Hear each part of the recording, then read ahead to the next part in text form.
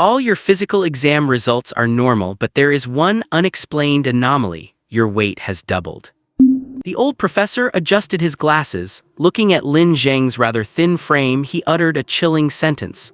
That anomalous corpse is very likely hidden inside your body. Lin Zheng sat on the hospital bed, completely numb. Rewind to last night.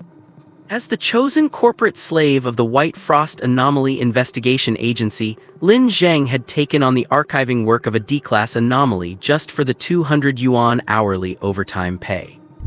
The cargo was a male corpse kept in a tempered glass tank. The police said this corpse had no official record, no surveillance footage, as if this person had never even existed in the world. But Lin Zheng recognized him. Because that was fucking him, his own original body from Earth. 4 months after transmigrating, his own body had actually crossed dimensions to track him down, and was even delivered right to his face as an anomaly. At the time, Lin Zheng's mind was filled with the crime of desecrating a corpse as taught by Professor Zhang San, and he even considered whether to secretly slice the thing up and flush it down the drain. But he never expected that the moment he approached the tank, the corpse opened its eyes. An irresistible force dragged his consciousness away. When he woke up again, he was met with the doctor's terrifying verdict. Though he was parasitized by himself. Just as Lin Zheng was about to ask how to surgically remove himself, his stomach suddenly convulsed violently. A gentle and calm voice rang out directly in his mind. Hello, Paradox. Hearing this voice, Lin Zheng's scalp crawled with terror, and cold sweat instantly soaked his hospital gown. If he could do it all over again, he swore he would never have greedily chased after that measly 200 yuan in overtime pay last night. Rewind to 14 hours ago. At 6 in the evening, most of the staff at the White Frost Anomaly Investigation Agency had left, leaving only Lin Zheng frantically typing at his keyboard. Lin Zheng working overtime again, a female colleague tapped on the glass of his cubicle. There is some D-class anomaly file that has not been archived. I will leave once it is done. Lin Zheng did not even look up. 4 months after transmigrating into this bizarre world, Lin Zheng was extremely frustrated with his situation. The original owner left him no family wealth or pretty little sister, but instead left him with a massive debt of 600,000 after an accidental death, and the creditor was his own boss. While others transmigrated as the chosen ones, he transmigrated as the chosen corporate slave, working himself to the bone. At 7 in the evening, the files were sorted. Lin Zheng stood up and pushed open the boss's office door, only to find a woman sitting behind a large desk watching a movie on her laptop. The boss, Bai Qingxue, was the strongest transcendent in King's City and the head of the White Frost Agency. She had fair skin and wore an elegant long dress. The most striking features were her long, silver-white hair and aqua-blue eyes, a true blessing for white hair enthusiasts. She insisted this was a side effect of becoming a transcendent, but even the cleaning lady knew she dyed her hair and wore colored contacts, purely to force a tragic, powerful beauty persona. The files are done. Should I archive them or do you want to take a look? Lin Zheng asked. The one from this afternoon? Bai Qingxue looked up, her aqua-blue eyes staring at him. Your efficiency got this high after just one accident. If you get into a few more, will not I make a fortune? Lin Zheng rolled his eyes, too tired to deal with her crazy thoughts. Anyway, I am leaving. You can handle the rest. Just as he was about to slip away, Bai Qingxue called out to him. Do not run. A shipment is about to be transferred here and I am leaving the archiving to you. What class is it? No mental contamination or memetic viruses, right? Do not worry, it is D-class, it will not jump up and bite you. Lin Zheng breathed a sigh of relief. D-class meant it had anomalous properties but was harmless. Besides, working overtime in an anomalous environment paid a 200 yuan hourly bonus, which was very important for a detritus guy like him. At 9 in the evening, just as Lin Zheng finished setting up the equipment, a heavy, rugged black transport truck pulled up outside the window. 7 or 8 fully armed soldiers carrying assault rifles jumped down, looking intimidating. The burly leader with a fierce face bowed slightly to Bai Qingxue. Miss Bai, the cargo has arrived. We will store it here temporarily. Once the paperwork is done, we will transport it to the war zone. Sorry to trouble you. Okay, bring it in. Bai Qingxue put away her casual attitude and opened the door with a serious look. A large, cylindrical object taller than a person and covered in a blue cloth was carried into the room by several men. Lin Zheng took the paper documents handed over by the liaison officer. "A corpse, why is it classified as an anomaly?" Lin Zheng asked in confusion. The officer said while signing, "We found it yesterday by the lake in the city sports park. We thought it was a homicide, but weirdly he does not exist in the registration system, no one nearby knows him, and even the park surveillance did not capture him entering. It is as if he appeared out of thin air." "So you mean he is a person who does not exist?" Lin Zheng asked in surprise. "Yes, we suspect he died from an anomaly. Even after his death, the anomalous influence persisted, erasing all traces of him." As they spoke, several soldiers pulled off the blue cloth, revealing a massive metal and glass tank. The tank was filled with a yellowish-green preservative fluid with a male corpse floating inside. The corpse was dressed in black, had short hair, and was morbidly thin. Its face was blurry in the water. Lin Zheng instinctively leaned in to take a closer look and finally saw the face clearly. In an instant, Lin Zheng froze on the spot. What the hell, is not this his own physical body from Earth? The soldiers drove away after delivering the glass tank. Lin Zheng was still staring blankly at the tank, unable to snap out of it for a long time. "Why are you zoning out? Get to work, or are you waiting for me to whip you?" Bai Qingxue walked over and patted him on the back. "What nonsense?" Lin Zheng glared at her. "It is my first time seeing a corpse, I am just not used to it." "Then forget it for today, I will do it myself, go home early." Bai Qingxue showed a rare moment of thoughtfulness. "I am fine, I love working," Lin Zheng declared immediately. No kidding, this had already escalated from a public incident to his own family business. "Suit yourself, I am off work first, if anything comes up find me on the second floor." Bai Qingxue gave him a puzzled look. "I will bring you a blanket later, if it gets too late just spend the night in the office." With the sound of high heels fading away, Lin Zheng was left alone in the basement under the pale lights. Looking at the corpse in the tank, Lin Zheng suppressed his shock and quickly analyzed his situation. After transmigrating for over 4 months, his physical body from Earth had actually followed him, but he already had a new body now. Looking at his former self, Lin Zheng actually had the illusion of being caught cheating. What was this? Cuckolding himself. "You are so handsome, it would have been great if you transmigrated to a fantasy world to be an empress boy toy. Why did you have to follow me here?" he muttered to himself. After thinking it over, the safest way was to pretend he did not know him and treat it as a common anomaly. After all, he could not take this former body home. He had no place to store it, and it would rot and smell sooner or later. If it attracted flies, things would get out of hand. Conspiring with the home wrecker to murder the victim, he really was a terrible person. He took a deep breath and turned to grab the measuring equipment. Just then, the fluorescent lights in the basement suddenly became blindingly bright. "Is the light broken?" Lin Zheng looked up and a blinding white light instantly flooded his vision. The entire room began to spin wildly. "It is not the light, there is something wrong with me." Lin Zheng lunged toward the alarm on the wall, but before he could take a step, his legs buckled and he collapsed heavily. His vision blurred rapidly. Before plunging completely into darkness, he clearly saw that the corpse in the tank slowly opened its eyes. Under the pitch-black night sky, an incredibly massive, pale blue full moon took up half the sky, quietly gazing down at the ancient, ruined city below. The ground was covered with tall, narrow spires carved with ornate patterns. In the distance, a massive clock tower 100 meters tall stood like a giant spear. Mechanical hands ticked silently. Lin Zheng suddenly realized that he was back inside his physical body. But he was not standing on the ground. Instead, he was floating in midair, legs together and arms stretched out in a giant cross like a crucified sufferer. He could not move, could not make a sound, and would not fall. A massive torrent of information surged in his mind, leaving him completely clueless. "What am I?" A question broke free from the torrent. A calm and gentle voice echoed in his mind. "You are an existence that should not exist, both 1 and 2, a contradiction within the rational, the barber and the Klein bottle. You are a paradox." "Then what are you?" "A self-cycling law, a cage, and an arrow of destruction. I am the entity created to kill you."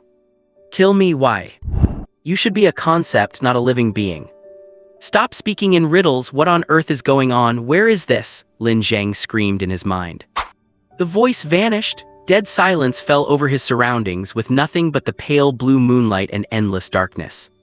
What now? He could not just hang in the sky like a UFO for the rest of his life.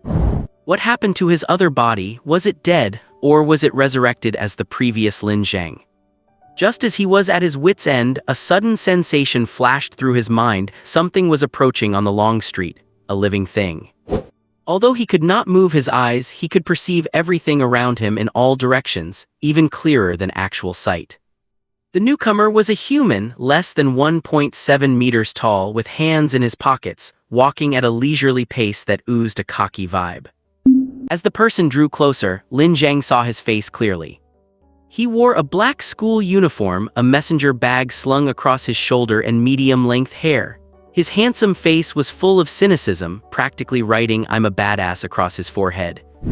A high school kid, and the most unlikable kind. Wandering the streets in the middle of the night, would not he be scared out of his wits to see a corpse floating in midair? Lin Zheng was waiting to see him get terrified. But the high school kid stopped right in front of Lin Zheng, looked up with a defiant smile and said, "Are you the one who dragged me into this space?" Lin Zheng, what? No way, I just got here too. He wanted to explain, but his body could not make a sound. No answer does not matter, whatever you are, I will just kill you.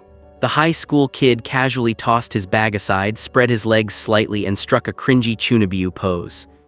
Lin Zheng, seriously? Is this kid in the terminal stage of Chunibyo? But a cold gleam suddenly flashed in the kid's eyes as he roared, "Demon Sword Zaoris, get out here." The next second, a scene that utterly shocked Lin Zheng unfolded. A complex magic circle emerged from beneath the kid's feet, and a wild wind swept through the street. A pale gold greatsword nearly as tall as a person rose from the ground. Its brilliant blade cast a faint glow over the surrounding buildings. The kid grabbed the hilt and a powerful force soared to the sky. The hem of his uniform fluttered wildly and a fanatical fire ignited in his eyes. His aura was like that of a descending demon god.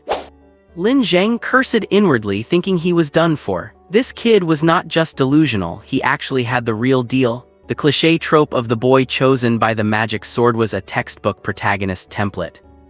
The high school kid slowly raised his sword and said, "Sorry, I still have to go home and finish my homework, so I will have to ask you to die right now." The demon sword Zaoris burst with a blinding light, shining directly into Lin Zheng's face like high beams. "Solar devastation slash!" the kid roared. Within the light, a massive arc of energy shot up and surged forward with devastating force. Lin Zheng's mind was filled only with the crime of desecrating a corpse, as taught by Professor Zhang San. Just as he was about to be split in half, the fatal arc of light suddenly vanished. There was no collision, no defense. Instead, it evaporated into thin air without warning, as if deleted by time and space with a single click. Lin Zheng was stunned. The high school kid was equally dumbfounded. But he immediately gritted his teeth in fury and said, "Energy attacks do not work, then I will just chop you to pieces." Dragging the magic sword behind him, he lowered his posture and kicked off the ground. The asphalt road instantly shattered, the blade plowing through the ground and kicking up a trail of brilliant sparks. He charged toward Lin Zheng like a high-speed dump truck. Lin Zheng's scalp went numb. Why is this kid even going to school if he can run this fast? He should go deliver food instead. Just as he finished complaining, the kid suddenly braked hard. He turned back in surprise. The brilliant giant sword was shaking violently, clattering loudly against the ground. "Enough, stop!" A crisp voice rang out abruptly. When Lin Zheng heard it, it sounded somewhat familiar. A tall figure walked out of the shadows. She wore cute white rabbit pajamas, her long legs under the hem fair and slender, her silver white hair hidden inside the hood, and her lake blue eyes were particularly striking. Bai Qingxue. Although he did not know why she was here for the first time, Lin Zheng felt it was great to see this woman. At this life-or-death moment, she actually came to save the day. However, although Bai Qingxue was a superhuman, the kid's dangerous weapon was no joke either. While he was worrying, Bai Qingxue looked up at Lin Zheng in midair and said, "You cannot handle it, let me try." Lin Zheng, what the fuck? The high school kid glared at Bai Qingxue, gritting his teeth in an attempt to retort, but ultimately just sighed. You are right, this guy is indeed troublesome. It neutralized the energy attack of the demonic sword Zayales. What is more, Zayales is terrified, not even daring to get close, the high school kid said with a cold face. It is quite fun seeing you fail, but this thing is indeed bizarre. Bai Qingxue locked her gaze on Lin Zheng, her expression solemn. To think the intel classified this thing as D rank. I hope my cute little employee is okay. He is my only backup option in my fish pond. There were too many things to complain about, leaving Lin Zheng speechless. He had no desire to enter Bai Qingxue's fish pond. Though her face and body were top tier, she definitely had the personality of a vicious female antagonist. Bai Qingxue was seen cutting her palm with the demonic sword Zayales. Blood dripped onto the ground, quickly gathering into a small puddle. The high school kid was quite wary of her blood and took half a step back. Before Lin Zheng could understand what Bai Qingxue was doing, the blood on the ground suddenly began to churn. They came alive. The blood turned into dozens of crimson butterflies, fluttering their wings and taking flight. The powder on the butterflies' wings reflected the eerie moonlight as they danced, slowly closing in on Lin Zheng. Lin Zheng did not understand what was happening, but he thought it looked rather beautiful. In the next second, the butterflies suddenly folded their wings. With a series of light pops in the air, they shot forward like bullets. Lin Zheng did not have time to react at all. They were too fast. The blood butterflies easily penetrated his skin, leaving over a dozen bloody holes on his body. Immediately after, Lin Zheng felt something boiling inside him, unable to tell if it was his organs or his blood. His body quickly swelled and deformed as blood-red tumors squeezed frantically out of the holes. Covered in tiny blood vessels and dripping with mucus, the tumors kept writhing and expanding like strange crimson fruits, instantly taking over his body. Lin Zheng felt no pain, only shock. What kind of sanity-draining superpower was this? A girl using a move like this would definitely lose major points. The next moment, the tumors exploded. One self-destruction after another from the inside out destroyed most of Lin Zheng's body. His chest and abdomen were completely blown away, leaving only his chilling spine and ribs exposed, looking exceptionally horrific. It seems to work, Bai Qingxue smiled slightly. Then let us finish this in one go. Before she could finish, a spatial distortion with a radius of over 3 meters suddenly appeared around the corpse. The distortion lasted for only an instant, and when it vanished, Lin Zheng's body was fully restored. Bai Qingxue's smile froze, her disbelief gradually turning into terror. Beside her, the high school kid also turned pale instantly. As veteran extraordinaries of Qinghe City, they had handled countless anomalies, but they had never seen such a bizarre scene. Energy attacks were wiped out instantly and physical damage was restored in a flash. That bizarre corpse hung silently in midair like an immortal celestial body. An immortal body? Then burning him to ashes should do the trick. The high school kid wore a fierce expression as he raised his greatsword with both hands. The blade glowed brightly and flames surged. Just as he was about to charge, Bai Qingxue grabbed his shoulder in a tight grip. No, do not get close under any circumstances. Why? This thing is dangerous, extremely dangerous. Bai Qingxue's voice trembled slightly. My creations were absorbed by it. This guy is not recovering at all. He is absorbing everything around him in an instant to reconstruct himself. If you damage him within that range, you will be treated as reconstruction material and become a part of him. Zhao Sicheng shuddered violently. He finally understood why the demonic sword Zayales shrank back in fear. Absorbing everything to reconstruct himself. Is this really a living thing? It is definitely not D rank, but at least B rank or even A rank, and, Bai Qingxue said in a deep voice, it is alive. Alive, Zhao Sicheng gasped. Yes, the information sent back before my creation was devoured showed that it has been thinking. Thinking about what? There was no time to send it back. I only felt an extremely intense unease. Something incredibly terrifying is flowing in its thoughts. Lin Zheng was speechless. Was his inner complaining really that powerful, or was this woman simply refusing to face reality? We must leave this place immediately, Bai Qingxue said. Zhao Sicheng gritted his teeth, his face full of frustration. A tactical retreat, but this space is sealed. I am afraid we cannot get out. Just as he finished speaking, the clock tower at the edge of the city suddenly rang. The The loud chiming echoed clearly before gradually turning faint and ethereal. The giant moon overhead suddenly burst with a brilliant light, instantly making it as bright as day and illuminating the entire city. Lin Zheng's consciousness was instantly engulfed by the white light, sinking continuously in the boundless glare. What a pity, that strange voice rang in Lin Zheng's head again, remaining as gentle as before. Although I cannot kill you now, the day will come when I find a way to kill you and put everything back on track. Opening his eyes, he saw an unfamiliar ceiling.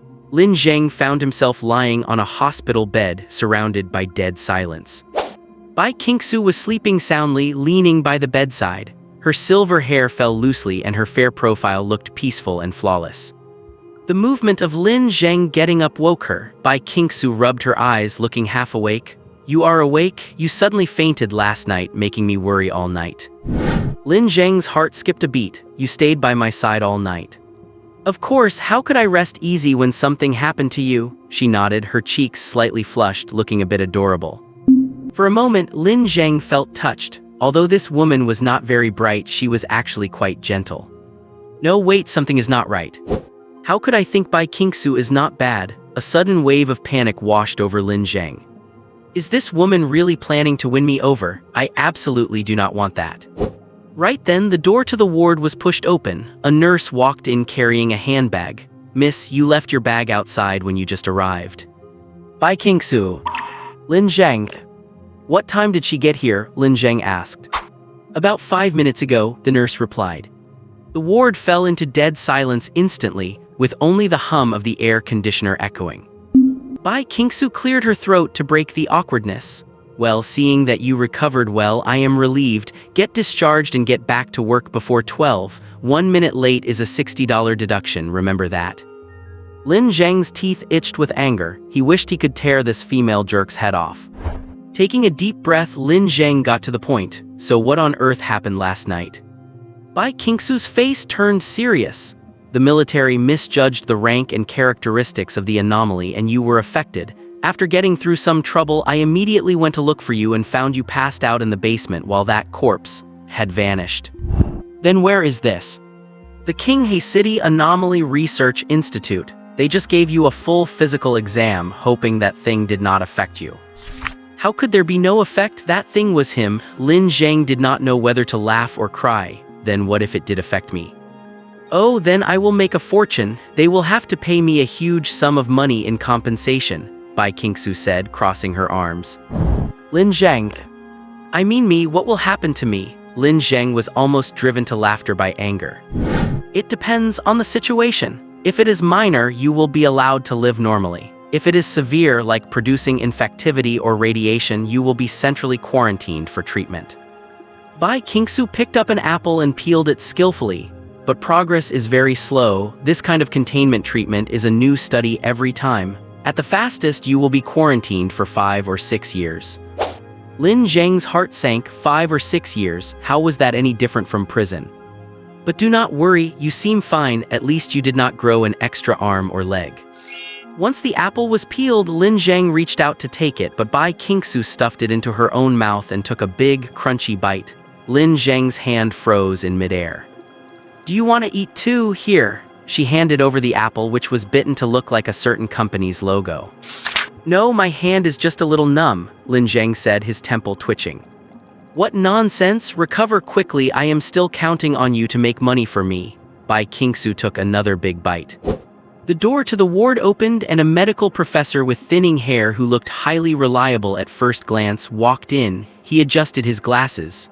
The test results are out. Am I okay? Lin Zheng could not help but feel nervous. Blood test, urine test, mental exam, physical screening, and radiation screening all show no abnormalities. The professor flipped through a stack of reports in his hand. However, Lin Zheng's heart sank. A doctor listing tests like a menu usually meant there was a but coming up. Sure enough, the professor pushed up his glasses. However, we found an unclear anomaly. Your weight has nearly doubled. Nearly doubled? Lin Zheng looked down at himself. He clearly still had the same slender build, not fat at all. Bai Qingxue's face fell, which means that corpse is hidden inside his body. Lin Zheng's scalp went numb. he was parasitized by himself. We tested his bone density, blood cells, and organic tissue density, and they were all normal. We also checked. The old professor began to ramble. Halfway through, Lin Zheng could not take it anymore.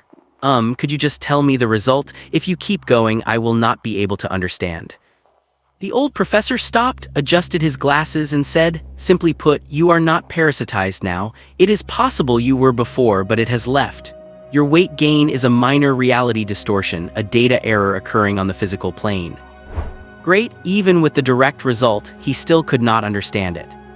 Lin Zheng could only ask, so do I need to take medicine or have surgery or something? Are there any daily restrictions I should follow? For now, just avoid stepping on a scale, the old professor said. Lin Zheng was speechless. He had often heard that there was no universal treatment for abnormal interference, only targeted measures. Today, he finally saw it for himself, and it was indeed highly targeted. Fortunately, Lin Zheng's condition was not serious for now. But that was only for now because there was no precedent for the anomaly he displayed, and no one knew what secondary effects this symptom might cause down the line. However, because it was neither infectious nor fatal, he was allowed to be discharged after 24 hours of observation, a re-examination, and a psychological test. But an abnormal interference file had to be created for him. His interference record would be kept in his personal file.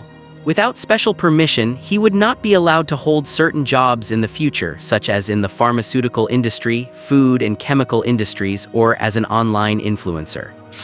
Lin Zheng did not really care about this. His professional skills had absolutely nothing to do with those industries, and he had no special talents, so he could only earn a living through hard work.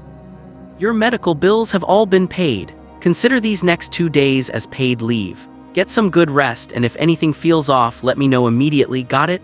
Actually, I wanted to stay with you yesterday, but I had to report the situation to the Bureau of Anomalous Affairs, so I had to rush off.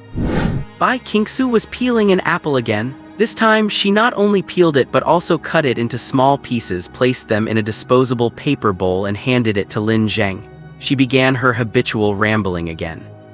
You are the backbone of our company, the talent I value most. Work hard with me and I will make sure you are well taken care of. When our company grows big and strong and becomes world-class, you will be a founding member.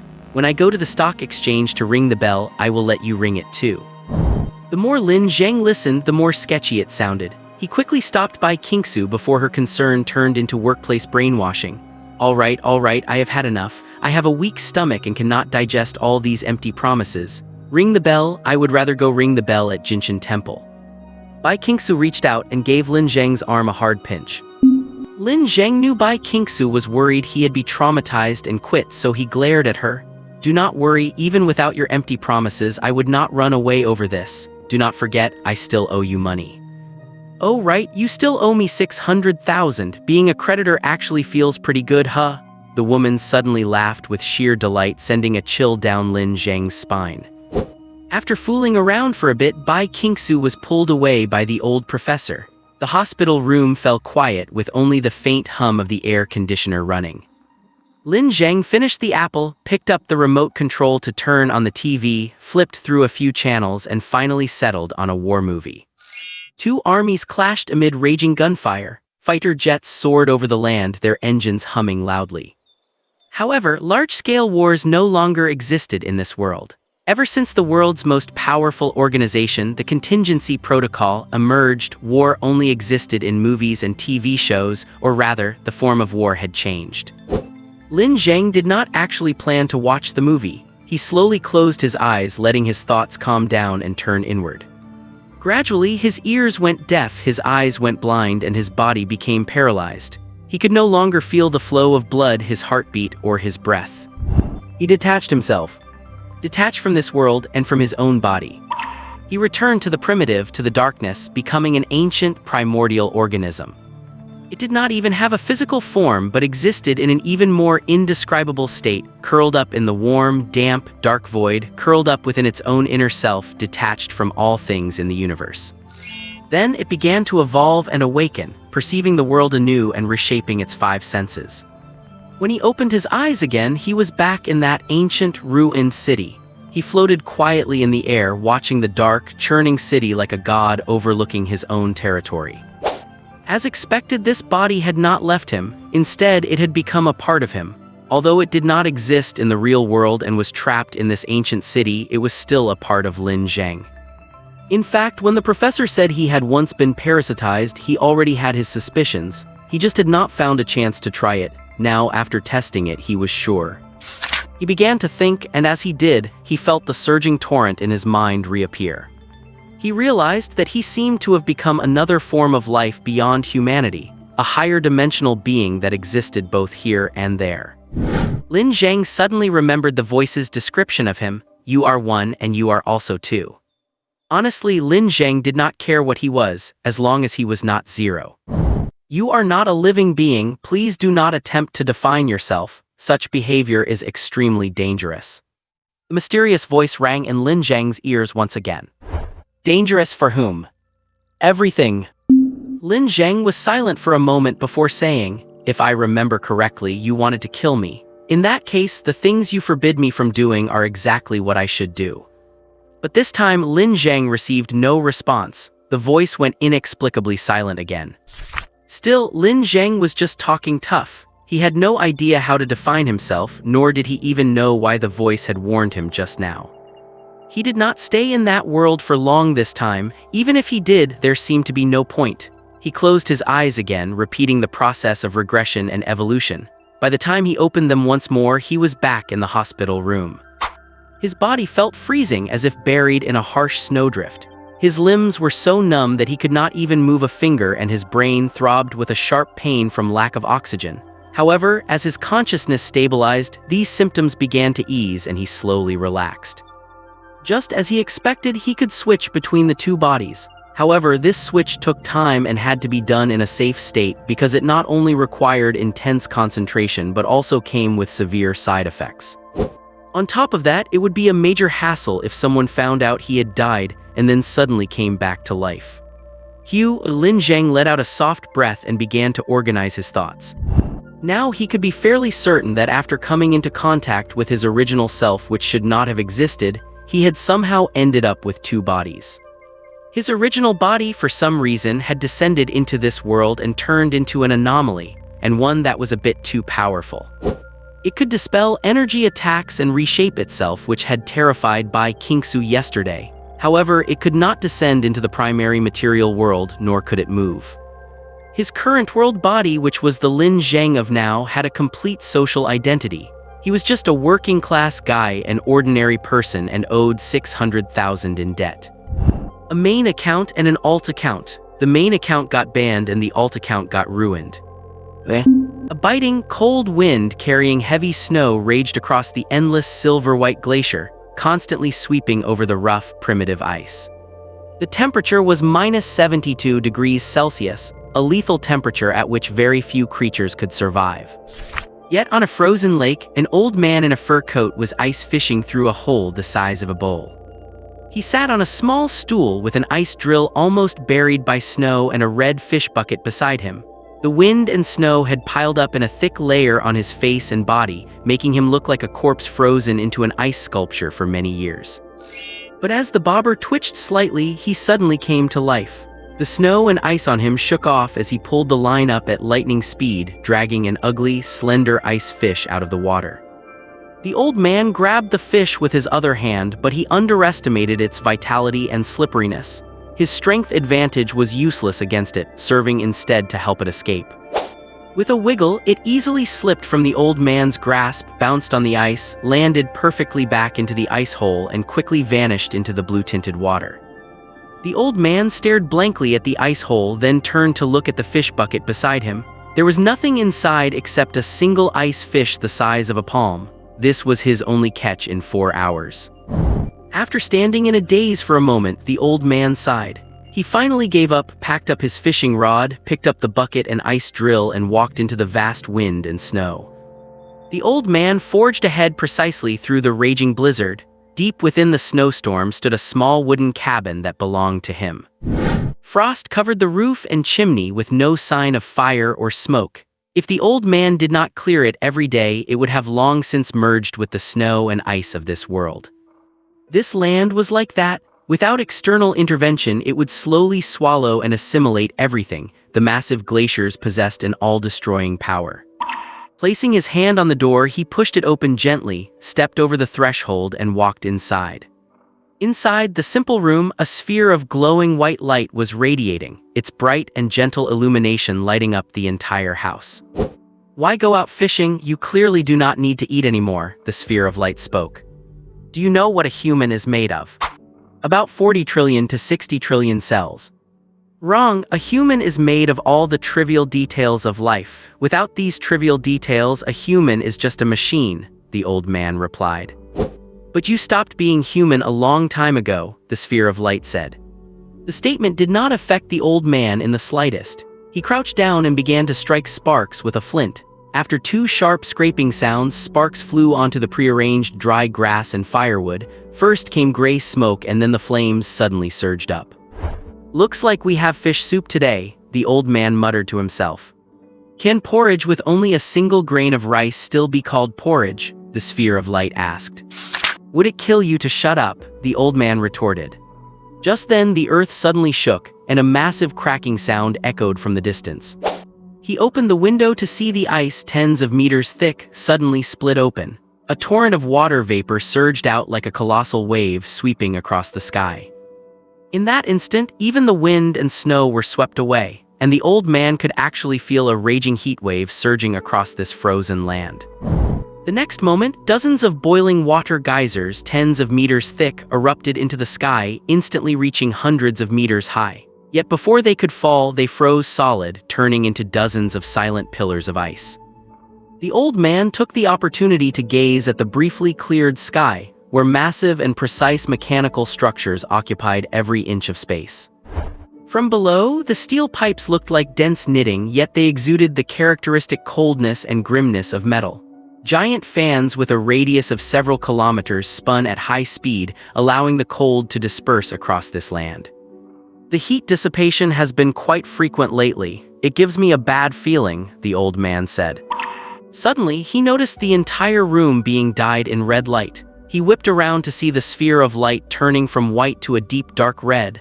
As the color deepened, its brightness intensified, creating a distinct boundary between the core and the light it emitted. After a long 15 minutes of silence, the color of the sphere gradually faded until it completely stabilized. "It seems your bad feeling was correct." "What do you mean?" "The essence of space has been shattered. A new law has been added to the physical world. Humanity's number 7 fantasy-grade technology will become a reality." "Number 7 fantasy-grade technology?" The old man's brow furrowed slightly as if trying to recall. He had memorized that list and still remembered it clearly even after many years. After a moment he murmured, "Space teleportation technology." The sphere of light flickered slightly, then asked, "What kind of life exists both here and there?" Outside, the wind and snow howled and water bubbled in the old iron pot. A scrawny fish waited to be cooked. This was not the polar region, this was the Great Radiator. At 10 o'clock the next morning, Lin Zheng began his re-examination. He was led around the entire research institute by a young nurse to meet all kinds of highly formidable elderly men and women. Any one of these people had at least twice the academic credentials of Lin Zheng. They poked and prodded him all over, testing his blood one moment, his urine the next, having him play mini-games and then answer some questions. By 2 o'clock in the afternoon, the physical examination was complete. Everything was normal except for his weight. A few highly complex tests would take a couple of days to show results, but there should not be any issues. The doctor prescribed him some psychiatric medication and sleeping pills, then processed his discharge. He walked out of the massive, somewhat lonely Anomalous Research Institute. The early spring sun hung overhead and white clouds drifted across the blue sky. Before him lay a vast parking lot connecting to fields and distant mountains. The air was filled with the distinct scent of grass and open fields, which lifted Lin Zheng's spirits. Just then, a black sedan slowly pulled up beside Lin Zheng. The window rolled down, revealing a driver in a suit and sunglasses. He pulled out an ID badge and said, "Mr. Lin Zheng, right? We are from the Bureau of Anomalous Affairs. Please come with us." His ID badge read, 7th Theater Bureau of Anomalous Affairs, King City Branch.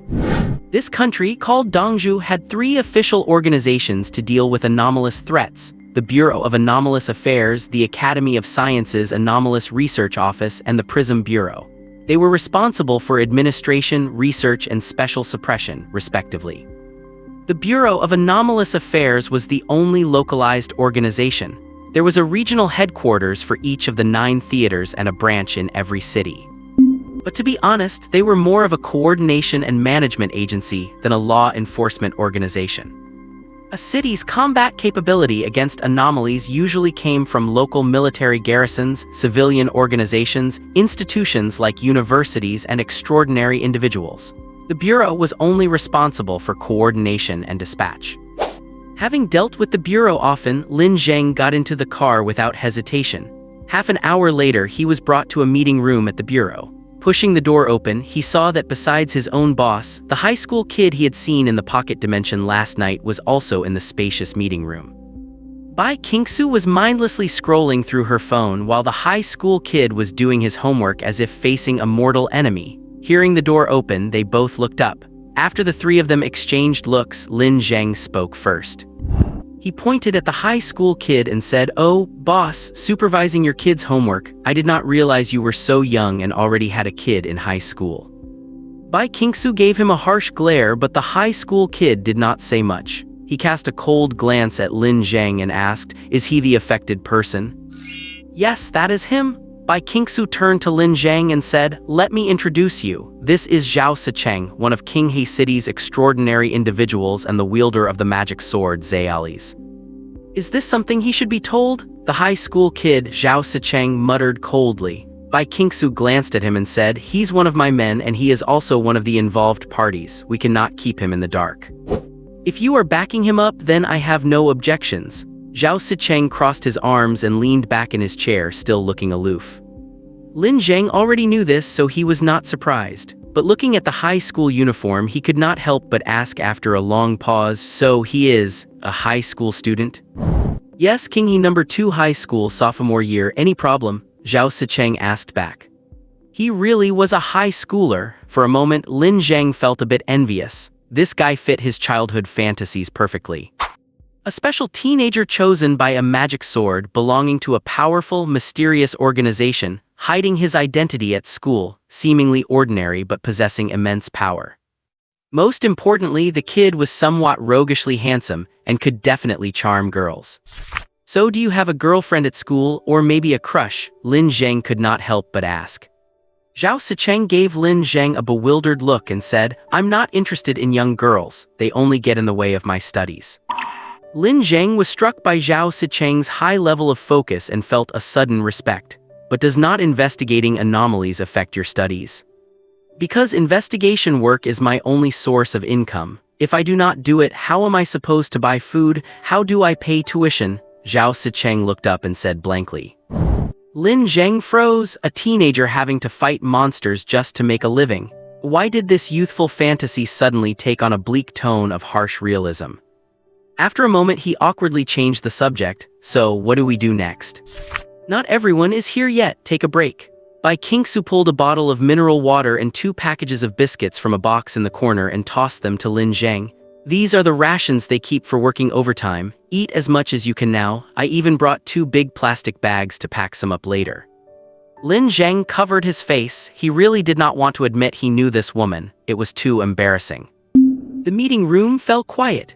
Zhao Sicheng was still frowning over his homework while Bai Qingxue scrolled through her phone and hummed, "Some are in love, some drive to see the sea at night, and some cannot finish their math homework in over an hour."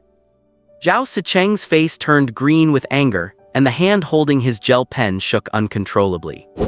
Messy footsteps approached from outside and the meeting room door was pushed open again. Feng Maguang, the director of the Qinghe City Bureau of Anomalous Affairs, walked in. He was a stern man in his 20s, wearing a formal suit under a light overcoat. He carried the sharp aura of an unsheathed blade. Behind him followed a middle-aged man in his 40s, wearing rectangular glasses and a gray trench coat, looking like a seasoned office veteran. Some people are government officials in their 20s while others are paying off debts in their 20s. Comparisons really are odious. Feng Maguang sat at the head of the meeting table and rustled through the documents, spreading them out. Then his gaze swept over the three of them.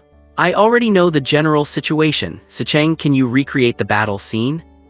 Zhao Sicheng raised his hand and a magic circle appeared. The magic sword Zayali slowly rose from the floor. He gripped the hilt and drove the sword vertically into the ground. The moment the tip of the sword touched the ground, a strange light spread out from Zhao Sicheng as the center. The walls and furniture in the room vanished one by one, replaced by the street view Lin Zheng had seen last night. The ancient street, the huge glowing moon, Zhao Sicheng, Bai Qingxue, and the corpse floating in the sky, the battle that had taken place in the pocket dimension last night was perfectly recreated. Lin Zheng had not expected this thing to have a replay function. He just wondered if there was a fee or if it required a VIP membership. Yun's Feng, can you see anything? Feng Maguang stared at the figure in the sky and turned to ask the middle-aged man in glasses beside him. I will try. Wang Feng took off his glasses, placed a finger on his forehead, and slowly closed his eyes. The next moment, 7 or 8 eyes opened erratically on his forehead, their pupils spinning independently. It was extremely terrifying. Lin Zheng was startled. This was a bit like Erlang Shen, the three-eyed god. With so many eyes, he must be a 5- or 6-eyed god. Lin Zheng could not help but shiver. He suddenly felt a faint dread toward extraordinary abilities. So far, only Zhao Sicheng's power seemed relatively normal. Both Bai Qingxue's and Wang Feng's had an indescribable creepiness to them. Section break. In the meeting room, time passed slowly and the few people present remained silent until Feng Maguang spoke first. Did you see anything? Chaos, absolute chaos. With my ability, I cannot tell what it is at all. There is no flow of life and no flow of energy. Even a stone has more vitality than it does, yet it is alive. It is very strange. Wang Feng's tone carried a hint of confusion and low spirits as he asked again, how did you guys get into that space? Feng Maguang looked at Bai Qingxue and Zhao Sicheng, gesturing for them to answer. I had already changed into my pajamas and was watching TV when I was suddenly pulled in, making me miss 2 episodes. Bai Qingxue said, crossing her arms with a bit of a huff. Me too, I was pulled in while doing my homework. There was no warning and no transition process, Zhao Sicheng added. Forced summoning, were they summoned in by that anomaly? Feng Maguang asked. Wang Feng shook his head and said, it probably was not this anomaly that summoned them in. Their anomalous properties are completely different. It must have been something else that summoned you in at the same time the space unfolded. Next was the scene where Bai Qingxue launched an attack, followed by the instant manifestation of spatial distortion and the reconstruction of the corpse. Did you see that? That spatial distortion, that is the actual range of its domain characteristic. Fortunately, you did not get close when it was injured, otherwise you probably would have been decomposed into basic matter in an instant and become materials for reconstruction, Wang Feng continued. Feng Maguang fell into a brief contemplation. After a moment he asked again, can you see anything else? Wang Feng shook his head. This itself is just a projection of your battle. Pulling out this information is already my limit. If we could see it with our own eyes, we would probably learn a lot more. However, the world it is in seems to be closed off. It will probably be very difficult to enter, and if it is not a physical world, the difficulty will be even higher. The illusion created by the demon sword Zaorus slowly faded, and the meeting room gradually returned to normal. A blue magic circle emerged and the beautiful greatsword sank into it, finally disappearing. Bai Qingxue said, I am thinking if an attack's speed is fast enough to tear away a portion of its mass in an instant and carry it out of its reconstruction range, would that inflict damage on it? Unrealistic? We do not understand its reconstruction mechanism. If it happens on a material level, that is one thing, but if it is reality distortion, physical attacks will not mean much. Not to mention, the underlying elements of the space this guy is in are still unknown, so breaking into it will be extremely difficult. Wang Feng paused and then said, and even if we break into this alternate space, do not forget that it is alive and quite possibly an intelligent organism. You must know that all intelligent organisms have means of attack and predation, and its offensive methods have not even shown themselves yet.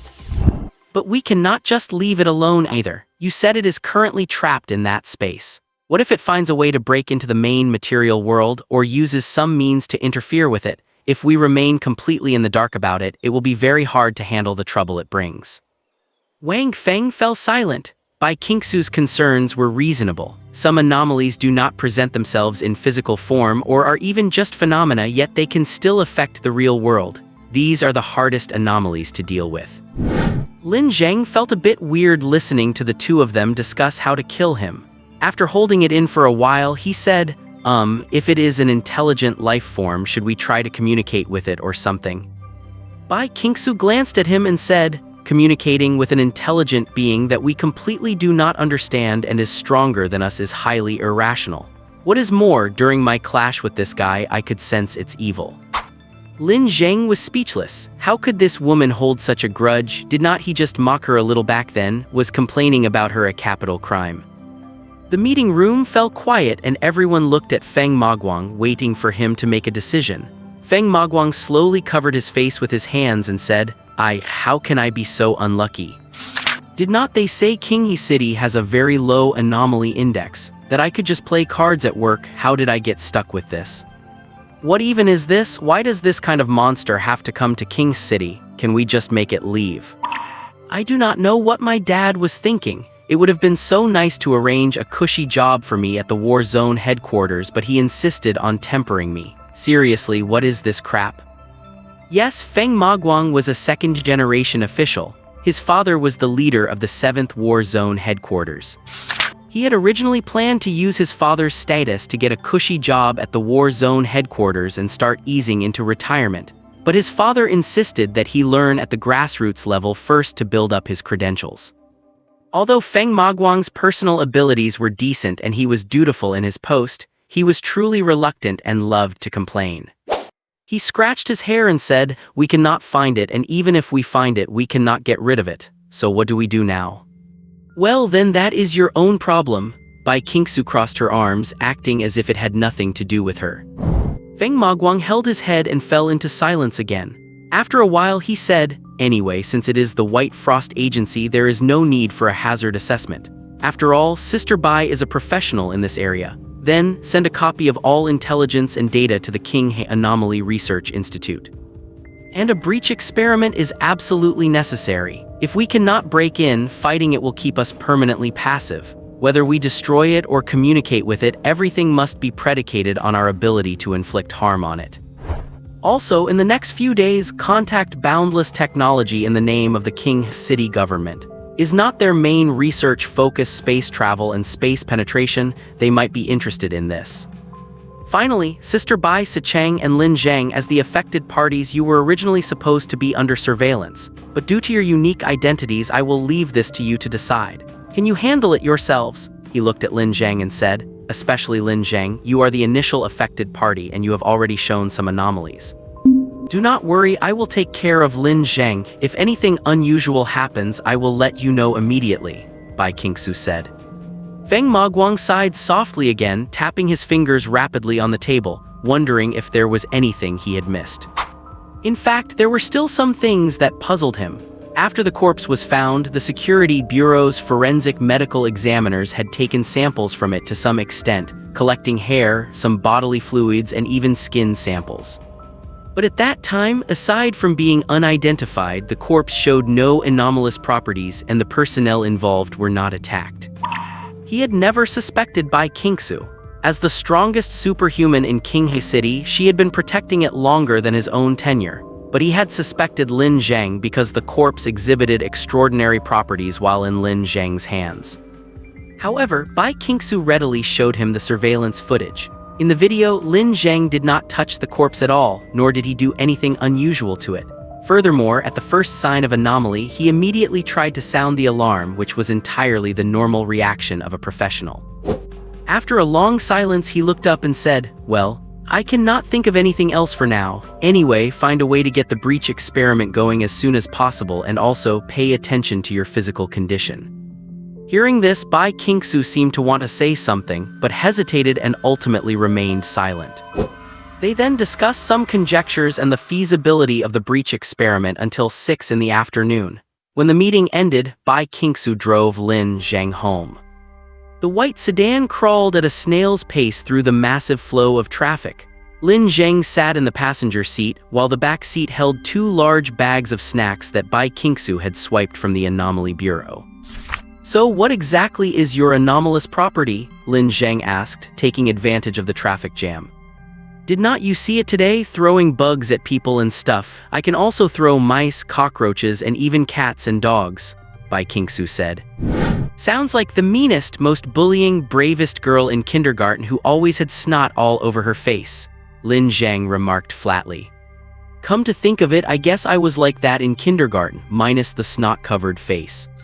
I was asking about your anomalous property, not the supernatural abilities derived from it." "Oh, the property is self-mutation. I can use my own body tissue to create small organisms. For example, the technique I used against that anomaly was transforming my blood into flying creatures, which then turned into diseased, high-pressure parasitic tumors after entering its body, triggering a chain of pneumatic explosions." She paused and continued, "Actually, Wang Feng and I have the same property, but his mutation path is limited to eyes with different functions. My property is closer to the source than his, and my externalization rate is 20% while his is only 10%. "I see," Lin Zheng nodded. "By the way, I still have one question. Why did you want to destroy that anomaly?" Bai Qingxue paused slightly. "Why do you ask that?" "I am just a bit curious. We should be as cautious as possible when dealing with anomalies. You were the one who taught me that, so I found it strange," Lin Zheng answered. "Because I was affected by it. My creations were absorbed by it, which is a material exchange to some degree, meaning it directly interfered with me," Bai Qingxue said. "What happens when you are affected like that?" Lin Zheng asked again. "Who knows, maybe I will be fine in a few days, or maybe I will die in a few days," Bai Qingxue said with a smile. Lin Zheng was stunned for a moment, then said, "Then you would better be careful. If you die, I will not have to pay you back. It is 600,000, you know, you would lose out big time." Bai Qingxue glared at him. "Believe it or not, I will have a baby tomorrow and dump it on you to raise. In that case, you might as well take me down with you. I cannot even support myself, let alone a child." Bai Qingxue burst into light-hearted laughter, and this sudden talk of death ended just like that, blowing away like the wind. In the silent alternate dimension, the original body Lin Zheng floated in the air. In the distance was a massive clock tower pointing to the sky like a giant tree, and even further away was a magnificent moon occupying half the sky. Lin Zheng's mastery of body switching was gradually becoming mature and stable. He broke this process down into 3 stages: death, degeneration, and rebirth. Making the necessary preparations at each stage could alleviate the side effects to some extent and shorten his recovery period. He had even once allowed his original body and his real-world body to coexist at the same time, but it only lasted for a few seconds, and the side effects were extremely severe, as if his brain was being sliced open. The pain made him almost faint. Afterwards, there were very intense headaches and hallucinations. In the real world, he hallucinated buildings from the alternate dimension, seeing them towering over the streets, both eerie and grand. These symptoms only subsided after a day, so Lin Zheng did not dare to try again. His intuition told him that continuing to try would definitely lead to no good. As for this alternate dimension, Lin Zheng had been visiting it frequently over the past few days, trying to find any noteworthy clues or valuable information. Unfortunately, he had found nothing so far. That mysterious voice still spoke to him occasionally, but it was usually just a meaningless sentence and then it would disappear. However, Lin Zheng did make some new discoveries regarding his original body. Although he could not control its physical functions, he was able to manipulate its mental domain. In addition to his previous sensory ability that replaced sight, Lin Zheng discovered a second ability: mental domain projection. He could expand his mental domain outside his body, forming a spherical field with a radius of about 3 meters, which precisely matched the range of absorbing matter when reshaping his body. Moreover, the projection did not have to be spherical. It could also be shaped into a line. Extending outward as a line, the total length could reach 30 meters, 10 times that of the sphere. However, he did not yet fully know what the purpose of projecting the mental domain was. Detaching from his original body, Lin Zheng fell onto the bed and immediately went to sleep. He simply pulled the blanket over his head and slept. At 7:30 the next morning, he was woken up by his alarm. He washed up, made breakfast, and then went to work. 5 days had passed since the anomaly outbreak, and everything had been peaceful and quiet during this time. What Lin Zheng worried about did not happen. What Bai Qingxue and Feng Maguang worried about did not happen either, and everyone was living quite comfortably. However, Lin Zheng still became busy. On one hand, the investigation into the visitor was gradually unfolding. As one of the participants in this investigation, the Frost Agency saw a sudden increase in its daily workload. On the other hand, as an initial person involved who got dragged into the incident, Lin Zheng was frequently summoned and had to run around everywhere. And the visitor was the new name for his original body. Because it lacked a human identity and came from the unknown, it was given such a name. Lin Zheng felt the name was quite fitting. After all, to this world, he truly was a sudden visitor. After leaving the house, Lin Zheng did not go straight to the office. Instead, he first made a trip to the Qinghe City Anomaly Research Institute. He had been notified last night to pick up the Phase 1 research report. It was almost 11 o'clock when Lin Zheng finally got the Phase 1 research report. He took the subway back to the Frost Agency. As soon as he reached the entrance, he saw his boss, Bai Qingxue. She was standing quietly on the crowded street, wearing a light-colored sweater and a white long skirt looking like a big white cat. Lin Zheng always thought that if Bai Qingxue were mute, it would be great. If she were mute, he would definitely like her. Or a specimen would also work. "Hey, what are you doing out here in this cold weather, living on thin air? There is no cold wind to live on in this season," Lin Zheng asked her. Bai Qingxue seemed to hear his voice, but she did not seem to see him. Her blue eyes looked around in confusion, and after a while she turned her head away. This woman was probably acting up again. Lin Zheng did not bother with her and said, "I will put the documents directly in your office. Remember to read them later." Walking into the office, he placed his briefcase on his workstation and took out the research report inside. The seal on the report was still perfectly intact. Honestly, Lin Zheng really wanted to take a look at this research report. After all, it concerned his other identity. If the very first line read "Principle of Regression, Lin Zheng is the visitor," then things would be bad. Bai Qingxue would probably rush out immediately and throw bugs at him. But that should not be the case. Qinghe University is for research, not fortune-telling. If worst came to worst, he could sell his looks to beg her to spare his life or something. She would probably soften her heart, maybe. Lin Zheng felt uncertain. He sighed silently and walked toward Bai Qingxue's office. Since it was working hours, the door was naturally unlocked. He turned the doorknob and opened the door, but when he saw what was inside, he froze at the doorway. He saw Bai Qingxue. She was sitting in her office chair wearing a light-colored sweater and a white skirt, looking like a big white cat. At this moment, her elbows were resting on the desk, her palms pressing against her temples. A look of slight pain showed on her fair, delicate face, and her eyes seemed to glisten. Why are you here?" Lin Zheng had a look on his face like he had seen a ghost. To get to the office from outside, one had to pass through the work area. There was no way he would not have noticed Bai Qingxue returning. "This is my office. If I am not here, where else would I be? Out there living on thin air." Bai Qingxue curled her body slightly and hid her face in her arms as she spoke.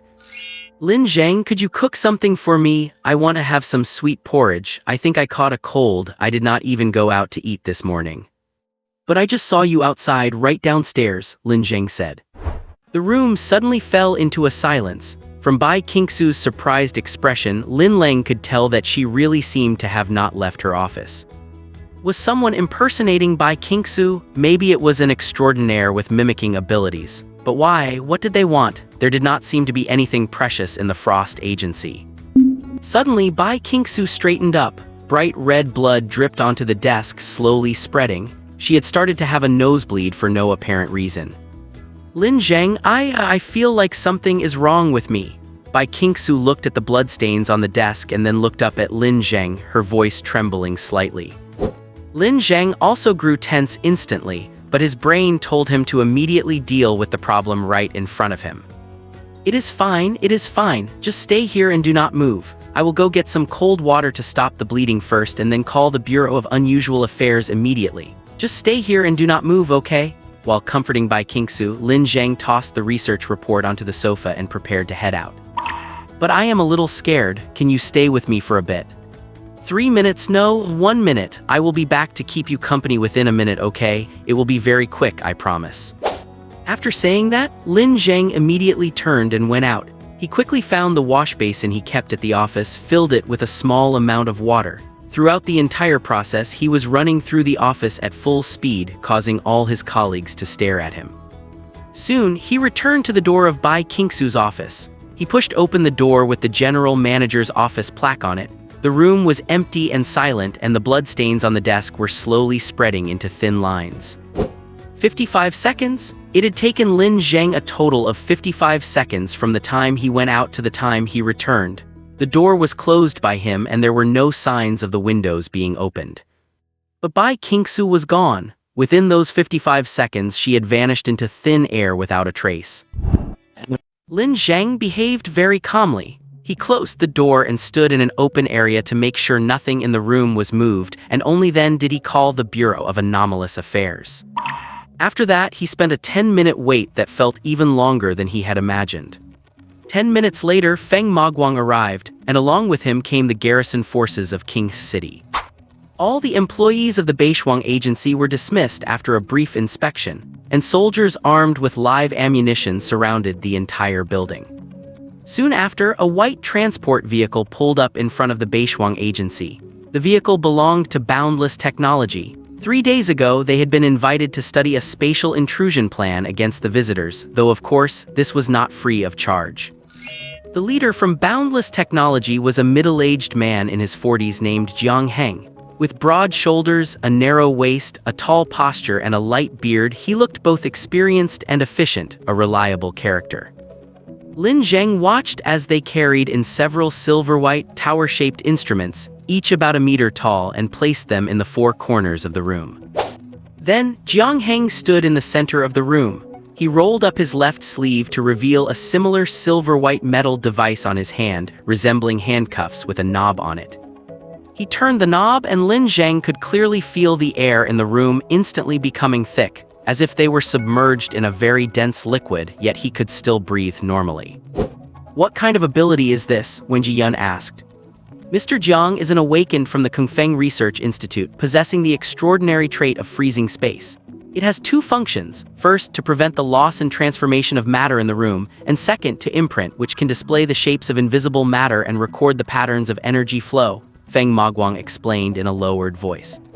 Then Lin Zheng saw countless fine lines begin to emerge in the space, quickly forming crack-like or tree-like patterns. They kept blooming and drifting randomly around the room, which actually looked somewhat dreamlike. Lin Zheng guessed that these were probably the trajectories of minute matter moving through space, and some were traces of energy flow. Whenever Lin Zheng moved his body, it would also leave a clearly visible afterimage in the space that took about a second to disappear, and a sense of sluggishness wrapped around him like warm water. The subject involved is Bai Qingxue. She is an awakened. She clashed with the visitor a few days ago, and there was some degree of material exchange, Feng Maguang said. An awakened was affected? Generally speaking, the interference resistance of an awakened is much higher than that of ordinary people, unless the visitor's interference ability is even stronger, Jiang Heng said. Right now, that seems to be the only possibility. It seems no matter how we hypothesize about the visitor, its strength is always beyond our predictions. This guy is like something sent by my old man just to torture me. Feng Maguang scratched his hair in frustration, once again lamenting and feeling sorry for himself over his career. Jiang Heng did not respond further. Instead, he carefully observed the space he had frozen, watching the drifting lines. After a moment, he looked at Lin Zheng with some doubt and said, "There is no imprint of any trace of Bai Qingxue in this space. She is no longer here. Are you sure she never left?" Before Lin Zheng could answer, Feng Maguang spoke up. "He is a professional. I trust his judgment." Then she might have experienced some kind of summoning or teleportation. In any case, she is no longer in this place, Jiang Heng concluded. Just then, a flurry of footsteps approached. Zhao Sicheng and Wang Feng, 2 awakened from Qinghe City, had finally arrived. As soon as Wang Feng walked over, he asked, "How well is the scene preserved?" "Intact, no one has touched it. We just had Mr. Jiang Heng freeze the space to a certain extent," Feng Maguang replied. That is good, can I start now? Is there anyone who should not be present? Wang Feng asked again. No, go ahead and start. Wang Feng took off his glasses and closed his eyes. Then, a chaotic cluster of eyes opened all together. This time not only on his forehead but even on his cheeks, cheekbones and chin, eyes sprouted. It was obvious he was going all out. Bai Qingxue was the city's most important combat asset and also its guardian, a guardian who had been active even before Feng Maguang.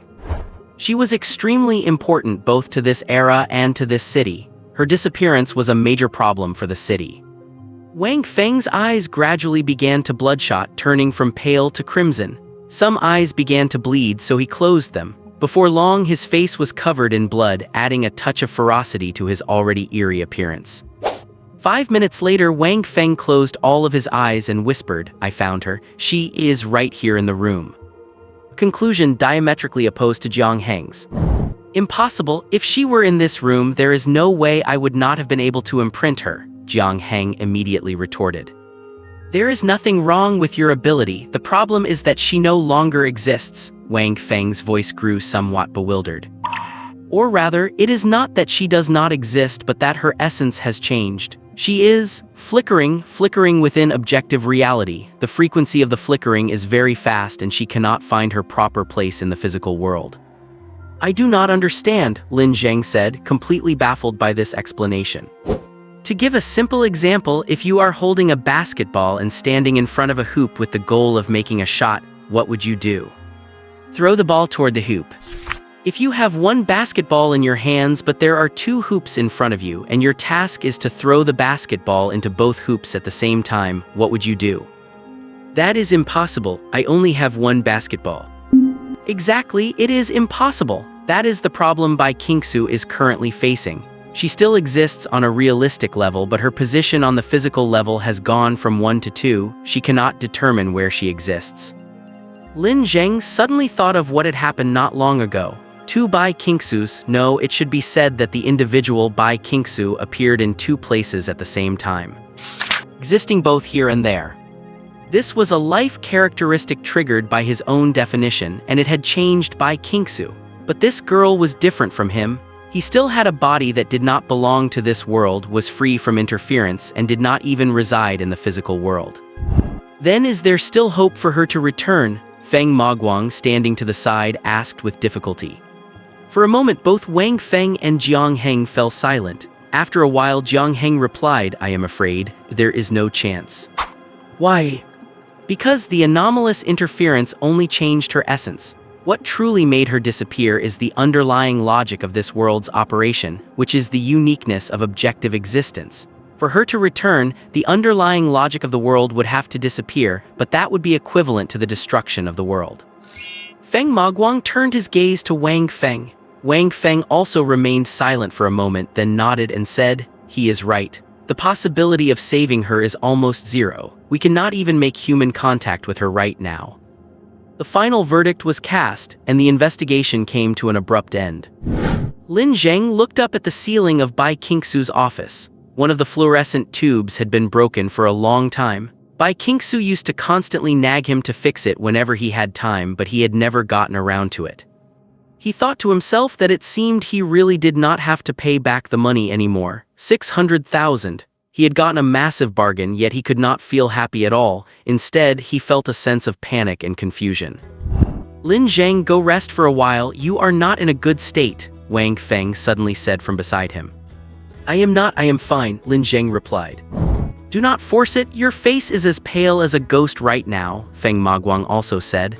Besides, this is not your fault. You are just a witness. It is useless for you to stay here anyway. Once we come up with an idea, we will let you know, okay? Lin Zheng sighed softly and said, all right, I will go rest for a bit then. Feng Maguang fished a pack of cigarettes out of his pocket, shook one out, and handed the lighter to Lin Zheng as well. Lin Zheng did not smoke, but he took them anyway. He went out to the lounge and sat on the sofa, his mind somewhat numb. He did not even know what he was thinking about, or perhaps he was thinking about nothing at all.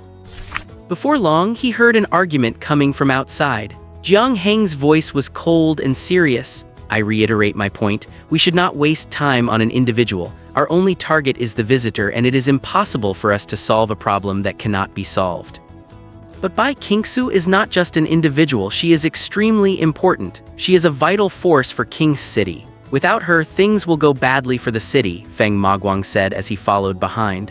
Before the tall Jiang Heng, he looked somewhat pitiful and his tone carried a hint of pleading.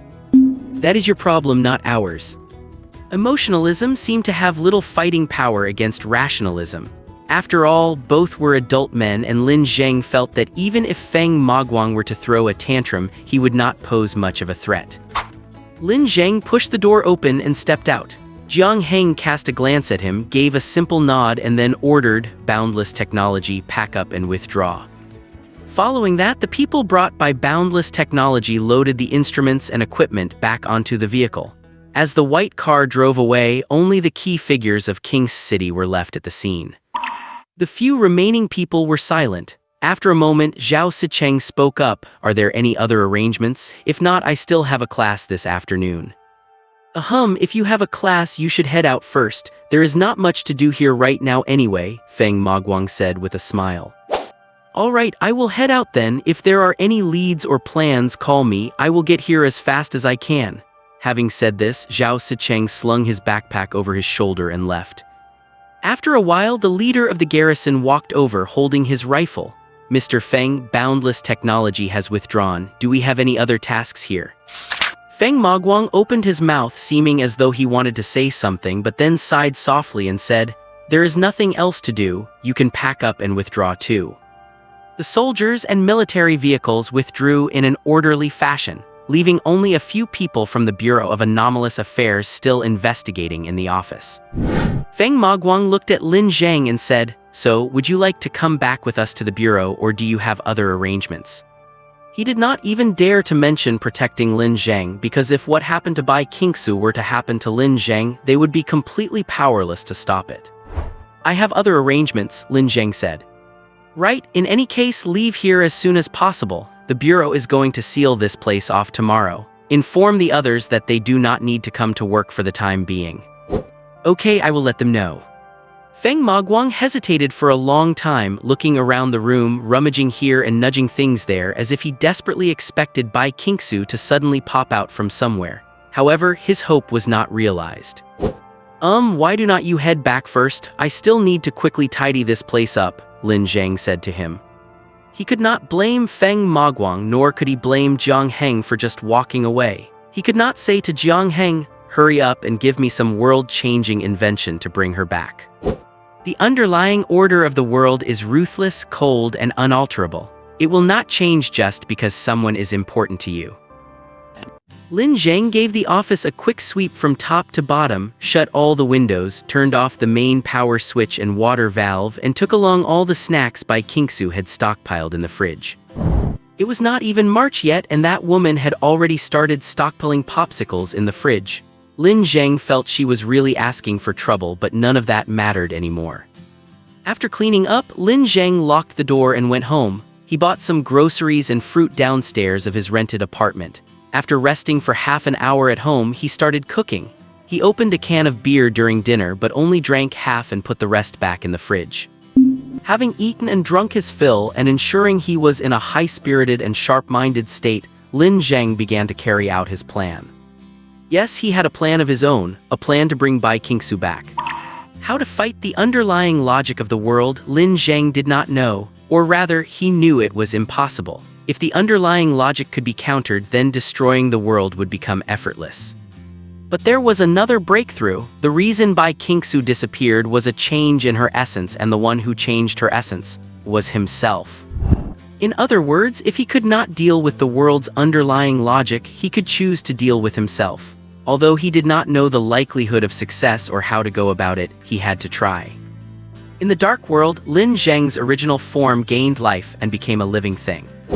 This space was as dark as ever, seemingly unchanged, and that giant mechanical clock was still ticking silently, notch by notch, continuously and tirelessly.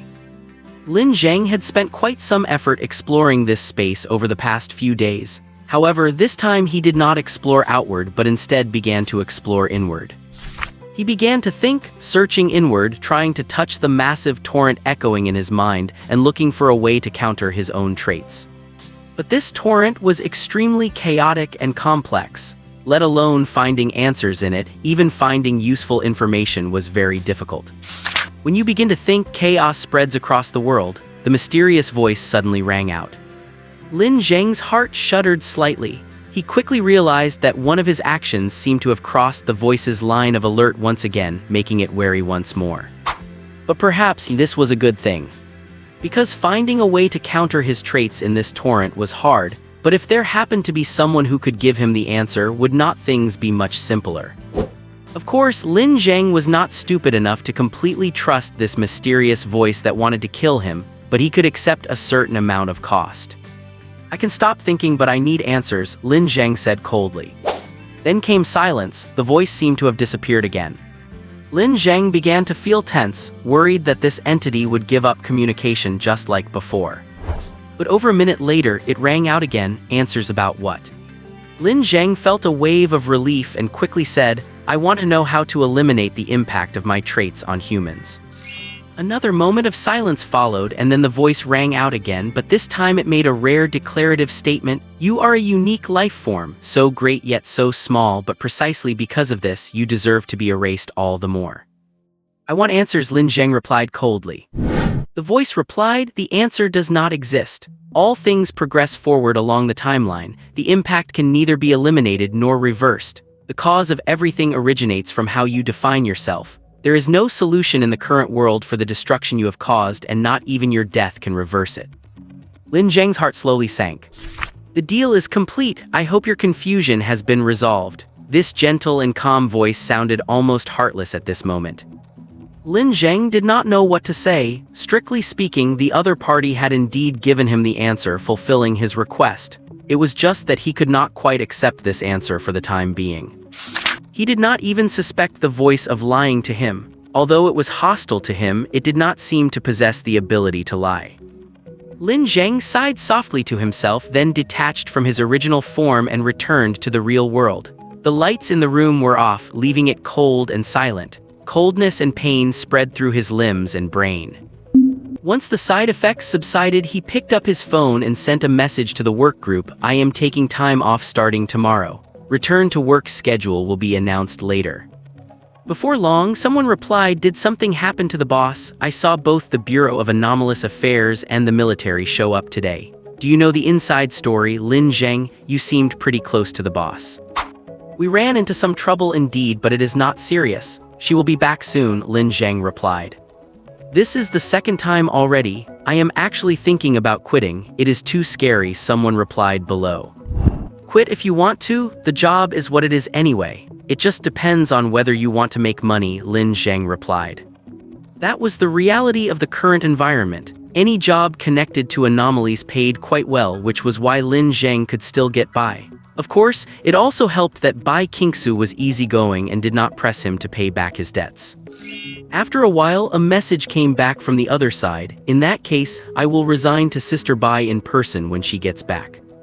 Lin Zheng did not reply. He thought Bai Qingxue would probably never return. After all, the mysterious voice was the strongest force he could exploit, and since it said there was no cure, there really must be no hope. With that thought, Lin Zheng pulled out the cigarette he had been gifted earlier that day from his pocket, lit it, and watched the curls of blue smoke slowly drift upward. Come to think of it, Bai Qingxue was probably the most important person to him. After all, he had just arrived in this world, having no feelings for it or its people. The original owner's parents had already passed away, and he did not have any particularly close friends. Looking at it this way, though it was a bit of a stretch, Bai Qingxue was at the top of the list of people who mattered to him in this world. While she was not exactly indispensable or a life-and-death friend, the girl had lent him money and given him a job so he could live a normal life. What was more, he was the very culprit who caused her disappearance. But what lay before Lin Zheng? It was an impossible problem to solve. He was not Superman. He could not fly or leap tall buildings. He had no body of steel, and his mother was not named Zhang. He was just a slightly strange, ordinary guy. The cigarette slowly burned down between his fingers until only the butt remained. Lin Zheng stubbed it out, threw it in the trash, and then got up to wash up, planning to go to bed. Perhaps giving up would be easier. Lin Zheng had been idle at home for 3 days, and by now he was already planning whether he should start looking for a job. Aside from the White Frost Agency, there were plenty of other anomaly investigation bureaus in King's City, though many lacked the presence of transcendent beings. Given his work experience and abilities, passing an interview should be relatively easy. Although the salary would not be as high as it was here, he was debt-free now, and who knows, he might even be able to save up some money. Lin Zheng inexplicably thought of the strange remark Bai Qingxue made earlier about having a child. If that woman really did leave something behind in this world, it seemed like a nice thought. At least it would be better than having absolutely nothing left now. At 10 in the morning, Feng Maguang's phone call suddenly came through. If you are free, come to the Bureau of Abnormal Affairs. There are some things I need to discuss with you regarding the rescue of Bai Qingxue. Oh, all right, Lin Zheng replied with a touch of indifference. He could not even summon any passion because he actually already knew the outcome.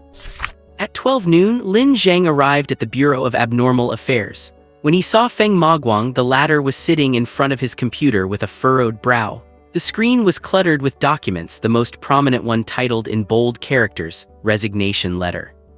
Qingcheng Zheng could not help but twitch his mouth. Had this guy finally snapped and decided to bail out? But resignation was impossible. If Feng Maguang were to resign, it would not be as simple as just walking away. If he dared to slip away, that Mr. Feng at the 7th Theater District headquarters would likely break this Mr. Feng's legs. Lin Zheng sat on the sofa in his office, and before he could even speak, Feng Maguang started. I have some news, though I am not sure if it is good or bad. What news? Bai Qingxue's incident is not an isolated case, said Feng Maguang. What? Lin Zheng could not help but be shocked. Bai Qingxue was the first. In the last few days, 6 more identical incidents have occurred across the 7th Theater District with Qinghe City as the center, and the targets of this interference are all transcendents. The visitor's anomalous trait does not spread through contact, it is a phenomenon. This phenomenon occurs anywhere within its range of influence, and that range is massive. He rummaged through a pile of messy documents on his desk and found a reply letter. After I reported the events, the 7th Theater District conducted a summary and re-evaluated the threat level. Due to its extreme danger and wide-reaching impact, it has been classified as S rank. The higher-ups say that if the situation develops further, there is a possibility of being hunted down just by approaching this area. It might become a restricted zone for transcendence in the future.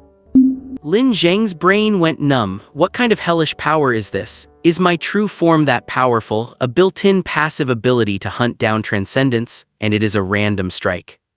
Do the higher-ups have any rescue plans? I mean, since the situation has blown up this much, Lin Zheng asked. There is a rescue plan, of course, since it is now a collective incident, and... Feng Maguang sighed and continued. The Anomaly Research Institute already has a preliminary proposal. Tomorrow, a mixed team of sociologists, psychologists, negotiators, and linguists will arrive. Naturally, they need you, the original subject of the interference, to participate. That's quite an odd lineup. What is the specific plan? Professor Zhang from the Qinghe Anomaly Research Institute will be here shortly. You can talk to him. I have other matters to attend to. May I ask what matters? Lin Zheng asked. Feng Maguang sighed lightly and said, last night someone witnessed an anomalous creature in the East District. Our preliminary analysis suggests it might be a demonic beast. Things are getting increasingly troublesome. Demonic beast, a major category of anomalous creatures belonging to the occult. It is quite a large classification, with nearly 10 subcategories and 117 individual types identified to date. Their essence is literally what their name suggests, beasts of the occult, threats to the world, and mortal enemies of heroes. To some extent, they are unrestricted by physical laws, possessing massive destructive power and even the ability to use magic. Their origin and generation mechanism remain unclear, though the most verified theory is that of magical energy distortion. It is a special anomalous phenomenon where a form of anomalous energy called mana appears in the physical world. When the energy density reaches a certain point, a demonic beast is born. Just as things go wrong with Bai Qingxue, an anomalous creature appears immediately. Something feels really off here, Lin Zheng mused. Please, do not say things like that. If it actually comes true, I am dead. Feng Maguang looked up at the ceiling in frustration. I do not even know if Zhao Sicheng can handle it. Clearly, Feng Maguang was also worried about this coincidence, but there was nothing he could do. They would just have to take it one step at a time. He pulled out a cigarette, tossed it to Lin Zheng and said, "Stay here. Professor Zhang will be here soon. Talk to him then and grab some snacks if you get hungry." After saying this, Feng Maguang left. Lin Zheng curled his lip, holding the cigarette. Ever since he accepted a smoke from Feng yesterday, this guy seemed to assume he was a regular smoker. But it did not matter, he just held on to it. After waiting for about 20 minutes, Professor Zhang arrived. Seeing his thinning hairline, Lin Zheng suddenly remembered they had met before. This was the doctor who had performed his physical examination. "I did not expect us to meet again," Professor Zhang smiled. "But I do not do patient research anymore. I am now the team leader for the rescue mission, specifically in charge of saving little Bai." "So you have found a solution?" Lin Zheng asked. "Rather than calling it a solution, it is more like the only measure we can take." Professor Zhang sighed and said, "Huayuan Technology has been working on spatial intrusion research lately, right? We plan to work closely with them to establish communication with the visitor through that channel." Communicate with the visitor? Lin Zheng was shocked for a moment. This idea actually aligned with his own initial thoughts, though the background context was completely different. "Yes, I am not sure if you have read our first phase research report," the professor said. Lin Zheng suddenly recalled the report he had tossed onto the sofa. It should still be sitting there.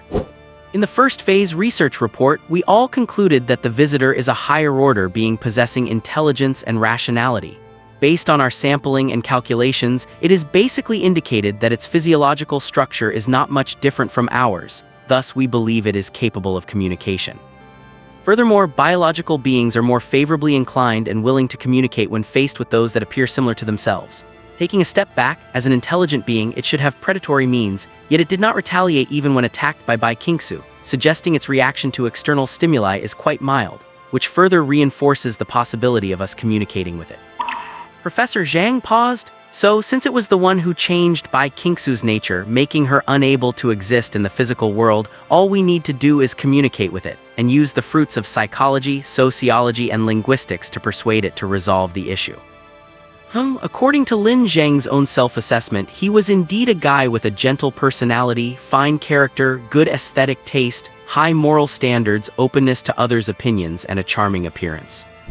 If Professor Zhang led a team to discuss this with him, he really might be persuaded to soften up. However, the professor had overlooked a crucial and desperate issue. Lin Zheng hesitated for a long time before saying, "But what if even he cannot solve this problem?" Professor Zhang gave a kind smile. "I think the key to the problem lies in how to communicate and persuade it. Since it caused the phenomenon, it must have a way to resolve it. That is inevitable. But the influence cannot be removed and cannot be reversed." Lin Zheng repeated the words that mysterious voice had told him. "What do you mean?" Professor Zhang asked, feeling confused. Lin Zheng thought about it, then suddenly reached out and pinched Professor Zhang's thigh hard. The professor yelped and jumped up from his chair. "Look, that is an influence. I pinched your thigh and caused you pain. If I were to pinch it back, it would not eliminate the pain, it would only make you feel it again." Lin Zheng said, "I am the entity that caused the injury, but I do not have the ability to undo the influence I have brought about." Professor Zhang kept rubbing his thigh and sat back down, grumbling, "Your logic has some merit, but the direction is wrong. The influence might not be removable, but things can evolve and transition from one state to another. We do not need it to undo the influence, just to transform it into something benign. What if even that is something he cannot do, or what if no such solution currently exists in the world?" Professor Zhang looked at Lin Zheng and suddenly smiled. "Lin Zheng, it is such a pity that you are only human. So you can only think about problems from a narrow human perspective." Lin Zheng looked at Professor Zhang. "Then why do not we try looking at it from his perspective?" Professor Zhang pulled a cigarette from his breast pocket and lit it. "Do you know, I have always felt he had no hostility toward Bai Qingxue at all.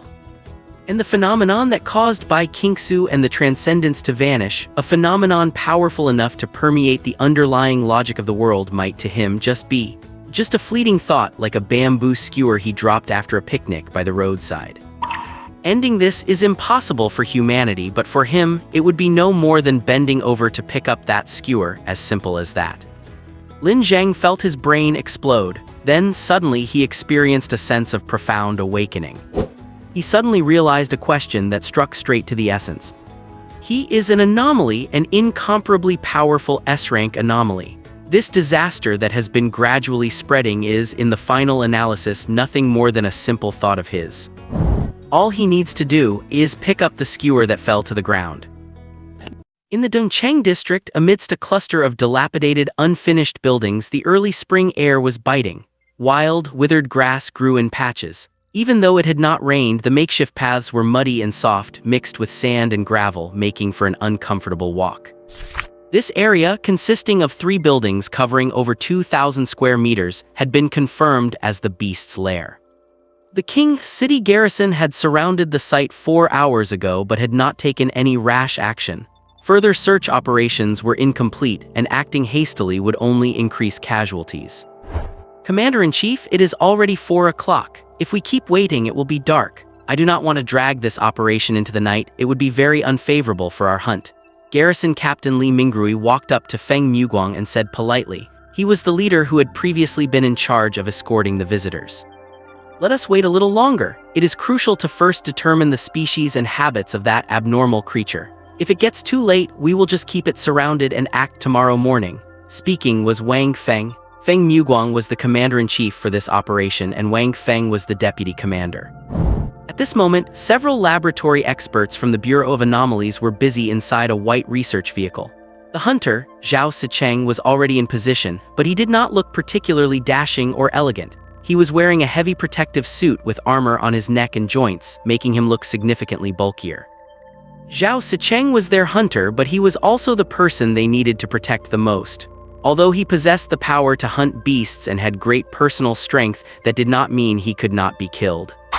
If anything were to happen to Zhao Sicheng, they might fall into a deadlock where they lacked the ability to defeat the beast. After a while, a lab technician jumped out of the vehicle holding a clipboard. He walked over to Feng Muguang and handed it to him, saying, "The results are in. We did not detect any magical energy fluctuations, though we cannot rule out the possibility that it originated elsewhere and built its nest here. Based on the footprints and activity traces we collected, the creature is about 2 meters long and weighs around 1 ton. Because the area is covered in wild grass, we cannot accurately determine the shoulder height, but it is certainly not small. It is likely a predatory beast and a solitary type. This ratio of weight to length seems a bit disproportionate. Is there anything similar in the beast database?" Wang Feng asked. The lab technician shook his head and said, "We have very little information, which means there are too many individuals that fit the criteria, making it lose its reference value. However, based on these figures, we can infer it should be similar to a large feline, relying on strength as its primary means of attack." A feline? That means it might have nocturnal traits? Feng Muguang frowned slightly. Did the reconnaissance drones find anything? The lab technician shook his head again. The area is large and the walls are thick, so thermal detection is not working. The shuttle cameras have not found anything yet, but they are still searching. If we keep looking, we will definitely find it. Feng Muguang looked at the sun sinking into the west and shook his head. We do not have that much time. If that thing is a nocturnal creature, it might come out to forage at night. If our perimeter fails to contain it and it leaves its nest to enter the city, we will be in big trouble. Wang Feng nodded in agreement, so Feng Muguang said, "Then have the strike team prepare for action." At 4:45, the strike mission was assigned. Since the opponent was a large, solitary beast, they did not have to worry about ambushes or pack numbers, allowing them to use more efficient methods to finish the job before nightfall. The strike team consisted of 48 people, split into groups of 4. Each building was assigned 4 groups, and they began sweeping floor by floor from different directions and areas. Although this allocation would disperse their overall combat power, the main goal of the strike team was not to hunt. They only needed to locate the beast and contain it as much as possible within their capabilities, creating an opening for Zhao Sicheng to strike. "Sicheng, are you confident?" Feng Muguang walked up to Zhao Sicheng and patted his shoulder. Zhao Sicheng looked up at the tall building without turning back, merely holding up 3 fingers. "Once we find that thing, 3 minutes will be enough. You do not have a partner this time." Zhao Sicheng lowered his gaze slightly, then snorted and said, "Does not matter. That woman would only get in the way anyway." The existence of the magic sword was time-limited. At Zhao Sicheng's current level, he could maintain it for about 10 minutes, which was why they could not just send him in to attack directly. 10 minutes passed quietly, with precise and simple voice transmissions constantly coming through the headsets. Team A Alpha reporting, Point A searched, no anomalies found. Team B Gamma reporting, Point B searched, no anomalies found. Team C Alpha reporting, need Team C Beta to converge at Point C. Team C Beta is on the way. Accompanied by these continuous voice updates, soldiers in full riot gear and face masks moved rapidly through the 3 buildings.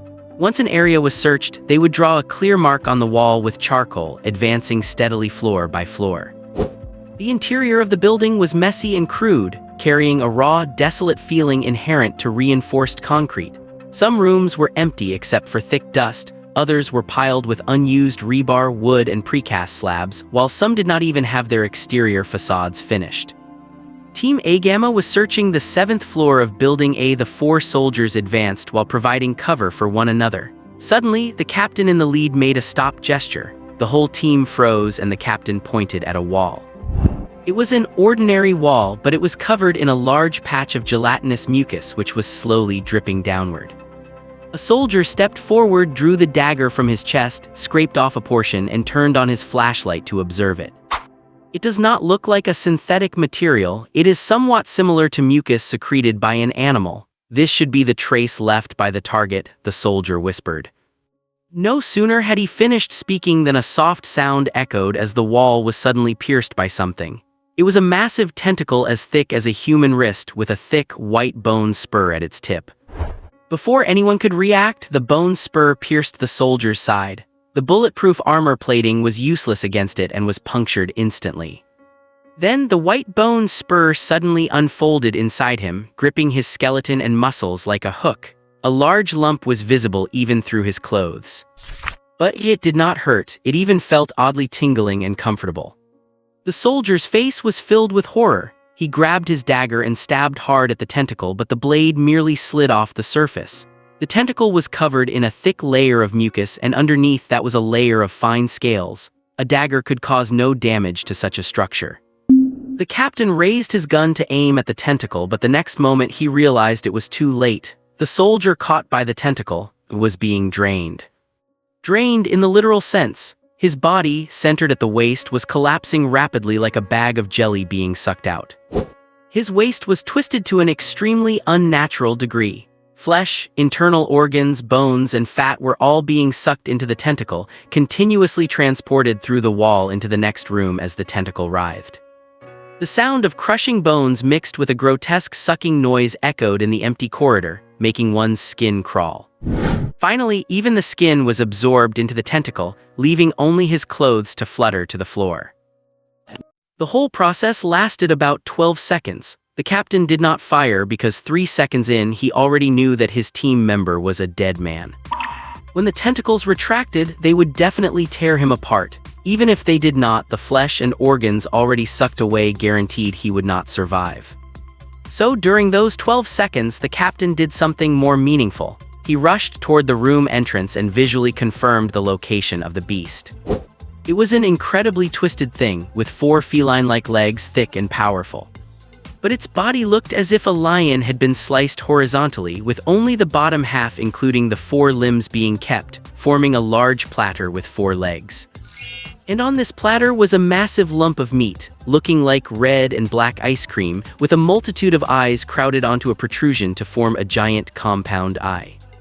The flesh was covered with fist-sized holes like a honeycomb, and a tentacle dragged along the ground, slowly swallowing food.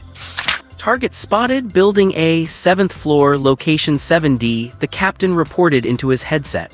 No sooner had he finished speaking than he saw that tentacle dragging on the ground swallow the last bit of meat and lash out toward him. His excellent military training allowed him to nimbly dodge the tentacle's attack, but the next moment he heard a loud pop in the air as a second tentacle sprayed out from one of the holes in the beast's body. 2 of them. No, dozens, this thing had dozens of holes in its body.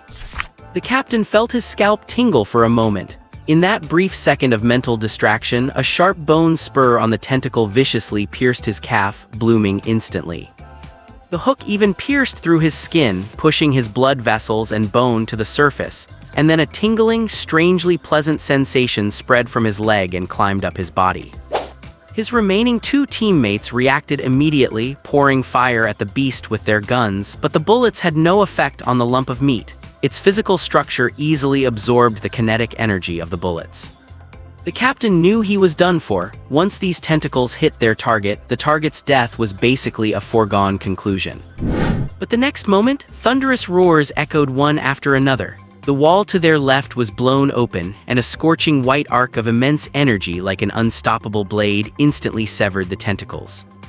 The captain looked outside. 4 consecutive walls had been pierced. At the end of the line outside the building, Zhao Sicheng hovered in the air holding a platinum magic sword, vast and majestic power rising from him like a god descending. The enemy is not a magical beast. It is more like something from the arcane side, Zhao Sicheng said calmly, exuding a terrifying aura as he looked at the monster. Can you finish it? Feng Muguang asked over the headset. I said it will be easy, Zhao Sicheng replied. Good, all squads near building a move to position 7D be quick. Li Mingrui, you get there as soon as possible too, Feng Muguang shouted from downstairs. Then he watched as Zhao Sicheng shot into the building like a shell fired from a cannon, kicking up a massive cloud of dust. Inside the building, thick walls collapsed instantly. Zhao Sicheng tore in like lightning, locking his gaze on the monster and swinging his magic sword with immense power. His magic sword, Zaelis, seemed to be burning. But the monster seemed to have predicted Zhao Sicheng's attack. This behemoth, weighing over a ton, suddenly displayed extraordinary agility, leaping backward with great nimbleness to precisely avoid the blow. Immediately, a spraying sound erupted as dozens of deadly tentacles shot toward Zhao Sicheng like arrows. Zhao Sicheng did not dodge at all. He swung his magic sword in a huge arc, the blade creating a gorgeous arc of light that instantly shredded all the tentacles. A moment later, he was already in front of the monster, his eyes cold, delivering a destructive, devastating strike from above with the force of a mountain-cleaving blow. And at that very moment, all the monster's compound eyes focused on Zhao Sicheng's blade and wrist. Boom! The strike landed, and the entire wall was overturned in an instant. But less than a second before the blade fell, the monster jumped sideways, avoiding the destructive attack with pinpoint accuracy. It did not risk a counterattack, instead immediately widening the distance and moving to the open area in the center of the room. Watching this, the injured captain had an illusion. He felt that what Zhao Sicheng was facing was not a beast, but a highly experienced fighter with clear tactical thinking and even a personal fighting style. The two began to grapple, or more accurately, Zhao Sicheng was chasing and the monster was evading. But Zhao Sicheng's shortcomings were starting to show. With the enhancement of the magic sword Zaelis, his physical performance was incredibly strong, and his offensive and destructive capabilities were staggering. He only needed one hit to destroy this monster. But he was just a high school student. He had never received any professional combat training, let alone deeper training in dual-wielding swords. He used Zaelis entirely by instinct rather than technique. Supporting soldiers also arrived, but no one dared to shoot because the positions were changing so rapidly during the scuffle, and the monster was even intentionally using Zhao Sicheng as a shield to prevent them from firing. Besides, bullets hitting the monster's body caused no damage, but the damage to Zhao Sicheng would be real. Although the magic sword Zaelis enhanced Zhao Sicheng's physical functions, it was not enough to withstand large-caliber rifle bullets. The situation suddenly reached a stalemate. Just then, the military leader Lin Ming finally arrived. Seeing the two struggling, he did not hesitate to lift his assault rifle and begin aiming.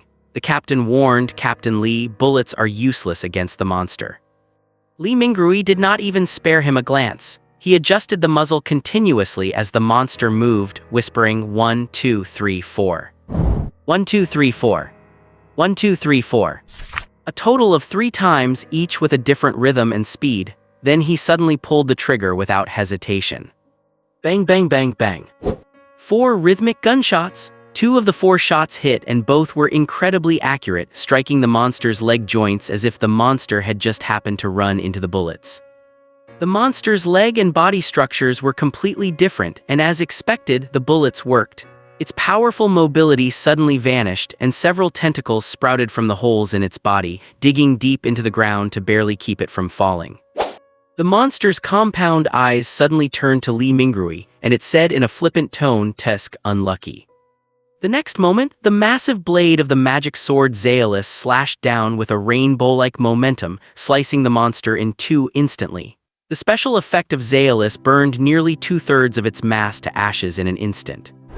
With just one strike, Zhao Sicheng ended the battle with a display that could be called magnificent, but there was no smile on his face. He turned and asked, "That thing just now, it spoke, right?"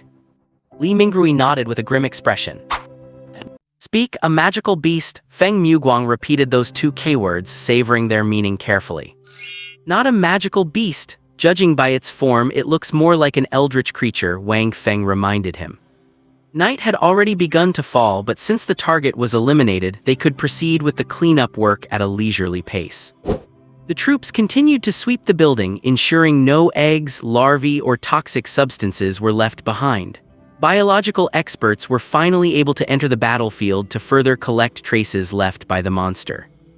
As for Zhao Sicheng, he sat on an army truck wrapped in a blanket while a logistics officer held a flashlight to help him with his homework. Compared to the actual battle, his expression now was far more solemn. "That is so tough," Feng Wang sighed softly.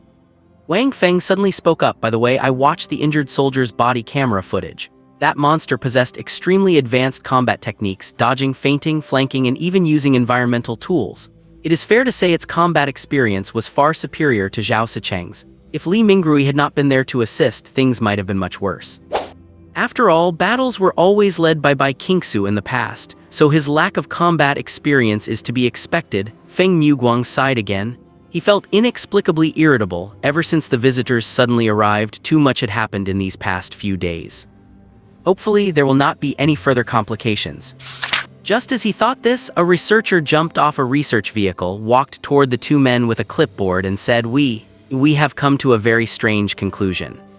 "What conclusion?" Wang Feng asked. "The creature's body tissue is a perfect match for human DNA, the researcher replied.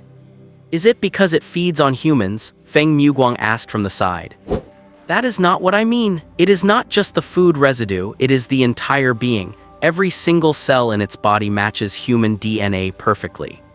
"Are you saying a human turned into a monster? Is this an uncontrolled superhuman, or one that has not been recorded?" The researcher shook his head and said, "It is not the DNA of just one person but several. We suspect that it is highly likely an artificial life form created from human corpses." "In other words, this incident really was man-made, right?" Feng Muguang muttered, "and the perpetrator's supernatural traits are similar to Bai Qingxue's." Suddenly, the expressions of Wang Feng and Feng Muguang turned grim. Wang Feng immediately shouted, "Contact Lin Zheng immediately. Also notify the Bureau of Extraordinary Affairs and the police force right now. Get men and weapons to Lin Zheng's residence. Hurry." 5 kilometers away from the unfinished building, in the penthouse of the Iran Sitten Hotel, the most luxurious room in the hotel, offering a panoramic view of the city skyline and the river. There was a high-precision vertical telescope on the balcony. At this moment, it was pointed directly at the site of the joint operation between the Bureau of Extraordinary Affairs and the military. A man in a jacket, wearing an earring and having sharp, keen eyes, was peeling an orange while humming a tune, watching Feng Muguang and Wang Feng through the telescope. "Beastmaster, have you recovered yet? We need to pull out in a while," he suddenly shouted into the room. On the large bed in the room lay a man wearing glasses, thin and looking somewhat refined. He pressed his forehead and said, "Redfish, can you be a bit quieter? It is not easy to recover after a creation is killed. It is a real shame. I think I should have been able to take out that brat earlier." "Not that easy. That kid's magic sword is not something you deal with lightly," Redfish replied with a dismissive, absent-minded tone. "Next time, I will create a more specifically targeted artificial life form." "There will not be a next time. He is not our target. I will just find some time to take care of him later. You have other missions." Beastmaster sighed without saying anything. After a moment he said, "I think they already know this was man-made." "So what if they know?" Redfish sneered with contempt. Anyway, what we wanted has been proven. That troublesome woman really has vanished. I even miss her a little now that she is gone. Although she did cost me an arm, she was a beauty after all. He lifted his left arm. This arm did not belong to him. Like that monster, it was a creation. Beastmaster seemed unwilling to listen to his chatter and interrupted him. What about Lin Zheng? Do not worry, I sent people to kill him. He is probably dead by now, Redfish said, looking up. He is the original subject involved with the visitor. If he dies, the experiment is over. I imagine those old men at the research institute will have a good cry. And then this place will become a forbidden zone for superhumans. The visitor will slowly consume every superhuman who enters. Beastmaster suddenly showed an expression of disgust and fear. I really want to get the hell out of this ghost town. It will not be long, we will be able to leave here soon. Night had completely fallen. Lin Zheng's phone rang with a ding-a-ling. He picked it up and saw it was a private call from Feng Muguang. He hesitated for a while, letting it ring without answering or hanging up. He knew he could not answer this call. If he did, he would have to answer questions about where he was or what he was doing. It would be better to just pretend later that he did not hear it or did not notice. Lin Zheng, if you are at home, leave immediately and go to a crowded area downstairs. The police. A message popped up at the top of Lin Zheng's phone screen, but he did not tap on it, just glancing at the brief notification. He could guess the rest of the message was probably about the police looking for him, but he would not be in contact with anyone tonight, nor would he handle any business. Besides, he was not at home. He was in a dimly lit alley behind the Bai Qingxue agency, a place where few people passed by during the day and almost no one at night. According to Lin Zheng's judgment, this should be the closest point to his original body.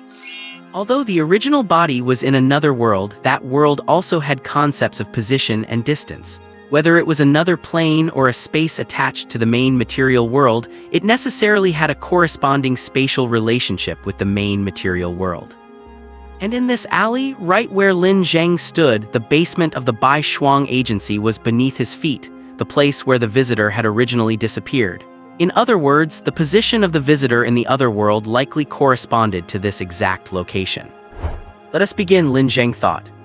And he did not know that 20 meters away in the dark, a man and a woman were leaning against the wall, silently watching him. I was still worried we would not find an opportunity to strike. I did not expect him to be so cooperative. The man drew a pistol from his jacket, checked the magazine, and tightened the silencer. Do you still need me to make contact with him? The girl asked. She was wrapped in a coat, looking beautiful and innocent. No need, it looks like he intends to stay here for a while, which is enough time for us to strike. Close range, headshot, one-hit kill to ensure the target dies, the man said calmly. Suddenly, the man saw Lin Zheng fall to his knees, supporting himself with his hands on the ground.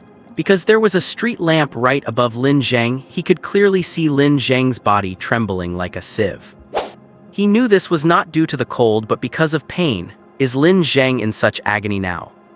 A muffled roar erupted from his throat. To avoid letting out a scream that might attract attention, Lin Zheng tensed every muscle in his body with all his might. Because if he made a noise, it might draw attention, and then his plan would never be realized. He was tearing himself apart, forcing his current body and his original body to exist simultaneously, both possessing life, but the process was agonizingly painful. Blood gushed continuously from his nose and ears. His brain was roaring, as if a massive pile driver were working away inside his head. The unparalleled pain continued to ravage and destroy his mind, as if countless nails were repeatedly piercing his brain, causing him unbearable torment. Perhaps because the pain was so overwhelming, a thought suddenly surfaced in his mind. Is this worth it? For someone who actually is not that important, is it worth enduring this level of suffering? Actually, he had already lined up a new job and could go for an interview tomorrow. Plus, the people offering it heard he was with Bai Qingxue and offered a very decent salary. In 6 months at most, the name Bai Qingxue would not even exist in his memory. In a daze, Lin Zheng felt as if he had returned to Earth. He was lying in a hospital bed and his old man was standing by the window. Outside, spring was bright and the flowers were in bloom.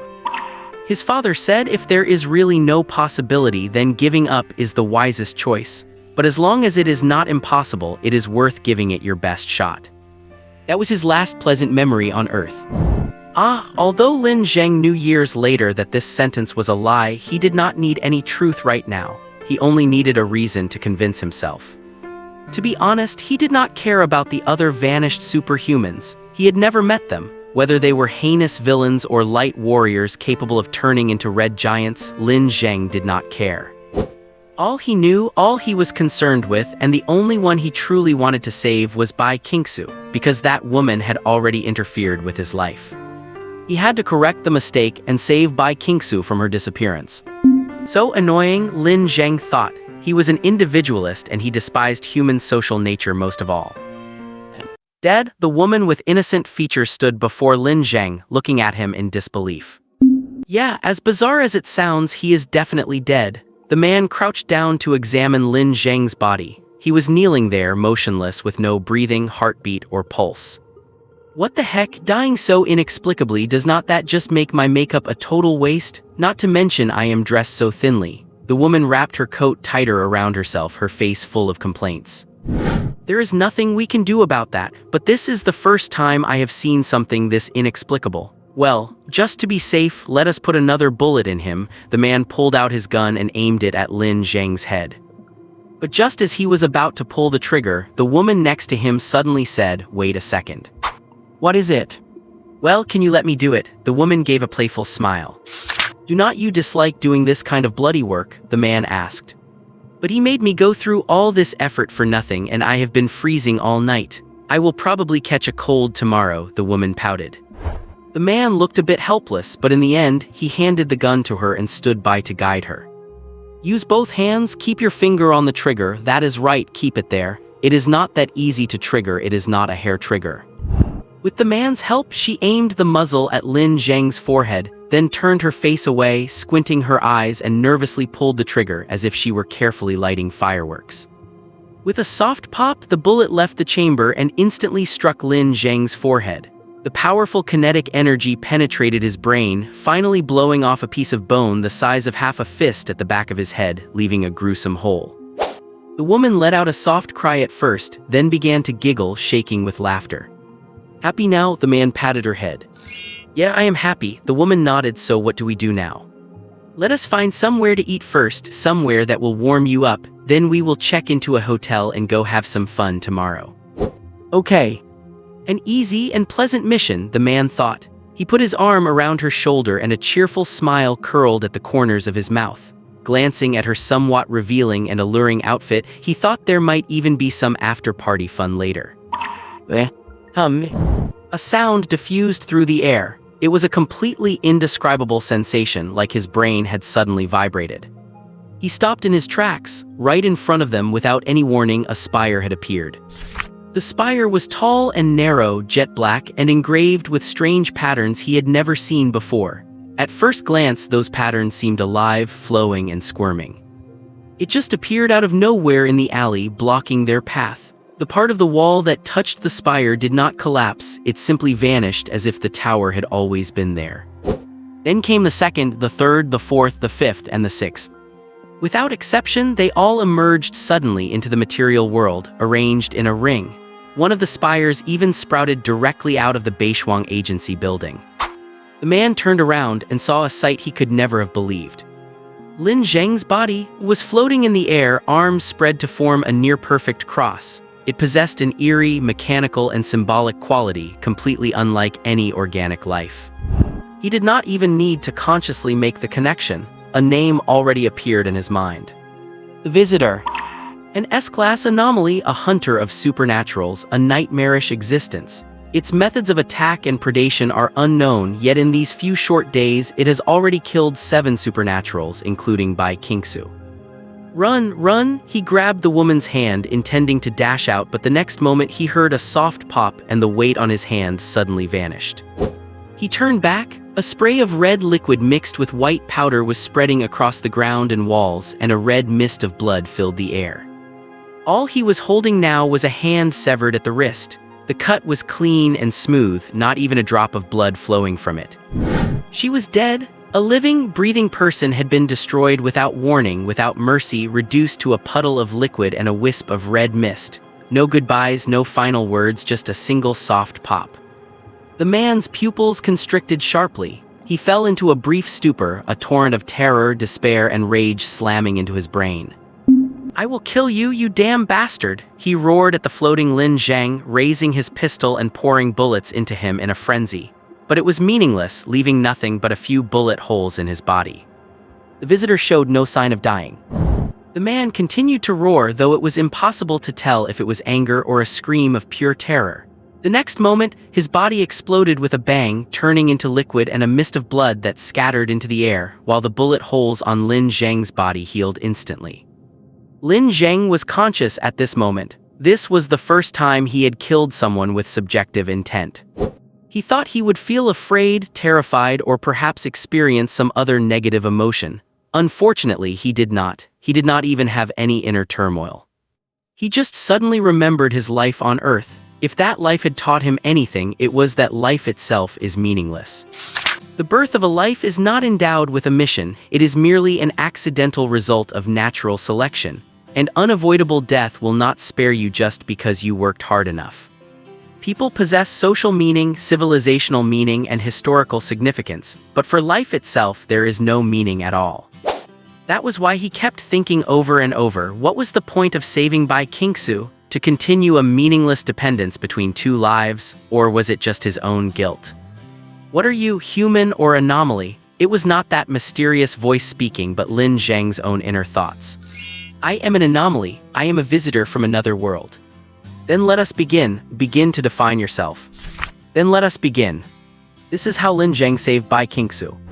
Existing here and existing there simultaneously. This self-definition of his affected the entire world, and the high-intensity occurrences in Qinghe City and the surrounding areas made the reality of Bai Qingxue's existence impossible to project onto the material world. It was just like the two-basket theory Wang Feng mentioned. Bai Qingxue existed on a reality level but could not find a unique position in the material world. And it was impossible to eliminate this definition unless Lin Zheng destroyed himself or the world ended. But Professor Zhang's viewpoint gave him some inspiration. Expansion. In short, he had to extend his own definition. On the basis of being a life that exists here and there, he added a new definition: the two positions can be the same place. To put it simply, make the two baskets absolutely overlap. He had tried to extend his own definition at the Bureau of Strange Affairs but failed. Afterwards, he spent several hours repeatedly trying and thinking until he finally confirmed one fact. Definitions cannot be made arbitrarily. Otherwise, the first definition he would have given himself would be something like the powerful king of the world, a super-rich billionaire, or a handsome man loved by everyone with an indestructible kidney. To set a definition, it can only be achieved if the factual conditions are met. In other words, the last time it worked because he already possessed the fact of having two bodies, so he could define himself as a life existing here and there. For this reason, he came here and found the position of his original body. He endured pain enough to break him, making the original body and the current one exist simultaneously and causing their positions to overlap. Then he redefined himself. He succeeded, but the results and impact were more serious than he had anticipated. He brought parts of the other world into reality and even brought some of the original body's power into reality. You have done an extremely foolish thing, the mysterious voice echoed in the original body's mind. I'm just fixing the mistake I made, Lin Zheng replied. You are compensating for one mistake with another. But the result is not bad, at least not for me. The conversation ended. Lin Zheng descended slowly from the air and then cut the connection with his original body. In that instant, his body recovered from its uncontrollable state. The state he had just exhibited was not the true original body, but the state of overlapping the original body with the current body. From this overlap, he learned a lesson. And that is, absolutely do not let his original body come to the main material world. He looked at the 6 tall towers surrounding him and could not help but feel a chill. He had no subjective malice, yet just the act of overlapping had caused severe reality distortion. If his original body were to truly descend into the material world, its mere existence and thoughts alone would trigger a catastrophic disaster. He could not even imagine the specific consequences.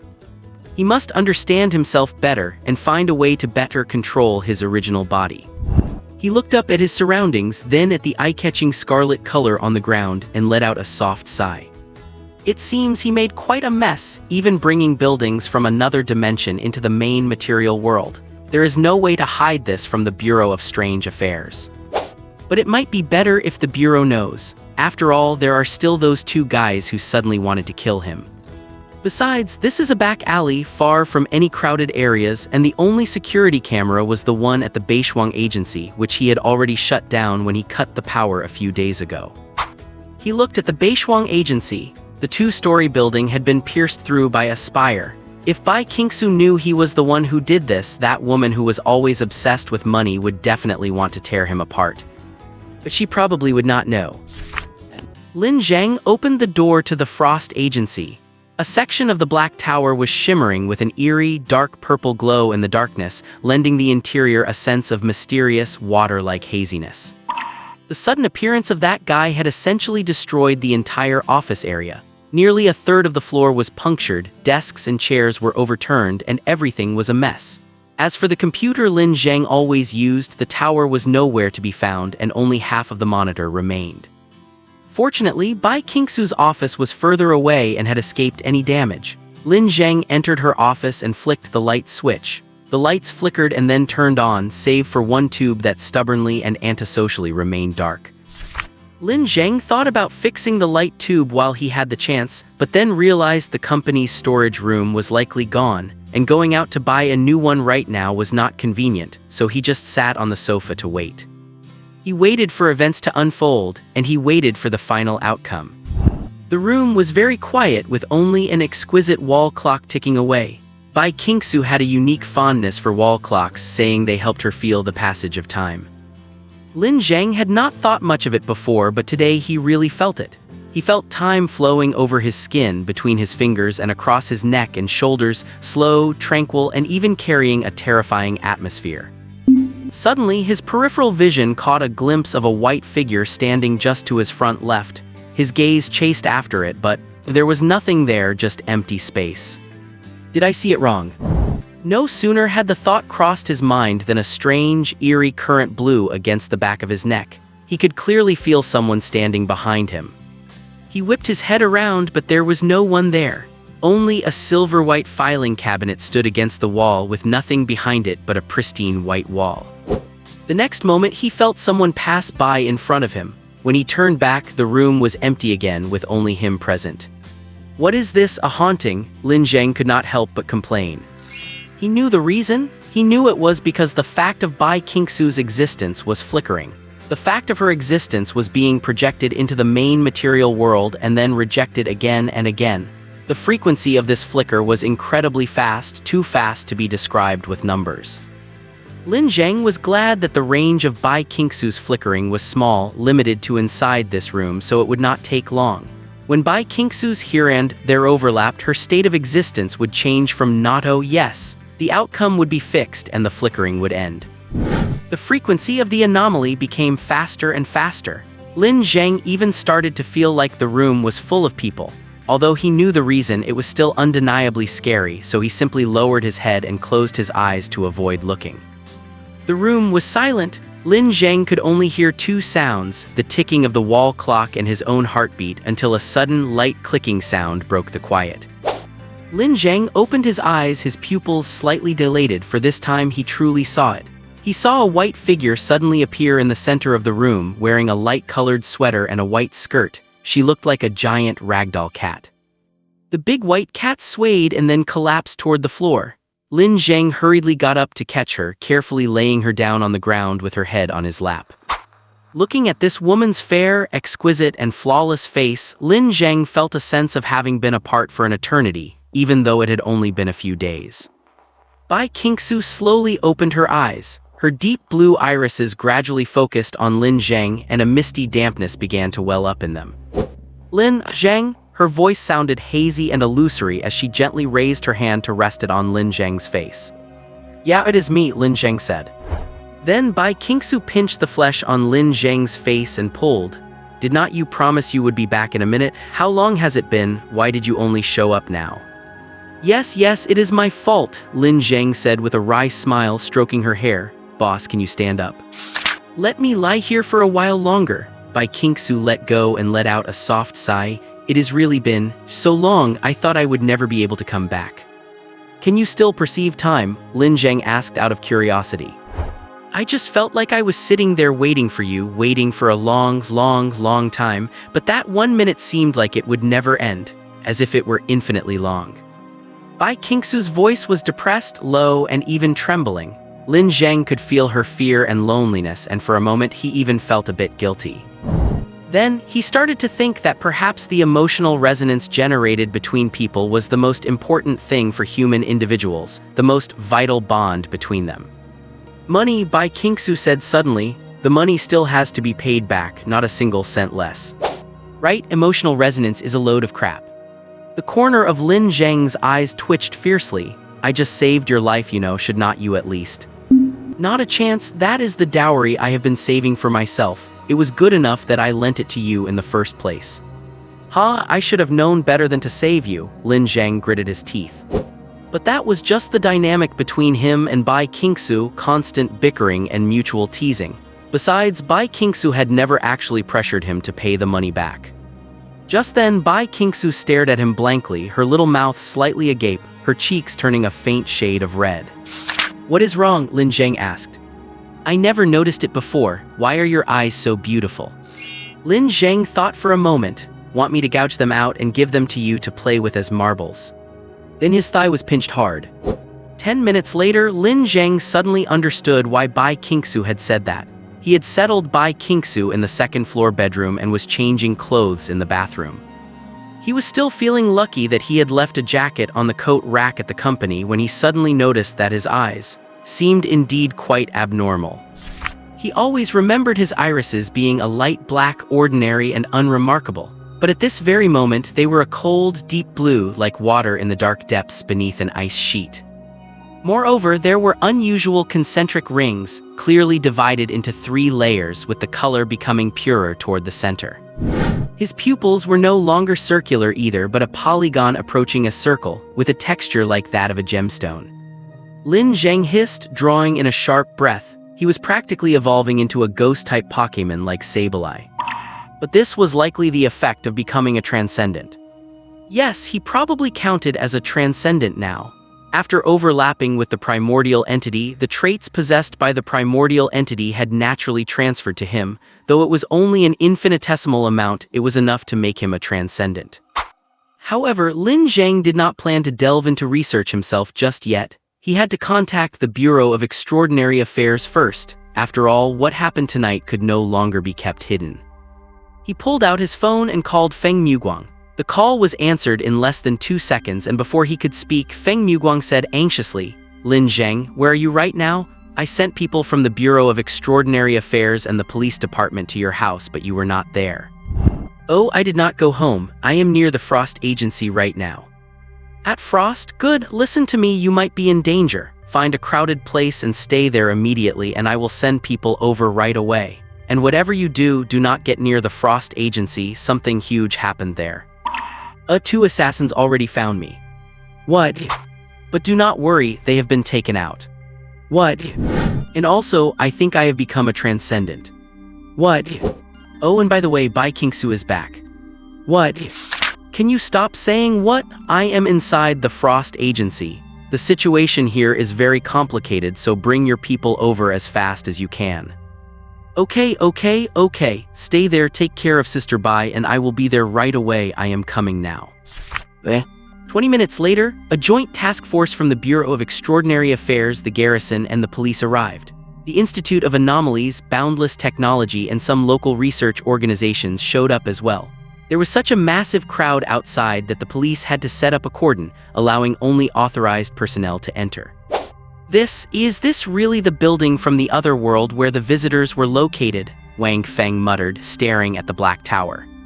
Yes, absolutely, Professor Su said. Is the situation very serious? It might be more serious than you imagine because we have no idea what the basic composition of that other world is. Maybe these buildings themselves are not physical but were twisted into our main material world. Give me a few simple, easy-to-understand examples, Wang Feng said. Professor Zhang thought for a moment and said, "It is more like a fairy tale. For example, if you see a rabbit with wings in a book at that moment, the rabbit is just a piece of information existing in your mind. Then you snap your fingers and the rabbit appears in this world." That ability does not seem to have any destructive power, right? It is like a little girl who knows magic, Wang Feng countered. A little girl who knows magic, then you can replace the rabbit with something more interesting, like a planet bigger than our world. Wang Feng looked up at the night sky, imagining a vast, boundless planet occupying the entire firmament, rushing toward them like a basketball hitting an egg. He suddenly felt a chill run down his spine. Simply put, this is also a type of reality warping similar to what Zhao Sicheng suffered. But the reality warping Zhao Sicheng encountered was a phenomenon, whereas the reality warping brought by the visitors is fundamental. It is a concept. Professor Zhang paused and said, "But that is the worst-case scenario. Maybe these towers are made of matter after all. Let us ask the person involved for the details, perhaps he can give us some answers." So where should I start? Lin Zheng held a cup of instant noodles in one hand and a fork in the other. A soldier had bought the noodles specifically for him, which made him feel a bit overwhelmed by the favor. "Start from when you parted ways with Professor Zhang," said Feng Muguang. Professor Zhang had shared some of their hypotheses and theories with me, along with something called a communication project, claiming I could act as a medium to interact with the visitors. "So I wondered if I could try it myself," Lin Zheng said. "Why did you want to try it? Professor Zhang must have had his own plan, right?" Wang Feng asked. "Because the professor's plan would not start for at least a week, and I felt that was too long. I was worried that Bai Qingxue would truly disappear forever, so I just thought I would give it a shot without much hope," Lin Zheng replied. "So you just happened to try it and succeeded?" Professor Zhang asked. "No, I failed. I was acting on impulse without a detailed plan, having no idea what I was doing. Then those two killers showed up." "Killers?" Wang Feng used a declarative tone. "Yes, a man and a woman. They must have been following me ever since I left the Bureau of Anomalies, only revealing themselves once I got here. And then, they opened fire on me." Lin Zheng unzipped his jacket, revealing a shirt underneath with 5 or 6 clear bullet holes, stained with blood and scorch marks, yet Lin Zheng's own body remained unscathed. The people in the room looked at each other in bewilderment, while only Bai Qingxue slept soundly, showing no signs of waking up. "Looking at the bullet holes in your clothes, at least 3 of those were lethal shots. How did you survive?" Li Mingrui asked. "Because what was the word, awakened a trait, entered the extraordinary, anyway it was something like that. After that, it is hard to describe what happened. I felt the visitors appear, then I saw those towers and the wounds on my body started healing." "Did you kill those 2 assassins?" "I am not sure, maybe I did, maybe not. I was just trying to fight back. The man was pulling the woman to escape when she suddenly exploded, and then he exploded too." Exploded is a subtle word but quite fitting. "They both completely turned into liquid and powder," Feng Muguang said, curling his lip as he recalled what he saw downstairs. "Why did not you answer my calls?" "Because I could not tell you the truth. If I had, you definitely would have told me not to come here," Lin Zheng replied honestly. "Then why did you come into the office instead of leaving the scene after the encounter with the killers? Did you know Bai Qingxue would return?" Wang Feng asked again. "Of course I did not. My clothes had bullet holes and were stained with blood, so I came to the office to change, fearing I would cause a panic or run into trouble on the street. That is when I found out Bai Qingxue had already returned." Wang Feng's eyes flickered, seemingly suspicious of Lin Zheng's explanation. Just then, an agent from the Bureau of Anomalies walked over, whispered something to Feng Muguang and handed him an A sheet of paper. Feng Muguang flicked the paper, showing a subtle smirk. "What is it?" Wang Feng asked. "I had someone contact the upper echelon of the 7th Theater of Operations to report the situation. This is their reply. 4 of the 6 missing extraordinary individuals have returned, and the other 2 are being contacted by local officials. It is highly likely they have returned as well." Professor Zhang stroked his chin and said, "Since the others have also returned, it means the return is a universal phenomenon. It is very likely the visitor's interference has reached the 2nd stage. It seems it really has nothing to do with Lin Zheng, he just happened to get caught in it." Wang Feng pondered for a moment, then nodded gently. Indeed, that is true. If Bai Qingxue's return were related to Lin Zheng, she should be the only one to return. The second stage of interference is a more logical explanation, but what about the awakening of his extraordinary abilities? 3 possibilities, Professor Zhang said, holding up 3 fingers. First, Lin Zheng is also an affected subject and the most special one, the only ordinary person to be interfered with. As the interference progressed to the second stage, he manifested extraordinary traits. Second, near-death experience. There are many cases of subjects gaining extraordinary traits through near-death experiences. There are even organizations dedicated to studying this, triggering potential extraordinary traits by lowering physical functions. I remember the Metamorphosis group researches this.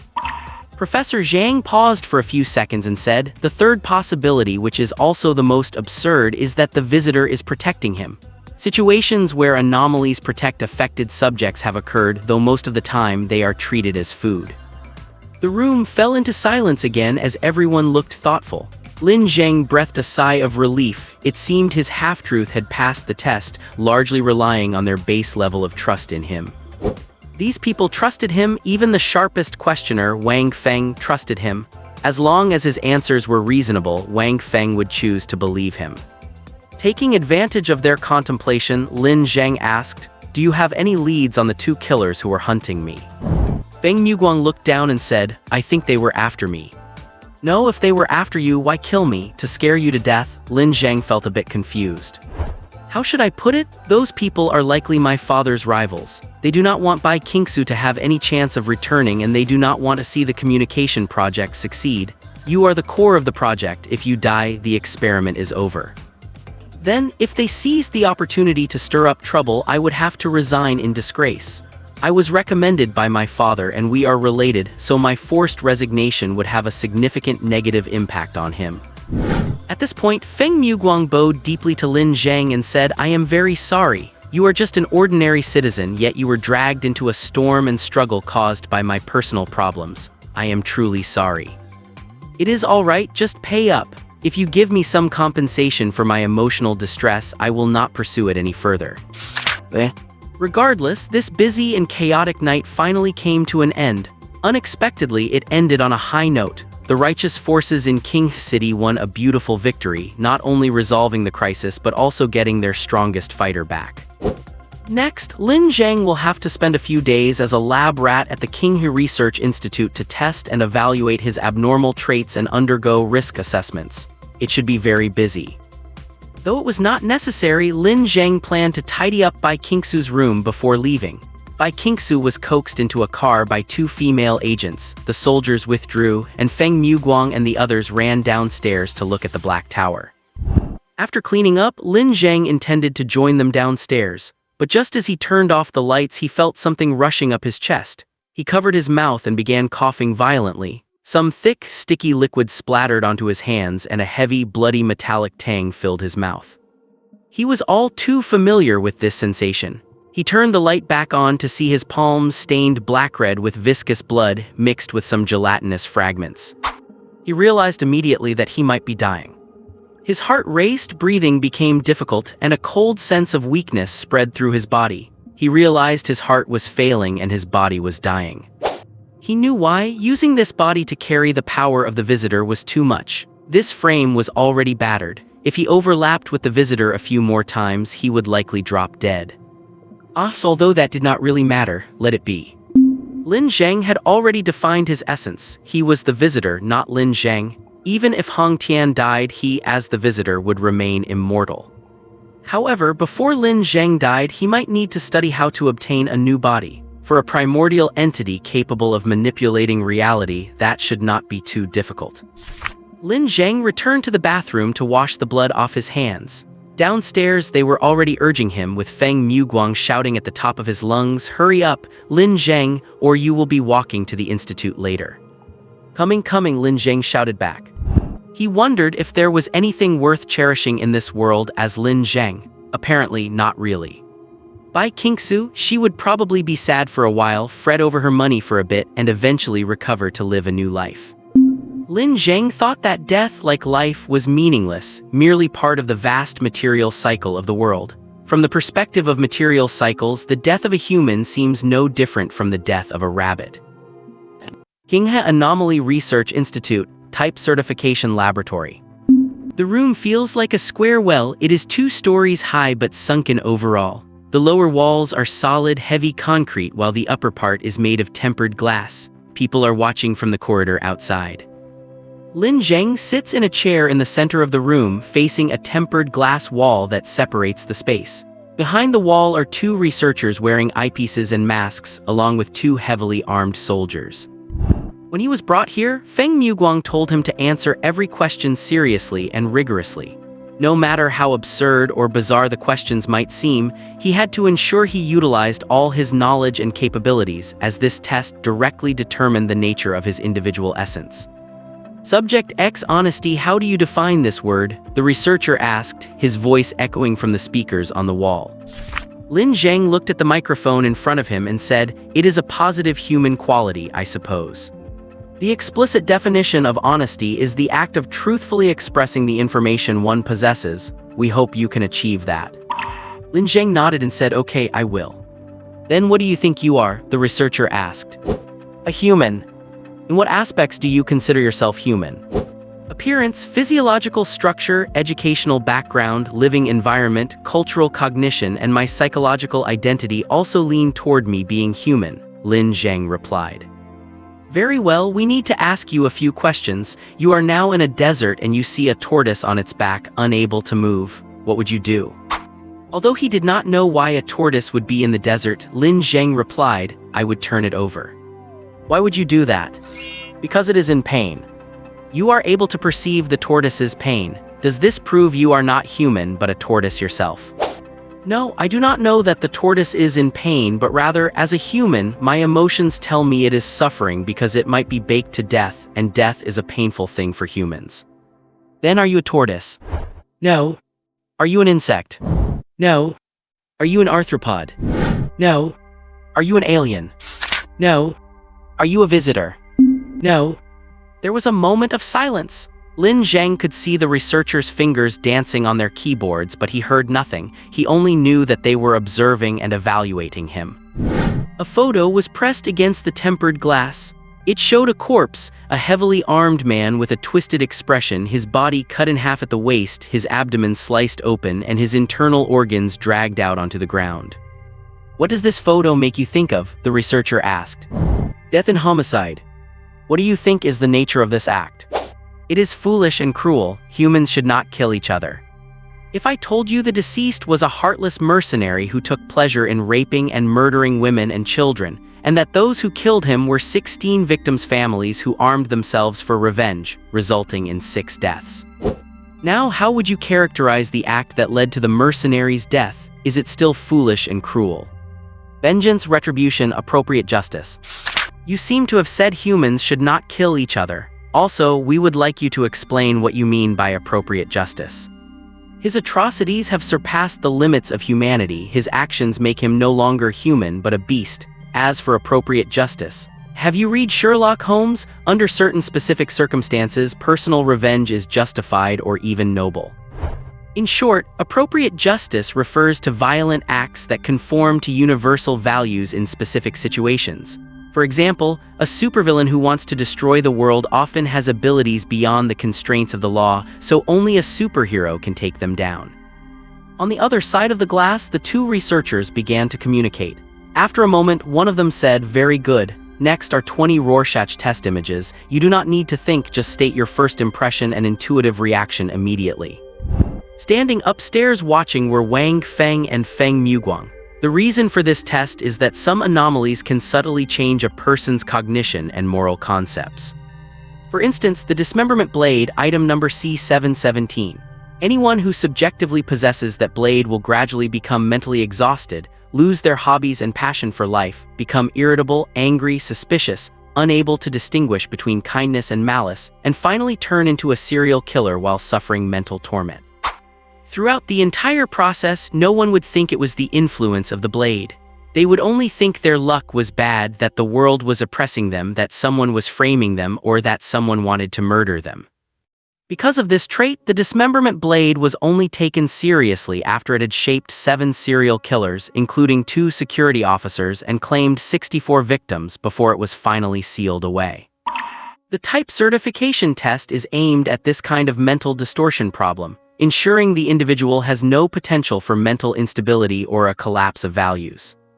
After an hour of questioning and answering, a report was handed to Feng Muguang. Feng Muguang frowned slightly. 70 points, that low. As long as it is over 60, it proves there is no problem. The lower score is because his thinking differs from mainstream values in many places. Of course, it could also be because he was too nervous or not good at expressing himself, the researcher said. I got a 95 when I took it, Feng Muguang said. Yeah, we know you are the sunny, beloved boy, okay. Wang Feng curled his lip at him with disdain. Feng Muguang said nothing more. He blew into his headset and said, Hey, Lin Zheng, can you hear me? Next, we are going to transfer you to the supernatural characteristics experiment site. Are you ready? We are really looking forward to it. Lin Zheng looked up at Feng Muguang, who was standing behind the glass on the upper level, and said, mental anguish compensation. Fine, you will get it after the test. Our Bureau of Anomalies has plenty of money. You think we would skimp on your 50,000? Next, Lin Zheng was transferred to the Supernatural Characteristics Testing Center. He underwent 7 examinations in one afternoon, and the next morning, another 5 hours of fasting examinations. After the fasting exams were finished, the research center provided Lin Zheng with bread, milk, and porridge, followed by physical fitness tests. Once all the basic checkup items were mostly done, they started testing for various anomalous indicators. The top priority was testing Lin Zheng's eyes. Soon Feng Muguang and Wang Feng received the report. In short, the constituent elements of his iris and pupil have been altered.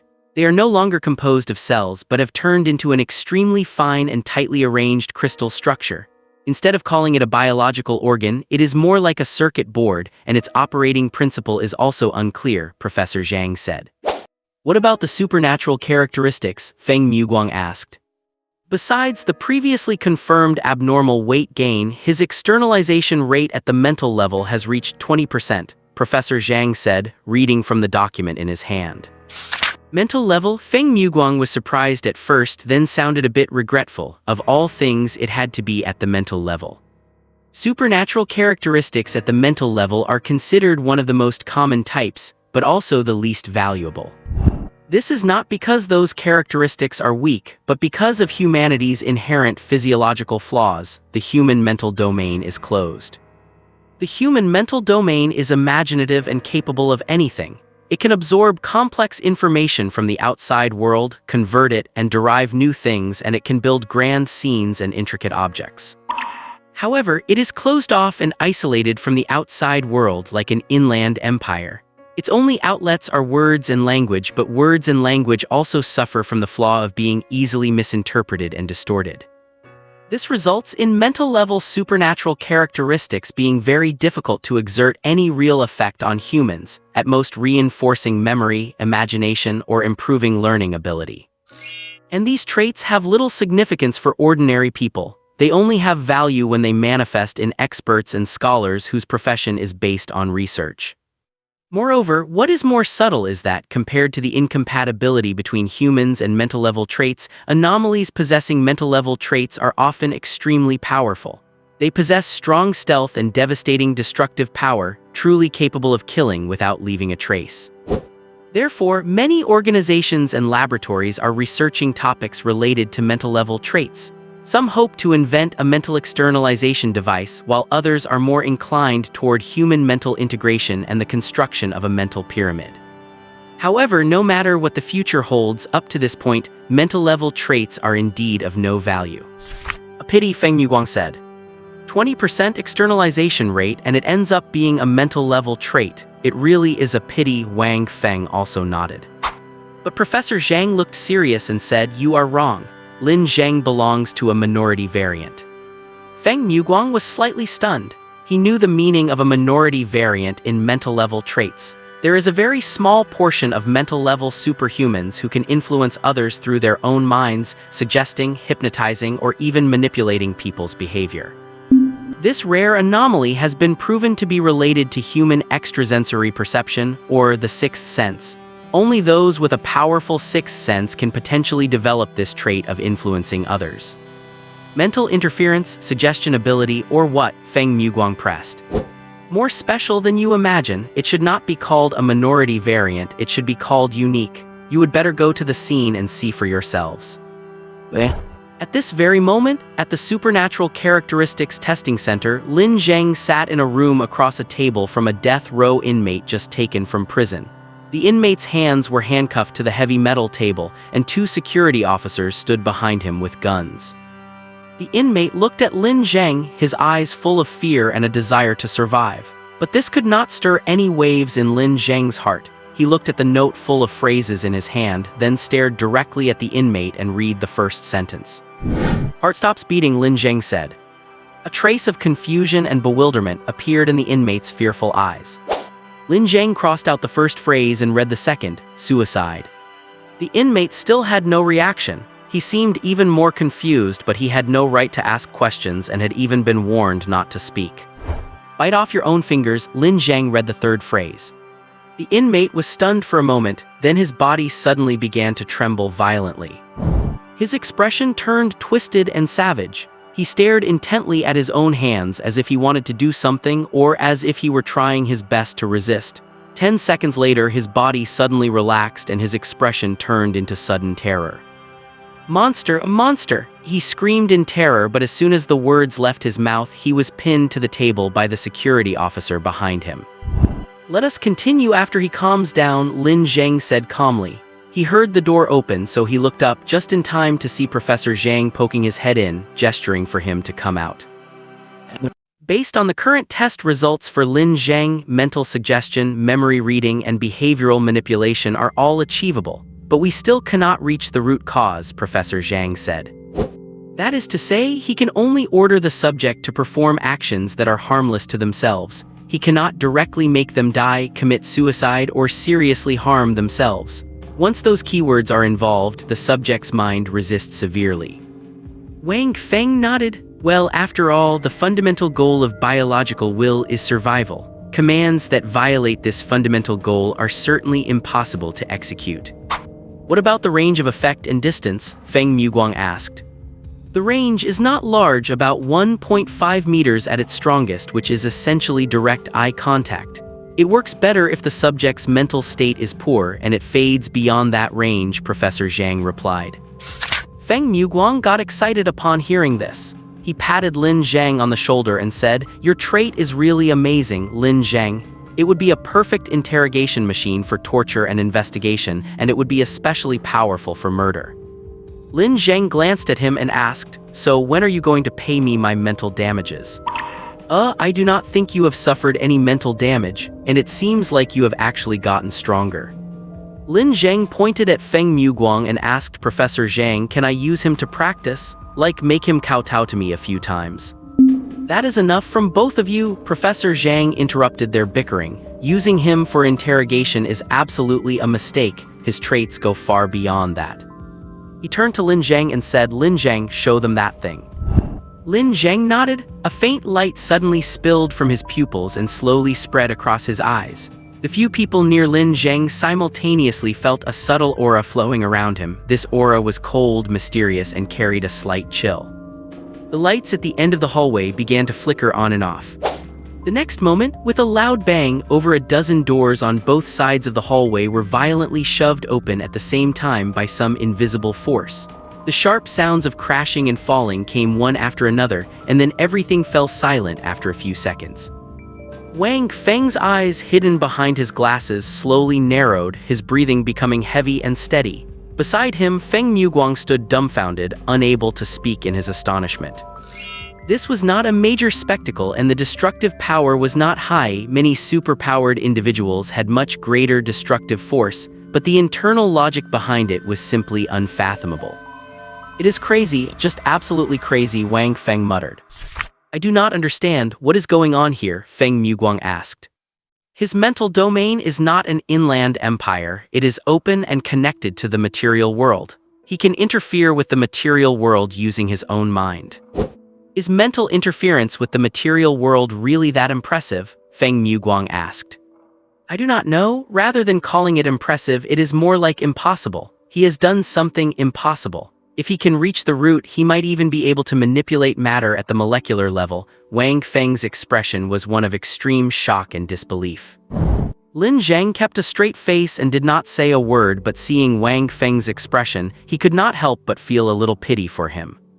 In truth, using his mind to interfere with the material world was nothing special to him, because his original form could interfere with reality, whether it was creating new life forms by defining them or pulling buildings from another world directly into the material world.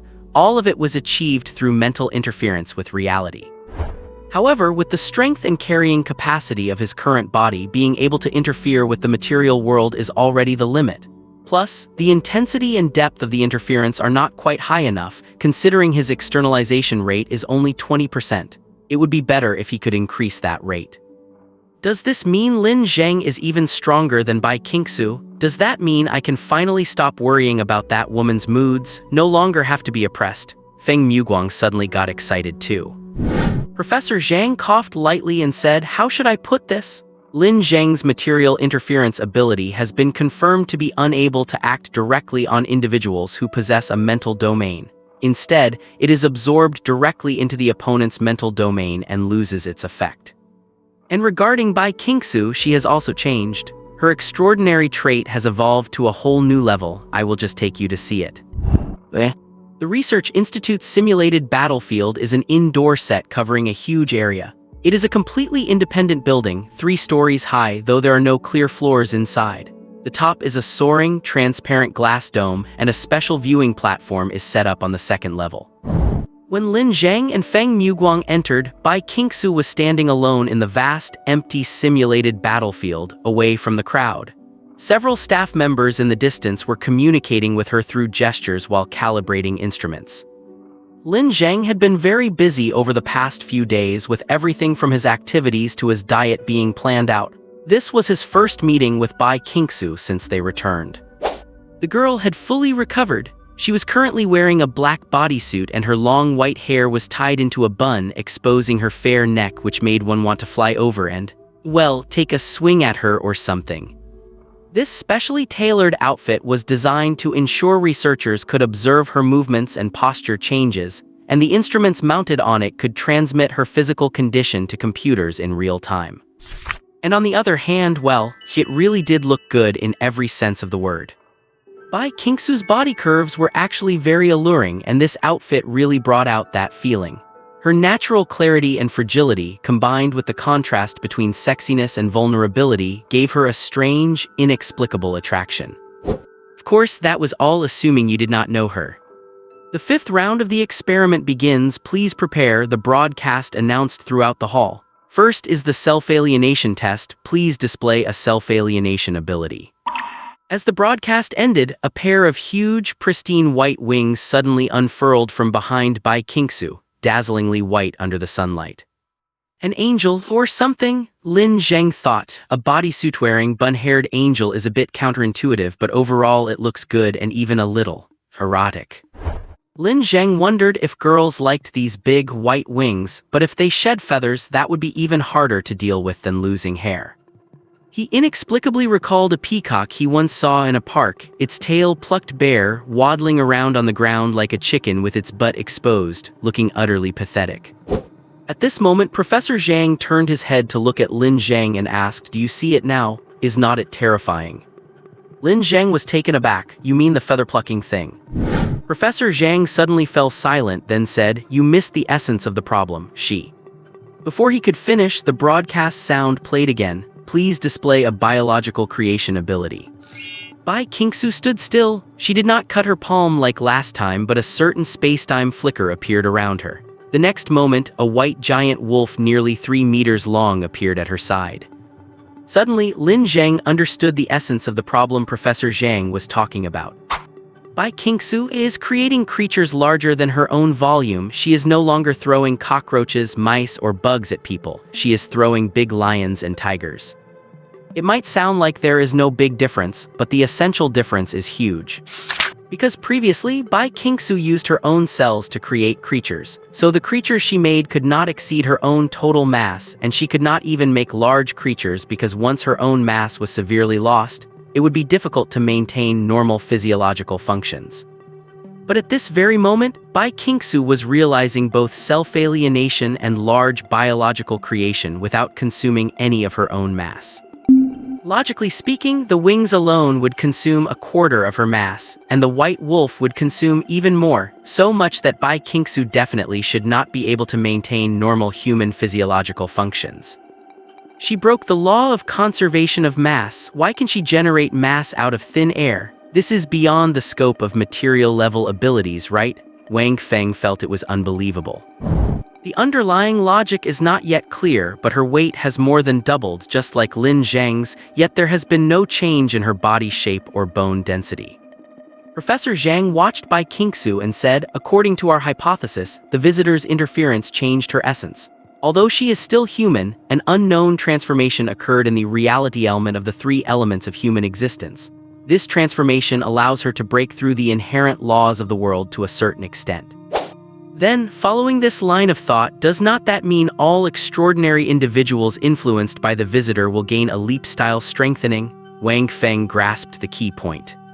Correct, a leap-style strengthening that can be called an evolution. Lin Zheng gained impossible extraordinary traits while Bai Qingxue broke through her own material limits. They should be categorized into a brand new class which I have named dual-dimensional extraordinary individuals.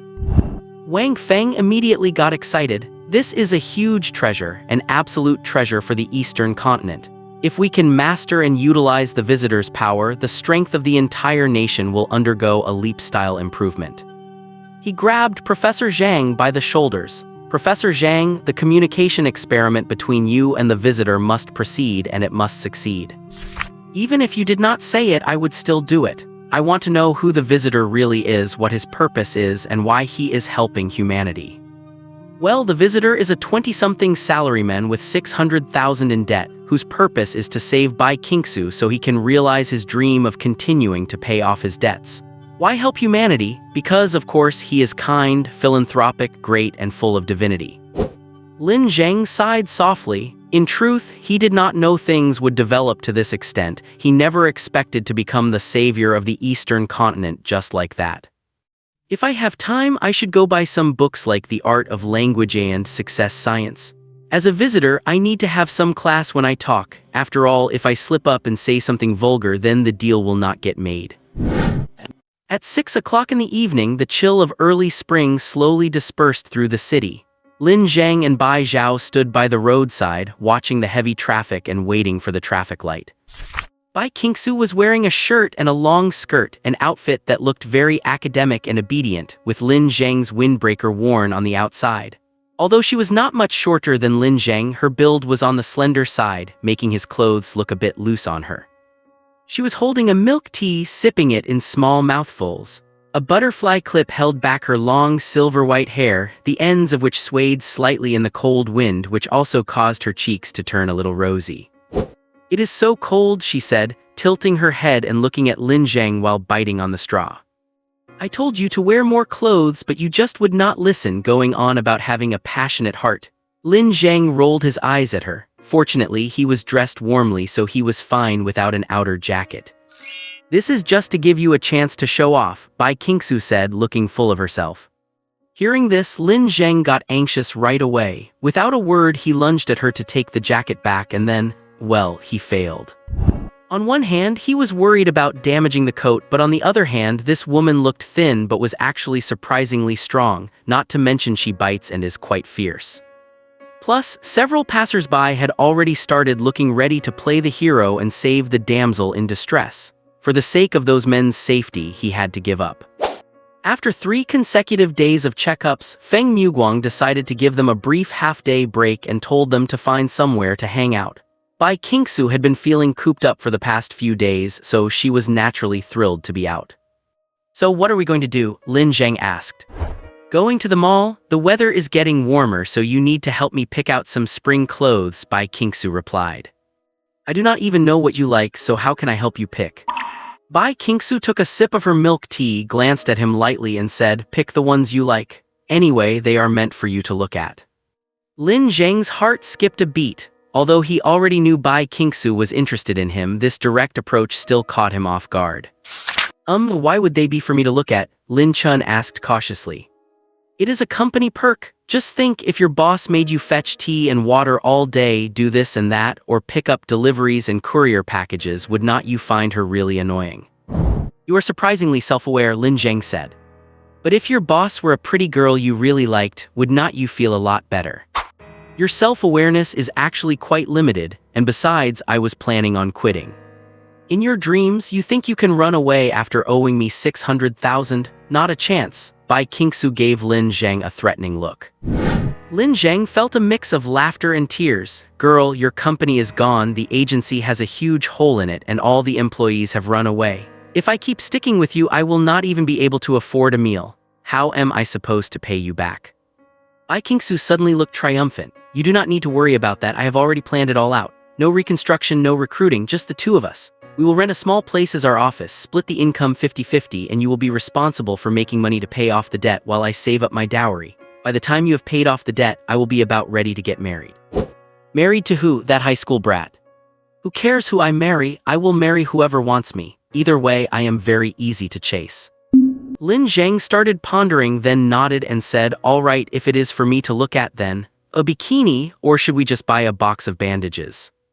Bai Qingxue froze for a few seconds, her face flushed instantly, and then she stomped hard on Lin Zheng's foot. Actually, Lin Zheng understood quite well. He understood perfectly. He did not even expect this girl to like him enough to want to talk about marriage.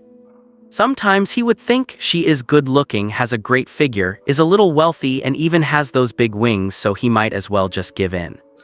But that is probably not an option now. Since he chose his identity between being human and an anomaly from that moment on, Lin Zheng was nothing more than a tool to himself. He could not use a tool to accept Bai Qingxue's kindness, that would be too unfair to her. So he could only choose to play dumb and pretend he knew nothing. However, Lin Zheng still genuinely helped her pick out clothes. This girl truly looked good in anything, whether it was a pure look or a cool, mature style. Lin Zheng thought she could probably pull off even a gaudy floral jacket or a fertilizer bag. After finishing the shopping, Lin Zheng helped her carry 2 bags while she carried the rest. The two found a fast food restaurant by the road to eat and chat. Regarding that previous attack incident, Feng Muguang is not planning on investigating it further, right? Lin Zheng asked. Bai Qingxue asked while munching on a chicken leg, "How did you figure that out?" "Those people were afraid of you. Once they knew you were back, they did not dare to strike again. If they were going to investigate them, they would not have let you come out to play," Lin Zheng said. Bai Qingxue nodded. "You have basically guessed right, but even if they hid me, it would not be of any use. Since they are the rivals of old man Feng Muguang, it means the other side also has official information channels, so this case would be hard to investigate regardless. Of course, the main point is that it has no value. Catching these hired killers would not reveal the mastermind behind them anyway, so it is better to let them give up and focus on our own matters." Lin Zheng nodded in agreement, because since Bai Qingxue's return, the pressure on Qinghe City has not lessened. On the contrary, it is increasing by the day. First is the communication experiment with the visitor. It is said that Professor Zhang's project proposal has already been submitted to the 7th Theater headquarters, along with 2 papers he wrote, one titled Analysis of the Visitor's Anomalous Characteristics and the other, The Definition, Birth, and Value of Dual-Dimensional Transcendentals. However, as one of the theaters with the least amount of anomaly activity among the 9 major ones, the 7th Theater does not have much experience in handling S-class anomalies. Plus, this matter is of great importance, so it was immediately escalated to the General Command of the Anomaly Bureau. Rumor has it that even the National Academy of Sciences and the Prism Bureau are paying attention to it. An S-class anomaly with the ability to create powerful dual-dimensional transcendentals, the visitor can be said to possess unparalleled, enormous value. In the last few days, 6 more cases of dual-dimensional transcendentals have appeared across the country. Based on current understanding, the visitor's anomalous traits have become completely phenomenal, turning into a phenomenon that can occur anywhere, though it is unknown if this has happened abroad yet. Beyond this major issue, the situation in Qinghe City is becoming increasingly complex. Although the Anomaly Bureau has tried its best to hide information about the visitor, some of it has still leaked out. Over the past few days, many obscure small companies have submitted research applications to Feng Muguang under various pretexts, hoping to join in the research on the visitor. Feng Muguang rejected them all without exception. He knew these small organizations were merely the tentacles and puppets of those powerful, deep-pocketed major corporations. These companies hold transcendental technology, some even possess methods for cultivating transcendentals, and they wield enormous power in East Continent. Of course, they would not come out in person. After all, the means by which they obtained information on the visitor were illegal. A blatant intervention would surely attract the attention of the Prism Bureau. If there is anything those companies with immense power and powerful private armies fear most, it is undoubtedly the Prism Bureau. Lin Zheng and Bai Qingxue, however, have been staying at the Qinghe City Research Institute for the past few days and have not been bothered. In short, the negotiation experiment is a big deal. Qinghe City looks calm on the surface, but it has actually become the eye of the storm. Both Feng Muguang and Professor Zhang are under immense pressure. For both of them, this is a significant opportunity in their lives. If Feng Muguang gets it right, he will likely be transferred to the 7th Theater headquarters, and Professor Zhang will gain recognition in the field of anomaly research. I wonder if they will succeed. Bai Qingxue spoke in a casual tone. It was clear she did not care about these things, but because Lin Zheng was interested, she told him about it. I think they should be successful. After all, the visitor seems quite approachable. By the way, let us head to a bookstore later. I want to buy a few books, Lin Zheng said. He had already decided. He would use his original form to communicate with humans and establish a relationship of mutual cooperation. On one hand, through the Anomaly Bureau, he could obtain a long-term and stable source of intelligence and knowledge to quickly improve his understanding of this world. On the other hand, if humanity ever manages to break into the space where he resides in the future, they will not immediately attack him with guns and cannons. Lin Zheng bought a book on public speaking and one on the art of language, then rode back to the institute with Bai Qingxue on their bikes. It was already 11 at night when they arrived, but Professor Zhang and the group of scholars had not rested yet. They were still holding a meeting in the conference room. The blackboard was covered in dense writing of various questions, with every word and expression being deliberated over and over. The lab was also busy with a group of researchers in white coats testing equipment. They had prepared dozens of computers for decoding, intended to interpret what the visitor would say tomorrow. They had even prepared high-fidelity sound equipment worth hundreds of thousands, which left Lin Zheng feeling a bit flattered. A short while later, Professor Zhang walked over to Lin Zheng and offered him a cigarette, but before he could, Bai Qingxue stopped him. "He does not smoke," Bai Qingxue said. "Oh, he does not? I recall Lin Zheng accepting a cigarette from Little Feng before, but not smoking is a good habit," Professor Zhang said while lighting the cigarette and putting it in his mouth. Eating over, Lin Zheng asked him. "Not by a long shot. We are just taking a short break. There are so many problems, we have to carefully refine the sentence structures to ensure there is no ambiguity and also ensure the tone is friendly. If we make that guy angry, heaven knows if he will unleash a phase 3. Maybe the visitor is the gentle and kind type who would not get angry even after being scolded a couple of times," Lin Zheng said with a smile.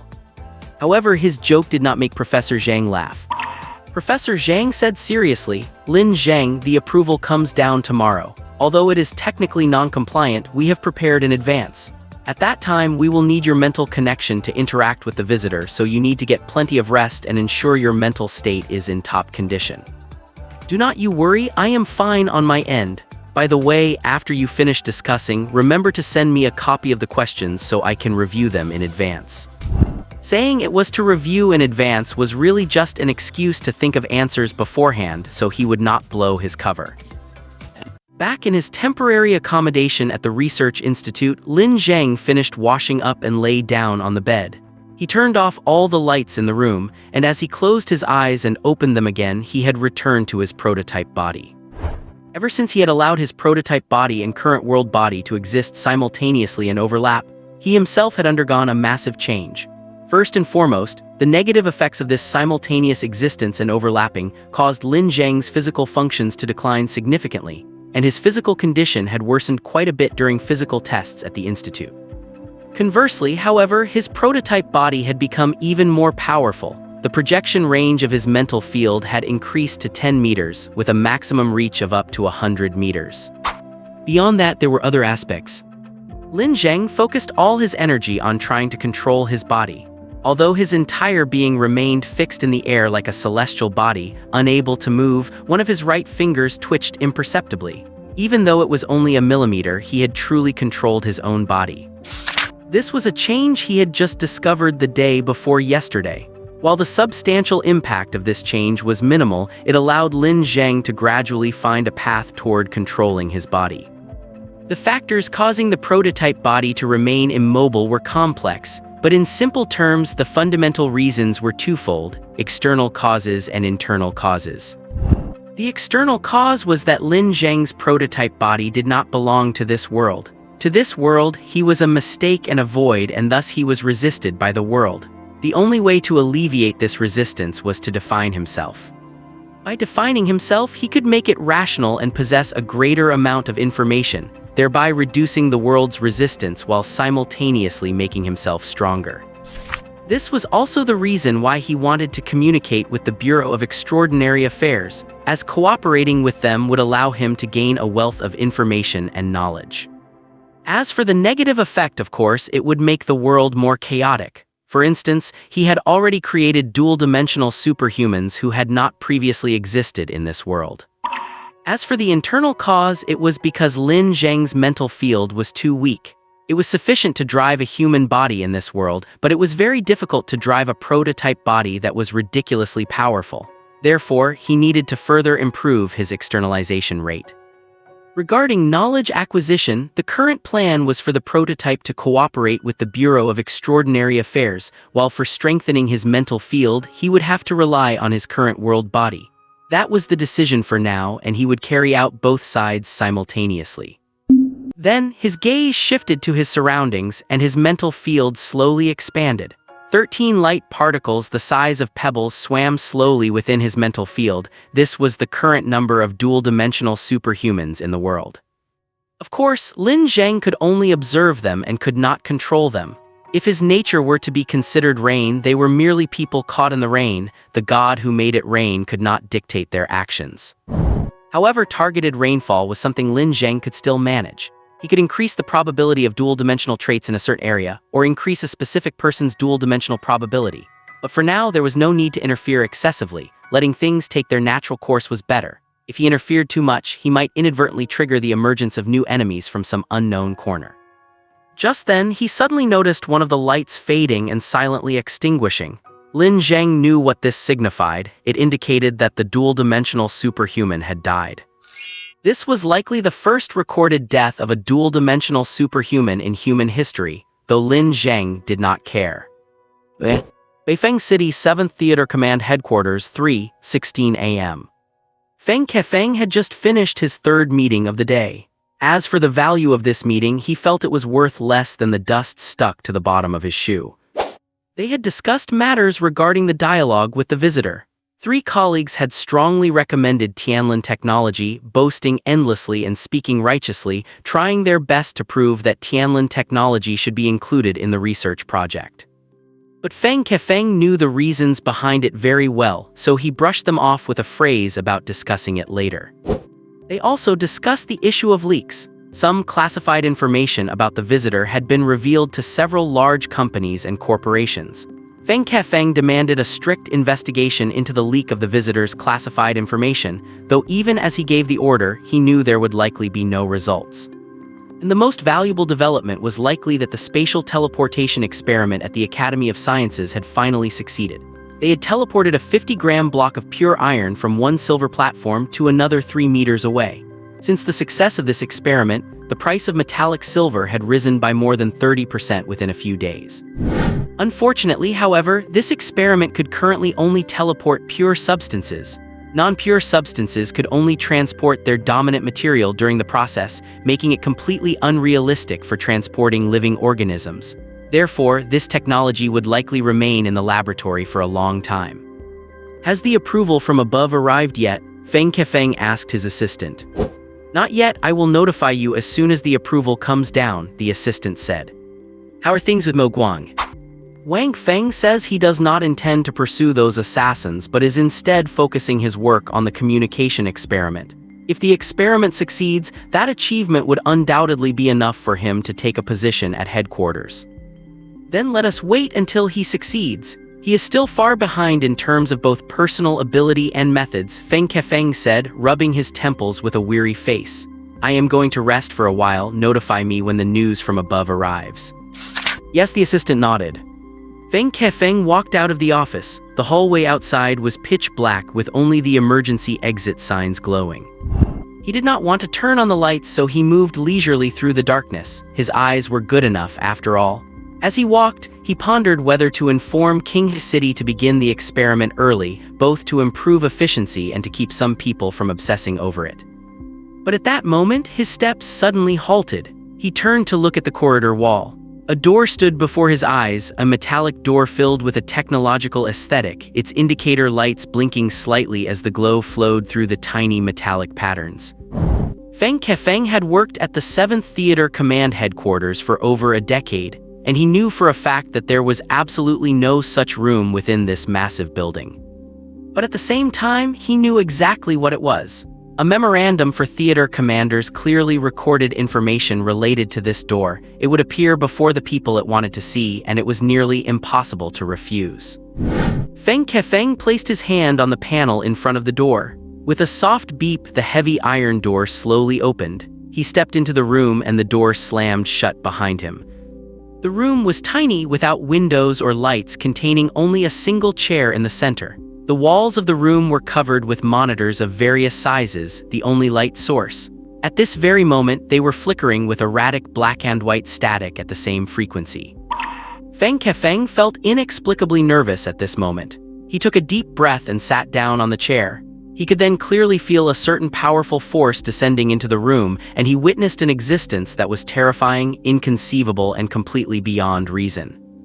That entity stared at him, and the coldness and indifference in its gaze made even Feng Kefeng, a man who had been to the front lines, experienced life and death, and even lived with a touch of arrogance, begin to tremble.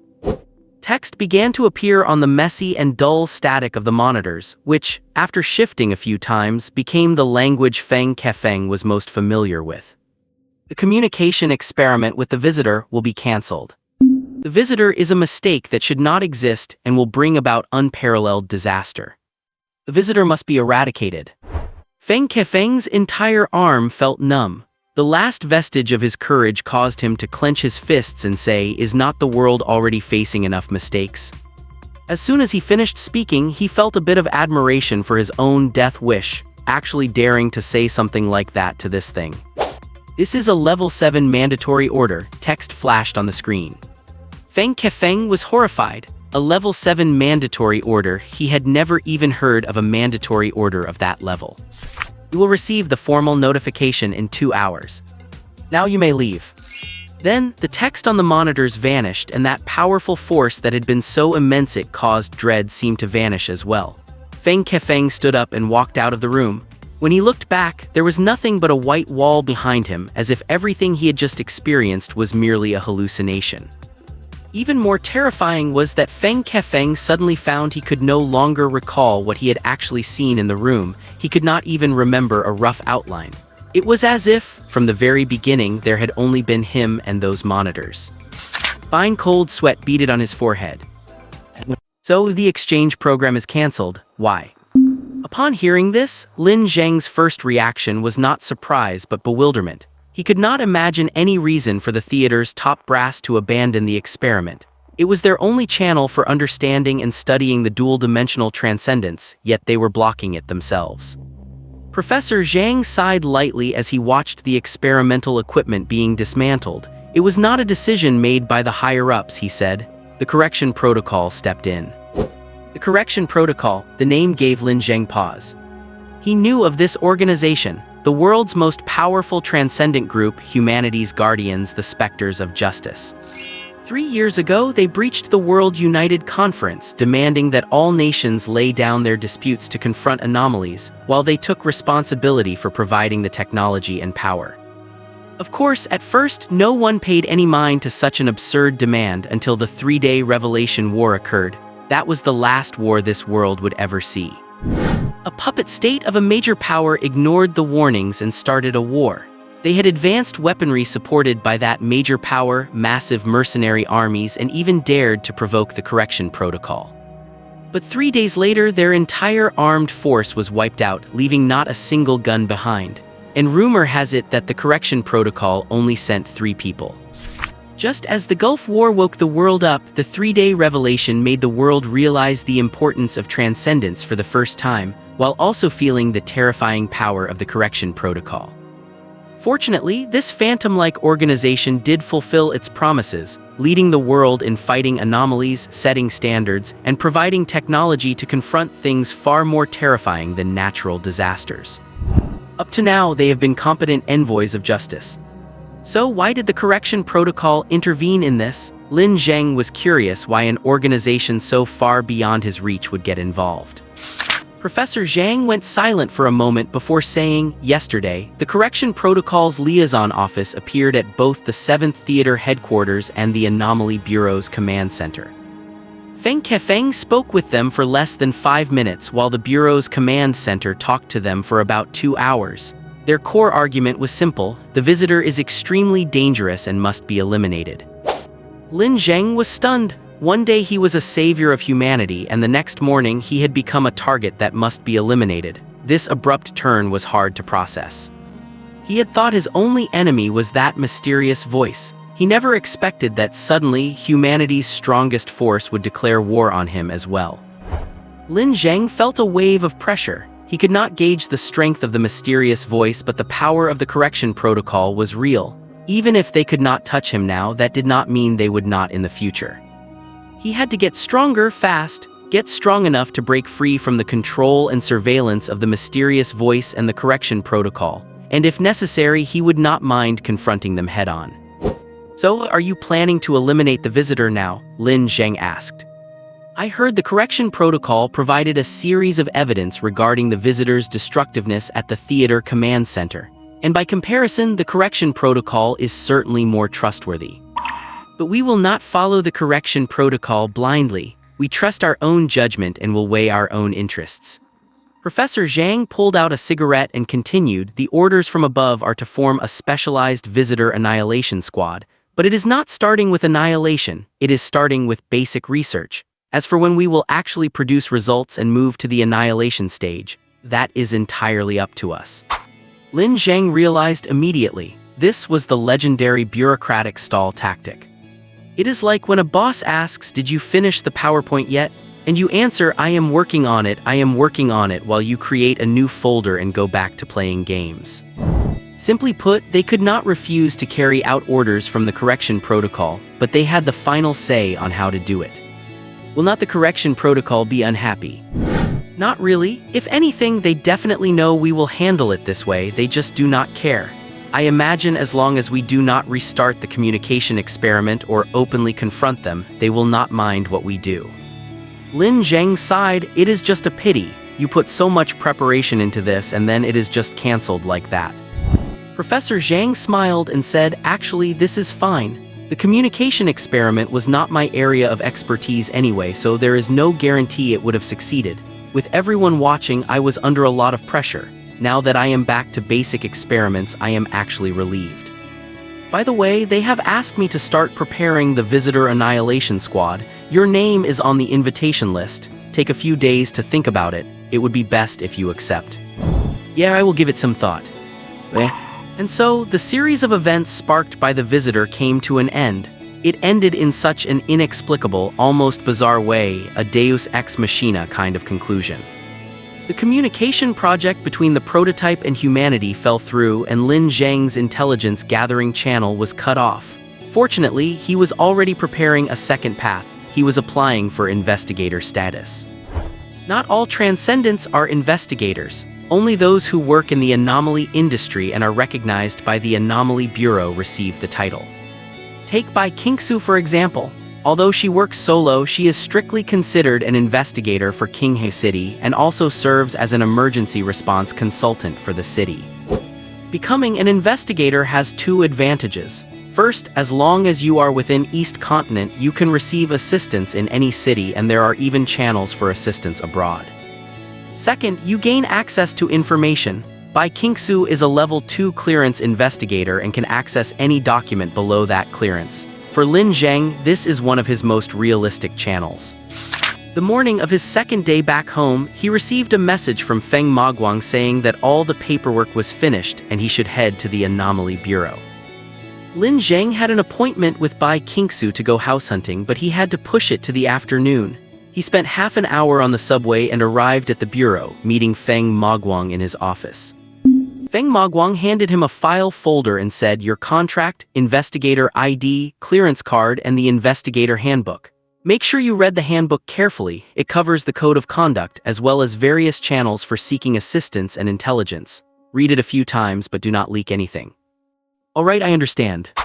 Lin Zheng took the folder and checked the contents. He opened his ID, which featured the file photo he had taken at the Anomaly Bureau when he first joined the Baishuang agency. It was printed in formal script: East Continent Anomaly Bureau, 7th Theater, Qinghe City. Investigator ID QH Lin Zheng. The text was neatly arranged on the card, along with a security watermark and an official stamp. 241, there are that many investigators in Qinghe City? Lin Zheng asked, curious. "Yeah, about that many, though most are not transcendents, just ordinary people with special skills. They have to pass exams to become investigators, and they are not assigned particularly dangerous missions. It is not like you special invitees." Oh, Lin Zheng nodded, looking at the card in his hand. "By the way, that mental distress compensation you mentioned has been wired to your account, plus your first month's stipend of 5,000, 55,000 total." "Wait, the monthly stipend is only 5,000, is not that a bit low?" Lin Zheng interrupted quickly. "No, you are complaining about getting 5,000 a month for doing nothing? You are a rookie, a level 1 clearance rookie, and you insisted on being a freelance investigator. I asked you to join the bureau and you refused. Besides, the stipend is meant to cover basic living expenses. It is not the main source of an investigator's income." "Then what is the main source of income?" "Completing missions, of course. We evaluate the value based on difficulty and impact. Take Zhao Sicheng's last anomalous creature sweep. He was only on site for 10 minutes and the final bonus was 78,000. Lin Zheng was shocked. "Is it that profitable?" "What do you think? Let me tell you, your boss, she is incredibly rich. Remember that 2-story building your company is in? She bought that for 16 million. I brokered the deal. Good grief, she did not even blink when she paid. The 300,000 you owe her is basically peanuts to her, and yet she is still hounding you for it so hard, it is just plain nasty." Although 16 million was quite a shock, Lin Zheng just smiled and said, "Well, I do owe her the money, so being pressed for it is expected. It does not really matter how much money she has." "Sai, you are just too honest. I really do not get why you follow her. What is the benefit? Are not I much better as a superior? I am approachable, right? I even buy snacks, right? And I have got capability too, right?" Sure enough, even though he had already refused once, Feng Maguang was still hoping he would join the bureau. But for Lin Zheng, that was not the better choice. Because while a position at the Anomaly Bureau was safer and risk-free, the work was too rigid. Lin Zheng could work in the interrogation department for 10 years and never see his clearance level rise, and only by raising his clearance could he access the information he needed. Lin Zheng thought for a moment and said, "Maybe because she is good-looking and she wears dresses to work." Feng Maguang stared blankly for a few seconds, then slammed his desk and stood up. Shallow, Lin Zheng, I really misjudged you, shallow." Item number, SSS009. Item name, The Visitor.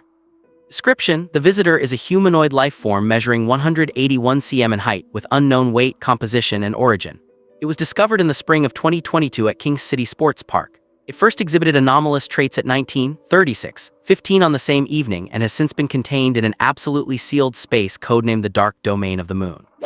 Preliminary study on the self-repairing capabilities of the Visitor. When the anomaly is injured, it absorbs matter within a fixed range to reshape its form. The exact data for this range and the underlying logic of its repair capabilities are still unclear. It is hypothesized that destroying the Visitor is extremely difficult. Preliminary study on dual-dimensional transcendence. The Visitor possesses powerful characteristics that influence reality. This phenomenon occurs randomly in the main material world, though the specific range is unknown. Transcendent beings affected by this characteristic are classified as SSS 9-1, referred to as dual-dimensional transcendence. In the first phase of interference, dual-dimensional transcendence disappear due to existence flickering. See the second research report on the visitor for a detailed definition. When the flickers of existence overlap, they reappear, their reality data altered, and their transcendent traits enhanced by leaps and bounds. Lin Zheng felt a slight numbness in his scalp as he looked at the stack of a paper in his hands. This was just the first page. There were over 20 pages left, including interview and research reports on himself and Bai Qingxue, as well as medical examinations and investigation reports on other dual-dimensional transcendence. There was even a report on the Black Tower incident, though much of the content was based on Lin Zheng's own verbal testimony. As for that area, it has now been completely sealed off as a restricted zone. So it was finally rated as SSS class, Lin Zheng asked. Yes, we did not expect the containment protocol to set the threat level that high either, but fortunately it is still gradable. That is better than those reality-defying objects, Professor Zhang said. Lin Zheng felt a moment of relief that he had joined Professor Zhang's team, as basic information on SSS-class anomalies required Level 4 clearance. However, as a member of the Visitor Extermination Team, he was granted special access. Oh, by the way, there is something interesting, Professor Zhang suddenly laughed. Right after our research team was formed, some people came to protest. Do you know who they were? Who? The Holy Cross Church. They claimed that the visitor's posture is exactly the same as their Holy Son's during his suffering, and thus they believe the visitor is a messenger of the Holy Son. They lodged a stern protest, claiming our team is persecuting their holy messenger. Lin Zheng was speechless for a moment. He had not expected to have a group of allies in the main material world for no reason, and certainly not a group like that. Moreover, the Holy Cross Church was one of the major proponents of doomsday theories. They had always believed that the raging of anomalies was a punishment from the Holy Spirit for the world's sins, and that the suffering would only end if everyone converted to their faith, repented, and performed a grand worldwide sacrament. Lin Zheng thought for a moment and said, I do not think they are that stupid. They must have an ulterior motive. They possess the technology to cultivate transcendence, have advanced extraordinary tech, and their churches are scattered across the world. How could they be fools? They negotiated with the Bureau of Anomalous Affairs, and the result is that research on the visitor will continue, but we are required to hire 2 theology consultants. Feng Maguang agreed to that. The higher-ups of the 7th Theater District authorized Feng Maguang to agree. To put it bluntly, the protest was just an excuse for legitimacy. It is likely the Holy Cross Church reached some deal with the 7th Theater District to insert their own people into the research team. So, that means we now have not only staff from Kongsing Technology and professors from Qinghe University, but also 2 members of the clergy. You could say that. Anyway, there are many who want to join our team, and they were the first to succeed. I reckon they must have paid a heavy price for it. Professor Zhang stretched his back and began looking around. They were currently in a 3-story detached villa. It was not luxurious, but it was meticulously decorated and did not feel like an office at all. So, you are living with little Bai? Professor Zhang asked. No, I rented a place in the Liuyuan residential compound nearby. She lives here alone and she uses this place as an office as well. Just the 2 of you, no other employees. As for other staff, a cleaning lady comes by every 3 days and Zhao Sicheng often stops by in the afternoons. Zhao Sicheng, what is he doing over here? I am tutoring him for school, Lin Zheng replied. Professor Zhang had a strange expression for a moment, seemingly unable to comprehend why Zhao Sicheng would be hanging out with Lin Zheng. After a while, he said, by the way, where is little Bai? She is still asleep. She binges shows until late at night and does not get up before 11 in the morning. She even eats breakfast in the bedroom. You need her for something? If so, should I go wake her up? No need. I just came to drop off the documents. It does not matter if I see her or not, and I have things to attend to at the Research Institute this afternoon, so I have to head back now. All right then, let me walk you out. I was actually about to go grocery shopping anyway. Lin Zheng just stood up when he saw Professor Zhang looking at him in surprise. You are usually this domestic. That is a bit unexpected. Lin Zheng looked down at the professor and said coldly, "Professor Zhang, please have a bit of self-awareness. If I was not so domestic, your strongest combat power in Qinghe City would have starved to death at home. You should be glad I am not asking you for an Outstanding Citizen Award." Thanks for your hard work and I am truly sorry." A bead of cold sweat rolled down Professor Zhang's forehead. By the time Lin Zheng returned from shopping, Bai Qingxue had woken up. She was wearing a blue silk camisole dress with a soft cardigan over it, appearing gentle and lazy. She was sitting with her laptop, working quite seriously. Seeing this scene, Lin Zheng felt even more convinced that not choosing the Bureau of Anomalous Affairs was the right call. While putting the groceries into the fridge, he said, "Professor Zhang was just here to drop off the data on the visitor. Remember to look at it this afternoon, and what do you want for lunch?" "Lunch?" Bai Qingxue looked back at Lin Zheng. "How about I make it today?" Lin Zheng looked at Bai Qingxue with an expression as if he had seen a ghost in broad daylight. "Hey, what is wrong with that? I am not the kind of pretentious woman who only knows how to be taken care of by others. I know how to cook, okay? Although I avoid it when I can. If I am starved enough, I will definitely do it." Starved enough? Lin Zheng was already imagining her looking ferocious with glowing green eyes, crawling down the stairs in a twisted fashion, just to reach the kitchen and gnaw on vegetable leaves. "No, if you knew how to cook, why did you always steal my food whenever I worked overtime back then? Back then you were my employee. If I did not pick on you, who would I pick on? Besides, your status is different now, so of course I have to put in some effort and be nicer to you so you do not grow to dislike me," Bai Qingxue said with justified self-assurance. Lin Zheng's heart skipped a beat. He snuck a glance at Bai Qingxue, who was operating her computer as if nothing had happened. "How exactly is my status different now?" he asked. "Now you're my only employee." Lin Zheng was left speechless. Actually, he had been hoping for Bai Qingxue to confess her feelings or something similar so he could turn her down in a gentle and tactful way, but this woman just kept going in circles, which left him feeling quite helpless. Then at noon, it really was Bai Qingxue who cooked. She fiddled around in the kitchen alone for nearly an hour before popping her head out and calling, "Lin Zheng, go wash your hands, it is time to eat." As he worked on his document, Lin Zheng was struck by a peculiar illusion, one that felt as if he and Bai Qingxue had already lived in this small building for 10 years, a sense of tranquil, peaceful time. Lunch consisted of 3 dishes: scrambled eggs with tomato, a classic braised eggplant, and a wax gourd soup. Although they were the simplest dishes, they tasted surprisingly good. "How is it? Not bad, right?" Bai Qingxue rested her chin on one hand and tilted her head as she asked him. "Well, how should I put this? It is far beyond my expectations." Lin Zheng picked up a piece of braised eggplant and chewed, feeling for a moment that he had underestimated this woman. "Actually, I can cook quite a few dishes, even some of the troublesome ones. How about this? You cook lunch and I will cook dinner." Lin Zheng was stunned for a moment, "But I still have to go home in the evening. Are not you still tutoring Zhao Sicheng? And besides, why do you have to go home so early?" Lin Zheng pondered for a while, cooking. Then he convinced himself, rather than going back and struggling to cook a meal himself, it really did seem better to just grab a bite here. They had not received any missions in the last few days, but the Bureau of Anomalies often had them processing files, and the Research Institute gave them plenty of work too. All in all, they kept busy, and the income, while not huge, was quite stable.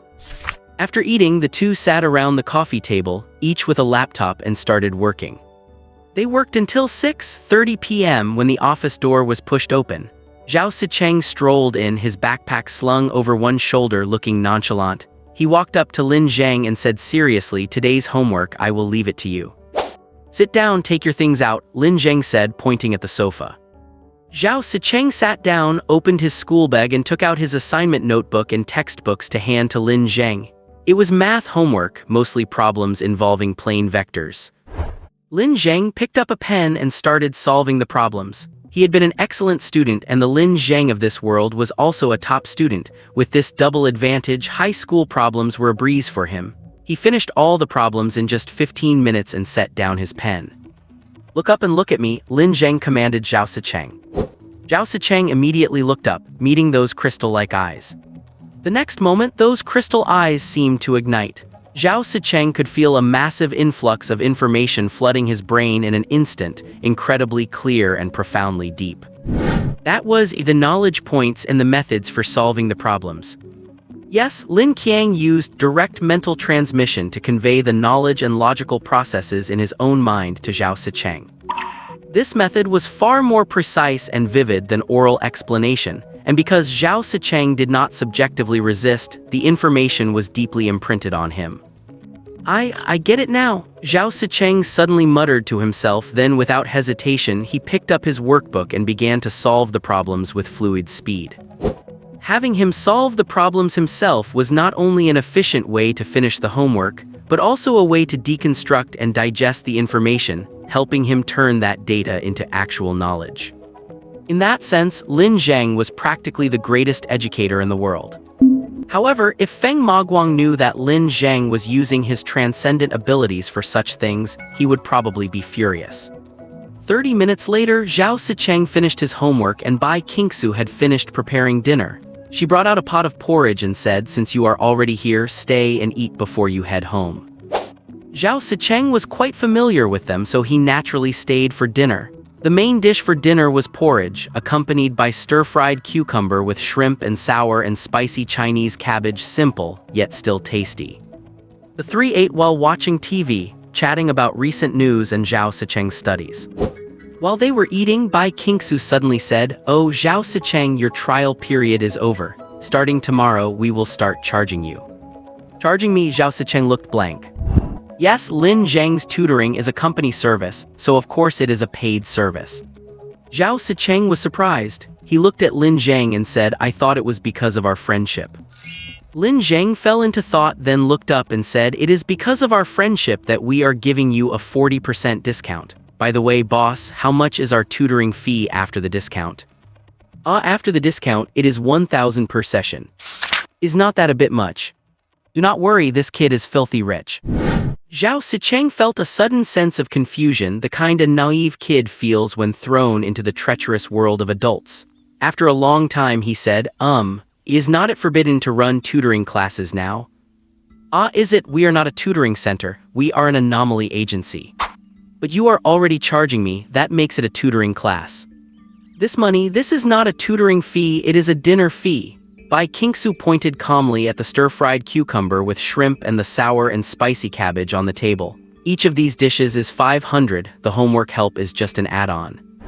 Zhao Sicheng looked at the shrimp stir-fry on the table, his small eyes filled with huge confusion. This stuff is really worth 1,000. Anyway, are you going to pay or not? Bai Qingxue slapped the table. In the end, Zhao Sicheng transferred the money to Bai Qingxue. On one hand, 1,000 yuan really did not mean much to him, especially since Lin Zheng's brain control tutoring was highly effective. On the other hand, although Zhao Sicheng had many ways to live his life while working hard, he seemed incredibly determined to get into a good university. As for the reason, Lin Zheng did not know why either. After dinner, Lin Zheng packed his things and said to Bai Qingxue, "Boss, I am heading home now. Transfer that 1,000 yuan to me later." Bai Qingxue looked confused. "Transfer it to you, why?" Lin Zheng felt a shock run through his body. He had not expected Bai Qingxue to be able to ask why with such an innocent face. It was almost breathtaking. "Why, that money was earned by me tutoring him, so it definitely belongs to me," Lin Zheng said. "Nonsense, that money was clearly earned by my stir-fried cucumber with shrimp and sour and spicy cabbage. I will give you half at most." Lin Zheng was stunned. He had not realized that this trick could be used against Zhao Sicheng and him alike. This woman was double-dipping. "So do you have a problem with that?" Bai Qingxue tilted her head as if to say, "What are you going to do about it?" Looking at this money-grubbing woman with her shameless and triumphant expression, Lin Zheng found it somewhat amusing. He had a strong urge to reach out and ruffle her silver hair, but he held back in the end. He did not want to get involved in other people's lives or become a part of anyone's existence. Bai Qingxue was already too deeply entangled with him. He did not want the tool that was Lin Zheng to become any more complex. If Lin Zheng was destined to die, he hoped to die alone in a place no one knew, with no one there to see him off. He felt it would be a sin if even one person came to say goodbye. The weather seems to be getting warmer. Just as Lin Zheng was thinking this, a persistent spring rain arrived unexpectedly. It poured for 3 days straight, shrouding the entire city in a thin mist and dropping the temperature by several degrees. Fortunately, the office was warm, complete with a fireplace, though the combination of the cozy air and the pattering of the spring rain made it easy to feel drowsy. He let out a long yawn and looked up at the clock. It was 2 in the afternoon.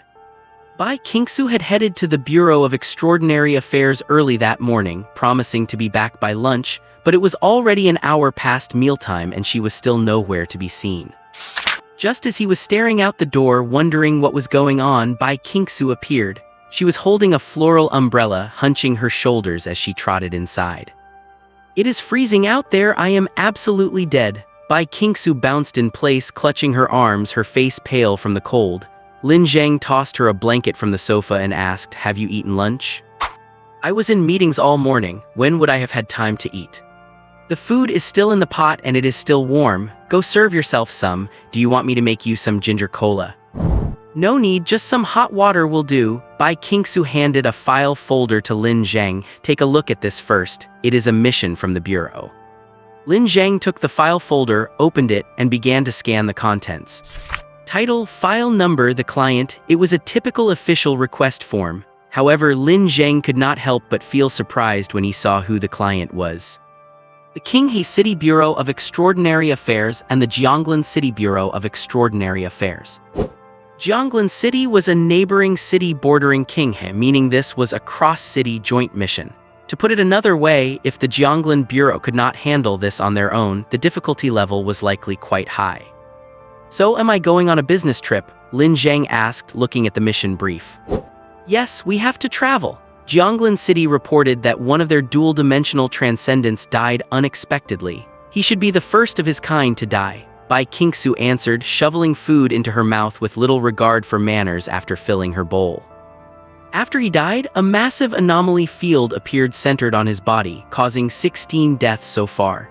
The Jianglan Bureau sent in military forces to try and recover the corpse, but they failed, losing both a transcendent and a special operations team in the process. They know the origins of dual-dimensional transcendence are in Qinghe, and since we are at the forefront of studying the visitors, they came to us for help. Feng Maguang was worried that this death and the anomaly might be related to the 3rd stage of visitor interference, so he took the job. Lin Zheng fell into deep thought. He knew for a fact that the death of this transcendent had nothing to do with the 3rd stage of visitor interference, as he had never added that into the lore. Moreover, in a sense, he had witnessed the death of that dual-dimensional transcendent. That day, he had seen a shard of light annihilate right before his eyes. That was likely the victim. "All right, when do we leave?" Lin Zheng said. I am not taking you this time. I am going alone. I will take you next time," Bai Qingxue said between bites. Lin Zheng looked up and stared straight at her. A few seconds later, Bai Qingxue shrank back and said, Split. I will definitely split the money with you, half for you." "Is that what I am talking about? I just think this mission is dangerous. It would be much easier if we handled it together." "What is so dangerous about it? They have arranged everything on their end. Besides, it is not just me. They have their own teams and transcendence there. It will be fine." Although Bai Qingxue made it sound simple, for some reason, Lin Zheng felt uneasy. Ever since she returned from disappearing, he had not wanted her to put herself in harm's way. It was that feeling of something he had worked so hard to get back. He did not want to lose it again so easily. "I still think it is dangerous." Fine, I will call you every night, okay?" Bai Qingxue flashed a mischievous smile. "I did not realize you were so clingy. Good thing I do not dislike clingy guys." Lin Zheng was speechless. "Are you sick? I am worried about your safety." "Do not worry, I will be back in a week at most. Besides, this trip pays well. After this one, we could spend the first half of the year just lying at home." Lin Zheng suddenly felt like this woman was like an actor in a Peking opera, covered in flags signaling her own demise, and he started to get a headache. Because the other side was in such a hurry, Bai Qingxue left that same night. After seeing her off, Lin Zheng went to work as usual the next day. It was not that he was dedicated to his job, but the office had a fireplace, it was warm and quiet, and it was much more comfortable than his own shabby little place. There was almost nothing to do today. Lin Zheng finished organizing files in 2 hours and was completely free. He took Bai Qingxue's car out to do some shopping, restocking the office's rice, noodles, and oil and buying some frozen food. After returning, he made a simple bowl of noodles and was watching a movie on his laptop while eating when suddenly, the doorbell rang. Wait a moment. Lin Zheng figured it was someone from the bureau. He stood up with his bowl to open the door but was slightly taken aback by who he saw. Standing outside was an elderly man in a gray jacket appearing to be in his 60s. His gray hair was neatly combed, he was clean-shaven, and he stood with a posture so straight there was no sign of old age. Looking at the young man standing there with a bowl of noodles, the old man looked a bit surprised and speechless, but he maintained his composure. "Hello, is this the Bai Qingxue agency? I am looking for Miss Bai Qingxue." Lin Zheng was jolted. He suddenly realized this was a business opportunity, a private sector one. He hurriedly swallowed the noodles in his mouth, balancing the bowl in one hand while reaching out the other. Yes, this is the Bai Qingxue agency. I am Lin Zheng, Miss Bai's assistant and investigator. Please come in, I will make you some tea. After clearing the coffee table and making tea, Lin Zheng grabbed his notepad and sat opposite the old man, who handed him a business card. Lin Zheng, CEO of a construction company. Lin Zheng tried to search his memory for the company name but came up empty. He tucked the card into his pocket and asked, "So, Mr. Liu, what would you like to commission us for?" Lin Zheng rested his hands on his knees, staring at the teacup on the table, looking a bit restless and nervous. "My home has been invaded by something and I hope you can help me get rid of it." Invaded, Lin Zheng wrote the word on his notepad and then asked, "Have you seen the thing, or perhaps seen traces or droppings it might have left behind?" Lin Zheng shook his head and said no. "Then have you considered that it might be a person, or perhaps a large wild animal, or maybe a stray dog?" "That thing is definitely not a wild animal or a stray dog, I am sure of it, and even if it were a stray dog I would pay the full amount," Lin Zheng said with sudden resolve. Lin Zheng looked up at his client. Although the man was trying to appear calm and restrained, he was clearly terrified. "All right, tell me the details." "I do not know. I went out of town for business a while ago and only returned to King the day before yesterday. I stayed home for one night and could clearly feel that something was there. It was definitely not human and definitely not an animal. I was too afraid to leave my bedroom that night and left early the next morning." "So you are staying somewhere else now?" Lin Zheng asked. Yes, Lin Zheng nodded. Lin Zheng knew that this case fell within the jurisdiction of the Bureau of Extraordinary Affairs. Even if the Bureau could not handle it for some reason, one could take the case number to a private agency and get up to 80 reimbursement based on the client's financial situation. It was a key measure to protect ordinary people from extraordinary threats. However, some people did not like dealing with the Bureau for various reasons, like private scholars, collectors, or certain corporations, and it seemed his client belonged to one of those groups.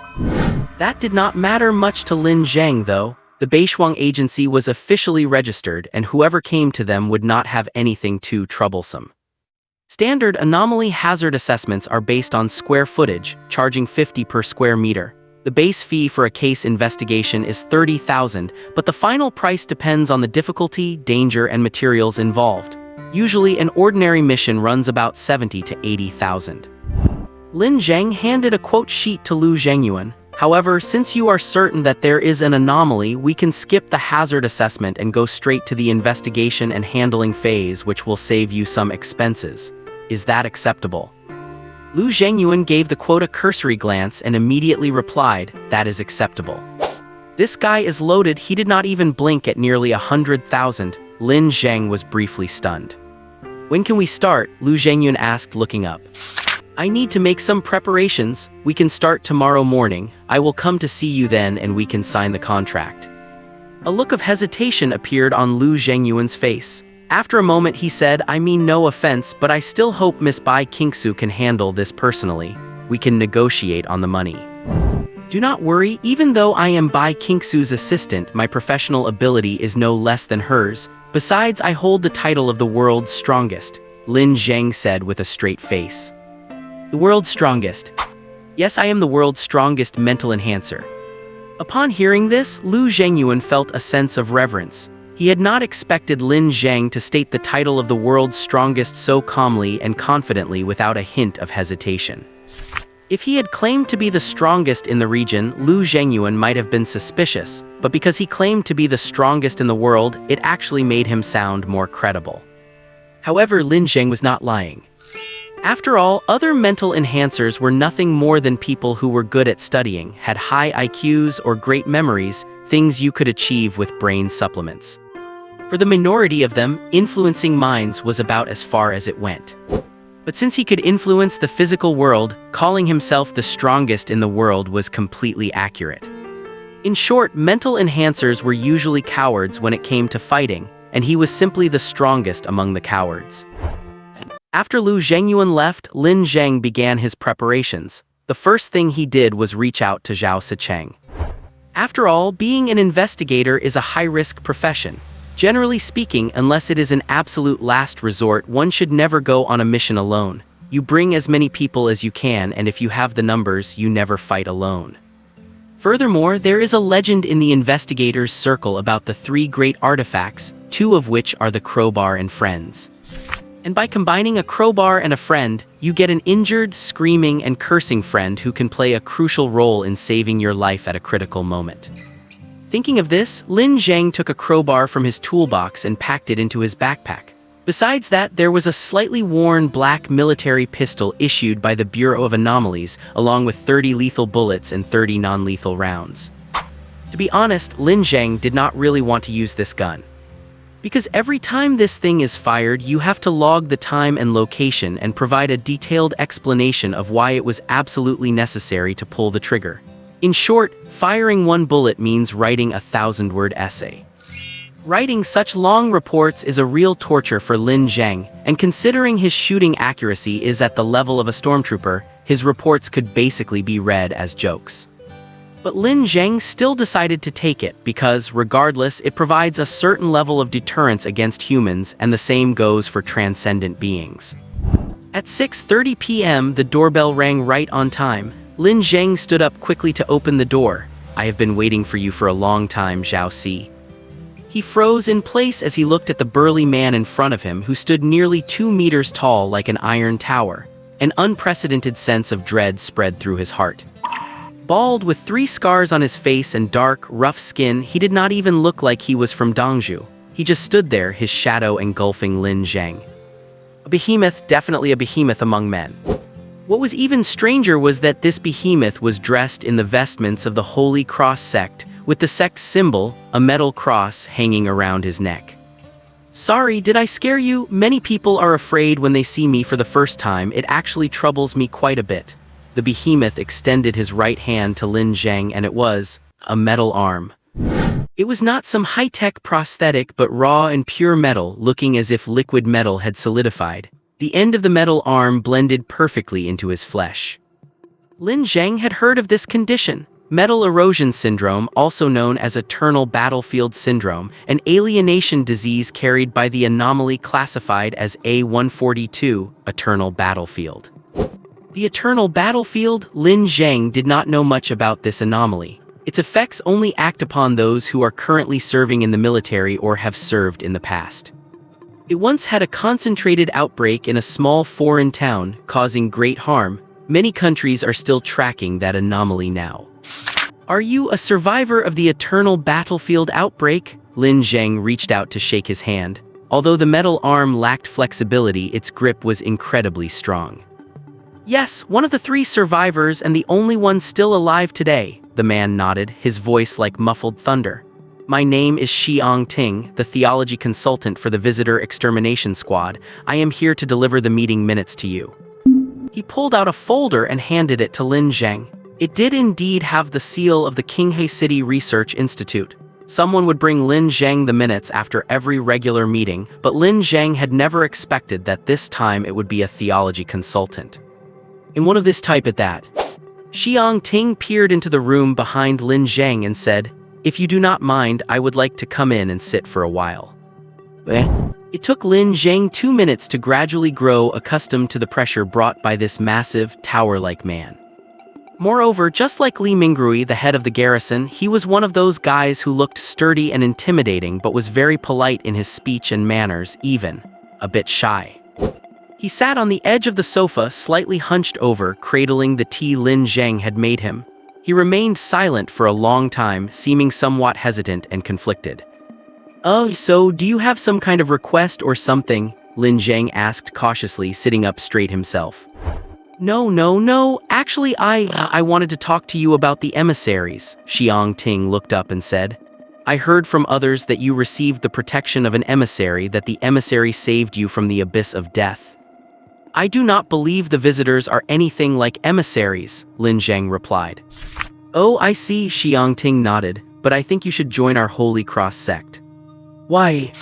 "Because only the Holy Spirit can save you from suffering. Only by believing in the Holy Spirit can you find salvation from your tribulations." The expression on Xiang Ting's face became devout. He stared at Lin Zheng with burning eyes, seemingly waiting for a response. Lin Zheng held his breath for a moment and said, "But I do not really have any suffering right now. I have food and drink and life is pretty good." "You certainly will in the future," Xiang Ting said with ironclad certainty. Lin Zheng. This guy is cursing him. A few seconds later, Xiang Ting seemed to realize what he said and quickly added, I did not mean it like that. Suffering will eventually find everyone. You have received help from an emissary, so you should act to help others. That is why I joined the Holy Cross Church." "You were saved by an emissary too." Lin Zheng found this absurd. "No, the Holy Spirit. I am a survivor of the eternal battlefield. After returning from that place, I have been every single moment." Midway through his sentence, Xiang Ting suddenly hung his head and said, "Sorry, this involves non-disclosure protocols. I cannot tell you. But those days were worse than death. I cannot forget that battlefield. I hate it, yet I yearn to go back every single moment. I fear it will find me, yet I hope it will summon me. I loathe this arm of mine. I have tried to remove it 13 times. Once I even chopped it off with a kitchen knife, but it always follows me back. It is forever a part of me. Although I am one of the 3 survivors of the eternal battlefield, I know that, like the others, I will not live much longer. I will die at the hands of my own fear and addiction." When Xiang Ting told this story, his expression was extremely grim, even filled with terror, but then it slowly eased up. Later, a friend recommended the Holy Cross Church to me. I did not hold much hope, but that night I met the Holy Spirit in my dream. It was incomparably glorious, more glorious than anything in the world. In its presence, I felt infinitely small, but at the same time infinitely at peace, a peace I had never known before. And then, Lin Zheng asked, vaguely guessing how the story would play out. Because he had heard rumors that the Holy Cross Church had a suggestive procedure, using equipment within the church, distributing flyers, and giving out little gifts to make people dream of the Holy Spirit. Making those people feel like they had been chosen and then willingly being scammed out of their money. Then Xiang Ting continued, "And so I gave all my wealth, joined the Holy Cross Church, and became a member of the clergy." Lin Zheng's mouth twitched. He was not even surprised by this, rather, he was amazed at how naive Xiang Ting could be for a veteran survivor of the eternal battlefield. But on second thought, it makes sense. The suggestive tactics used by the Holy Cross Church are far more effective on those who are mentally fragile or lack a firm sense of self. Xiang Ting has been haunted by his past nightmares. He might not even have a real faith, just a sense that he has found some kind of spiritual solace. So you also believe that anomalies are a punishment from the Holy Spirit, and that all of humanity must believe in him and hold a grand ceremony? Lin Zheng tossed out a rather tricky question. Xiang Ting fell silent for a moment, then shook his head seriously and said, "While many high priests say that, I personally do not believe it." "Then what do you think?" Lin Zheng pressed on. "I believe the Holy Spirit is fighting against the anomalies, but since he cannot eradicate them, he is guiding humanity to save itself. That is why he manifests as whatever an individual needs most. For me, that is a sense of direction." "And for those high priests?" Lin Zheng asked. "Probably money. Money makes them hold the Holy Spirit in awe, so he guides them to acquire wealth and spread his word so that more people can receive his help." Lin Zheng suddenly realized, this guy was really not right at all. He was not stupid, on the contrary, he was quite clever. He seemed very clear about what the church was doing, but also very clear about what he wanted for himself. Anyway, Lin Zheng, though you may not want to admit it, I can feel it. I can feel that you are also trapped in a profound suffering, one far greater than anything I have ever experienced, Xiang Ting said suddenly. But you are different from me. I am weak while you have power, a very great power. I do not know what it is, but it is strong. I would like to ask you to join us. Let the Holy Spirit help you find your own path and then go and save others. Lin Zheng was on the verge of jumping off the sofa. For the first time, he felt the fear of being seen through, and for a split second, he even considered taking down the giant in front of him. Just as he was about to speak, Xiang Ting added, I am sorry, I may have said something I should not have. I can assure you that I still know nothing about you. Lin Zheng did not know how to respond. He did not even know what attitude to take toward this guy who looked like a bear but was actually surprisingly sensitive. Fortunately, a third party broke the deadlock. The door banged open and Zhao Sicheng strolled in, casually tossing his backpack onto the sofa. No dinner tonight. Bai Qingxue is away on a business trip, Lin Zheng said. Does that mean I do not have to pay for today? Zhao Sicheng asked. I will serve you a $1,000 bag of instant noodles in a bit. Zhao Sicheng. He began to realize that the pair at the Frost Agency were both money grubbers. Trying to squeeze a single penny out of them was purely wishful thinking. Then his gaze fell on Xiang Ting. Before Lin Zheng could make an introduction, Zhao Sicheng spoke up. Oh, Xiang Ting, what are you doing here? Do you two know each other? Lin Zheng asked. We met at the Anomaly Bureau meetings. He is one of the theological advisors for the Holy Cross sect. He is a decent guy, though his colleagues are jerks, Zhao Sicheng said bluntly. Please do not say that about my fellow believers, Xiang Ting tried to argue, but his tone lacked conviction. It seemed he was well aware of his colleague's character. Zhao Sicheng glanced at him but stopped criticizing, turning to Lin Zheng instead. Tell me about the commission you took. Lin Zheng poured a cup of tea for Yun Sicheng and began to explain. Once he finished detailing the case and the intelligence, Xiang Ting was the first to ask, a home invasion? Why not report it to the Anomaly Bureau? They should be handling this, right? Lin Zheng did not know how to answer. He pondered for a moment and countered, then, if you encountered an anomaly, how would you handle it? I would report it to the sect's superiors. Xiang Ting stopped, a look of sudden realization dawning on him. The Anomaly Bureau represents public power and our friend here does not want to use it for some reason, right? But is he going to be okay? It will be fine. Frost is registered, and if it were really a shady job, they would not dare come to us, Lin Zheng replied. Beside him, Zhao Sicheng stared at the commission form Lin Zheng had drafted, his eyes cold and his expression serious, as if deep in thought. After a while, he looked up and said, I will help, and I only want a 10% cut, but I have one extra condition. What? Go ahead, Lin Zheng said, sitting up straight. 10% was suspiciously low.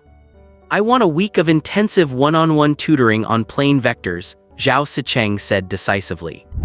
Lin Zheng looked at him in surprise and a hint of pity flickered in his eyes. To be willing to pay this much? It seems you really are hopeless with plane vectors. Zhao Sicheng clutched his forehead in agony. I cannot tell them apart, I really cannot, all those confusing operational properties. The two of them were talking business, while Xiang Ting remained, listening quietly and attentively, occasionally wearing a thoughtful expression. Lin Zheng did not mind. There was nothing sensitive in the commission and the client had not requested confidentiality. But just as he finished talking with Zhao, Xiang Ting leaned in. He stared straight at Lin Zheng, his bell-like eyes filled with a kind of heat that made one's skin crawl. Actually, I am very strong. I was in the army in special forces. I am good at annihilation and assault missions. See this arm? It is hard as steel. It can be used as a breaching tool, and in close quarters combat I can break bones with a single punch. Xiang Ting began to pitch himself, clenching his right fist and waving it in front of Lin Zheng, creating a whistling sound in the air. So what? Lin Zheng felt his hair stand on end looking at that hammer-like arm. You can hire me, and I do not want any money, not a single cent, just one additional condition. Lin Zheng covered his forehead, already knowing what the condition was. Although I do need your help if you want me to join the Holy Cross sect, I am afraid. Before he could finish, Xiang Ting interrupted. Carefully copy the first chapter of the Holy Spirit book and hand it to me. I will check it tomorrow morning. Lin Zheng froze for a few seconds before roaring. Seriously, what is wrong with you two? Good grief, first a math assignment and now a language arts assignment. Are these two jerks here specifically to torment me? It was 9 in the evening. Lin Zheng was hunched over his desk hard at work when a video call came in from Bai Qingxue. Lin Zheng set up his phone stand and tapped to answer. On the screen, Bai Qingxue was hunched over a dull gray table, eating instant noodles. Under the makeshift light overhead, her lips looked oily and shiny. Still working this late? How dedicated, she said, stretching her neck to look down as if that would let her see what Lin Zheng was writing. Lin Zheng scratched his head and replied, "No, I am just doing my homework, Chinese homework. It is due tomorrow and after I finish it I need to brush up on plane vectors and such." Bai Qingxue stared at Lin Zheng looking incredulous. "Have you been possessed by Zhao Sicheng, or is our place haunted?" "It is a long story, I will tell you all about it when you get back. By the way, how is everything on your end?" Lin Zheng asked. "Not great," Bai Qingxue shook her head. She held her noodle bowl with one hand to drink the broth while holding her phone with the other as she walked out of the tent. Outside was a sprawling temporary camp with soldiers moving about in a hurry. The phone switched to the rear camera, flipping the view. Through the lens, Lin Zheng could see a cluster of rather aged 7-story residential buildings and a hemispherical blue light shield surrounding the entire complex, much like a giant soap bubble. This was one of the more common pieces of extraordinary technology, known as a zone selector. It lacked defensive or lockdown capabilities but possessed powerful anomaly detection and high sensitivity. Generally, it was used to pinpoint the scope of an anomaly, and the light shield Lin Zheng saw now covered a fairly large area. "See that? The corpse is in the building at the center of the shield. We have not pinpointed which room yet." A fair, delicate arm reached into the frame to point in a direction, though in the night, Lin Zheng could barely see a thing. Bai Qingxue continued, "Drones cannot fly in, the signals get scrambled. For now, we can only observe from the perimeter. Yesterday, we spotted unidentified anomalous creatures within the affected zone using binoculars, but their numbers, species, and traits remain unclear." "Why not just bomb the whole area?" Lin Zheng asked. "We were met with protests. There are a lot of residents here, mostly elderly, and they do not want their homes bombed. But if we run out of options, I suppose a bombing is inevitable." Bai Qingxue switched the camera back to the front-facing one, revealing her fair neck and smooth chin on the screen. "How do you plan to handle it now?" Lin Zheng asked again. "We are still planning an assault. Send a team in, blow out the walls, then use a helicopter to airlift the corpse out to a prepared quarantine zone. It will be much easier to destroy or study it there." "So when do you think you will be back?" "Who knows, they are in a huge rush, but progress is actually quite slow, probably a few more days." Just then, a soldier jogged up to Bai Qingxue and said, "Miss Bai, the commander wants to see you." "Can they be any more annoying?" Bai Qingxue yelled, sounding like an angry cat before sighing as she turned away. "Look, I have to go, I will take care of this mess and talk to you later." The call disconnected and Bai Qingxue turned around and asked, "What do you need?" "The commander says a recruited extraordinary has arrived and wants you to meet him. You will be working together during the assault." Bai Qingxue followed the soldier toward the commander's tent. She lifted the flap to find Nai Lingchuan, the commander of Jianglan City, talking to someone dressed in casual black attire. This man had an elegant and peaceful demeanor and his tone was like a breath of fresh air. However, upon seeing his face, Bai Qingxue's brows knitted slightly. Nai Lingchuan saw Bai Qingxue enter and chuckled, "Oh, Zio Bai, you are here. Let me introduce you to this is." "No need for introductions, I know this guy." Bai Qingxue's blue eyes narrowed slightly. "The beast tamer Ding Chen, we have met before. He was lucky to have run away fast that time, otherwise his life would have ended then and there." The beast tamer Ding Chen raised both hands with a look of helpless resignation. "Miss Bai, let us not be so angry. We were just doing what we were paid to do back then. This time is different, we are on the same side." Bai Qingxue crossed her arms, her expression icy. "Where is Red Fish, where is he?" "Look, I have not had any contact with him for 2 years. We had a falling out during a mission. He might be dead for all I know and frankly I do not care. Ding Chen seemed to be trying to appease Bai Qingxue. "Get out," Bai Qingxue said, her voice cold and calm. Ding Chen's expression shifted slightly, but he soon put his smile back on and said, "Fine, I will head out then. I will come back once you two are done talking." After he left the tent, the commander, Lin Zheng, who had been watching the scene, asked, "Some prior bad blood?" "He used to be a mercenary extraordinary who handled dirty work. We have clashed before." Bai Qingxue's tone leveled out slightly. "Who brought him in?" "I requested a list of recommended personnel from the theater headquarters. He was a priority recommendation and he has a registration number filed just last year in Xiaoxi City." "I find that very hard to accept," Bai Qingxue said. "It is difficult for me to work with a former enemy, especially during a dangerous mission. Who knows if he might try to hurt me." Lin Zheng pondered for a moment before saying, "Fine, I will issue you a document. Once the operation begins, regardless of the circumstances, if you feel he is a threat to you, you have my permission to kill him on the spot. Jianglin City and I will shoulder all the responsibility." Lin Zheng trusted Bai Qingxue. He believed she would never kill an innocent person without good reason. Besides, this fierce young woman was the ace extraordinary and lead enforcer for King's City. If anything happened to her, our friendly neighbor, King's City, would certainly not be pleased. Taking a step back, Bai Qingxue was the lead commander for this operation, a powerful dual-attribute extraordinary. She was irreplaceable, unlike the beast tamer Ding Chen. Under the pitch-black night, Ding Chen walked slowly toward the beast cage. This cage had been specially prepared for him, a massive square iron enclosure over 3 meters long where his creation lay coiled. It was a giant black snake, its skin exhibiting a honeycomb-like network structure with tiny tentacles visible, swaying slightly within the mesh. He had told Lin Zheng it was a creation he had spent a month crafting, and that it would play a vital role in this operation.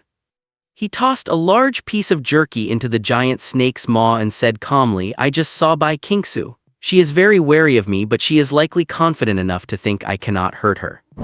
The giant snake swallowed the meat, its throat emitting a voice. "Good. Remember our mission, eliminate her within the anomaly zone. Once she is gone, surrender to the military. Our employer will ensure our safety." Hunting a dual-attribute extraordinary in broad daylight, I feel like we are being a bit stupid. Rest assured, her arrogance and underestimation of us will be her undoing. Plus, do not forget we have our trump card, she is destined to die. 16 Ningyu Street, West Banklake Manor. This was a tall European-style villa built along the river. The front yard was a vast estate garden with meticulous landscaping, including a pond and a garden arranged with a refined touch. It clearly looked like it had been designed by a professional. Lin Zheng could not help but exclaim, "Tusk, this is truly luxurious." It is indeed luxurious," Zhao Sicheng said, dressed in casual clothes and squinting at the building. "But by my estimation, the area is a bit smaller than my place. My home has a better location, a larger front yard and a fountain at the entrance, though I have not used it in a long time." Lin Zheng. Xiang Ting also nodded and said, "Indeed. Plus, although the style is European, it is actually not that great. I have donated 3 European-style manors to the church before. While their area was slightly smaller, the construction quality was much better." Lin Zheng. He looked at Zhao Sicheng, then at Xiang Ting and asked, "Am I the only poor person here? Are you two not considering donating a little something to me? My estate is a family inheritance. I do not have much money on me, just 30 yuan for lunch. Do you want it?" Zhao Sicheng said. "As for me, my family assets have already been donated and on me." Xiang Ting flipped his pockets inside out, fished out a crumpled 10 yuan note and added, "If this can make you feel happy." Lin Zheng did not dare to take it. He felt that if he did, he would be a sinner for all time. Why was he so? Let us just focus on the mission. I have the strongest ability, so I will lead. You two try to follow behind me." As Lin Zheng spoke, he walked toward the tightly shut gate and tried to push it with his hands, but the gate did not budge an inch. "Did you not ask the client for the key?" Xiang Ting asked. "Forgot, but it is fine. He said it does not matter if we break it." Lin Zheng pulled a crowbar from his backpack, planning to pry the door open. But just as the crowbar came out, Xiang Ting raised his right hand and punched the lock. The thick, custom-made iron gate emitted a piercing screech from the heavy blow and was then pushed open by Xiang Ting. Let us go, we can get in now. Xiangting walked in first. Lin Zheng was left speechless. Strongest ability, please move aside, Zhao Sicheng said sarcastically, squeezing past Lin Zheng. This kid really is not cute at all. After entering the estate, before them lay a spacious hall and an adjacent dining room, featuring luxurious sofas, a grand dining table, a staircase leading to the upper floor, and display cabinets filled with expensive red wine and decorations the owner was proud of.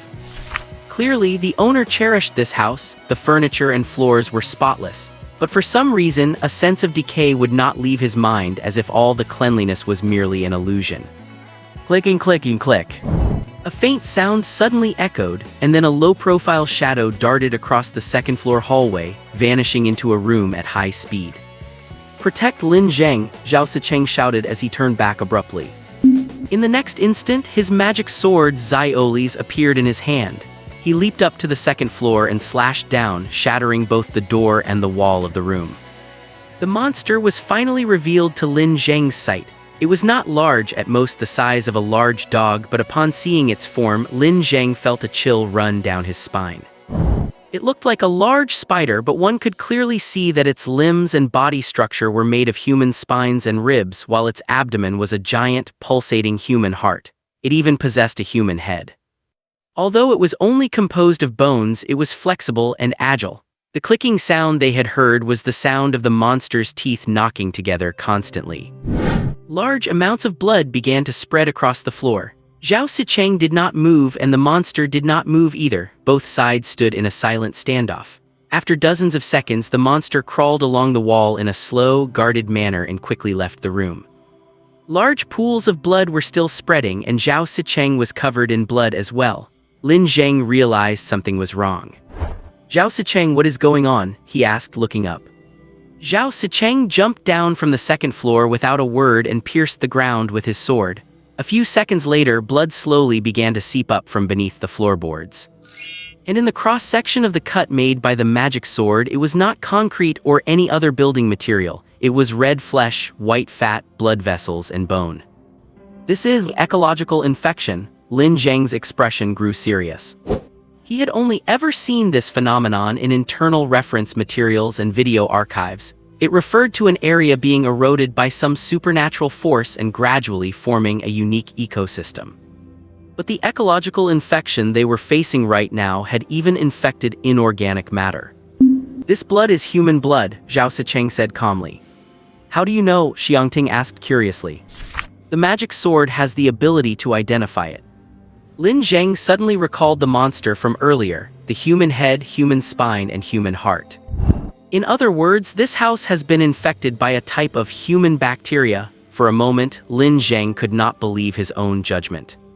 He had never heard of any anomaly related to the essence of humanity. Since humans are higher-order individual lives, not bacteria, not mushrooms, how could they possibly infect another species or even inorganic matter? That creature just now was at the bottom of this ecosystem and was not aggressive, so you did not kill it, right? Lin Zheng asked, looking at Zhao Sicheng. Correct, killing it is meaningless. In some corner of this manor, there are likely many more advanced monsters already, Zhao Sicheng replied. He clutched his forehead, feeling a sense of horror. He felt as though he were in the middle of a rainforest made of human flesh, blood, and bones. What they had just seen was only the lowest, most docile creature in this jungle, and there was no telling how many predatory things were hidden in the depths. What now? Should we notify the Unusual Affairs Bureau? Xiangting asked, scanning his surroundings with caution. Zhao Sicheng replied coldly, what use is notifying the Bureau? Bai Qingxue is away on a business trip. All the top-tier combat power in King's City is here right now. Even if we called the Bureau, we would end up dealing with this ourselves anyway. That is true, Xiangting nodded slightly. Then how about this? We will get Lin Zheng to a safe place first, then come back to find the source of the infection. Fine, Zhao Sicheng agreed. But just then, Lin Zheng said, this thing is fundamentally different from the definition of a human, yet it expresses the idea of I am human in every way. So Zhao Sicheng asked. I am interested, extremely interested, Lin Zheng said, a small smile tugging at his lips. And do not forget, I am the strongest spiritual enhancer. Zhao Sicheng and Xiang Ting sighed at the same time. A quiet and subtle atmosphere still permeated this vast building, carrying an unsettling sense of discomfort. Fortunately, there were no microbes or spores and the air was clean. This was a good sign, suggesting that this infection was not airborne, meaning they could remain in the infected zone for long periods. The next thing they needed to do was locate the ecological infection source and clear it out, though that is easier said than done. Lin Zheng had no idea what other strange things might be in this place, nor did he have any experience dealing with ecological anomalies, having only read some paper-based files. Right now, the three of them were cautiously patrolling the manor. Lin Zheng turned back and asked Zhao Sicheng, "I remember you and Bai Qingxue solved an ecological anomaly event before, right? Do you have any experience?" "I have had such experiences, but they are not worth learning from," Zhao Sicheng said indifferently. "Why? That crazy woman created an autologous alienation virus, then voluntarily merged with the ecosystem and poisoned the entire biosphere," Zhao Sicheng said.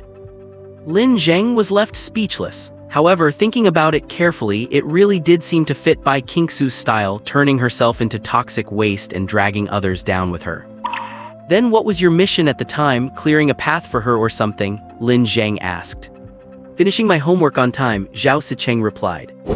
Lin Zheng fell silent, but he did not blame Zhao Sicheng for his inaction, because making that kid do homework was far more painful for him than fighting. Just then, Xiang Ting, who was walking in front, made a shushing gesture. He pointed to a room door signaling movement inside. Zhao Sicheng adopted his stance for summoning his magic sword, and then Xiang Ting kicked the door open. It was a luxurious and comfortable guest room, at least it should have been once. As for now, what presented itself before them was a truly bizarre scene. Countless intestines were interwoven in the room, forming a giant, chaotic web. Entangled within this web were a dozen of those strange spider-like creatures they had seen earlier. The intestines were slowly swallowing them bit by bit, and at the center of this giant web was a person, or rather half a person. It was a woman, unusually gaunt, so gaunt it was unbelievable, as if her skin were just a thin layer stretched over bone. Her arms were extraordinarily long, nearly over 2 meters. Even more bizarrely, she had no legs. Strictly speaking, the area below her abdomen was empty, and the snake-like intestines weaving throughout the room were growing directly out of her abdomen. She was slowly raising her head, her grayish, faded eyes extending outward like the eye stalks of a snail, slowly protruding from her eye sockets before locking onto the three uninvited guests. A predatory organism within this ecosystem, but why would it take the form of a human woman? Even if this virus had a major connection to humans, it should not look like a human woman, especially with such distinct facial features. This eerie creature suddenly emitted a heart-wrenching scream. The next moment, it felt as if the entire room was writhing and the hundreds of intestines danced simultaneously, attacking the three of them like countless tentacles. "Protect Lin Zheng?" Zhao Sicheng roared again. His giant magic sword Zayali's surged upward, its brilliant glow burning like intense fire, forcing back the attacking tentacles one by one. The situation on Xiang Ting's side, however, was not optimistic. To protect Lin Zheng, he had positioned himself at the very front, and within moments his arms and body were tightly bound by several intestines. "It is finally time for me to act," Lin Zheng thought. So far, only he knew how powerful his mental interference ability really was, but now he finally had a chance to use it. But that thought lasted only 2 seconds. The next moment, he saw Xiang Ting grab the intestines wrapped around him and pull with a light effort, tearing them away as easily as if they were tissue paper. Then, with a stride like an unstoppable bull, he marched toward the monster. The creature's scream became even more agonizing. It seemed to sense the danger and tried to flee, its long arms scratching frantically at the floor.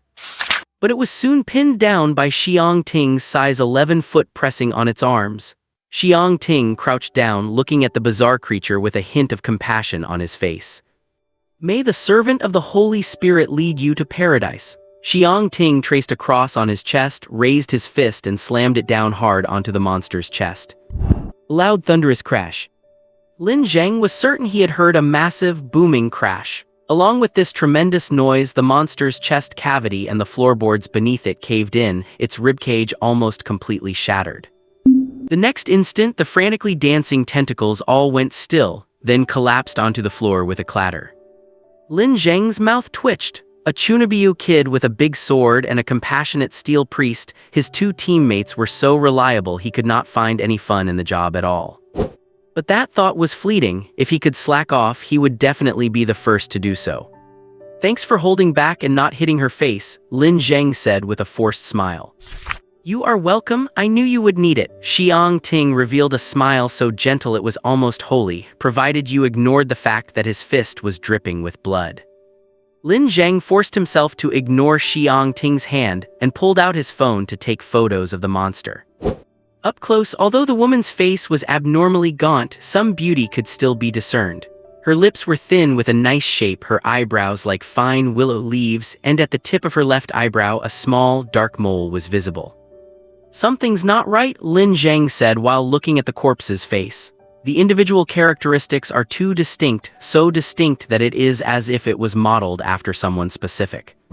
Could it have something to do with Lu Zhengyuan, or perhaps a resident who wandered in nearby was assimilated?" Zhao Sicheng asked. Lin Zheng stayed silent for a while, then pulled out his carry knife and slowly cut open the side of the corpse's neck and shoulder. Beneath the skin were distinct, layered tissues that looked like a cocktail of fat, flesh, blood vessels, and tiny bone fragments. This was definitely not the state a human body should be in. This guy is a native organism of the ecosystem. It is transforming itself into something closer to human through predation, but at its core, it is a native creature of this ecosystem, Lin Zheng concluded with a frown. But then another question arose in his mind. Who is this woman? Why would the creatures of this ecosystem mimic her appearance? Are all the creatures in this ecosystem trying to evolve into her? Ecological infection, human features, mysterious woman. Lin Zheng began to realize that things were not as simple as he had imagined. So, does this have anything to do with Lu Zhengyuan?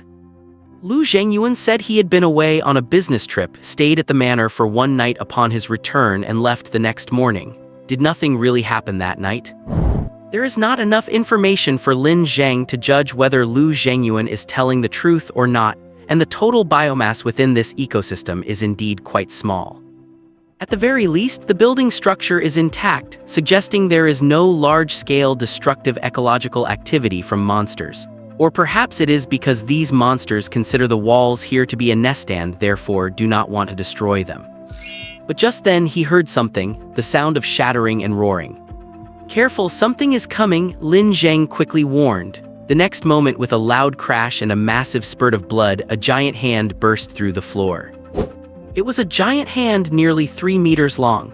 With its slender, graceful fingers, it would definitely be considered beautiful by human standards. It even had red nail polish on and wore a shiny silver wedding ring. But it did not belong to any single organism. It was a completely independent entity. Its fingertips sprouted long, delicate eyes, and a thin, shapely pair of lips grew on the palm.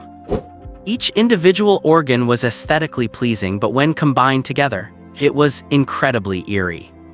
Without giving Lin Zheng any time to react, it lunged at the corpse on the ground like a spider, quickly wrapping the body up with its form, followed by the sound of bone-chilling chewing filling the room. Blood, bone fragments, and remains of the corpse slowly scattered, but that did not mean the monster had let its guard down. Its index finger tilted slightly, constantly observing Lin Zheng and the others. The disturbing scene before them was clearly making Zhao Sicheng uncomfortable. He gripped his magic sword tightly, but before he could launch an attack, the monster suddenly dragged the corpse and leaped down through the hole with lightning speed. And right where the hole had been torn open, countless buds and blood vessels suddenly sprouted, sealing it completely in just over 10 seconds.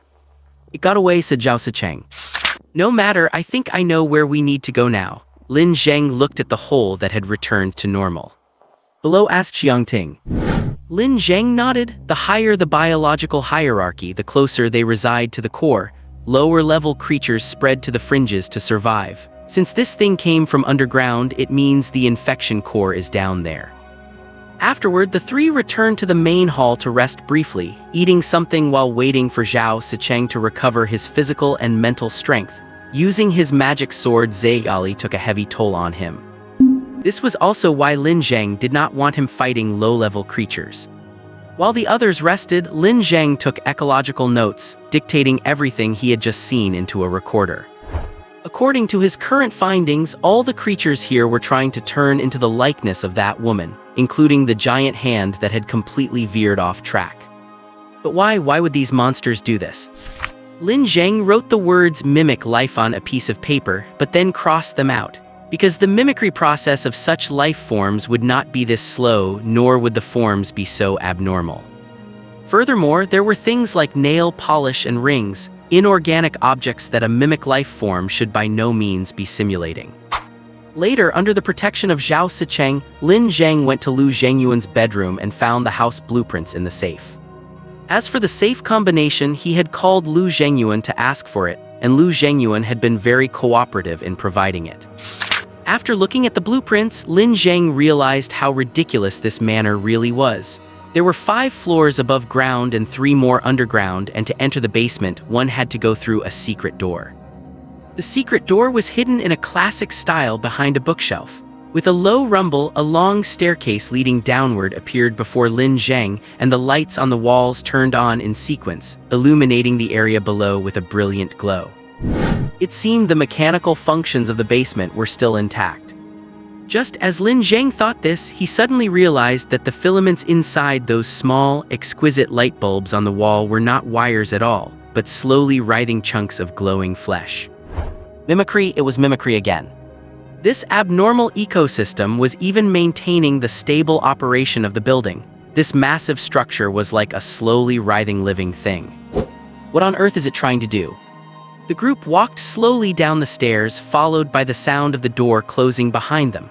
On the first basement level, Lin Zheng finally understood why Lu Zhengyuan did not go to the Extraordinary Affairs Bureau. Because what appeared before them was a rather large underground display hall, with over a dozen glass cases containing all sorts of items, eerie skulls, strangely shaped animal specimens, and some peculiar stones. Extraordinary item collectors, is that what they call themselves? What pathetic fools, not worth pitying, Zhao Sicheng said with a mocking smile. Why do you say that? Lin Zheng was curious. This was the first time he had seen Zhao Sicheng express his views so strongly. Nothing, I just feel that way, Zhao Sicheng said calmly. Anyone who wants to touch the extraordinary is a fool. Lin Zheng did not continue the discussion with Zhao Sicheng. He looked ahead where the door led to the next floor, but for some reason he felt a faint sense of unease. It was too quiet, eerily quiet. If Lin Zheng was not mistaken, they were very close to the core area of the infection, but why were there no monsters here? Lin Zheng led the way and pushed open the door to the second basement level. The door was unusually heavy. Lin Zheng did not even have the strength to open it until Xiang Ting came to help him. From behind the door came the sound of bones shattering and things being torn apart, followed by an overwhelming stench of blood. The space behind this door was the only place that had been compromised. It had been expanded into a massive underground cavern. Countless bizarre monsters crawled about here, and a massive giant leaned in the corner of the cavern with all the blood vessels, bones, and veins spreading out from it as the center. By the remaining light in the room, Lin Zheng saw the giant's face clearly. Short gray hair, a square jawline, and aged wrinkles. Lu Zhengyuan.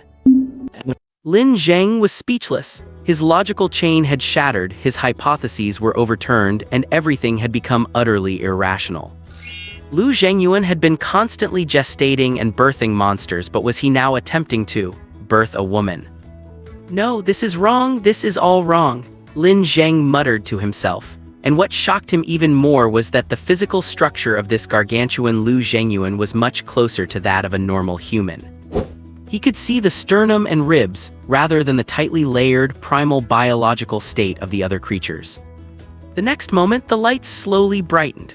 Lin Zheng looked up at the ceiling. They were not real lights, but yellow fruits growing out of the dense flesh tissue on the ceiling, glowing and illuminating the entire room. They flickered slowly and rhythmically, lighting up the whole room. Strictly speaking, this room was like a massive dumping ground for corpses. As far as the eye could see, there were only female bodies, the bodies of the exact same woman. But none of them were intact or normal. Some were covered head to toe in hands, others had faces crowded with dense eyeballs or bones piercing through the skin like white trees. Not a single one was normal. The monsters, which looked like human hands, were moving busily through the piles of corpses, crushing them into huge balls of flesh to feed into Lu Zhengyuan's mouth. Lu Zhengyuan did not even have the ability to chew, his lips just trembled slightly as he let those flesh balls slide down his throat, unable to even die. Lin Zheng walked slowly toward Lu Zhengyuan but was stopped by Xiang Ting, who asked, "What are you doing?" "He seems to still have his consciousness. I want to try to communicate with him. But he does not look like he is in any condition to communicate." "Do not forget, I am a mental enhancer," Lin Zheng said. Xiang Ting could not stop him, so he could only hold his gun and clear the way, escorting him as they slowly approached Lu Zhengyuan. A faint blue light ignited deep within Lin Zheng's pupils. He released his mental reach, forming a giant sphere, and began to capture Lu Zhengyuan's residual spirit. He sensed it quickly, a gray, withered, and already twisted mental entity. Lin Zheng could not feel any flow of thought from him, only numbness and pain and a yearning for death. "If you are Lu Zhengyuan, tell me who that woman is." Lin Zheng skipped the pleasantries and went straight to the core of the issue, knowing that given Lu Zhengyuan's current mental state, he might struggle to respond to external stimuli. Sure enough, Lu Zhengyuan's mental entity remained silent, permeated by a numb grayness. Lin Zheng frowned slightly. He intended to use some forceful measures like direct mental bombardment or mental control. But before he could act, the mental entity trembled slightly, and a voice echoed in Lin Zheng's mind. "Time is running out, kill it."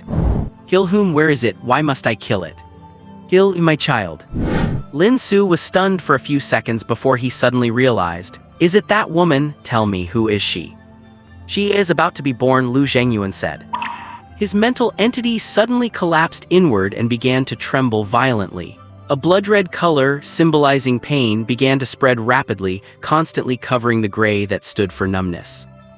All of Lu Zhengyuan's pain receptors were activated. He suddenly began to scream in agony. The sound of his scream was muffled and eerie, carrying a strange, indescribable wet, bloated quality. The next moment, his abdomen began to squirm. Through his translucent skin, one could clearly see something vague and undefined moving inside. His abdomen. Lin Zheng had just shouted when Xiang Ting raised his pistol at Lu Zhengyuan's abdomen. But before he could pull the trigger, a giant hand suddenly lunged toward Xiang Ting. Xiang Ting was not only robust but also skilled in combat and agility. With a swift spin and side kick, he used terrifying force to shatter the bones of the giant hand. But more giant hands swarmed in. These timid, worker-ant-like creatures had suddenly become resolute and fanatical. They were protecting the unborn fetus. The room boomed. A brilliant radiance erupted from the frantic mass of monsters. It was from the direction of Zhao Sicheng, who had drawn his magic sword, Zayali's. The glorious greatsword was exceptionally dazzling. "Get the hell out of my way, you scum," roared Zhao Sicheng. He swung the greatsword, violent winds swirling around him. The blade was like a hurricane reaping lives, instantly severing all the giant hands that surged toward him. Zayali's had a 10-minute limit, but 10 minutes was enough for him to slaughter everything here, especially since he had a clear target. Zhao Sicheng leaped high into the air, the greatsword ablaze with fire. He seemed to transform into lightning itself, plunging down toward Lu Zhengyuan's abdomen. But what followed was not the sound of flesh being pierced, but a dull, metallic clang. The surging power of the magic sword Zayali's exploded outward, creating violent turbulence throughout the underground room. This mystic weapon, capable of easily slicing through metal and concrete, had been blocked. And what stopped Zayali's was an arm, a slender arm. Zhao Sicheng landed on the ground, then, right before their eyes, Lu Zhengyuan's abdomen slowly tore open. Amidst the placenta and amniotic fluid, a female figure slowly stood up. She was a very beautiful woman with long, slightly wavy hair draped over her shoulders.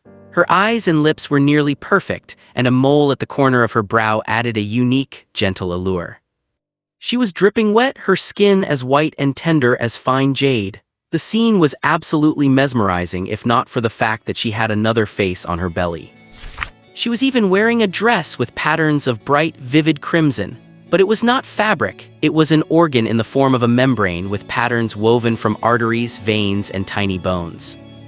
Beneath the elegant hem of the skirt were not the alluring, fair legs one might expect, but a massive, sack-like organ within which one could faintly see human remains that had not finished being digested.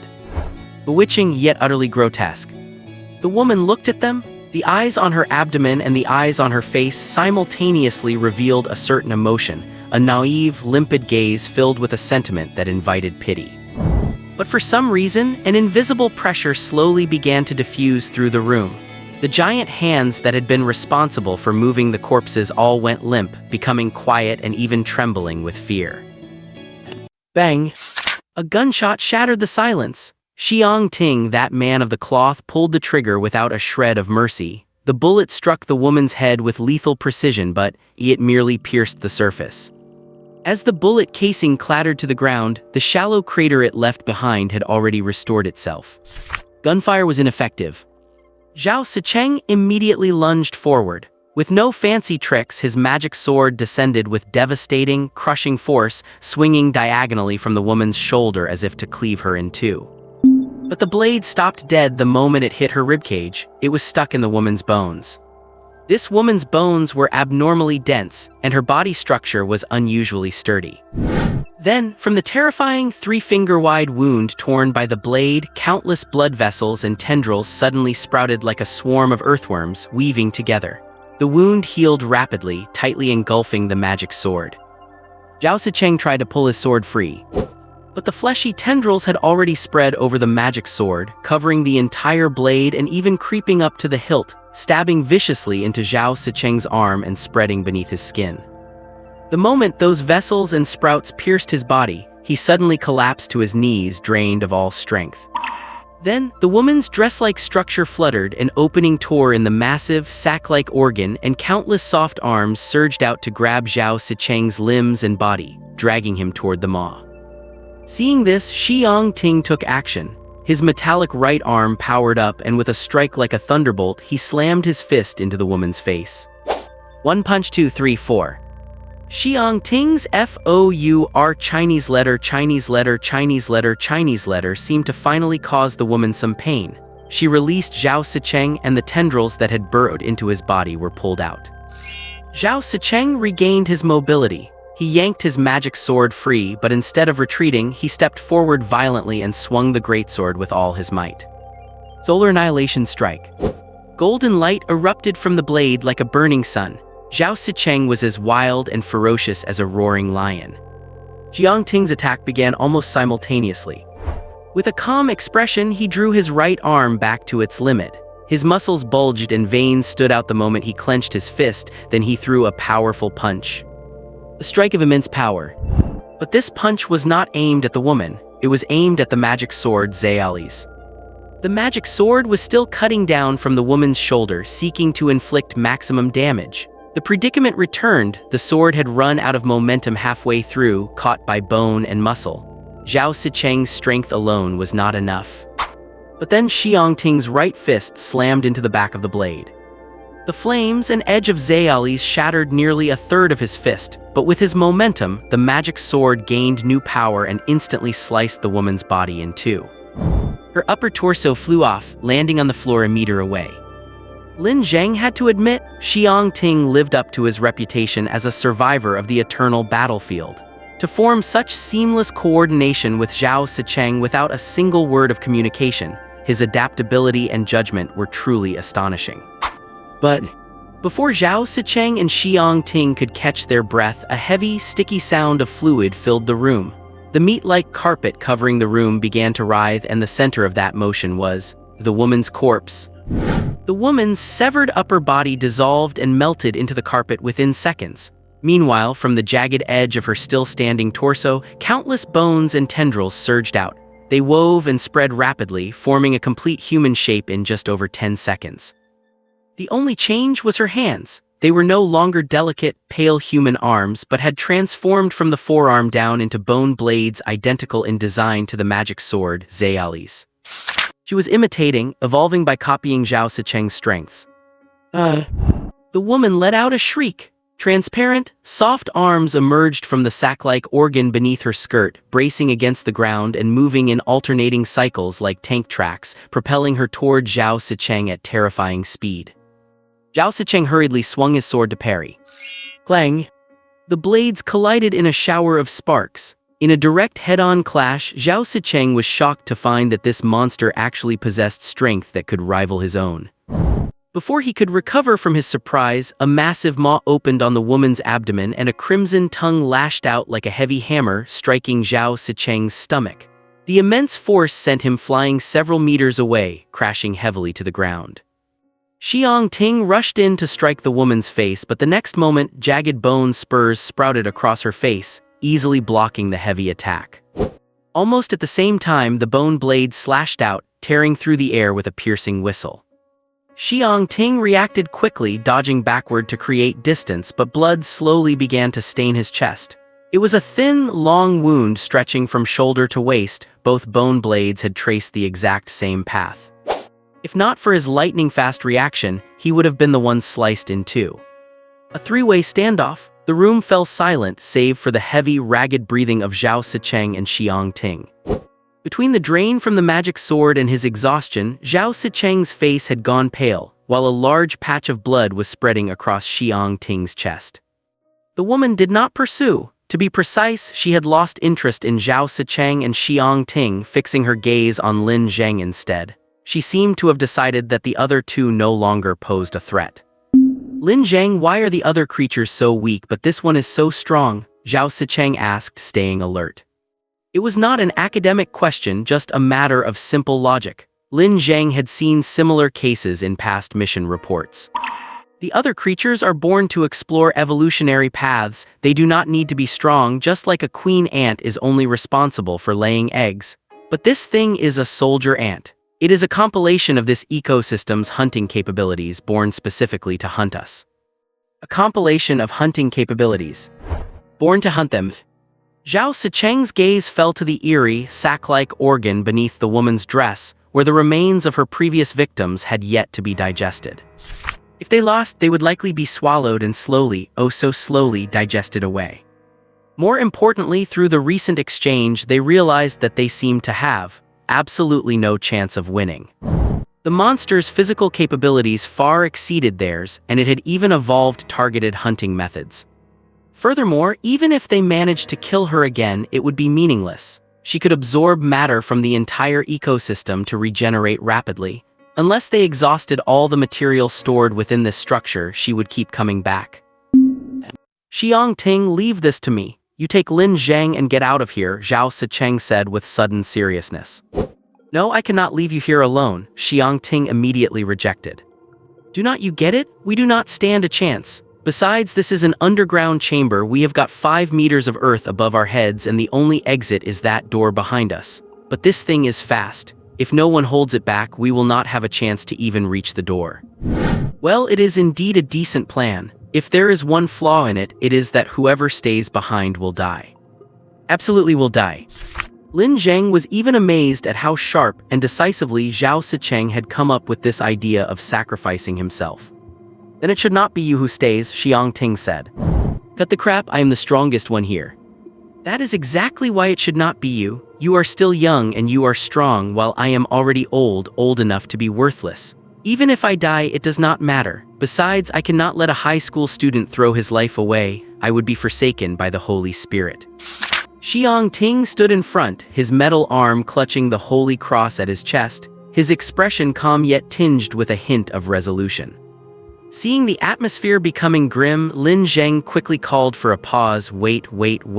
You two, hold on, we have not reached that point yet, there is still a way. What way? Xiang Ting turned back to ask. Just, you two step back a little, I will take her on, Lin Zheng said. Actually, you two charging in with all your might is just getting in the way. A subtle atmosphere began to spread through the room. For a moment, the solemn and desperate mood was replaced by a mysterious, silent air. You found her weakness, Xiang Ting was clearly hesitant. No, I am not that talented, she does not have her weakness written on her face. Then how do you plan to defeat her? Just fight her normally. Xiang Ting was speechless. Just a moment ago, he had really thought there was hope for them all, but he had not expected this guy Lin Zheng to be even more unreliable than a high schooler. But Zhao Sicheng suddenly said seriously, let him try. He would not be joking around in a situation like this. Xiang Ting gritted his teeth and said, fine, so what are the odds? Conservatively about 70%, Lin Zheng answered. And what if Zhao Sicheng and I team up with you? 30, maybe even 20%. Xiang Ting was silenced. He felt like Lin Zheng was more or less being insulting. Not giving them more time to deliberate, the woman suddenly shrieked. Having determined that Lin Zheng was a human posing no threat, she decided to strike. The eerie, pale arms beneath her suddenly went into motion, racing toward Zhao Sicheng, who posed the greatest threat at extreme speed. Zhao Sicheng had just raised his magic sword to block when he suddenly felt a certain aura blanket the basement, cold, serene, and mysterious, as if standing in a silent wilderness gazing up at the stars. And then the entire room began to move.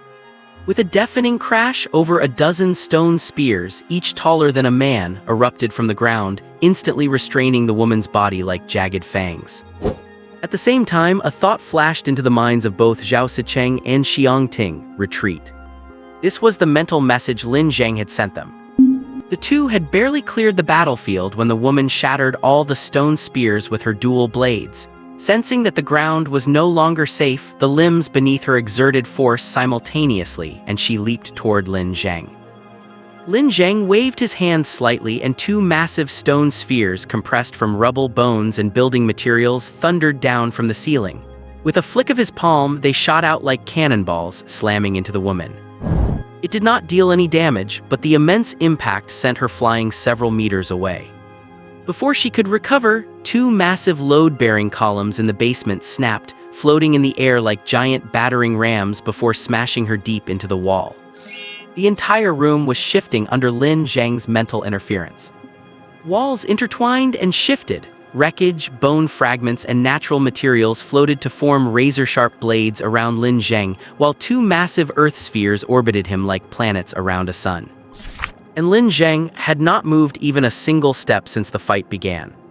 Xiang Ting and Zhao Sicheng were stunned in disbelief. They felt a pressure from Lin Zheng that was even greater than that of the monster.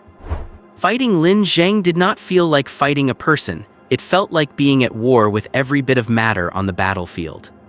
But Xiang Ting noticed one problem. Even though Lin Zheng could easily suppress the monster, he had no means to kill her, as the materials here were not hard enough.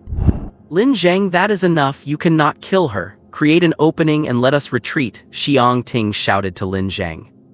It is fine, the means to kill her are arriving soon, Lin Zheng said.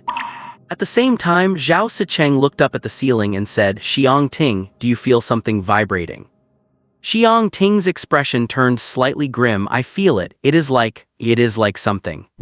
Before he could finish, the ceiling collapsed with a thunderous roar and a massive torrent of water surged in like a dragon. Xiang Ting suddenly realized it was the lake, the great lake that backed the manor. Lin Zheng's extraordinary ability had altered the terrain and destroyed the load-bearing columns, channeling the lake water right in. Xiang Ting instinctively felt a chill, knowing that if the basement flooded, not only would the monster die, they would all die here. But then, something incredible happened.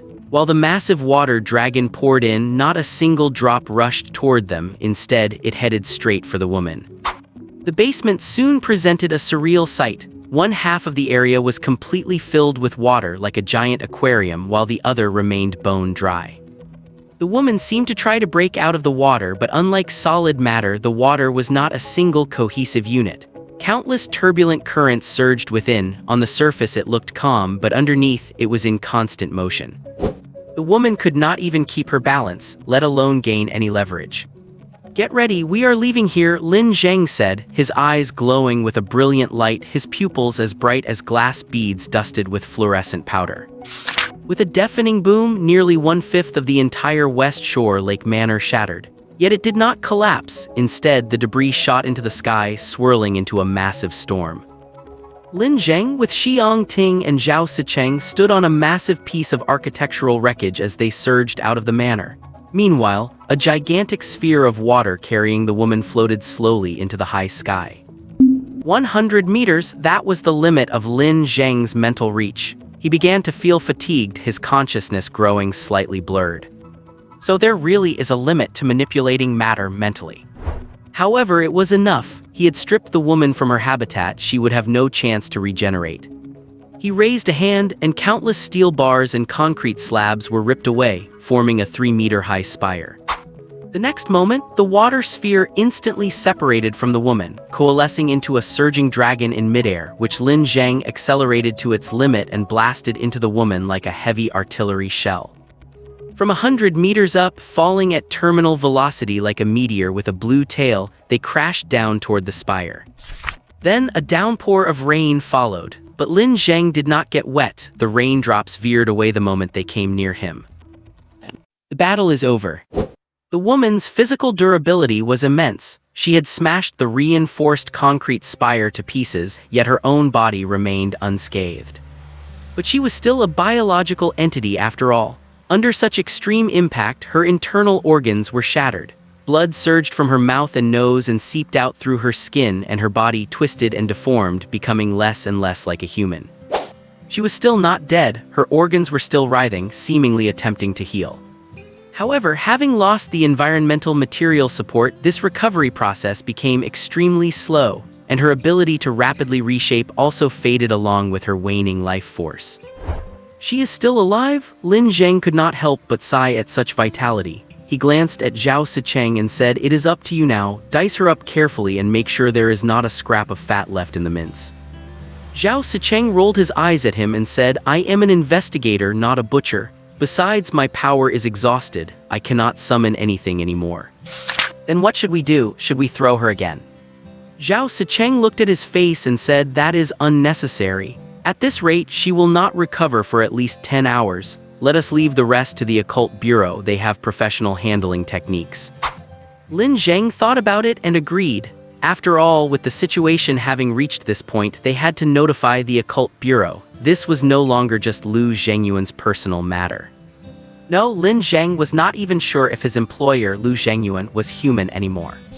There were too many doubts and unsolved mysteries. For instance, was the Lu Zhengyuan in the basement real? Who was that woman, and why was she birthed from within Lu Zhengyuan's body? And this ecological system, biologically speaking, it was indistinguishable from humans at the genetic level, yet its biological manifestations were completely non-human, more akin to some kind of fungus. Could she be considered a human subspecies? He had helped Bai Qingxue process a lot of data and had seen many strange photos and texts, but his knowledge was still limited. Afterward, Zhao Sicheng went to make a phone call to the occult bureau. He was responsible for reporting the incident and ensuring they took Lu Zhengyuan into custody. Xiang Ting returned to the building to check the situation, investigate clues, and verify the state of the giant-formed Lu Zhengyuan. Lin Zheng guarded the woman's corpse alone, watching her body slowly writhe like some sort of mollusk. It was quite a strange sight. A thought suddenly surfaced in Lin Zheng's mind. During the fight, he had tried to use his ability to manipulate matter through spirit to interfere with her body, but he had failed. This meant she was not just a simple synthetic material, but a living individual with a consciousness. So what was she thinking? Perhaps he could find some clues within her mental world. Lin Zheng approached the monster. A deep blue light flashed in the depths of his eyes as his mental domain expanded, shrouding a 10-meter radius in a mysterious atmosphere. Plants began to move and sway rhythmically, and dust and sand particles floated in the air, an anomaly caused by the forced interference with reality. Then, Lin Zheng perceived the monster's mental body. For such a violent and bizarre monster, her mental body was a sphere, very small and with very simple colors, just like a newborn baby. It was calm blue all over, without pain, hatred, anger, or struggle. Before Lin Zheng could try to make contact, the entity reached out to him first. "Hello there," a voice echoed in Lin Zheng's mind, gentle and tinged with a hint of cheerfulness. This polite greeting took Lin Zheng aback. He hesitated for a moment before responding, "Who are you?" "My name is Su Yunning. I am an elementary school music teacher. I like reading and dancing. It is a pleasure to meet you." Lin Zheng remained silent for a moment and said, "But you are not Su Yunning, nor are you a school teacher. You are a monster born from within Lu Zhengyuan's body." "I will grow up slowly. When I am grown, I will become her," the voice said. "Why do you want to become her?" Because this is my mission, the meaning of my birth, Su Yuning is indispensable to this world. Why is she indispensable? Perhaps because Lin Zheng's question was too pointed, the other party fell into a brief silence. Thoughts swirled in Lin Zheng's mind. After a moment, he continued, from a macroscopic perspective, no one in this world is indispensable. Human value is barely greater than a speck of dust, and any single human individual is even more meaningless to the world. Besides, I think I know what you are. I am human, I am Su Yuning's nymph. Once I molt, I will become her. No, you are not. You are just a biological computer programmed with instructions. You were born for a calculation, but you can never actually become Su Yuning because your essences are different. Silence, a long, long silence. Her mental body began turning a deep purple, signifying that she was thinking very hard. Then a tiny point emerged. It was a black spot representing error, malfunction, collapse, and chaos. It was an aggregation of mental expression, yet it lacked any actual meaning. This touch of black spread until it covered the entire mental body. The faint light in Lin Zheng's pupils slowly flickered out. He looked down at the monster's corpse. She had stopped writhing, stopped her long recovery, and all vital signs had vanished. It was as if Lin Zheng had cut off her power supply, and she simply died. Lin Zheng was stunned for a moment, then suddenly felt a sense of fear. He began to feel relieved that human birth held no meaning to begin with because he had just witnessed the end of a creature born with purpose. When the meaning of its existence collapsed, its life lost all value. And so, she gave up her near-immortal physical structure and ceased her struggle. Just then, footsteps approached. Lin Zheng turned to see Xiang Ting walking over, soaked through. Xiang Ting pointed at the corpse and asked, "Why has it stopped moving?" "I killed it," Lin Zheng said. How did you manage that?" "Talk therapy." Xiang Ting looked blank, unable to understand what Lin Zheng meant. "So what about Lu Zhengyuan?" Lin Zheng asked. "The basement is flooded and Lu Zhengyuan is dead. Even if he were not, I do not think he could be saved. The kind of mutation he underwent is beyond modern medicine." "What about the secondary monsters?" Lin Zheng asked. "Cannot deal with them for now. I have noted down the number and will let the Occult Bureau handle it later." Shortly after, Zhao Sicheng returned. With one hand in his pocket and playing with his phone with the other, he said, "I have notified the guys at the Occult Bureau. I told them to arrive within 30 minutes, no exceptions." "Can you dispatch people from the Public Security Bureau?" Lin Zheng asked Zhao Sicheng. "Who do you think I am? Dispatching them is a breeze. Get the Public Security Bureau to look into a woman named Su Yuning. She should be an elementary school teacher who taught music." Zhao Sicheng raised his eyes and cast a sidelong glance at him. "What is this? Have you had a change of heart? Are not you afraid Bai Qingxue will tear you apart?" "Stop asking questions a kid should not ask and get to work," Lin Zheng glared at him. The Bureau of Anomalies arrived sooner than they had expected. They were on the scene in 20 minutes. Though Feng Muguang often slacked off on the job, he was reliable when it mattered most. After a quick assessment of the situation, he stepped aside to make a phone call. Within an hour, the Qinghe City garrison and the Research Institute staff arrived. They brought 2 truckloads of flood control sandbags to build a dam against the lake and drain the basement. Those hand-shaped monsters could be killed with assault rifles, posing almost no real obstacle, and their numbers matched what Xiang Ting had recorded. As their bodies were loaded onto the trucks, Lin Zheng thought it looked like a truckload of oversized pickled chicken feet. As for the body of Su Yuning, the Bureau used liquid nitrogen to freeze her, ensuring that even if she were still alive, she could not sustain any physiological activity at such low temperatures. Seeing how professional they were, Lin Zheng could not help but wonder if Feng Muguang had a side business in processed cold-cut meats. Then came the core of the containment mission. They peeled the giant mutated corpse of Lu Zhengyuan away from the environment, incidentally scraping off the tentacles and the alienated flesh as well. Feng Muguang had to deploy 3 special trucks to barely clear it all. During the operation, the entire site was shrouded in a faint mist of blood, with a stench of raw meat so thick it was unsettling. Before they knew it, it was 2 in the morning. Under the night sky, the lake shimmered, calm and peaceful, as if nature did not care at all what terrifying things had been gestating on its shore. Zhao Sicheng had gone home early because he had classes the next day, while Xiang Ting helped with the heavy lifting. showing no signs of fatigue despite the intense, continuous labor. Lin Zheng meanwhile sat not far from the construction site, munching on bread like a security guard. Soon after, Feng Muguang wandered over with a bento box. He had been commanding the operation for over a dozen hours and this was his first meal. "Almost done?" Lin Zheng asked him. "Yeah, almost finished. Once the tools are packed up, we can pull out." Feng Muguang stuffed a piece of potato into his mouth while chewing. First the Black Tower incident, now this. The number of restricted zones in Qinghe City is growing. It might even start affecting property values or something.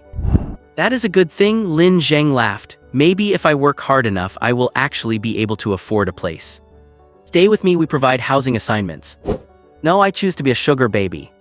"The sugar mama you are talking about will not give you money. She will drain you dry and maybe even suck the life out of you in other ways." Lin Zheng rolled his eyes at Feng Muguang and brought the topic back to business. "What about Lu Zhengyuan?"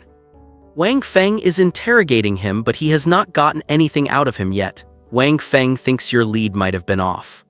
"I will go talk to him tomorrow during the day. He definitely has something to hide," Lin Zheng replied.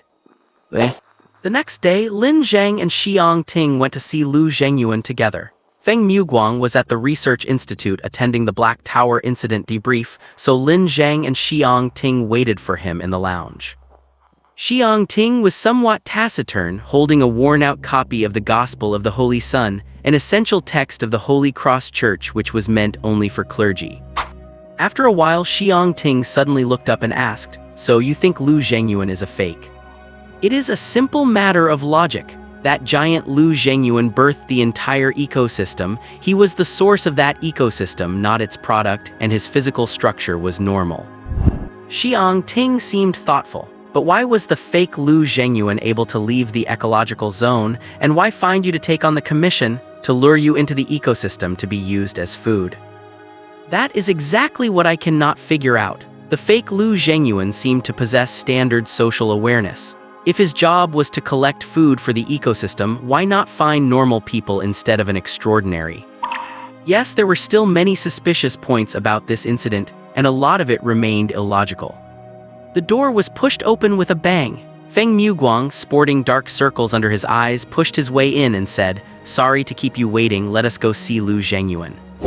Lu Zhengyuan was being held in a detention cell at the bureau. It was clear he had not slept a wink the night before. His face was ghastly pale, his eyes bloodshot, and he looked both exhausted and aged. Wang Feng, who was in charge of the interrogation, had also been up all night. He was hunched over the table outside, slurping down instant noodles like a corporate slave who had been working too much overtime. "I will say it again, even if I possessed contraband, you have no right to keep me locked up. I want to see my lawyer and I am going to sue you," Lu Zhengyuan said weakly. Wang Feng gave him a sidelong glance and said, "Instead of thinking about all that nonsense, you would better think hard about what else you have to confess besides the contraband." Just then, Lin Zheng and Xiang Ting walked in. When Lu Zhengyuan saw Lin Zheng, he suddenly became agitated. He grabbed the door frame and roared, "Lin Zheng, I knew you were behind this. Are you trying to collude with the Bureau of Anomalies to steal my assets?" "I am not interested in your assets, I just want to solve the problem, and you are currently the biggest problem." Lin Zheng kept his hands in his pockets, looking Lu Zhengyuan up and down. A faint, ghostly blue light flickered in his eyes as he began to monitor Lu Zhengyuan's mental state. "What does that mean?" Lu Zhengyuan asked, confused. "Yesterday we went to your manor and discovered the underground secret chamber." "Yes, I admit there is a secret chamber, but that is at most a fine or a confiscation, certainly not grounds for arresting me." "And how do you explain the corpse in that basement?" Lin Zheng asked. Blankness, a gray, hollow blankness spread through Lu Zhengyuan's spirit. He truly seemed unaware that there was a corpse in his secret basement. What followed was indignation. "No, I did not kill anyone, you are framing me, this is a setup." "We know you did not kill anyone because the deceased is you." Lin Zheng took out a photo and placed it in front of Lu Zhengyuan. It was the photo of the giant mutated Lu Zhengyuan. Even though the body was severely deformed, one could still identify the features. Lu Zhengyuan froze. His pupils began to tremble, as did his arms, and the muscles in his face twitched uncontrollably. Black chaos and breakdown began to spread across his spirit. He slammed both his hands hard against the iron bars and bellowed, "No, that cannot be me, that absolutely cannot be me. I am the real one, I am the real one." Lin Zheng did not respond. He looked at Xiang Ting. Xiang Ting understood immediately. He strode toward Lu Zhengyuan. Seeing the giant looming toward him, Lu Zhengyuan was scared out of his wits. He tried to retreat but was too slow, and Xiang Ting grabbed his arm firmly. What are you doing?" Lu Zhengyuan screamed in panic, kicking hard against the bars, but he could not shake Xiang Ting at all. He tried kicking Xiang Ting's legs, but they felt more indestructible than the iron bars themselves. "Do not worry, it will not hurt that much," Xiang Ting said in a gentle tone, while grabbing Lu Zhengyuan's wrist like he was holding a chick. With his other hand, he used his thumb and index finger to press down on Lu Zhengyuan's arm, sliding upward with such force that Lu felt as if his bones were about to be dislocated. Then, Xiang Ting's brows furrowed slightly. He grabbed Lu Zhengyuan's shoulder with one hand and slid the other from his chest all the way to his abdomen, pressing down hard, making Lu Zhengyuan wince and grimace in pain.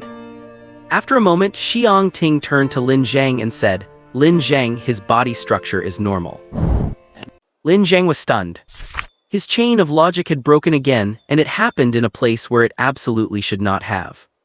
Lu Meng's physical structure is normal. What does that mean? Does it mean that there are truly two Lu Zhengyuans in this world? Could he be his twin brother? Xiang Ting tried to find a reasonable explanation. "He is an only child," Wang Feng interjected. "But that does not make sense. If he is real, then what was that giant-sized Lu Zhengyuan? A clone, a Lu Zhengyuan from another world?" Xiang Ting could not understand either.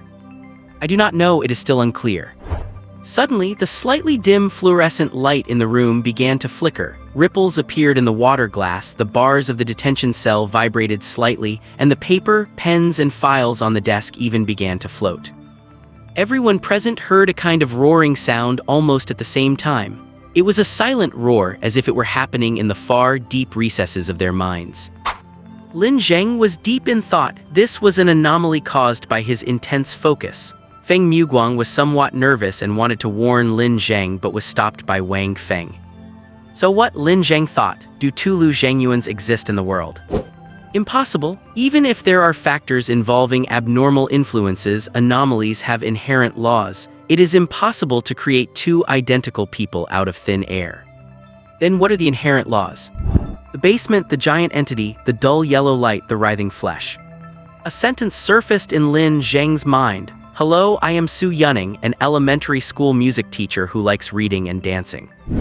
In a flash, Lin Zheng seemed to see some images. He saw a sunny room, simple yet slightly worn. Su Yunning was sitting in front of a desk in a plain white long dress with the curtains fluttering gently and the pothos plant by the window swaying slightly.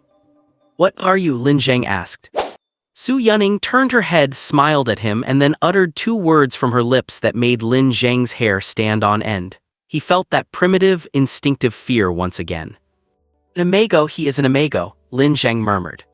"Yes, this Lu Zhengyuan before him, he is an imago, the adult form after a nymph has molted." Xiang Ting and Zhao Sicheng both looked at him with puzzled expressions, but Lin Zheng did not even know how to explain it to them. He recalled when he communicated with that monster yesterday, the monster had told him that she was Su Yunning's nymph, and once she grew up she would become an imago, the true Su Yunning. And the Lu Zhengyuan before him was an imago. He was a complete, real Lu Zhengyuan, a Lu Zhengyuan through and through. His appearance, genes, and personality were all Lu Zhengyuan. Even his self-awareness was Lu Zhengyuan. An alien life form that could completely replace Lu Zhengyuan, but he was an imitation born through countless evolutionary attempts by a bizarre ecosystem. Lin Zheng could even imagine that there was never any business trip. Once Lu Zhengyuan's nymph molted into an imago, he left the villa that had incubated him and knocked on the door of the Beishuang agency. At that time, his actual age was only a few days old. So can one life really be completely replaced by another? Just like that dead woman said, one day she would become Su Yunning. Has the uniqueness of life been broken, or is this a form of distorted immortality? But why would there be an imago of Lu Zhengyuan, and what exactly has Su Yunning become? Lin Zheng, are you okay? Xiang Ting reached out to steady him, pulling Lin Zheng's thoughts back, followed by a clattering sound of objects falling to the floor. Only then did Lin Zheng notice that while he was thinking, he had unconsciously caused many objects in the room to become weightless and float, and a wave of dizziness then overcame him. It is not real, Lin Zheng said wearily. How can you prove that? Lu Zhengyuan suddenly roared, shaking the bars in near madness. I cannot prove it, perhaps it cannot be proven at all, but you are not real. Lin Zheng, I will kill you. I will spend my entire fortune to kill you. Lu Zhengyuan was nearly driven mad with rage, but his anger vanished as soon as he finished shouting, because even he himself knew he had no chance. He slowly retreated to the corner of the detention cell and curled up. He did not know where he had gone wrong, nor did he know that his very existence was a mistake. Afterward, the group went to Feng Muguang's office, and Lin Zheng leaned against the sofa to rest for a while. So you mean this Lu Zhengyuan is fake? Xiang Ting asked. Lin Zheng took a sip of water, nodded, and said, yes, he is fake. Check his travel records and vehicle usage, you will definitely find illogical discrepancies. But everything you just said only proves that there is something wrong with him. It does not prove that he is fake, said Feng Muguang. That is the problem, because it cannot be proven at all. He is an abnormal organism capable of completely replacing Lu Zhengyuan, Lin Zheng said. Feng Muguang pondered for a few seconds and then shuddered. He could imagine the consequences if this anomaly continued to spread. This phenomenon would be like an asymptomatic disease, gradually eroding the entire world. I will send Lu Zhengyuan to the Research Institute and have Professor Zhang find an identification method as soon as possible. I hope it is useful. In addition, I will draft a warning letter to see if it can be submitted through the 7th Theater of Operations so that all sectors can conduct a self-inspection. But why was it Lu Zhengyuan who was birthed instead of Su Yunning? Was not it Su Yunning that was being incubated there? Xiang Ting raised another question. No, the host was Lu Zhengyuan, so naturally what was birthed was Lu Zhengyuan. Su Yunning was grafted onto it. She was like a persimmon sapling. This is also why Lu Zhengyuan has an imago while Su Yunning's attempts have always failed, Lin Zheng replied. So you mean some anomaly interfered with Lu Zhengyuan and then tried to use him as a carrier to create a bunch of Su Yunnings? Xiang Ting said. In principle, yes. But what is the purpose? Very good, that is a very good question. Lin Zheng did not know the answer either. Just then, the door outside the room was pushed open. A young officer walked in, whispered a few words to Feng Muguang and handed him a file. Feng Muguang took the file and walked over to Lin Zheng, saying, the information you wanted. It actually arrived last night, but I had the intelligence department simplify it. Feng Muguang handed the file to Lin Zheng. In the upper left corner was an ID photo. Lin Zheng was very familiar with that face, gentle features, a small mole at the tail of the eyebrow. Even without expression, she still looked warm and lovely. Su Yunning, an elementary school dance teacher, an indescribable monster. What about her? Have they found her? She is already dead. She died 5 years ago. To be honest, Lin Zheng was not surprised at all by Su Yunning's death. Ever since he had communicated with her nymph, he had already sensed that she was likely dead. What he found more intriguing was the connection between Chu Changji's and Lu Zhengyuan.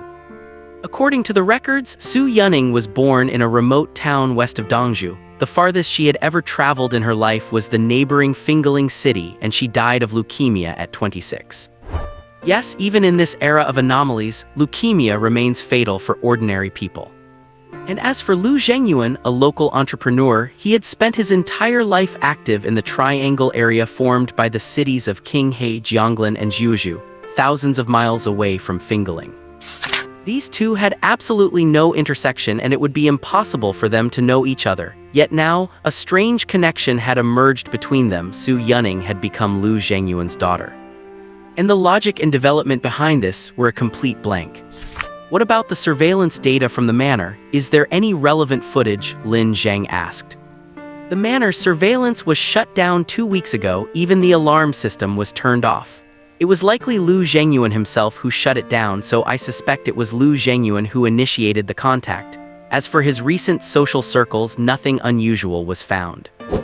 Since the victim intentionally kept it hidden and the manor is a secluded, detached building, knowing what happened is almost impossible, Lin Zheng sighed softly.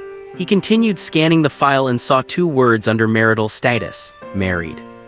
Su Yunning was married. Lin Zheng looked up. Feng Muguang had clearly already seen more detailed information. He nodded and said, yes, she married very early at 21. Her husband's name is Zhao Xingyu. They taught at the same elementary school and had been together since high school and college. They married after graduation and returned to the town to teach together until Su Yunning passed away. Lin Zheng felt a slight pang of sorrow. He could almost imagine the despair brought on when illness struck their peaceful lives like a thunderbolt. He asked, and what about Zhao Xingyu? What is he doing now? He is still teaching at that school. Have you contacted him? I reached out to him as soon as I got the file last night. He is willing to cooperate, but he is worried about his students falling behind, so I found a substitute teacher there for him, and only then did he agree to come over and assist with the investigation. After he finished, the 3 fell into a brief silence, all lost in thought, pondering the truth behind this matter. After a while, Lin Zheng suddenly chuckled and said, I am wondering, could it be one of those old-fashioned stories, like someone touching taboos to resurrect their lover? But Zhao Xingyu is willing to cooperate with the investigation. His background is clean, and he has not left Fingling City recently. What do you think? Lin Zheng turned to Xiang Ting. When Xiang Ting heard Lin Zheng ask him, he straightened up, placed his hands on his knees and said, well, I will offer my humble opinion. I think the state of Su Yunning's death has been altered by some anomalous force. She is trying to resurrect herself. Another silence followed. Lin Zheng suddenly realized that asking them had not been a good idea, as there were no clues and all these speculations could neither be proven nor disproven. If they kept guessing like this, the ball of information would only roll bigger and bigger. Feng Muguang also sighed and said, forget it, let this matter go for now. The follow-up will be handed to the Research Institute and our Bureau of Anomalies. We will notify you when there is new progress. Lin Zheng first met Zhao Xingyu at 2 in the afternoon the next day. By that time, Zhao Xingyu was already talking with Feng Muguang, while Lin Zheng stood behind the one-way glass observing this elementary school math teacher. Height, he should be slightly taller than me. Looks, maybe slightly more handsome than me. He was lean, wore glasses, and was dressed in a beige trench coat, carrying an aura of scholarly sophistication mixed with a touch of world weariness. His manners were impeccable and his mental state appeared stable. He showed no sign of nervousness from being in the Bureau of Anomalies, a special agency. After the 2 had talked for a while, Lin Zheng followed Feng Muguang's arrangement and knocked on the door. Feng Muguang took the opportunity to stand up, open the door, and introduce him to Zhao Xingyu, saying, let me introduce you, this is Lin Zheng, an investigator from King's City. Hello, nice to meet you. Zhao Xingyu stood up and shook hands with Lin Zheng. His fingers were slender, but there were calluses on the sides and palms, one of the occupational traits of a teacher. After the handshake, he smiled and said, I have never dealt with an investigator before. It is all right, you can just treat me like an ordinary person. Lin Zheng also smiled. The 3 sat down again. Feng Muguang naturally handed the questioning over to Lin Zheng while he himself picked up a thermos to make tea. Did Bureau Chief Feng tell you why we invited you here? While asking, Lin Zheng felt a faint glimmer in his eyes, strengthening his monitoring of Zhao Xingyu's mental state. No, we just chatted about teaching, past experiences, and recent life, Zhao Xingyu replied. All right then, I will get straight to the point. Lin Zheng looked at him, paused for a moment and said, I would like to understand more about your wife, Su Yunning. Zhao Xingyu, who had been quite talkative until then, fell silent. A few seconds later, he asked why she passed away 5 years ago. We know that, and we know she died of leukemia. We just want to understand her a bit deeper. For instance, what kind of person was she? What were her views on life and death, or was there anything special about her? Lin Zheng asked. She was very ordinary, Zhao Xingyu answered almost without hesitation, and I feel most people do not have a specific philosophy on life and death. Neither did she. Death was a distant natural phenomenon to us, I just did not expect it to happen so soon. Zhao Xingyu took a light breath and said, to find her so soon. You both eventually gave up treatment, right? Feng Muguang placed the tea in front of Lin Zheng and sat down next to him. Yeah, it was her own decision. Why? She said it could not be cured anyway, so instead of spending money on medicine, we should spend it on good food. Plus, she did not want me to be in debt. She said I did not have much ability, and it would be tragic if I could not afford a dowry for another girl in the future. And you agreed. I agreed. Why? To cure her, it would have required a miracle, and we both knew miracles do not happen. And then Feng Yuguang continued to ask. Zhao Xingyu was silent for a while before saying slowly, 5 years ago, on the spring of March 11th, I went out to buy groceries and texted her asking what she wanted to eat. She did not reply for 10 minutes, and that was when I knew everything was over. The room fell into a deep silence. Lin Zheng thought this was probably what life was like: no omens, no storm-tossed nights, no birds like crows or owls screeching at your window. Even the most monumental events crash into you just as suddenly as trivial things, shattering what you value most, and then, clatter, everything begins to change. If you had the chance, would you resurrect her? Lin Zheng asked a rather sharp question. But Zhao Xingyu's answer was still prompt. He said no. Why? Zhao Xingyu suddenly chuckled and said, it is too painful, I do not want her to suffer. The room fell back into silence. Feng Yuguang looked at Lin Zheng, and Lin Zheng shook his head. Throughout the conversation, Zhao Xingyu's mental state remained stable and his reactions were normal. He was not lying, he truly knew nothing about Su Yuning's resurrection. So can I ask a question now? Zhao Xingyu's expression suddenly turned serious. What question? Feng Yuguang asked. Lin Zheng could see Zhao Xingyu growing tense. His hands slowly gripped the armrests of the chair, his body tightening. He said, has she been resurrected? Lin Zheng sighed. He was not surprised that Zhao Xingyu had guessed it. After all, the conversation had reached this point and they were at the Bureau of Anomalies. It would be strange if he had not figured it out. Feng Yuguang replied, we cannot be sure either, but there is indeed some force attempting to resurrect her. Of course, it could also be her own wish. Upon receiving the answer, Zhao Xingyu experienced a sudden surge of intense emotion. He stood up abruptly and said, can I go see her? No, Feng Yuguang refused without hesitation. The thing we found is absolutely not your lover. If you go to see it, it might alter your perception and it could even have a severe impact on your future life. Zhao Xingyu did not insist but sat back down slowly. He took a deep breath and said, then can I participate in the investigation? I can help you and I will not do anything against the rules. I cannot just sit by and do nothing. Feng Yuguang hesitated for a while before finally agreeing. Lin Zheng could understand why Feng Yuguang agreed. Humans are complex creatures, files are far from enough to understand someone. Since Su Yuning is already dead, Zhao Xingyu is their only path to understanding her more deeply. Besides, anomaly investigation can sometimes be very subjective. Perhaps Zhao Xingyu could really play a role. After that, they talked for about 3 hours. The content was extensive, covering Zhao Xingyu's financial aid, work issues, and even Feng Yuguang raised the matter of excavating Su Yuning's grave. As the only next of kin, Zhao Xingyu naturally did not agree to dig up the tomb, but Feng Yuguang managed to persuade him. Feng Yuguang said they would establish an educational aid fund in Su Yuning's name, which would provide money every year to improve the local educational environment, and Zhao Xingyu could act as the manager of the fund. Zhao Xingyu considered it for half an hour and finally agreed. He said he felt it was more meaningful. He also mentioned that when Su Yuning was terminally ill, he had thoughts of going with her, but he did not have the courage.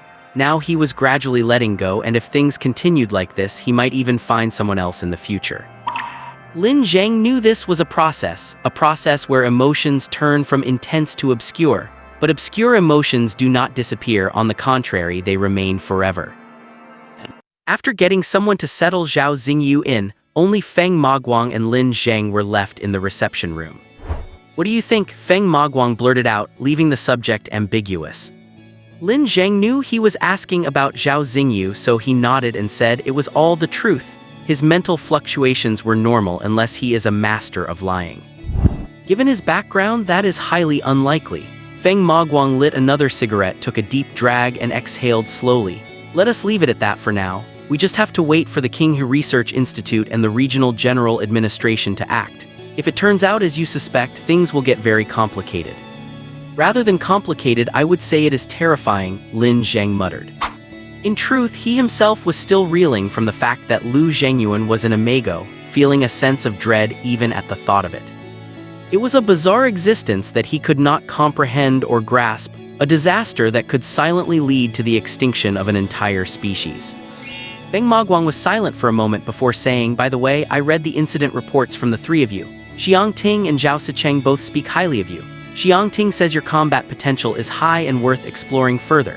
Zhao Sicheng says you are wasted as an investigator and should go work for a demolition crew. It would save them the wages of 10 people.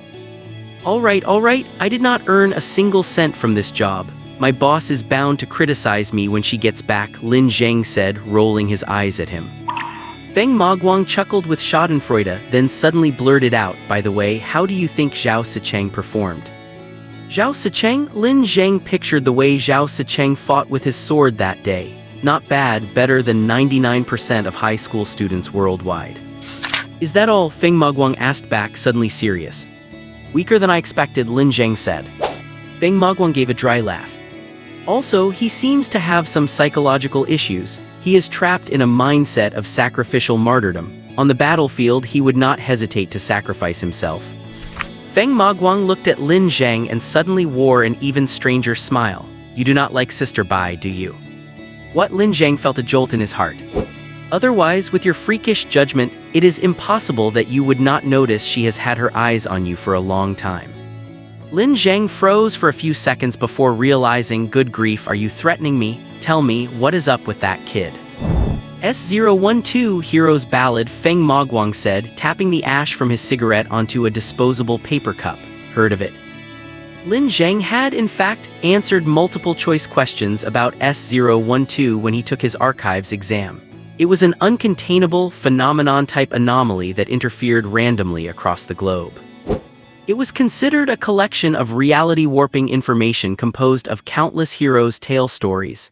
Anyone affected would have their reality twisted, forcing them to become the protagonist of such a tale. They obtain legendary artifacts, follow the guidance of fate, and eventually complete their mission to become heroes, their deepest wishes fulfilled, Feng Maguang said. "Sounds pretty good, right?" Lin Zheng asked. "Many people do think so. As far as I know, several domestic companies were researching ways to artificially trigger the hero's ballad a few years ago. Many even saw it as a path to success." "Yeah, I am aware of that, but the General Administration of Paranormal Affairs issued a ban later for unknown reasons.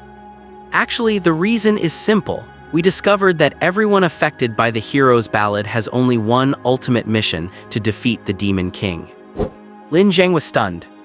A hero's ultimate mission is to defeat the Demon King and then return home in glory. That seems logical. But designation SSS-005, the Demon King. An unknown entity that has never been directly observed, only fragments of data confirm its existence. The core of all things arcane, the king of all magical beasts. One of the 7 cataclysmic elements that could lead to the destruction of the world. Sending Zhao Sicheng to defeat this near-conceptual anomaly. Even in his wildest imagination, Lin Zheng could not picture how he could win. Zhao Sicheng was chosen as the wielder of the demon sword Zeoris. To make him better fit the setting of a hero's tale, his parents and sister were completely erased from reality. Only when he completes his mission will his family return, Feng Maguang's voice lowered. "Is not there any other choice?" Lin Zheng interrupted. "There is, of course, but sometimes having a choice is more terrifying than having none at all." Feng Maguang looked at the silent Lin Zheng and said, "When the carrier of a heroic legend dies, it seeks a new one. That is when the reality warping effect will end." Lin Zheng understood everything. He understood why Zhao Sicheng was always a loner, why he was so melodramatic, and why he carried that bizarre spirit of self-sacrifice. "I always tell him not to give up, that his demon sword is powerful and he has a great chance. But in reality, the strength of the demon sword Zeoris ranks only 176th among known magical weapons, which means..." Feng Maguang left the sentence unfinished. "Which means Zhao Sicheng has no real choice. The only way he can save his family is through his own death." "Do you know what I think?" Feng Maguang suddenly straightened up and revealed a self-deprecating smile. "I never intended to help him complete his mission. I hoped time would erode his resolve, that he would forget about his family. I gave him plenty of money, wanting him to live, well, more decadently." "You're a damn bastard," Lin Zheng sighed softly. "I know, I feel like a bastard too," Feng Maguang said, taking a harsh drag of his cigarette before stubbing it out on the table. Yeah, he really is a bastard, always has been. That night, while chatting with Bai Qingxue, she gave a concise evaluation. "I told him long ago that if Zhao Sicheng found out, he would kill him for sure." "He did not listen," Lin Zheng asked. "He decided to bear the consequences because it was the best way," Bai Qingxue said, her tone serious. Lin Zheng was silent for a moment before saying, "So, when can you come back?" The seriousness on Bai Qingxue's face suddenly melted away and she narrowed her eyes with a teasing smile. "Oh, how many days have I been gone and you are already missing me? Is my little employee really that clingy?" "Just die out there already, cannot you see I was just trying to change the subject?" Lin Zheng said coldly. All right, we start the operation tomorrow at noon and should be finished the day after. I will catch the train back that evening, remember to pick me up at the station." Sure, I got it." Although Lin Zheng acted dismissive, he secretly hoped that woman would come back soon. After their chat ended, Lin Zheng washed up briefly and went to bed. 2 days flew by in the blink of an eye. Lin Zheng drove to the Qinghe City railway station to pick up Bai Qingxue. Since she had taken the evening train, it was already late at night by the time they returned. The night in Qinghe City was still and silent, with almost no lights to be seen, save for an occasional lone pedestrian on the streets. The car's heater had broken down at some point. The air inside was freezing, and despite the air conditioning blowing hard, there was not a hint of warmth. Lin Zheng fiddled with it for a long time without finding the issue, so he just had to make do and get on the road. Bai Qingxue did not say a word. Wrapped in her clothes, she leaned against the car door, looking out the window in an awkward posture. Lin Zheng felt this woman was being overly silent, so he asked, "What is it? Did something unpleasant happen, or are you just tired from the train? If you are exhausted, why not lie down and get some rest?" Bai Qingxue did not answer. Instead, she suddenly leaned in and looked at him with an eerie expression, saying, "There is a secret I want to tell you." Lin Zheng's heart skipped a beat, wondering if she was about to confess her feelings. But suddenly he caught a strange scent, something like the smell of raw meat. The scent was familiar. It felt like he had smelled it somewhere before, but he could not quite place it. Then Bai Qingxue whispered, "Everyone is a bug now. Every person on this earth is a bug." Immediately after, her face split open, cracking from her forehead all the way down to her smooth neck. Instead of a human bone structure, Lin Zheng saw layer upon layer of tightly packed flesh. An incomparable horror pierced through Lin Zheng's heart. He scrambled out of the car in a panic, but it had started to rain. It was an extraordinary, boundless downpour. Viscous blood and chunks of meat fell from the sky, coating the buildings in a heavy blood-red hue. Countless arms, hair, and skeletons sprouted from the hard pavement, and the air was filled with a stench of rot. People rushed out from the buildings and stood in the rain, screaming, laughing, and carousing as if they had gone mad. The streets and alleys were packed with their frantic forms. Lin Zheng felt like he was going insane. He looked around in terror, trying to find a way out, wanting to escape this place, but the crazed crowd had already surrounded him. Suddenly, a long, deep wound split open on his arm without warning, and then he saw it. Dense, overlapping layers of flesh. Lin Zheng snapped awake, bolting upright in bed. The night breeze was pouring in from the window he had forgotten to close. He shivered and muttered to himself, "Scared the hell out of me. I almost thought I was about to get a confession." But then he noticed something unusual. Psych-type superhumans almost never dream. Dreaming itself is an uncontrolled mental phenomenon, but the mental realms of psych-type superhumans are far stronger and more controlled than those of ordinary people. And he, as the world's most powerful psych-type superhuman, why would he have a dream like this? Why? Lin Zheng began to ponder. Vast amounts of information were organized and converged in his mind in a form difficult to comprehend. It was less like thinking and more like a prophecy. Objective facts he had not known but which already existed were also participating in his train of thought. This gave his thoughts a certain eerie, leaping quality. The mission brief from Jianglan City he saw days ago, the conversations he had had with Bai Qingxue, all of this information spread out in his mind. A corpse. Bai Qingxue had said a superhuman died, a dual-dimension superhuman. and after that death, some kind of anomalous phenomenon had begun to spread. Suddenly, Lin Zheng realized something horrifying. The mission Bai Qingxue handled in Jianglan City was likely another West Shore Lake incident.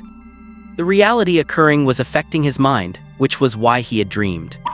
He tumbled out of bed and found his phone on the couch. Just as he was about to call Feng Muguang, the phone rang. Feng was already calling him.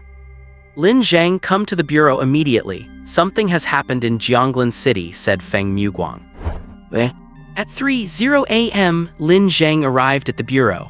The building was ablaze with light, its white glow grating on the nerves, and the parking lot was cluttered with cars.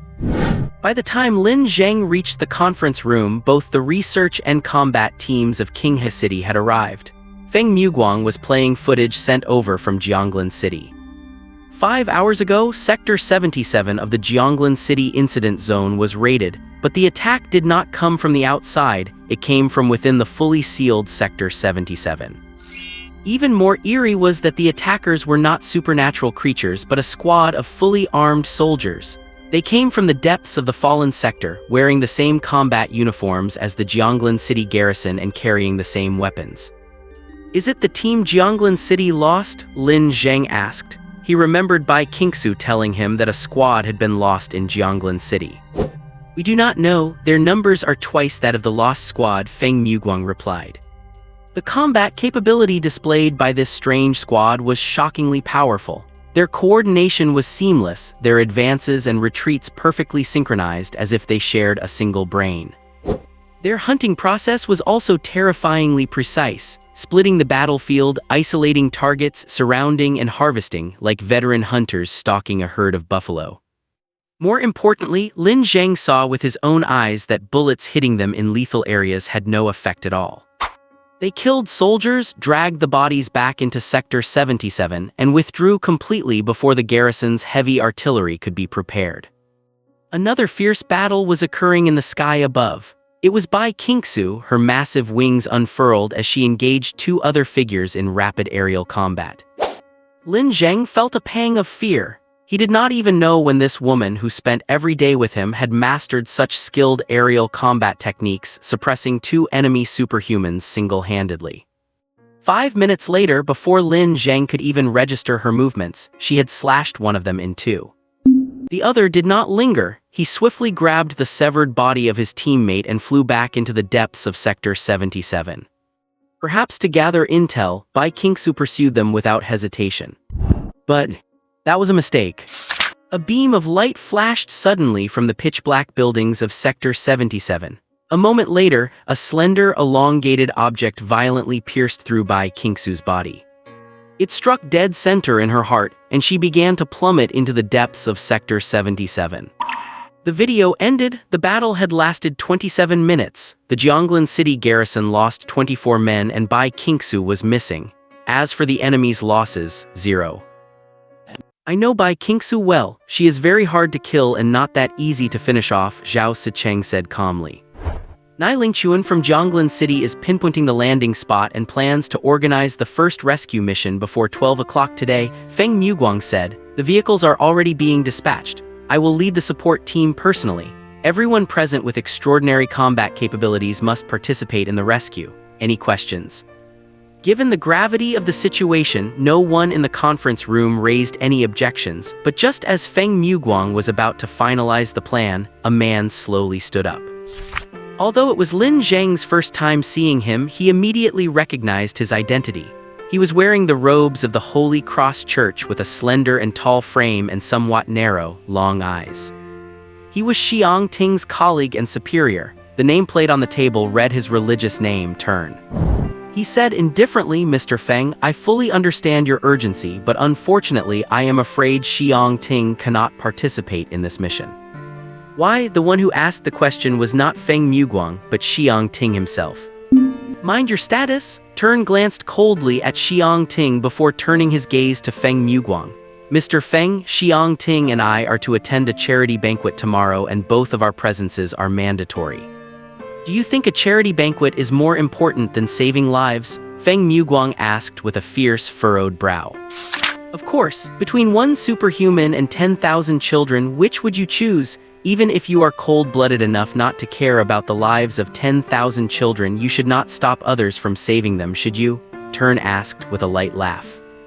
Clearly, this was just an excuse. Lin Zheng knew that the 10,000 children he mentioned were nothing more than a moral trap. He was extorting them. I am the head of the Qinghe City Extraordinary Affairs Bureau. I represent the bureau and the official power of the state. Are you planning to openly defy my orders? Feng Muguang was furious. He clenched his fists tightly, his eyes fierce.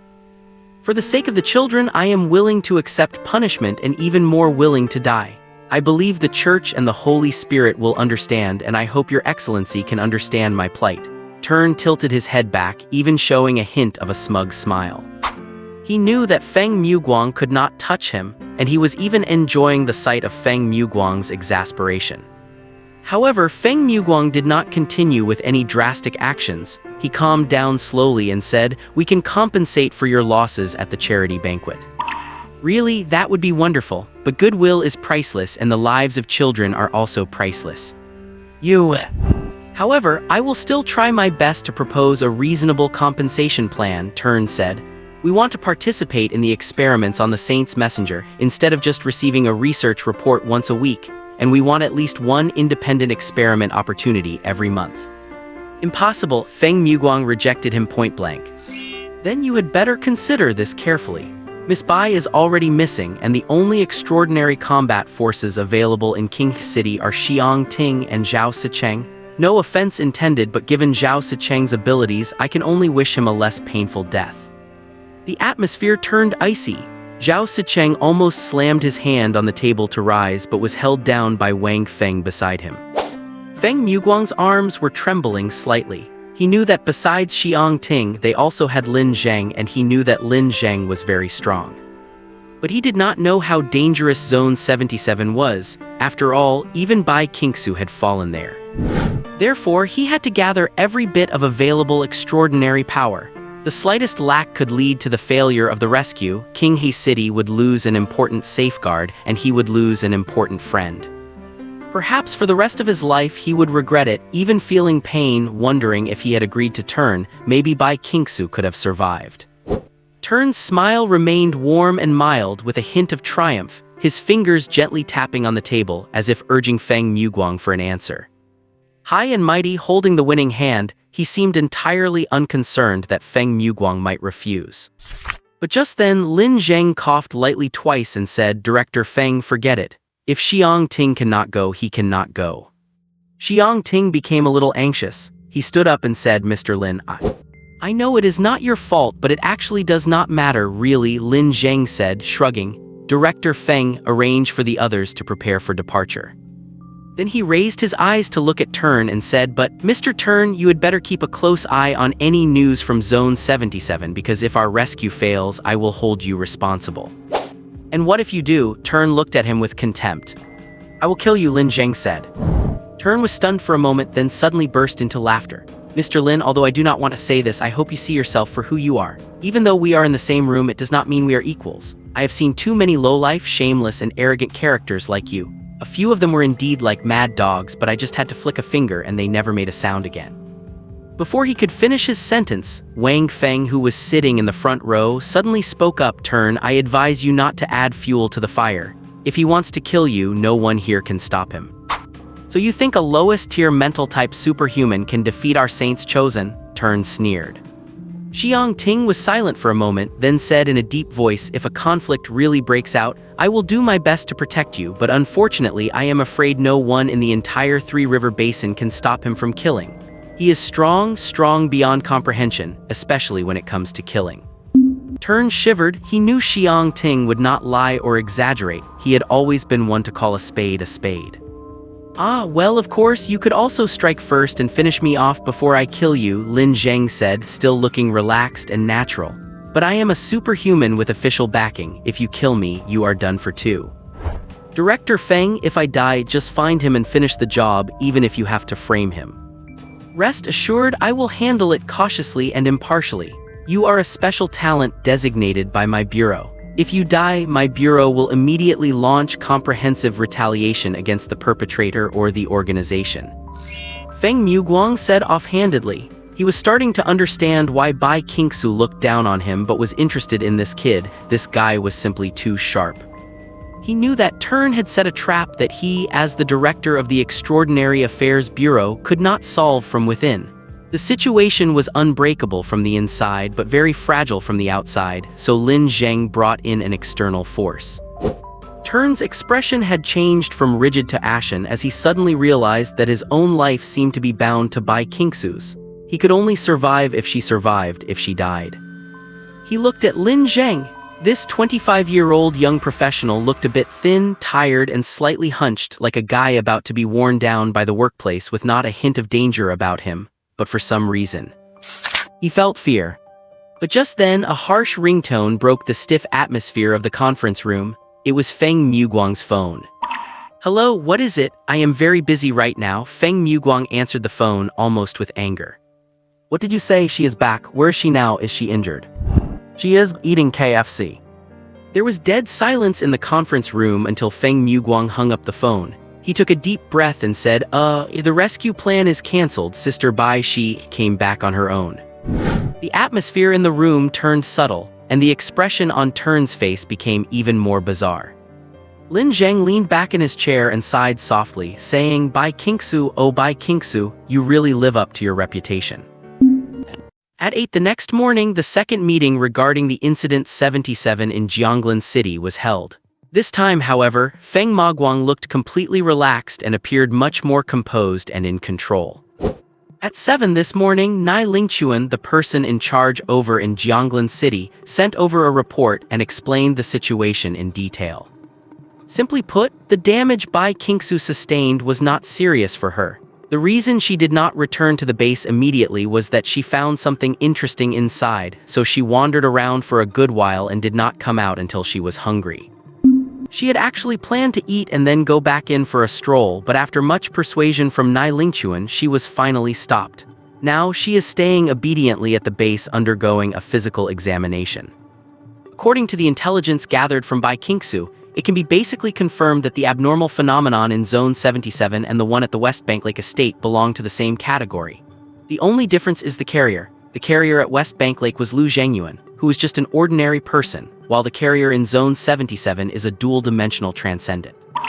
Feng Muguang continued, "I have already communicated with the Theater General Bureau, and they have requested that I personally lead a team to support Jianglan City.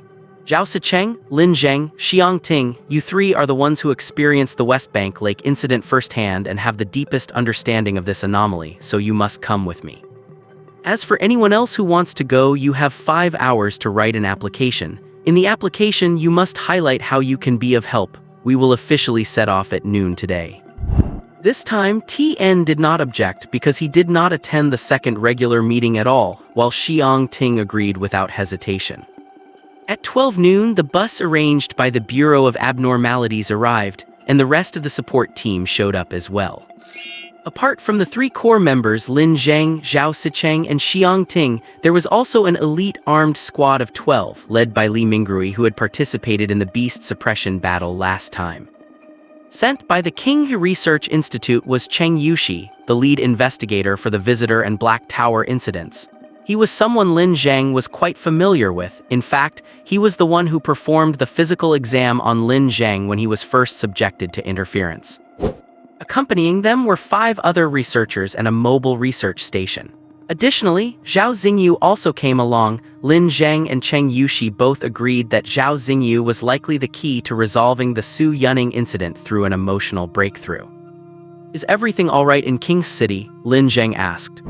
"It will be fine. Affairs in Qinghe City are temporarily left to the garrison representatives, and besides, the real problem would be failing to handle this case in Jianglan City." Feng Muguang sighed. At this moment, Cheng Yushi walked over. In his white lab coat and glasses, he looked quite gentle and refined. He handed 2 files to Lin Zheng and Feng Muguang respectively. "The name has been finalized. It is designated B241, named human microbiota, and is defined as a brand new human subspecies," said Cheng Yushi. "So are they really considered human?" Lin Zheng felt a sense of dread again. "Well, scientifically speaking, they are indeed human, and from the final outcome, that holds true as well," Cheng Yushi said. "How should I put it? their biggest difference from humans lies in their reproductive method. Humans are viviparous, whereas they are more like parasites, much like how certain fungi use insects as a nursery bed. They use humans as hosts. Yes. While they were chatting, Xiang Ting suddenly walked over and whipped out a dagger, pointing it at Lin Zheng's head. Lin Zheng was startled and gave a violent shudder. Take a look at this, Xiang Ting handed over the blade. Lin Zheng took the blade and examined it. It was sharp and cold to the touch. He could not identify the material, but both the texture and the craftsmanship were excellent. This is a combat blade forged from the metallic proliferation on my right arm. It is extremely sharp, and upon wounding a target, it forms a metallic proliferative film over the wound, which not only causes intense pain but also prevents the wound from healing, said Xiang Ting. Well, that is some powerful gear. Yeah, it is all right. Xiang Ting slapped the scabbard onto the table and said, this is a thank you gift for you. Close quarters combat is your weakness and this can protect you. Before Lin Zheng could react, Xiang Ting had already strode away. He sat down in a seat further back and put on his headphones to start reading the scriptures of the Holy Cross Church. Has he always been like this? Cheng Yushi asked. Well, although I have not known him for very long, he has likely always been this way. Lin Zheng shrugged. This dagger, should it be counted as a man-made extraordinary object? Should I be confiscating this? Feng Maguang leaned in, looking it up and down, so Lin Zheng quickly tucked the blade away into his jacket. At 6 in the evening, they entered the territory of Jianglan City, and then Wang Feng started handing out dinner, 2 bags of self-heating rations per person. If anyone was not full, they could take more. After another 2 hours of travel, the huge blue light screen of the selector appeared before them. It was clearly continuing to expand, and its range had already covered 2 city blocks, which was why cleanup in Zone 77 was becoming increasingly difficult. Do not those guys in Jianglan City know that giving the enemy a chance to breathe is a foolish act? Zhao Sicheng commented coldly. They know, of course, but they have to locate the bodies first. Otherwise, no matter how many people they send in, it will only result in meaningless casualties. HMPH, typical indecisiveness of the week. After getting off the bus, Lin Zheng finally saw Bai Qingxue. He had to admit that his boss was truly beautiful. Despite the harsh environment of the base, she still stood there gracefully, wearing a white jacket matched with white utility pants and her silver-white hair tied up, a style completely different from the one she wore at home. However, her pockets were bulging, and he had no idea what kind of random stuff she had stuffed in there. The two of them did not have time to talk, though, because as soon as they got off the bus, they had to rush to the conference room for an operational briefing. The proactive attacks from within Zone 77 and the combat capabilities it had shown had completely changed the situation. They had to put an end to the further evolution and proliferation of Zone 77 before things spiraled out of control. As everyone walked toward the conference room, she suddenly leaned over and said mysteriously, "Let me show you something good." "What good thing?" Lin Zheng asked. And then, this woman started digging into her pockets, pulling out a whole bunch of little tangerines, cookies, apples, and small breads to shove into Lin Zheng's hands. "I knew you were coming, so I started saving these for you this morning. I skimmed them off my own rations. You can eat them secretly during the meeting later. I will get caught. I will provide cover for you, no one will notice. Then do you realize that I am the one chairing the meeting later?" Hi. All the delegates and key figures at the operational camp attended this meeting. There were Feng Maguang and Nai Lingquan, the 2 leaders of the Bureau of Extraordinary Affairs, followed by the various extraordinary combatants. From Qingyi City, there were Bai Qingxue, Zhao Sicheng, and Xiang Ting, who joined as external support. Jianglan City had an extraordinary named Yao Xing. The other one was declared dead during the first exploration of District 77. In addition to them, there was also Ding Chen, an extraordinary from Zioxi City. Although Wang Feng is an extraordinary, his ability cannot be applied to combat, and Lin Zheng's extraordinary power remains an undisclosed secret. He is here acting only as a researcher. The first phase of the meeting consisted of a joint presentation by Lin Zheng and Chen Yushi, who brought all the intelligence collected at West Bank Lake and provided a detailed explanation. "So you mean to say that everything points back to a primary school teacher named Su Yunning, but why?" a researcher asked. We will get to the bottom of this, but not now. We will do so after this incident is resolved, Lin Zheng said. He pressed the remote for the projector, and the presentation advanced to the next slide. According to our understanding, the extraordinary creatures appearing in this ecosystem can be categorized into 3 types. Larvae, which have indefinite forms and numbers but usually possess some of Su Yunning's features, mainly responsible for exploring ways to evolve into Su Yunning. Manager types, which have a fixed form, usually looking like spider-like monsters with human hands. They are mainly responsible for collecting and transporting materials. They have some destructive power but are not very strong, and they appear in large numbers and are gregarious. And finally, the host type. In the West Bank Lake incident, it was Lin Zheng, while in District 77 it is very likely that dual-dimensional extraordinary.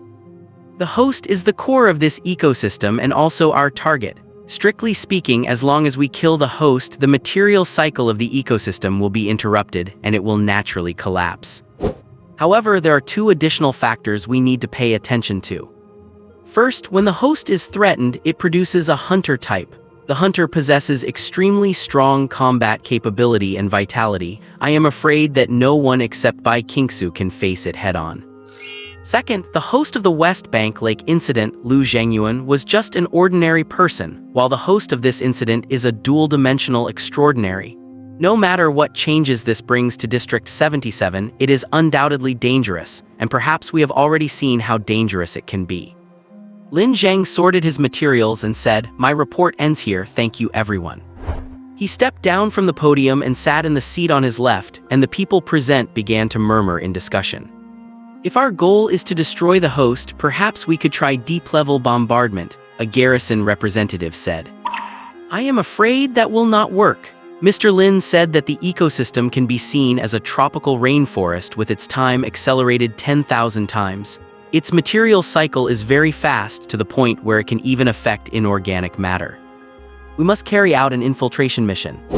But drones are unusable, and the observation stations we set up cannot find any information about the host. We have not even been able to grasp the movements of that strange army.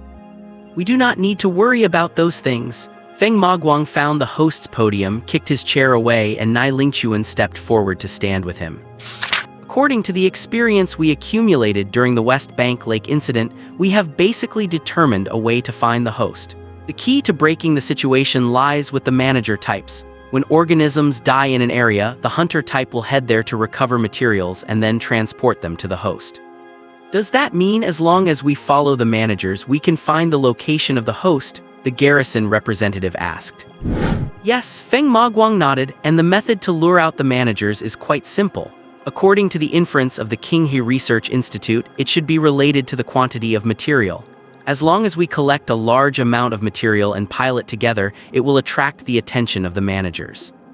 Then how do we deal with the hunter type? According to the intelligence provided by Mr. Lin, the hunter can absorb nearby materials to recover quickly, and it can also mimic and evolve. Oh, that is not hard to deal with. I will handle it, Bai Qingxue said nonchalantly. Oh, how do you plan to handle it? The one who asked was Ding Chen. It is simple. If its vitality is stubborn, make it rot from the inside. If it can recover quickly, block its recovery. Bai Qingxue peeled an orange and stuffed it into her mouth. Lin Zheng knew that since this woman could say that, she must have already figured out a way. Honestly, this woman's raw power might not be as strong as his, but her combat intuition is absolutely top tier. Alright, the plan is set. Everyone meets at 10 tomorrow and we infiltrate District 77 at 11. The flow of the plan is to hunt the larvae, lure out the managers, find the host, and destroy it. You will each receive a detailed operation plan tomorrow. The meeting is adjourned. As soon as the meeting ended, Lin Zheng was pulled away by Bai Qingxue for a walk. It was already 8 o'clock in the evening. These 2 blocks should have been a bustling downtown, but due to the incident at number 77, they had long been evacuated. Although streetlights, living facilities, and some timed neon lights were still on, they could not hide the sense of emptiness and loneliness. The 2 found a bench on the side of the street and sat down, chatting while eating the small snacks Bai Qingxue had saved. Perhaps because there were no people around, the temperature here was even lower, and Lin Zheng shivered slightly.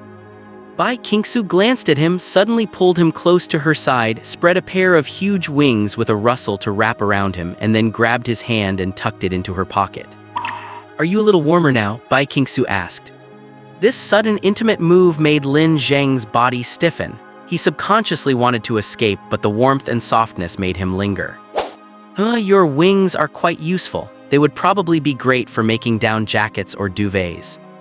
Bai Qingxue glared at him fiercely, then looked up at the moon and said, "Actually, when I saw the personnel list, my first reaction was that I could not let you come here." "Why?" "Because this mission is actually quite dangerous. But later Feng Maguang said you were already very capable, and he said there are many things we must do together to achieve a good outcome." Lin Zheng felt his heartbeat accelerating. Even worse, he seemed unable to break free from this intimate state. His hand was held tightly and his body was wrapped in her wings.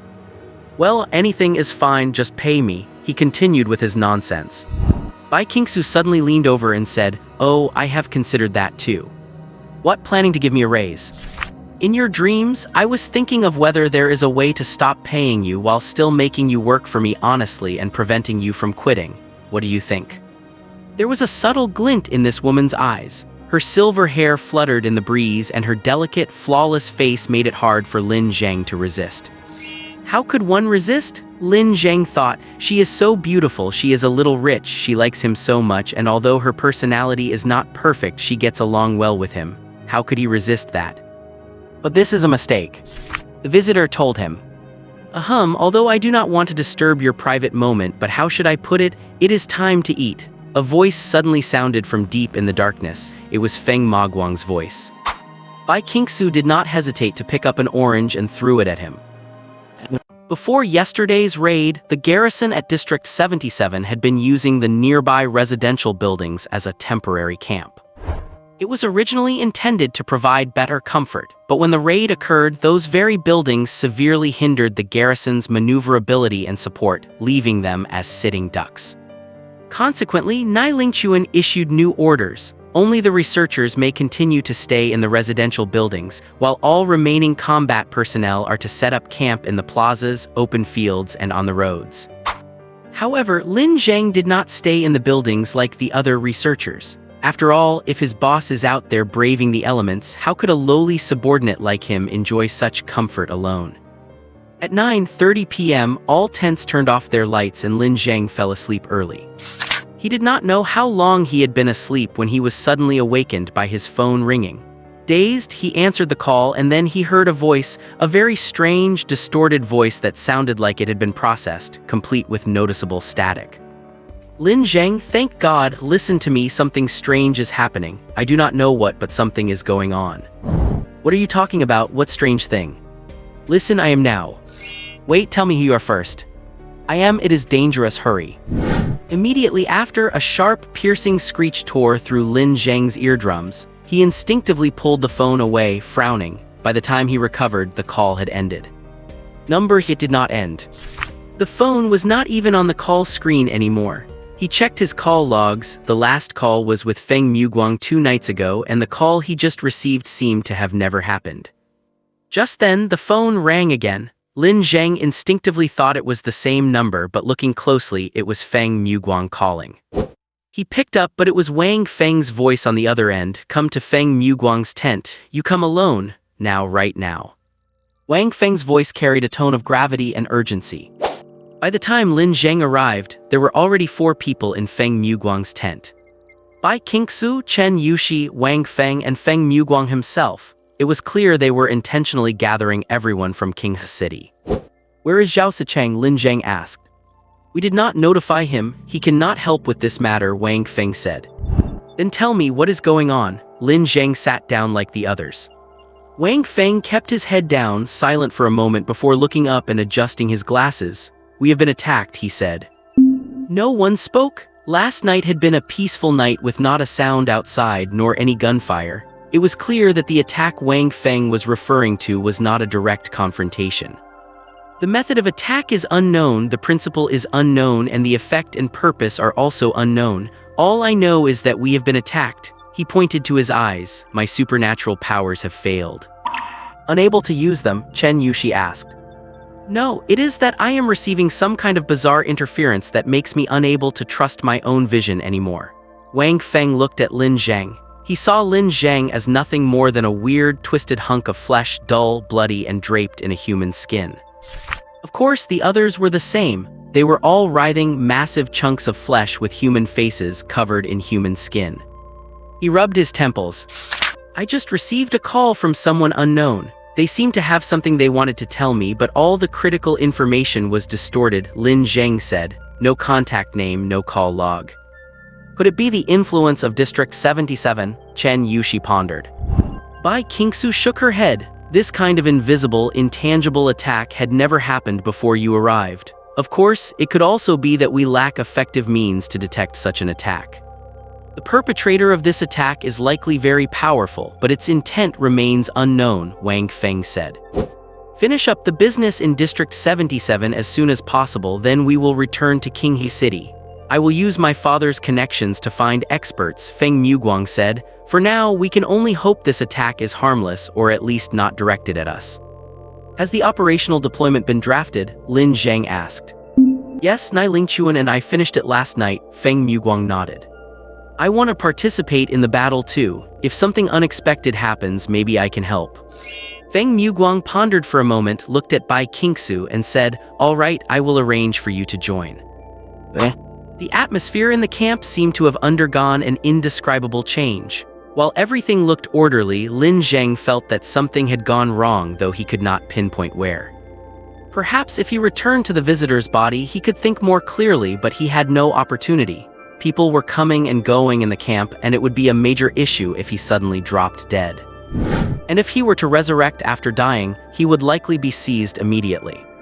The operational deployment proposed by Feng Muguang and Nai Lingchuan was simple. A team consisting of supernaturals and elite combat soldiers would penetrate deep into District 77, set up camp inside, collect materials, and lure out the management entities. After luring them out, they would hit the management entity with a pheromone dart and then track the pheromones to find the location of the host. As for how to destroy the host, Feng Muguang chose plastic explosives. Of course, that was just a physical solution. Ultimately, destroying the host still relied on supernaturals like Bai Qingxue. The equipment configuration consisted almost entirely of heavy and specialized weaponry. Assault rifles, flamethrowers, grenade launchers, and chemical freezing weapons based on supernatural technology. The CT, named the Flash Freeze Grenade, can launch a sealed canister of cryogenic fluid. Upon impact, it functions like a smoke grenade, capable of rapidly frostbiting or freezing any life form that comes into contact with the mist. Although there were not many of these grenades, they were highly effective at suppressing hunters. Once a hunter was suppressed, Lin Zheng could completely extinguish its consciousness. This plan was quite meticulous, but perhaps influenced by the unknown attack, Feng Muguang seemed somewhat restless. He paced back and forth in the tent, reviewing the combat plan over and over again, and this restlessness continued until the troops actually set out. Lin Zheng accompanied the unit as a battlefield analyst. Although Nai Lingchuan was worried that Lin Zheng would hinder the progress of the operation, Feng Muguang insisted. Lin Zheng was issued heavy body armor and a helmet, but just before departure, Feng Muguang pulled him aside and said, "Do you remember your battlefield mission?" Battlefield Situation Analyst, Lin Zheng replied. That status is now cancelled. I have a new order for you. From now on, you do not need to follow any battlefield orders or be responsible to anyone or any mission. Your new task is as the final safeguard. If a mission cannot be completed, I need you to protect Bai Qingxue and Zhao Sicheng at all costs by any means using any power. I will take care of any controversy that arises from it. Do you understand? I understand, Lin Zheng nodded. 11:15 a.m. Visibility is good, winds are calm, and the 75-man unit is moving out. In the modern world, an operation of this scale is actually quite rare. Without any pre-departure slogans or pep rallies, the force pushed into District 77 silently and grimly. The district showed no signs of abnormality. It was calm, empty, and devoid of anything visually unusual.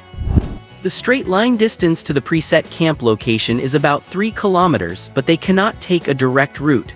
They must follow the safe path provided by the analyst to ensure they can launch a counterattack the moment they encounter hostiles. They had witnessed the enemy's strength firsthand, so they had to be extra cautious. Lin Zheng was surrounded by soldiers, though he kept his eyes on the surrounding environment without a moment's distraction. Just then, someone tapped him on the shoulder. Lin Nanchen turned back to see Ding Chen from Zioxi City.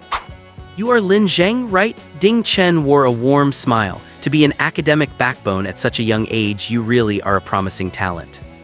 Lin Zheng glanced at him and said, "Yes, it is a pleasure to meet you, but please return to your battle station. Now is not the time for idle chatter." "Oh, do not be so rigid." Ding Chen's smile grew even wider. "I have a question for you. What is your relationship with Boss Bai? Are you a couple?" "Why are you asking me this?" "Nothing much, just pure curiosity, because to be honest I like Miss Bai too, you see, so." Before he could finish, a handgun was suddenly pressed against his chin. It was Bai Qingxue. Calm down, Miss Bai Qingxue, we were just chatting. Do not you think your reaction is a bit over the top?" Ding Chen looked visibly nervous facing the muzzle. "I will warn you only once. Do not step an inch closer to Lin Zheng. If you dare to approach him or speak to him again, I will kill you. Do you understand?" Okay, I understand, I promise." Ding Chen carefully pushed the muzzle aside and quickly walked to the front of the group. "What is wrong? Is there a problem with that guy?" Lin Zheng asked Bai Qingxue in a low voice. "I thought everyone participating in an official operation had been vetted." "I will handle him, you just focus on your own work," Bai Qingxue said. "Understood." An hour later, the force began to penetrate deep into the heart of District 77. Still, there was no abnormality. Everything remained deathly silent, and the early spring sun shining over the desolate neighborhood failed to bring any warmth. It is no wonder the observatory could not find anything. Wang Sheng, the leader of the Jianglan city garrison, wore sunglasses and carried his rifle with a hint of roguishness. "So, Mr. Lin, is this normal?" "It is normal," Lin Zheng asked. "Is there any underground space in this vicinity?" "There is plenty of underground space. According to the municipal zoning maps here, there are 3 underground parking lots alone," Wang Sheng said. Lin Zheng nodded and said, "Do not worry about those for now. Notify all supernaturals and soldiers to form squads. 1 supernatural per squad will start the hunting phase. You are to search every building, kill every abnormal creature you encounter, and bring the bodies back here. But remember, no squad should approach underground parking lots or areas with significant alienation. Just mark any such areas you find." Lin Zheng believed the source was likely underground, but he could not be certain, nor could he determine how vast the underground space might be. The safest bet for now was to stick to the plan. "What if we encounter an administrator during the mission?" a soldier asked.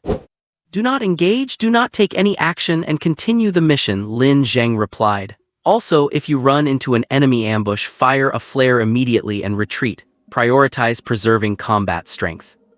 As Lin Zheng's strategic deployment unfolded, the 75-man force began dividing into squads.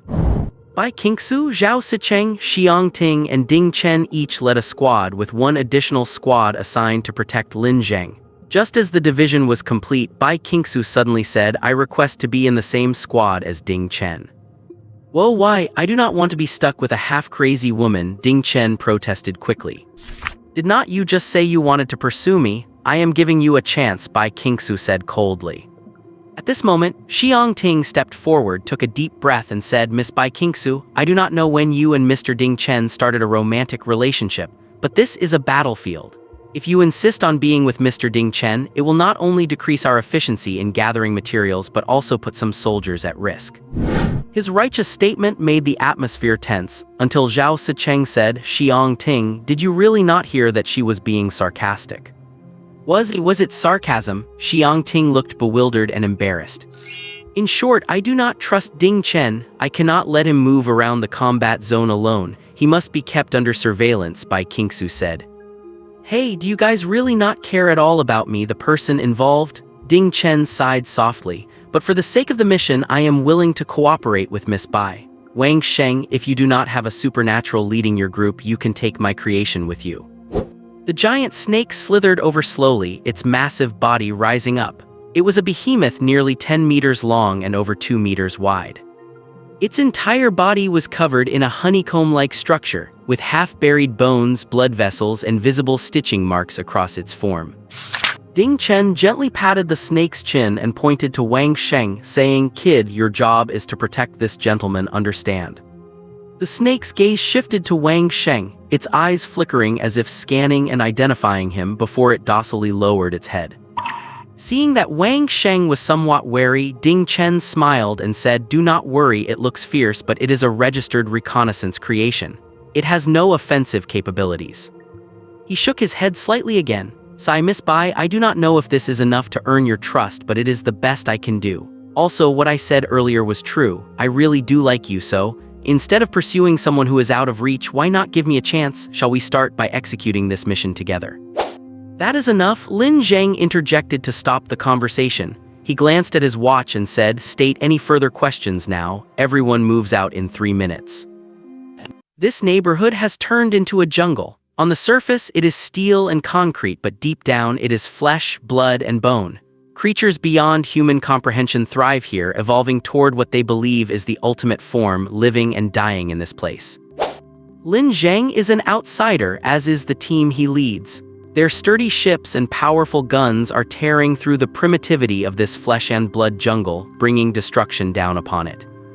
Even though a civilization has already begun to take root within this jungle.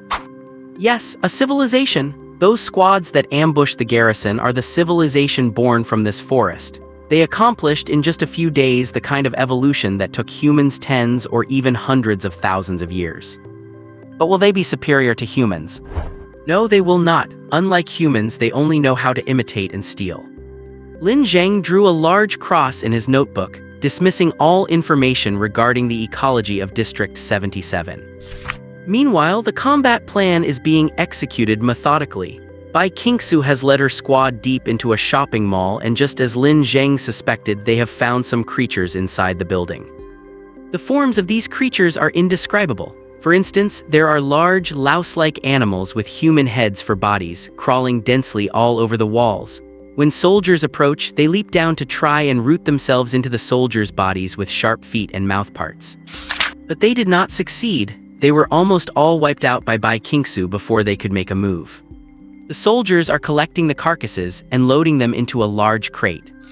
As expected of a genius transcendent from the Sand River Basin, your understanding of transcendent combat is truly profound. I am starting to regret having conflicts with you back then. I should have started pursuing you years ago. Maybe we would even have children by now. Ding Chen wore a gentle smile, but his words were frivolous with a hint of teasing.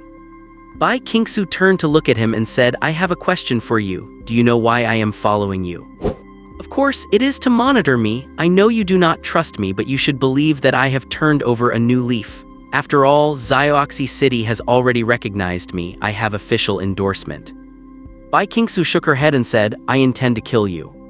Ding Chen froze. He felt a chill suddenly erupt from his heart and rush through his limbs. This woman was serious, she meant it. Wait a second, at least tell me why. We are allies now if I die." "You should not have spoken to him. No, you should not have even looked at him. You should not have even been aware of his existence." Bai Qingxue's tone was calm yet carried a hint of ruthlessness. Lin Zheng, I only intended to monitor you, but you noticed him. As long as there is even a 1% chance that you could harm him, I cannot let you live." A cold, murderous intent permeated the space between them, as if the air temperature had dropped. Suddenly, Ding Chen let out a bright laugh and said, "It seems you really love him after all. Which version of him do you like? The loyal employee, the white knight, or do you just like that type? How about considering me instead?" Before he could finish his sentence, a sharp dagger was already pressed against his throat. "My people have already started moving. If you kill me, Lin Zheng is dead." "Your people? Do you really think the person I love is incompetent? Your people cannot hurt him at all." "Of course, I would not underestimate him, but we have a secret weapon. That secret weapon was meant for you. Guess where it is now? It is being used against Lin Zheng right at this moment. Do you really think Lin Zheng is stronger than you?" Bai Qingxue's complexion changed drastically. She finally lost her earlier ruthlessness and composure. But at that moment, a shrill whistling sound pierced the air, and a bone spur nearly a meter long shot down from somewhere above, piercing entirely through the side of Bai Qingxue's neck. Bai Qingxue's head tilted slightly, and then, expressionless, she pulled out the bone spur and threw it to the ground. The creature that had attacked her before appeared. Bai Qingxue looked up and saw a woman with attractive features, or was it? Her face was indeed beautiful, with long, slightly wavy hair, a lovely facial structure, and a distinct tear mole by her eye that added to her allure. But that was where it ended. She had no clothes, replaced instead by dense, bulletproof-like bone armor plating covering her entire body. Her left arm was completely morphed into a sniper rifle. Below the forearm was a long barrel with a sniper scope mounted on it. One could even see the imitated manufacturer's marks and logos on the arm. Her right arm had morphed into the front half of an assault rifle, with the model still mimicking the one used by the Jianglan city garrison. She even had 3 legs, providing stability like a tripod. A bunch of stupid, poorly evolved beasts actually dared to break into the civilized world. The voice of this human-shaped gun rack was eerie but barely intelligible. However, you are special. You should join us, join our tribe. Sorry, I am not interested, Bai Qingxue said coldly. All units prepare to retreat, leave the collected materials. I am afraid you will not be able to retreat, the gun creature said. With a thunderous crash, the mall floor split open. Countless massive, fleshy tentacles burst from the ground, blocking the exit instantly. Shortly after, 7 or 8 life forms wearing Jianglan City military combat uniforms suddenly appeared on the upper floor. Elsewhere, Wang Sheng is leading his squad through a residential complex. He is responsible for controlling the giant snake left behind by Ding Chen. Facing this bizarre man-made creature, even with his strong mental fortitude, he felt uneasy at first. But after commanding it a few times, he discovered that this seemingly irrational beast could follow his words with perfect obedience and even understand a series of complex orders. Under the keen senses of this monster, they successfully located a small piece of prey and completed the hunt.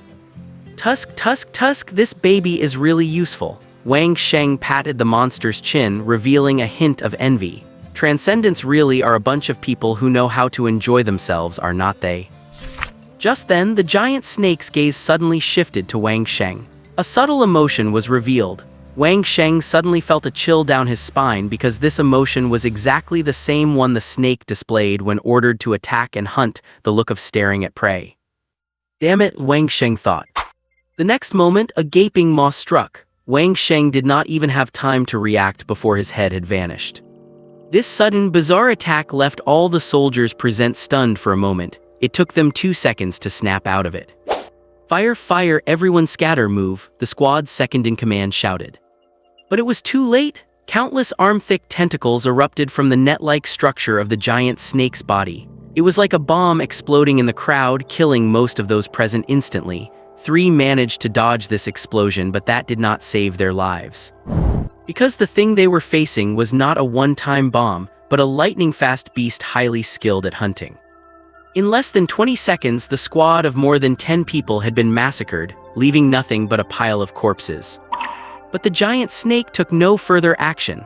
Its body slowly swelled, lost its original form, and slowly withered as if turning into a dry, giant cocoon. Then this dry cocoon suddenly burst open, and 2 figures slowly stood up. Ah, that was truly uncomfortable. Hong Yu stretched his shoulders. Spending nearly 10 days inside this monster, with even eating and excreting being taken over, was truly unsettling. Cut the crap, if you and Ding Chen want to survive, you must complete this mission, the other person said coldly. Got it, but do not worry, as long as we control Lin Zheng, Bai Qingxue will lose her sanity and judgment and become a mad dog. Killing a mad dog is too easy, Hong Yu revealed a ferocious smile. That Lin Zheng is also a transcendent, right? Yes, I heard his externalization rate is quite high, at 20%.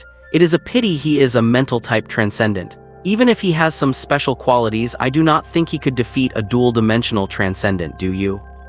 We will see, the man said coldly. But there is one thing I have always been curious about. If that gentleman wanted to deal with Feng Kefeng, why did not he just kill Feng Muguang? Killing Feng Muguang would only make Feng Kefeng's position more secure. Feng Muguang is the only stain on Feng Kefeng's record, and we intend to turn that stain into a mistake to make Qinghe City lose control. And Bai Qingxue is our biggest obstacle, so she must die. Tusk, I really do not understand you high-end mighty types, but as long as I complete this mission, I can leave here alive, right? The man looked back at him and said calmly, yes. The two walked toward the camp. If they guessed right, there were only Lin Zheng and a dozen soldiers at the camp right now. They just needed to kill Lin Zheng and then leave. As for what the outcome of this mission would be, they did not care. But just after they left, several silhouettes slowly appeared around the corpses. "These beasts are slaughtering each other," a voice said. "Do we need these corpses?" "No, let these corpses return to the great cycle. We need living, more powerful beasts. Let them become tools for our propagation. We will be the first tribe to complete the ultimate evolution." The sun felt warm and the surroundings remained deathly silent, save for the sudden sound of gunfire in the distance and the footsteps of soldiers moving about. Lin Zheng sat cross-legged on a mat with his eyes closed, looking like an old monk deep in meditation. He certainly was not slacking off. At this very moment, his spirit was focused into a single line, reaching 100 meters beneath the ground, and he kept his eyes closed simply to reduce the visual information received from the outside. However, the depth and complexity of the environment made it relatively difficult for him to analyze and collect intelligence, and since he also needed to conserve his combat strength as much as possible, he had to keep himself in a relatively relaxed state. Just then he heard Li Mingrui shout sternly, "Hey, you two, stop right there, do not come any closer, who are you?" His mental domain instantly returned to his mind, and Lin Zheng opened his eyes to see the soldiers already aiming their weapons at two figures not far away. They were not alien creatures from the ecosystem, but they did not belong to his combat squad either. One was wearing a bright red, somewhat exaggerated jacket, sporting long earrings and looking quite fashionable.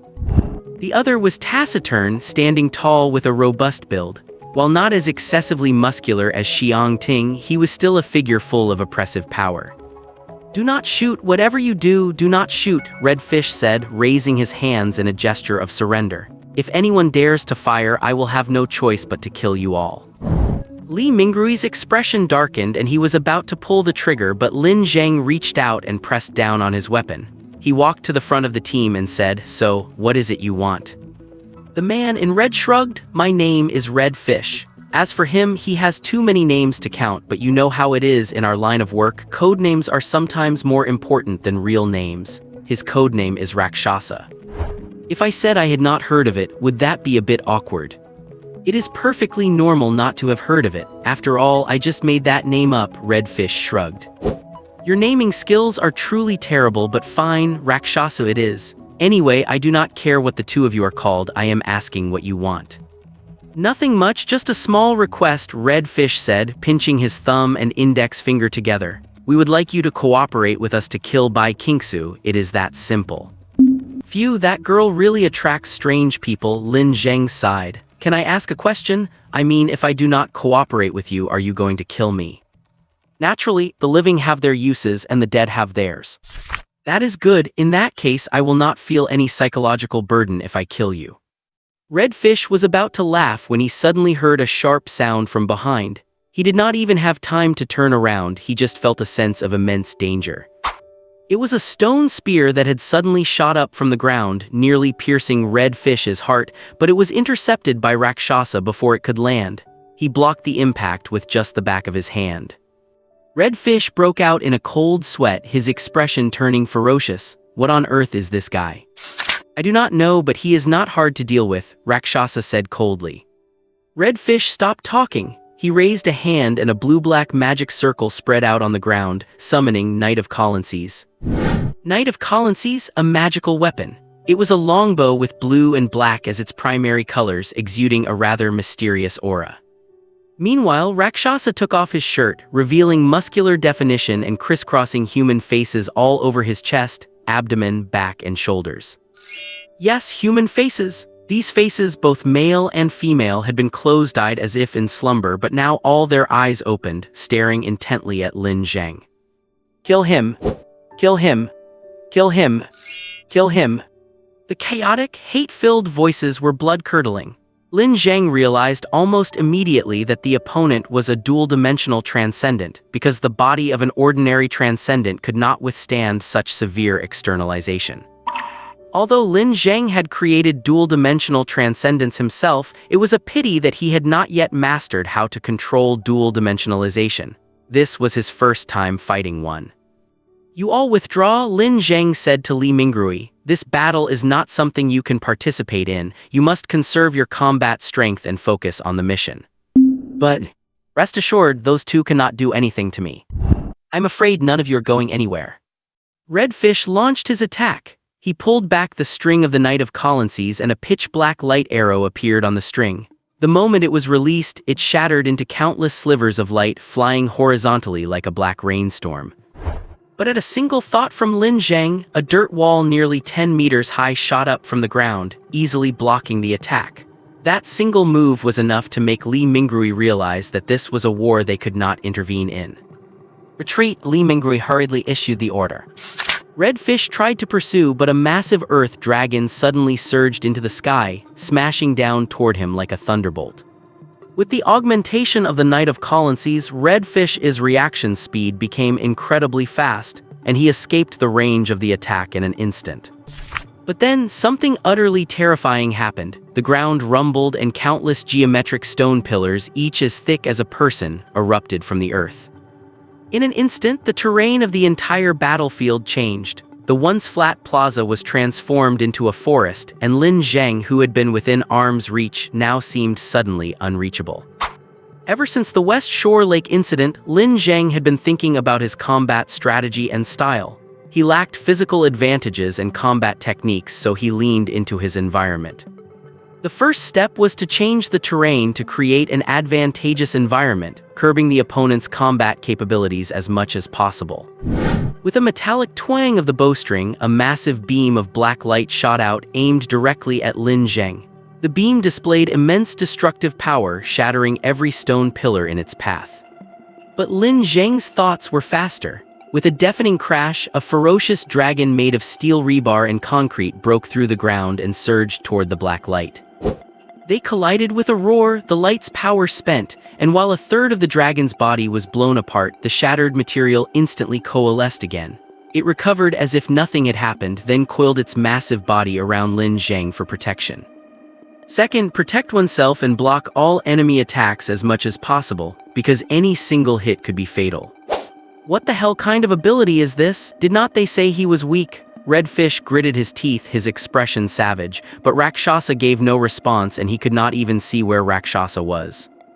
He pulled the bowstring again, not for a direct shot this time, but a 45-degree lob shot. But before he could release the string, a deafening explosion erupted behind him. He spun around, the sight before him leaving him stunned. It was an entire house. A 3-story building was hovering in the air, only to come crashing down upon him with unstoppable force. Third, kill the enemy with all one's might at any cost without regard for destruction and launch continuous, devastating strikes until the opponent is dead. Hong Yu gave his absolute all trying to escape this terrifying, massive-scale attack, pushing his body's speed and reflexes to their breaking point just to narrowly dodge the bombardment. What on earth is this thing? How can its dominance on the battlefield be so absurd? And why is it only chasing after me? Is it completely ignoring Rakshasa? Is not Rakshasa the bigger threat? In the midst of his escape, Rakshasa caught a glimpse of Lin Zheng's state for a split second, and a chill went down his spine because Lin Zheng was not looking at him at all. He was staring intently in Rakshasa's direction. Does this mean the attack that forced me into a corner was nothing more than an afterthought for this guy? The next instant, the sound of air being torn apart suddenly erupted. The steel bars hidden within the concrete lashed out like vipers. Despite Hong Yu dodging with everything he had, one bar still savagely pierced through his lower leg. He could feel the heavy force carried by the metal, a weight that pinned him firmly to the ground, leaving him unable to move. Immediately after, another steel bar coiled around his neck like a python. I am dead. Hong Yu would never have imagined he would be killed so quickly and so effortlessly. Even at the moment of death, he did not even know what the other guy's supernatural ability was. But suddenly, a dark shadow swept past him at high speed, and he heard countless voices laughing. It was Rakshasa. Every face on his body was laughing. Then, with a kick, he shattered the steel bar in Hong Yu's leg and with speed far beyond a human's pulled Hong Yu to safety. The moment they escaped outside a certain range, Hong Yu felt the pressure on his neck suddenly vanish, followed by Rakshasa prying off the steel bar. Thank you for saving me, Hong Yu said. It is not that I wanted to save you, it is just that you are still somewhat useful, Rakshasa said coldly. The forest of stone pillars stopped moving and slowly sank back into the ground, leaving only massive debris floating in the air as Lin Zheng's figure, guarded by the giant dragon, slowly emerged. What, given up, not planning to try again? Lin Zheng asked, hands in his pockets, shouting toward Rakshasa with a calm and detached expression. 30 meters, your ability range is 30 meters. Beyond that, your powers cannot reach, Rakshasa said coldly. To be precise, a 30-meter radius. I have to say, your insight is quite impressive, Lin Zheng replied. In fact, during the battle, he had already realized the terrifying nature of this dual-dimensional Chu. The faces growing on his body granted him omnidirectional perception, allowing him to predict attacks from every angle. His physical stats were also terrifyingly strong, likely even exceeding Xiang Ting's. More importantly, like most dual-dimensional espers, he possessed rapid regeneration and extreme tolerance to damage. But please do not ignore one issue, Lin Zheng said. I do not need to kill you, I only need to ensure my own survival. Soon, Bai Qingxue and the other espers will be back, and then it will be you who are at a disadvantage. Your ability is to manipulate matter using mental power, right? Rakshasa suddenly said. Lin Zheng's expression shifted slightly. So what? You are not good at close quarters combat. If you get caught in melee range, you are done for, Rakshasa said coldly. Then we will just have to see if you can actually get close enough. Rakshasa suddenly wore a sinister smile. You know, when I kill, I rarely use my full strength right away. I prefer to gather intel and get used to the enemy's rhythm before delivering a fatal blow. And your strength honestly does not even make it into the top 10 of those I have killed. He turned to Hong Yu and said, just stay there and provide cover for me. Then he took a mask hanging from his waist. To call it a mask was not quite right. It was pale, resembling a no mask, but it had no eyes, no nose, and no mouth. When Rakshasa pressed the mask to his face, he seemed to lose his own features. Suddenly, the faces on his body burst into sharp, eerie laughter, and his body began to swell and twist, growing twice, then 3 times its original size. His once sturdy limbs grew spindly and weak, transforming him into a bloated monster. Even more terrifyingly, the faces on his body were shrieking and trying to tear themselves free from his flesh. His body was being stretched like rubber dough. Suddenly, they all looked at Lin Zheng in unison. Heard it. Heard it. Kill him and we will be free. Kill him. Kill him. Kill him. The chaotic cacophony made even Lin Zheng feel a chill. The inhuman monster then charged at him with a twisted, lightning-fast gait, its knees and joints contorting beyond human limits in a deeply unsettling way. It surged into Lin Zheng's mental domain and instantly closed the distance by 5 meters. Boom, boom, boom. Deafening explosions echoed one after another as wall after wall of earth rose up. The intense sense of danger kept Lin Zheng from being arrogant, and he pushed his mental domain to its absolute limit in an instant. He did not need eyes, for within his mental domain he could perceive every movement, yet the scene he saw next made his heart jolt violently. Cannot stop it, totally cannot stop it. Rakshasa, like a crazed buffalo, roared with laughter while slamming his body forward, using his hands to tear through walls. These earthen barriers were ripped apart like tissue paper. In the blink of an eye, 20 meters remained. If I cannot stop him, then I will suppress him, Lin Zheng thought. In the next moment, every building within the range of Lin Zheng's domain was uprooted amidst violent vibrations. They shattered and then fiercely gathered, forming a massive sphere in the sky. Then it crashed down from the sky with a thunderous roar, pinning Rakshasa underneath. Did it work, Lin Zheng thought. It did not. He could feel the concrete sphere vibrating violently. He heard the dense, machine gun-like sounds of digging and tearing, accompanied by maniacal laughter. A hole was violently ripped into the sphere and Rakshasa crawled out. Under the immense impact, his body was completely deformed, barely able to stand, yet he kept crawling on all fours, letting out that chilling laughter the whole time. 10 meters. At that instant, the blue light in Lin Zheng's pupils flared to the limit. The earth was ripped apart by his surging mental power. Steel, glass, countless stone spears, and even the air itself turned into a vast storm of blades. Meanwhile, his final guardian, that massive concrete dragon, roared out. The steel bars flying at high speed instantly pierced Rakshasa's joints, twisting like snakes to lock together, while concrete encased his limbs, using massive force to slow his advance. Lin Zheng was dismantling every one of his leverage points based on his anatomy, designing a custom-made concrete sarcophagus for him, before the concrete gathered and roared to pin Rakshasa firmly in place. Rakshasa was trapped. He could not break free. Even with his bizarre anatomy, he could not overcome the structural constraints. His joints were locked, his limbs immobilized, and the faces on his body began to wail. "Kill you! Kill you! Please let me kill you! So painful! Kill you and we will be free, please!" At this point, the distance between them was 5 meters, a hair's breadth away from being within arm's reach, but in the end, he was successfully trapped. Lin Zheng felt cold sweat beading on his forehead. All that was left was to put some distance between them and finish him off. But the next second, a massive dark streak of light tore through the air, instantly shattering countless stone pillars and striking the concrete dragon with brutal force. Lin Zheng suddenly realized a terrifying oversight. Hong Yu was beyond the 30-meter mark. He could not sense Hong Yu's actions, and Hong Yu's supernatural ability was long-range attacks. This strike instantly pierced through the concrete dragon and also punched through Rakshasa's abdomen. It did not kill Zhu, instead it shattered all the constraints binding him. Almost instantly, this inhuman, blood-drenched, filthy, extremely dangerous and twisted monster was standing right in front of Lin Zheng, reeking of a heavy, metallic scent of blood. At this moment, there was nothing left between the two of them. Hong Yu became Rakshasa's White Knight and also the destroyer of Lin Zheng.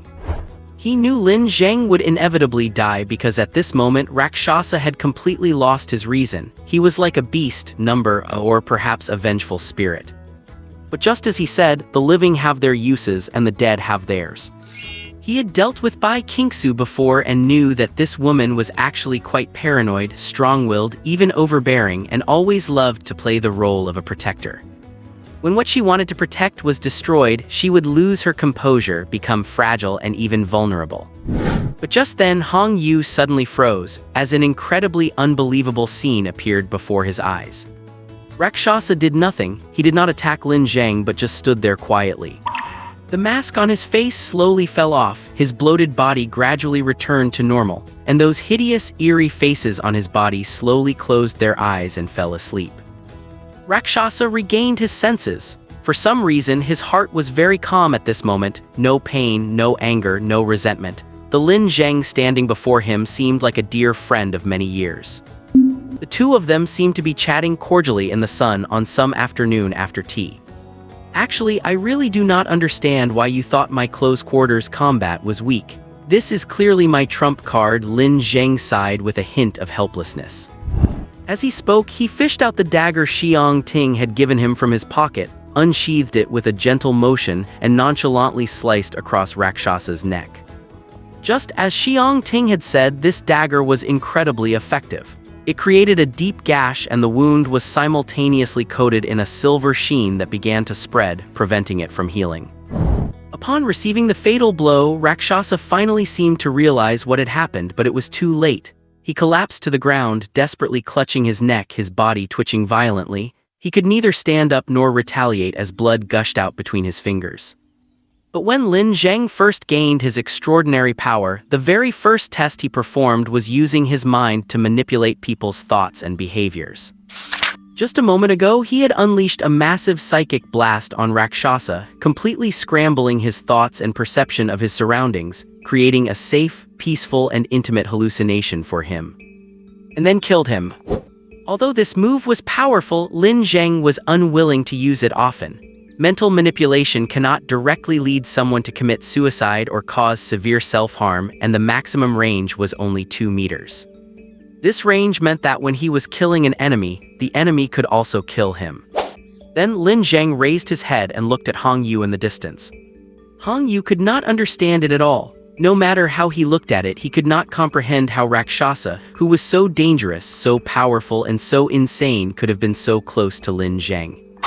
2 seconds, 1 second, even just a split second was all he needed to kill Lin Zheng. Yet he had his throat slit by Lin Zheng in such a bizarre fashion. It was as if all his rage and fury were just a setup to get himself killed. And the moment Lin Zheng looked at him, he felt his brain explode with a boom, the hair on his body stood on end, and a bone-chilling coldness crept deep into his marrow.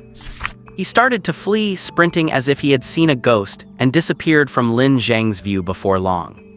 Lin Zheng did not chase him because he simply could not catch up. That guy was running too fast. With a thunderous crash, Lin Zheng saw the circular dome of a distant shopping mall blown open. Amidst the falling debris, a figure shot out like an arrow at incredible speed, flying toward him while clutching a half-dead guy in their hand. It was none other than Bai Qingxue, and the person being dragged like a garbage bag was Ding Chen. "Lin Zheng, are you okay?" Chu Qingxue asked anxiously the moment she landed. "Of course I am fine, just a moment ago too strange." Before he could finish, he was pulled into a tight hug by Bai Qingxue.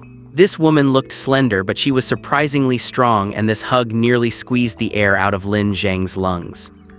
"Boss, be gentle, I really am fine," Lin Zheng said while lightly patting Bai Qingxue's shoulder, "but I am about to be choked to death by you." Bai Qingxue looked up, glared at Lin Zheng fiercely, and pushed him away. "So what exactly happened here?" she asked. "Nothing much, just two bizarre superhumans ranting about work and survival of the fittest who rushed over to fight me. I finished one off and the other one ran away." Lin Zheng looked at Ding Chen and asked, "So does this have anything to do with him?" But Ding Chen did not answer. He stared blankly at the ruined battlefield, the collapsed buildings, the cracked ground, the plaza whose landscape had been completely altered, and Rakshasa's corpse. His pupils constricted and his body trembled uncontrollably. How is this possible? How is it possible?" he muttered to himself. "So any last words?" Bai Qingxue turned to ask. Wait a minute, I am a registered superhuman from Xeroxy City if you kill me."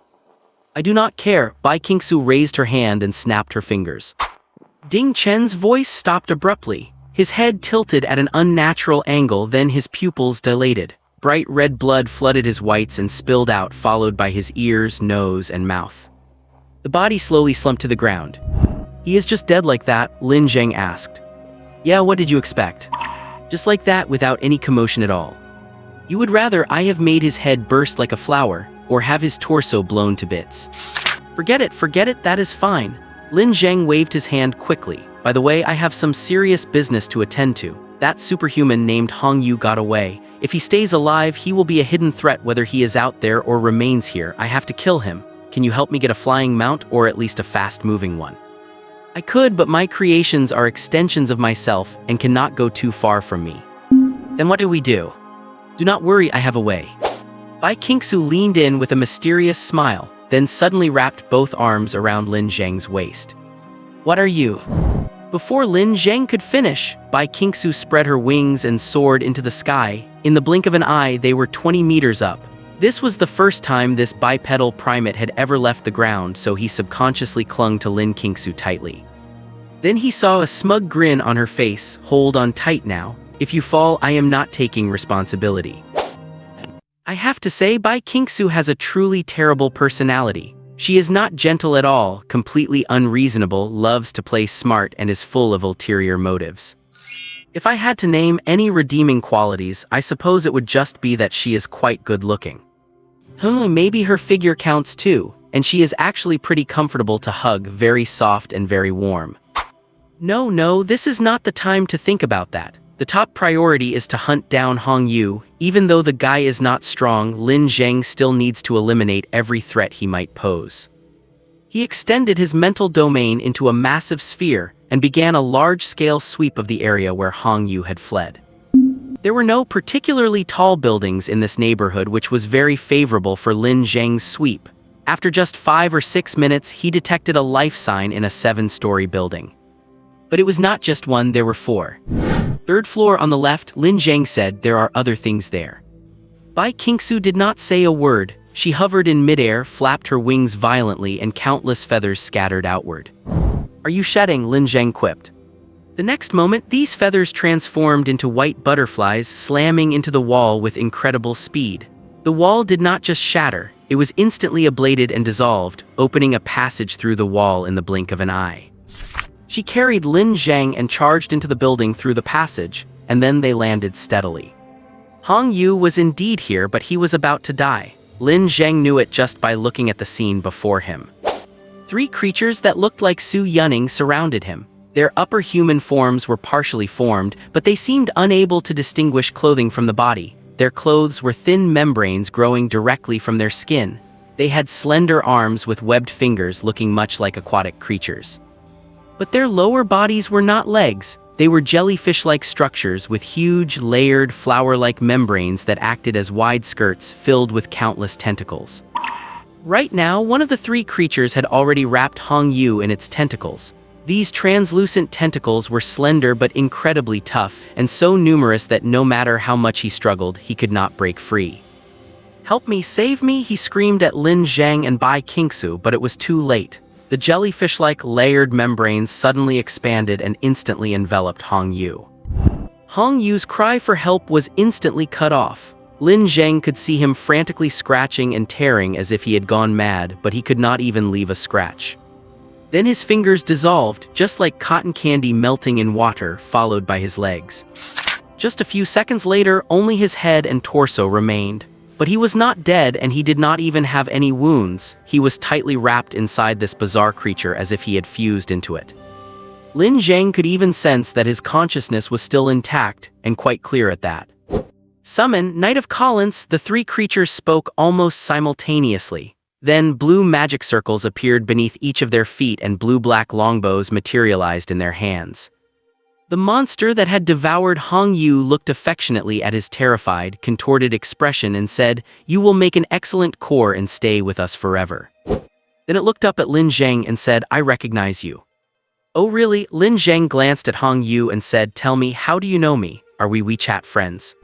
"The high priest said you are the god-slaying beast, and you once killed a young god," the creature said slowly. Lin Zheng paused for a moment before remembering that monster under the West Lake. "Your god must have very poor stress resistance then. It died just from a few words, which is honestly pathetic." However, the creature's description also made him realize a mistake in his judgment. So that was not a hunting unit but a core individual spawned by the ecosystem? Whatever, it does not matter. As long as the mother unit and this so-called god are destroyed together, it is fine. "God-slaying beast, the high priest has prepared a gift for you. You will be killed by the one you love, your limbs will be used as nutrients for the mother of creation, and your body and soul will become an incubator for the young gods." Lin Zheng frowned slightly. "What does that mean? Who is this high priest you are talking about?" "The guide of creation." "And what does the guide of creation mean?" "The guide of creation is the high priest." "Forget it, this thing has no brain. Let us try to capture one alive," Lin Zheng said, turning to Bai Qingxue. Bai Qingxue was just about to strike when the next moment, without the slightest resistance, the 3 bizarre creatures suddenly inflated and popped, shattering into a puddle of transparent liquid on the floor. Hong Yu's life sentence came to an abrupt end at that very moment, but he did not gain freedom. His remaining torso twitched helplessly on the ground. Lin Zheng stared at him blankly for a while and then said, "Well, he really has turned into a red fish now." Bai Qingxue was tickled by Lin Zheng's dark joke and laughed so hard she could not stand straight. Alright, although Lin Zheng never sympathized with enemies and fully supported kicking them while they were down, he still respected life to some extent. After finishing his dark joke, he pulled out his pistol, aimed at Hong Yu's head and fired twice. Hong Yu stopped struggling and died silently. After this major hidden danger was resolved, it was time for the next one. He turned around, pointed his gun at Bai Qingxue and said, "Hand over your arm." What are you doing?" Lu Qingxue suddenly looked panicked. "Nothing, just being safe. I need to check you," Lin Zheng replied. Bai Qingxue's face flushed bright red, and she began to avoid his gaze. After a long while, she darted a glance at Lin Zheng before quickly looking away as if shocked by electricity, then pretended to be indifferent and said, Fine, check me then." She stretched out her fair arm, her shoulders trembling slightly. Lin Zheng did not understand what was going on with this woman, but he proceeded with the standard examination method he knew, which simply meant checking Bai Qingxue's bones, joints, and blood vessel patterns. "It is normal, not a single problem."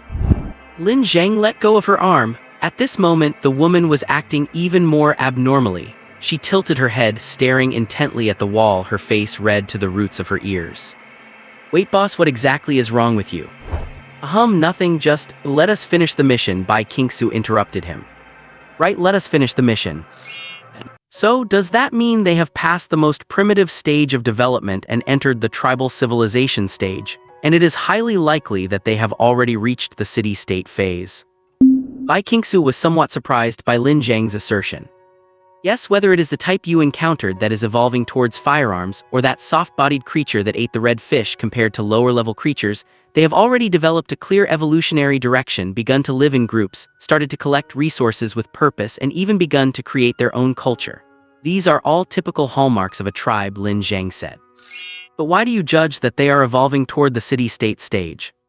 Because multiple tribes have united, or rather, they have reached a consensus in some aspect. This counterattack was clearly organized and planned, and the mastermind behind it, I believe, should be the High Priest.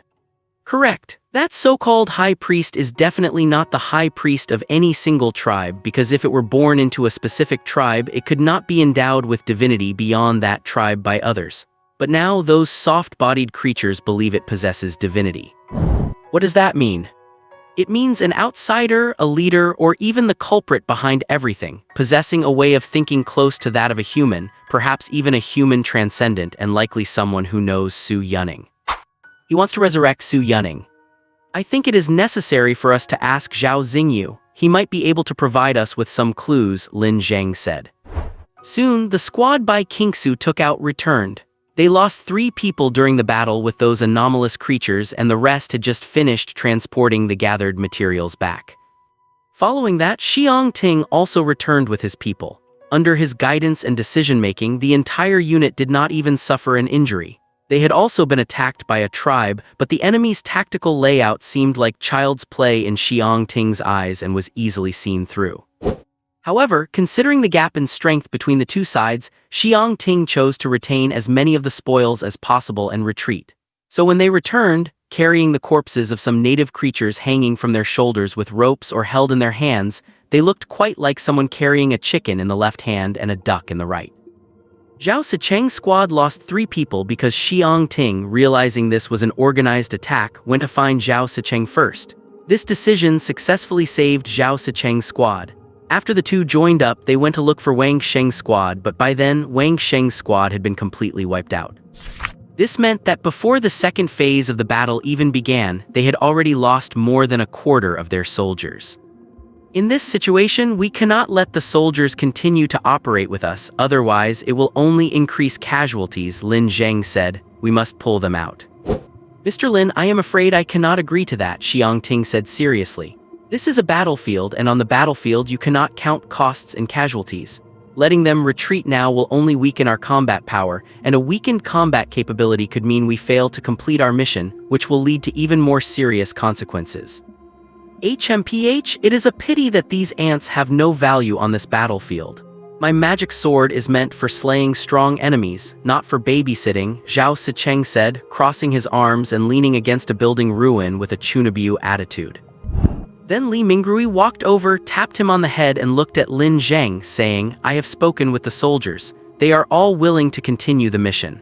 I know we probably cannot contribute much value, but even if there is just a little, we should stay. Lin Zheng sighed slightly and said, all right, the operation continues. Also, Xiang Ting and Li Mingrui, you two go bring Zhao Xingyu in. We need to ask him some things. On one hand, the soldiers began to lay out the plan according to Lin Zheng's design, piling up all the corpses and wreckage they had collected. On the other hand, Zhao Xingyu was also brought over. He had just woken up and was taken directly to a building used as a temporary camp, where Lin Zheng was responsible for negotiating with him. Simply put, apart from you, could there be anyone else who would want to or have the motive to resurrect Su Yuning? Lin Zheng asked. It could be her family, your mutual friends, or her own friends. Zhao Xingyu rested his chin on his fist and said, I am not sure. My head is a bit of a mess. I can feel that she seems to be here, but this feeling scares me. You cannot answer that you are not sure. You must give me a definitive answer, Lin Zheng shook his head and said. Seeing Lin Zheng looking so serious, Zhao Xingyu hesitated for a while and asked, is the situation very serious? Lin Zheng sighed softly and said, It is worse than we imagined, or rather, it is already approaching the point of being out of control. Su Yunning has turned into some kind of abstract entity, similar to an ecosystem or an evolutionary method, and she wants to be resurrected through this approach. I can think of a few people, but I cannot be certain. Zhao Xingyu frowned and then rubbed his temples, saying, "How about I join you in the operation, as long as you can ensure my safety?" Lin Zheng glanced at the notebook on his lap, then looked up and asked, "To be honest, bringing you along is indeed a good idea. After all, you are the key of emotion. But the question is, can you handle it?" Handle what? Xu Chu took a deep breath, stood up and said, "You will have to pay a great price, but if you are willing to try, I will help you." "I am willing to try," Zhao Xingyu replied without hesitation. "Then come with me," Lin Zheng said, standing up. He led Zhao Xingyu out of the building. The two crossed a short alley and turned a corner. The next moment, a high mountain, like a massive meteorite, descended from the sky and crashed into Zhao Xingyu's field of vision and his ordinary world. He saw the heavily armed soldiers walking, saw them piling up a giant mountain of corpses over 2 meters high. Those were countless eerie, twisted, and beyond comprehension corpses, each one bone-chilling. But every single one of those corpses bore the same face, a face he had loved for over a decade, from her youth to maturity, from their first meeting to her death. They were embedded in this mountain of flesh one by one. Some were broken and twisted, while others were lifelike. Zhao Xingyu collapsed almost instantly. He slumped to his knees, his hands digging into his temples, his fingernails nearly sinking into his skin. He began to scream, a shrill and twisted scream.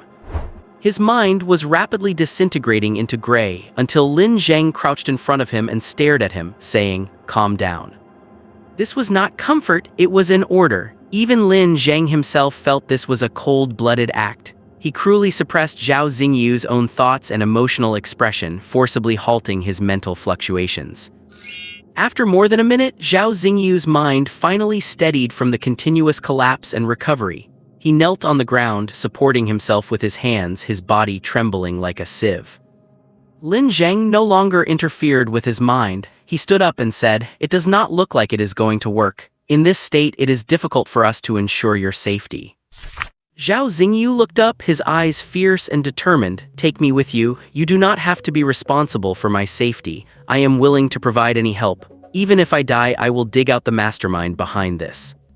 "I cannot accept your participation in the operation driven by anger and irrationality. Not only might it harm you, it might even jeopardize our squad," Lin Zheng said. "You do not understand. This is not out of anger. This is my responsibility and stance as a husband. I absolutely will not allow anyone to trample on her dignity, whether she is alive or dead." At 3:35 p.m., the harbinger of the second phase arrived. With a loud bang, a massive hole tore open around the mountain of corpses. Countless monsters resembling human hands swarmed out of the breach and began ferrying the piled-up bodies into the opening, looking like a colony of busy ants when viewed from above. Lin Zheng stood atop a high building and signaled for the shot. Immediately, the 3 snipers in his field of vision pulled their triggers. There were a few soft pops, sounding more like toy guns than real weapons. Lin Zheng saw all 3 snipers give a thumbs up, signaling a successful hit. He looked down at the pheromone tracker in his hand. It was a specialized device fine-tuned by Chen Yushi, inspired by the mating behaviors of certain natural organisms. It could track the pheromones released by the bullets with extreme sensitivity, boasting a maximum range of 15 kilometers, enough to cover the entire district. They did not move immediately after the hits. Instead, they waited until the administrators had cleared away all the corpses. After a while, the ground began to return to its original state, leaving behind nothing but stains of blood. "It really is deep underground," Lin Zheng said softly. According to the detector in his hand, the signal was descending rapidly to a depth of 40 or 50 meters. "But how are we supposed to get down there? Do we need to bring in heavy excavation equipment from outside?" Li Mingrui asked. Lin Zheng shook his head and said, "No need, leave it to me." He looked up at the surrounding buildings. The signs of destruction he had caused were recovering, but because the damage was so severe, the process was quite slow. With a slight wave of his hand, dozens of massive building fragments suddenly rose into the air, assembling into a giant drill made of rebar and concrete. It began to spin, whipping up a fierce wind and tilted downward before slamming into the earth, blasting open a massive crater. Bai Qingxue looked at Lin Zheng and asked, "Lin Zheng, has anyone ever told you that you are perfect for demolition work, like a one-man construction crew?" "Yes, Zhao Sicheng said that last time," Lin Zheng replied, rolling his eyes. Following the path of destruction carved by the drill, the group began to advance.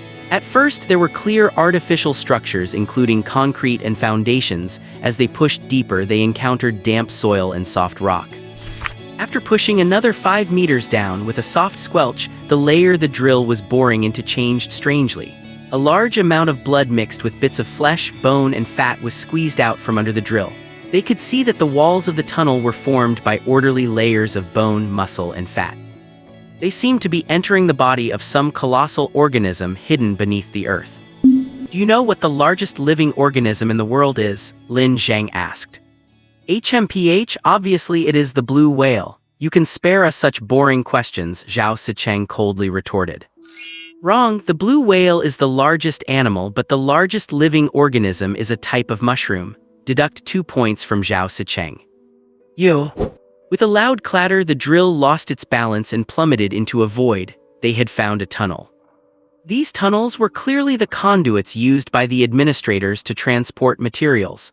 They were circular and slanted steeply downward, with the walls covered in huge, pulsating red blood vessels looking like countless intertwined giant earthworms.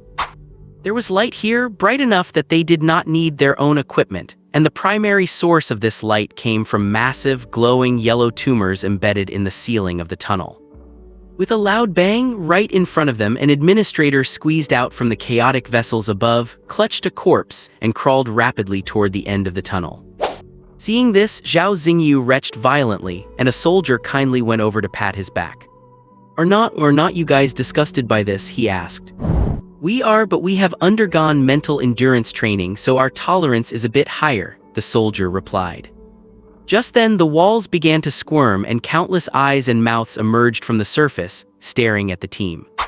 Then those mouths began to speak, their voices overlapping in a chaotic cacophony. "Welcome. You will all die here. And you, God-slaying beast. You will die here in the most miserable way possible. You will be killed by the one you love." As soon as the words were spoken, a flicker of anger appeared on Bai Qingxue's face. She pressed her hand against the wall, and in an instant, a grayish-white blight spread rapidly from her palm. Within seconds, it covered the entire wall, and the eyes and voices vanished instantly. "Let us keep moving," Lin Zheng said with a wave. They continued along the tunnel. The air was filled with an unpleasant odor, and eerie noises echoed from time to time. Occasionally, administrators would drop from above, carrying material past them, but Lin Zheng gave no order to attack, as attacking these entities was meaningless.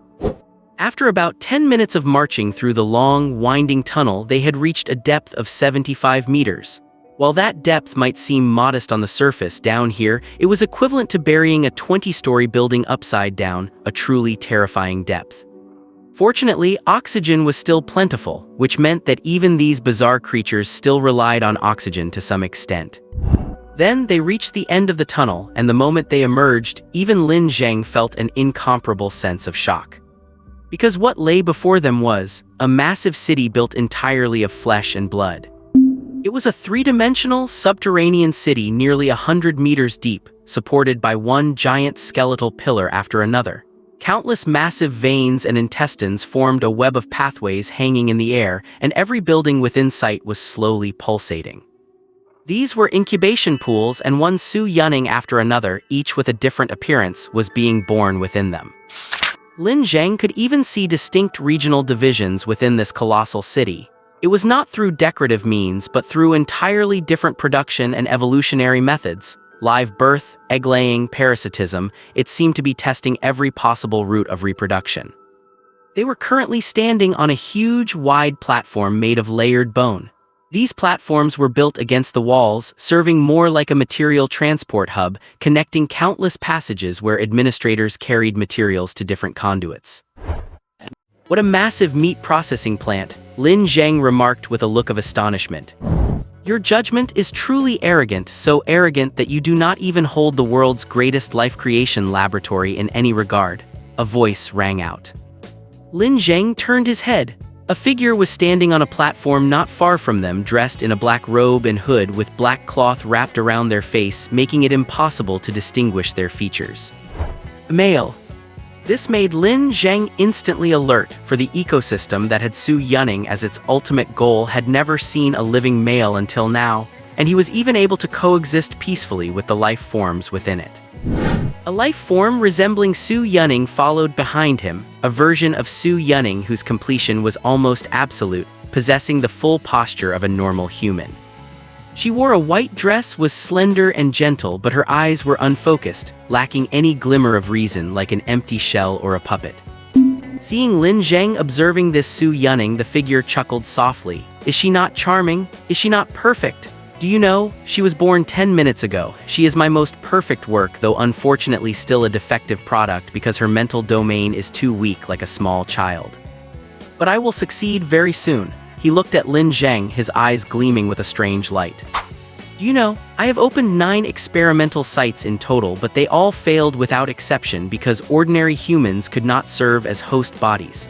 This time would have failed too, but the two-dimensional phenomenon brought by the visitor suddenly appeared on the host I selected, and their potential became infinite. Now I am only missing the final piece of the puzzle, which is the mental domain, and then you appeared. Look, is this not a miracle? As long as I use you as material for the evolution, she will return very soon in a truly perfect form. Shut your mouth, you bastard! An angry roar suddenly erupted. It was Zhao Xingyu rushing out from the crowd holding a pistol, his body trembling. Seeming to recognize Zhao Xingyu, the black-robed figure actually stopped speaking. Lin Zheng could feel the surprise in his gaze. What? Are you going to stop me? Do you not wish for Xiao Ning to be resurrected? This is not what she wants? This is absolutely not what she would want. This is a disgraceful blasphemy. It is a trampling of her life. I will absolutely not allow this. If you do not stop, I will definitely kill you. How do you know this is not what she wants? Because I am her husband. I am the person who understands her best. I am the one who spent over a decade with her. No one understands her better than I do. No one knows better what she hates. These are nothing more than your ridiculous delusions, the black-robed figure said coldly. You have never understood her. You know nothing. You do not even have the right. Zhao Xingyu was enraged, thoroughly enraged. He roared and pulled the trigger. Fire flashed and bullets left the chamber. But just before the bullets left the chamber, Su Yunning suddenly blocked the front of the black-robed figure. The bullets struck her heart hard, and at that moment the blood drained from Zhao Xingyu's face. He knew that the person in front of him was not Su Yunning, perhaps not even human, but immense pain still gripped his heart, making it nearly impossible to breathe. Do you know why she took the initiative to protect me? The black-robed figure sneered. Because she loves me, she is willing to give up her life to protect me. Who are you? Who the hell are you? Who are you? Zhao Xingyu cried hysterically. The black-robed figure said no more. He slowly unwound the strips of cloth from his face to reveal a road-worn face covered in scars. The moment his face was revealed, his pupils were filled with disbelief. Even Lin Zheng found it hard to believe. He even wanted to laugh because everything had actually returned to the most cliched and boring trope. This face was weather-beaten and covered in dust and scars, but Lin Zheng could still recognize it. Zhao Xingyu, he whispered the name. Yes, I am the real Zhao Xingyu. The black-robed figure's lips curled into a smile. That fool beside you is merely my stand-in, my adult form. When I received divine enlightenment, the first thing I did was experiment on myself. I perfectly replicated myself and had him take over my social identity. So do you understand now? The real Zhao Xingyu looked at his empty shell. Everything you experienced, everything you held onto, everything you believed in was merely an illusion I bestowed upon you. The only meaning to your existence was to help me hide my identity, but now, you do not even have that meaning. Zhao Xingyu stood there holding his gun, pointing it at the defenseless other Zhao Xingyu, but his reaction was more as if he had been shot through the heart himself. An invisible bullet flew in, shattering his anger, his stance, and even the meaning of his existence. Bang bang bang bang bang bang bang. 7 gunshots rang out with almost no interval. It was Xiang Ting who fired. His aim was precise, targeting only lethal spots, but these bullets were still blocked by Su Yunning with incredibly swift movements. She showed no signs of injury whatsoever. How impolite, Zhao Xingyu said calmly. Lin Zheng, do you not intend to restrain your subordinate? We had not finished our talk, had we? I do not think there is anything left for us to talk about, Lin Zheng said. Now I intend to kill you. Zhao Xingyu shook his head and said, do not be in a hurry, absolutely do not be in a hurry. If you are in a hurry, you will miss the gift I have for you. Do you remember my words? You will be killed by the person you love. Although that statement is actually incorrect, I will kill the one you love first and then let the one you love kill you. You cannot touch the person I love, you are no match for her. Lin Zheng glanced at Bai Qingxue nonchalantly. No, I have already done it and I have already succeeded. Zhao Xingyu revealed a weird smile. He turned to look at Bai Qingxue and said, Miss, do you remember, you are already dead right on that night you were shot down. Bai Qingxue froze. What are you talking about? Do you not believe it? If you do not believe it, I shall prove it to you. The sound of wings flapping erupted suddenly, and a figure rose from the deep darkness. It was another Bai Qingxue. No, to be precise, it was Bai Qingxue's corpse, but her head seemed to have been torn, tilted 90 degrees to one side, and at the same time, another head was attached to her neck. It was Su Yuning's head. At this moment, Lin Zheng's heart gave a violent jolt. A cold sensation slowly spread through his heart. He looked at Bai Qingxue, who suddenly fell into a daze herself. She looked at her own hands, then at the other Bai Qingxue standing opposite, the one who had been parasitized. Hey, do not be fooled by him, he just created an imposter, that is all. Zhao Sicheng hurriedly spoke up to warn them.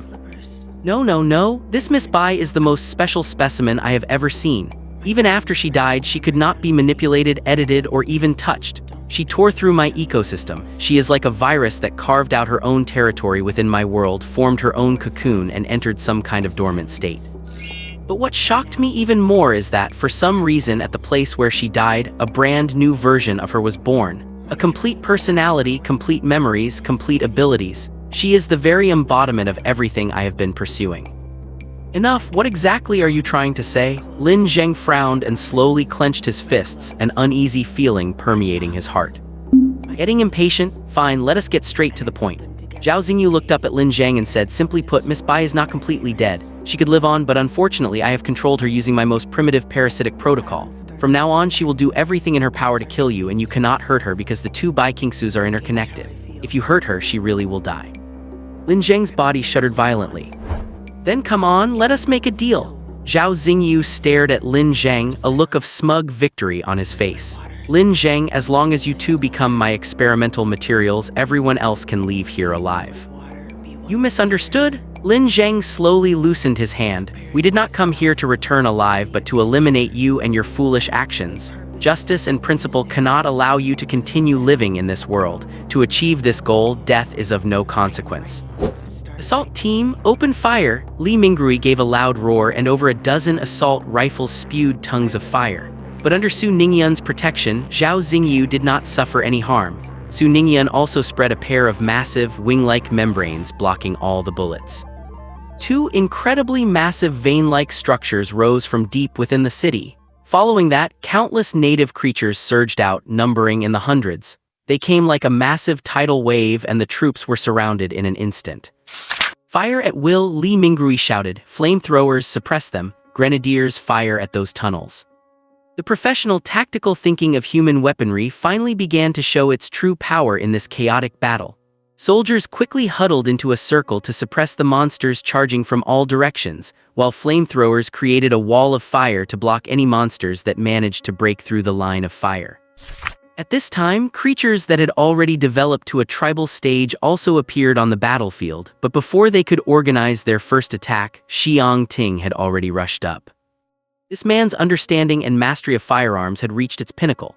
He held 2 assault rifles and fired at close range. Those creatures that used firearms as an evolutionary path had no room to fight back against him. Several sea-dwelling creatures tried to surround Xiang Ting, but the next moment, a huge golden arc rose into the sky, slicing several of them into 2 in an instant. Zhao Sicheng held his giant sword with a sinister smile on his face. What beautiful little things, they must feel great to slash through. The battlefield was in complete chaos, with only Lin Zheng and Bai Qingxue standing there quietly. Zhao Xingyu's imago form knelt there like a statue. They had the advantage for now, but this advantage was fleeting. Their bullets and resources would soon run out, and Xiang Ting and Zhao Sicheng could not defeat everyone. Lin Zheng, I love you, Bai Zia said. Oh, I decline, Lin Zheng answered coldly. Hi. I am a very particular person. A confession should be made at a romantic time and place. There should be flowers, music, movies, and preferably some luxury cars and cash, rather than standing in such a disgusting place. Plus, I know that if I agreed, the next second you would rush over to kill yourself. Bai Qingxue rolled her eyes and said, then what do you suggest? Leave it to me, I will take care of him. You stay here and help them, Lin Zheng said flatly. The next moment he suddenly rushed off the platform and leaped down toward the depths. Bai Qingxue did not even have time to react. HMPH, futile struggle, Zhao Xingyu sneered. Lin Zheng had not yet mastered the art of flying, but landing from a high altitude was not difficult. He manipulated the air currents around him while gathering material beneath his feet to form a buffer plane that descended with him, landing safely. This was the bottom layer of the Flesh City and also its core area. Countless huge bone pillars rose from here to the sky, densely packed with unhatched embryos. The ground beneath his feet was thick and soft, and it seemed to ooze blood when stepped upon. Just as he stood steady, Zhao Xingyu appeared above him. Connected to huge flesh tentacles behind him, he was suspended in the air. Beside him were Bai Qingxue's parasite and Su Ningyun, whose wings flapped, making them look like gods looking down. He really did come after me, why would not he? I am the final piece of the puzzle and one of the strongest fighters. If I am dealt with, the game is over. I have a question for you, Lin Zheng said, looking up at him. If I am willing to sacrifice myself to become your final piece after you succeed in resurrecting Su Ningyun, will you stop? So, intending to sacrifice yourself for the woman you love and coming to negotiate with me alone, is this your solution? Zhao Xingyu sneered. I'm waiting for your answer. Of course I will stop. As long as the wish to resurrect Ning is fulfilled, of course I will stop. No, you will not, Lin Zheng shook his head. Because you have already broken the law and crossed the bottom line of humanity. Stopping would mean you have to pay the price for what you have done. Can you bear that price? Zhao Xingyu's expression changed slightly. So what? What does that matter? Anyone who stands in the way of me resurrecting Ning deserves to die. You see, this is you, the real you, Lin Zheng said, and it is for this reason that I cannot sacrifice myself. I must kill you here. Do you think you can do it? To be honest, it is not easy. After thinking it over, I only came up with 2 ways, Lin Zheng said calmly.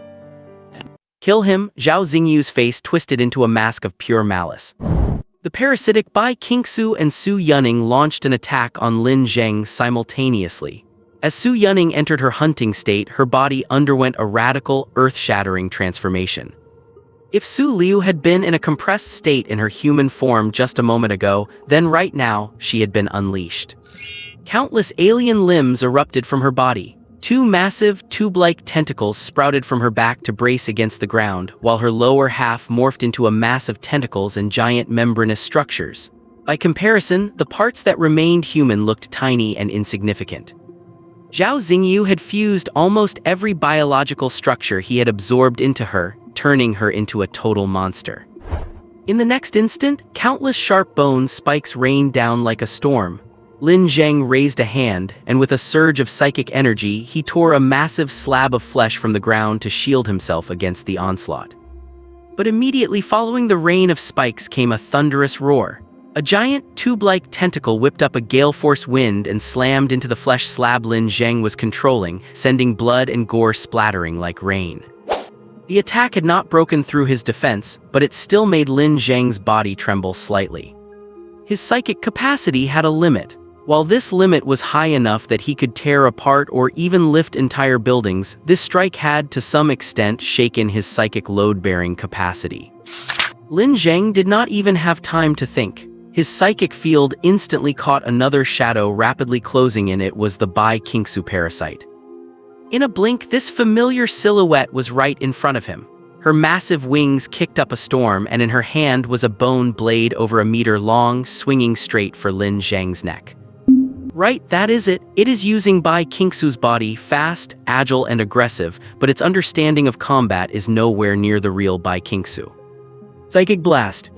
Brilliant blue light flashed in Lin Zheng's eyes. An invisible shockwave slammed directly into the parasite's consciousness. She faltered, her attack interrupted. The next second, a flurry of flesh vines surged upward, instantly grabbing Bai Qingxue and hurling her back into the darkness. Clang! A flash of silver flew from Lin Zheng's cloak, spinning rapidly before his eyes. It was the dagger Xiang Ting had given him. It suddenly carved a beautiful arc through the air, racing toward Zhao Xingyu. Su Yunning instinctively tried to block it, but the blade abruptly veered twice in an incredible zigzag, easily avoiding her and striking precisely at Zhao Xingyu's neck in the next moment. "I got him," Lin Zheng thought. But Zhao Xingyu merely offered a contemptuous smile. "So this is the method you mentioned to kill me." As he spoke, he pulled the dagger out. This blade from Xiang Ting, which was guaranteed to inflict wounds, had indeed done its job. But clearly, Zhao Xingyu had integrated himself into this ecosystem and could draw vitality from it. A tiny wound like this was absolutely trivial to such a massive system. Trying is always worth it, Lin Zheng told himself, as if seeking comfort. With a thunderous boom, a massive tentacle swept across. Lin Zheng hurriedly erected a wall of bone for defense, but it was shattered instantly. The immense force struck him like a heavy hammer. With a loud bang, Lin Zheng was sent flying backward, slamming hard into the wall of an incubator. Fortunately, the wall was made of soft flesh. Otherwise, given his physical condition, he surely would have broken a few bones from that hit. Before he could even stand up, another tentacle came crashing down. This time, Lin Zheng did not dare use brittle bone to block. He tore off another large hunk of meat to absorb the impact. In the next instant, a giant 2-meter-long bone spike erupted from the tip of the tentacle, easily piercing through the meat and stabbing down viciously. Relying on the powerful perception granted by his psychic field, Lin Zheng rolled to the side, narrowly dodging the lethal piercing strike. But the assault was not over. The previous tentacle coiled around, its tip opening up like a giant python to strike at Lin Zheng. Lin Zheng judged its trajectory, but his current position made it impossible to fully avoid. His legs were suddenly sucked into the tube-like cavity. A surge of immense suction followed, and most of Lin Zheng's body was instantly pulled into the tentacle. He struggled, but this alien organ, bigger than any anaconda, was not something he could shake off. "Game over," Zhao Xingyu said coldly. With a second gulping motion, his entire body was swallowed inside, and the only exit sealed shut instantly. This cavity only needed a few seconds to crush Lin Zheng and make him a part of Su Yunning. Given Lin Zheng's physical state, there was no way he could escape. But Zhao Xingyu did not even have time to declare victory before a giant bone blade disc rose from the ground and severed the tentacle in a single motion. Lin Zheng landed on the ground covered in blood, gasping for air. He looked disheveled, but he gave Zhao Xingyu a smile. "Sorry, it is not that easy. I am actually quite hard to kill." Clang! Another heavy, agile strike descended, but Lin Zheng evaded it again. His movements were awkward, but they were effective. "Zhao Ning, stop playing. Finish him off with everything you have got." Zhao Xingyu gnashed his teeth. Su Yunning let out a sharp screech. Her human form had been dismantled to its limit. More thick, tube-like tentacles sprouted to support her, and the membranous structure on her lower body expanded dozens of times over. Lin Zheng was no longer facing a humanoid being, but a grotesque, flower-like beast over 10 meters tall. The entire battlefield he moved through was now cast under its shadow.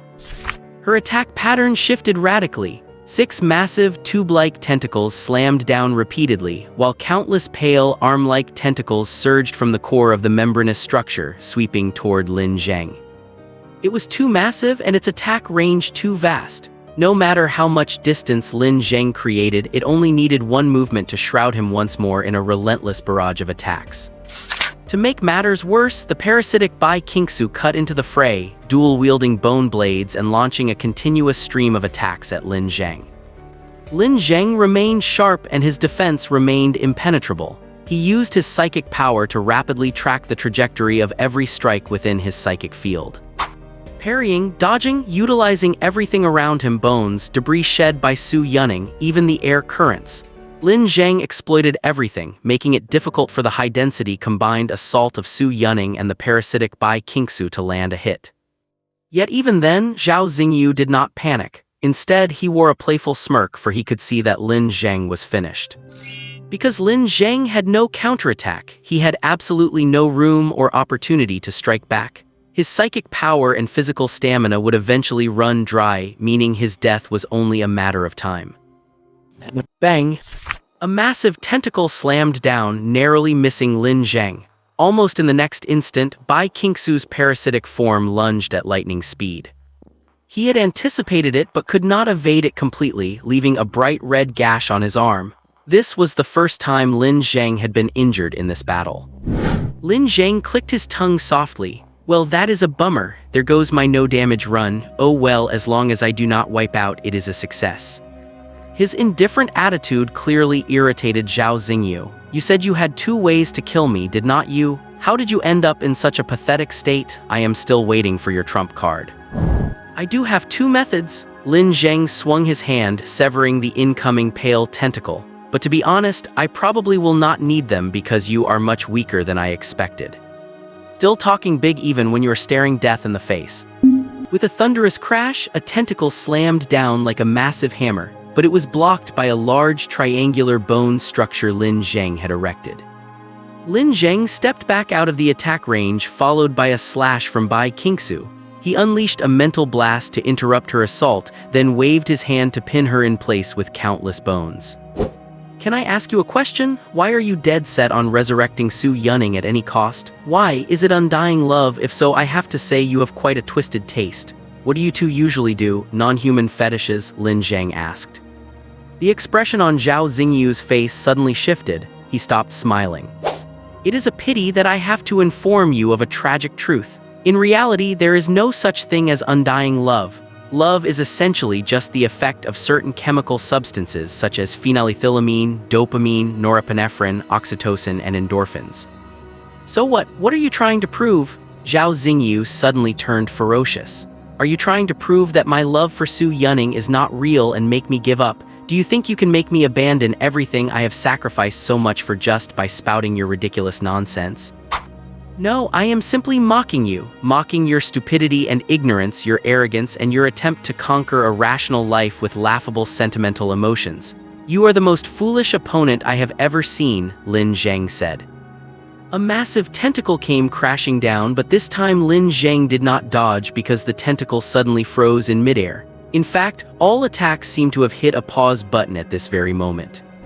Even the parasitic form of Bai Qingxue stopped moving. Zhao Yamamoto was stunned for a moment, then immediately ordered, Ning, what are you doing? Kill him now. But the monster did not move. Instead, she began to compress, retracting her massive alien limbs back into her body. She was reverting to her human form. This was the first time Su Yunning had failed to carry out Zhao Xingyu's orders. A sense of unease erupted within Zhao Xingyu. He immediately realized that Lin Zheng was behind this. He roared in panic, what did you do? What did you do to Ning? Oh, what did I do? How should I put it? Simply put, your account was logged in from a different location. Lin Zheng calmly adjusted his blood-soaked tactical vest. Before we started fighting, I sent a mental message to Bai Qingxue, telling her to integrate your imago into the ecosystem. Think about it, what is your imago? It is a replica of you with the exact same appearance and the exact same DNA. And your creation, while her consciousness is still young, already possesses the original psychic blueprint of Su Yunning and retains her memories. She cannot tell which one is the real you. In fact, to her, your imago is more like the Zhao Xingyu she remembers. So now she has crashed. Zhao Xingyu's body jolted. He closed his eyes instantly and the pipes connected behind him began to glow. Is not it a bit too late to start troubleshooting your system now? Lin Zheng smiled. The next moment, a giant bone blade severed Zhao Xingyu's connection to the ecosystem. He fell from the air and crashed heavily onto the layer of flesh. Suddenly back on the ground, seeing Lin Zheng standing a dozen meters away, an unprecedented chill crept up Zhao Xingyu's spine. He knew Lin Zheng wanted to kill him, and a few seconds would be all it took.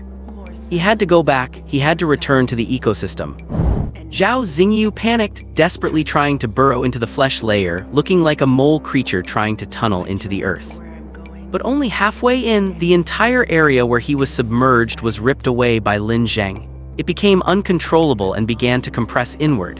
His hiding place instantly turned into a cage of flesh and blood, trapping him. Lin Zheng began walking toward him. A silver dagger flew over and hovered above his palm, spinning constantly. So Lin Zheng said, "Are you even a little bit afraid of me now?" Then in Zhao Xingyu's terrified eyes, the dagger turned into a streak of light and shot toward him. But clank! With a crisp sound, the dagger was deflected. It was Su Yunning who had acted. She did not attack, she simply stood there after batting the dagger away. Even Zhao Xingyu had not expected this sudden protection. Zhao Xuan was surprised at first, then suddenly burst into laughter. Ha ha ha ha, passive protection mechanism, that is a passive protection mechanism. Even if she cannot identify who the real master is, she still remembers me, she will still protect me. This is the undying love that goes beyond death that you could never understand. You still cannot kill me, you still cannot kill me. Lin Zheng did not speak. He looked at Zhao Xingyu with something akin to pity, then walked towards Su Yunning. Passive defense means she will not initiate an attack. Look at me, Lin Zheng said. Su Yunning lifted her head and their eyes met. A subtle flash of light sparkled in Lin Zheng's eyes. Do it, Lin Zheng commanded. In the next instant, Su Yunning's hollow eyes suddenly turned cold and fierce. A long, barbed tentacle erupted from her back. It pierced deep into Zhao Xingyu's shoulder. The tearing pain made him scream, the agony and disbelief almost ripping him apart. Lin Zheng affectionately reached out to wrap his arm around Su Yunning's waist, then turned to look at Zhao Xingyu with a ferocious smirk. Understand now? Is your mind clear yet? What you thought was undying, the mental and emotional bond you believed you shared, to me it is nothing more than a few specks of dust. It was all an illusion, all your own pathetic, laughable delusion. So now I have a question for you, Lin Zheng said. How does it feel to be killed by the one you love? Shortly after, two figures descended from the sky. It was Bai Qingxue and Zhao Xingyu who had already integrated with the ecosystem. Clearly, Zhao Xingyu was not yet proficient in controlling the ecosystem as he practically fell from midair. Zhao Xingyu let out a yelp, scrambled to his feet, then froze and looked up at the motionless Su Yunning. Apparently, the high-level decompression state had taken its toll on her. Although her body was self-repairing, it remained covered in wounds. Parts of her skin were transparent while others were normal, and some small alien organs on her body had not fully retracted, still appearing rather eerie. Is she Zhao Ning? Zhao Xingyu turned to ask Lin Zheng. She is certainly not, but are you Zhao Xingyu? Lin Zheng countered. Zhao Xingyu was stunned for a moment and said, I do not know, maybe I am not. He appeared very lost. He knew that the thing before him was not Su Yunning, and only a few hours ago he had loathed these things. But she was exactly like Su Yunning, and she even possessed Su Yunning's complete memories. Ignoring the confusion of the adult form Zhao Xingyu, Lin Zheng turned to Bai Qingxue and asked, how is the battle going up there? Basically everyone who needed to be killed has been wiped out. There were some casualties but nothing serious, Bai Qingxue replied. Have you done the risk assessment? Lin Zheng asked again. I left that to Xiang Ting and Zhao Sicheng. They are handling it, Bai Qingxue continued, then added, you are not hurt, are you? I am fine. Look at you, covered in blood, your clothes are so filthy, Bai Qingxue said, leaning in to straighten Fei Zhang's collar. Well, fighting is like that, is not it perfectly normal? It is hard to get these clean. Never mind, the weather is changing soon anyway, I will buy you some new ones when we get back. The adult form Zhao Xingyu held the seemingly sleeping Su Yunning and looked at the two of them blankly. Could you just tell me, what exactly is the relationship between you two? He is my boyfriend, did not you see me just confess to him? Bai Qingxue replied over her shoulder. Hey, I did not agree to that. I clearly rejected you just now, Lin Zheng immediately protested. In your dreams, either behave and be my boyfriend or pay back the money immediately. Take your pick. Lin Zheng thought for a moment, then give me a kiss. Get lost, you look like you just rolled around in an extra spicy hot pot base. I do not want to get a mouthful of blood when I kiss you.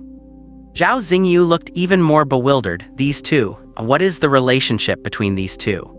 But things had finally come to an end. Just as Lin Zheng had surmised, Su Yunning's consciousness was the true master of this ecosystem, and it was unique. Although other native organisms also possessed some consciousness, they posed no threat, and the ones that did had already been eliminated by Bai Qingxue. This meant that they had destroyed the core of this ecosystem. Next, all they needed to do was eradicate the host and it would all be over. "Where is the host?" Lin Zheng asked the native form Zhao Xingyu simply and directly. The native form Zhao Xingyu looked up at Lin Zheng, then at Su Yunning, who was leaning in the arms of the adult form Zhao Xingyu. His lips moved as he muttered, "I do not know. The host does not exist." "Think carefully before you speak. This is the last bit of value you have," Lin Zheng said flatly.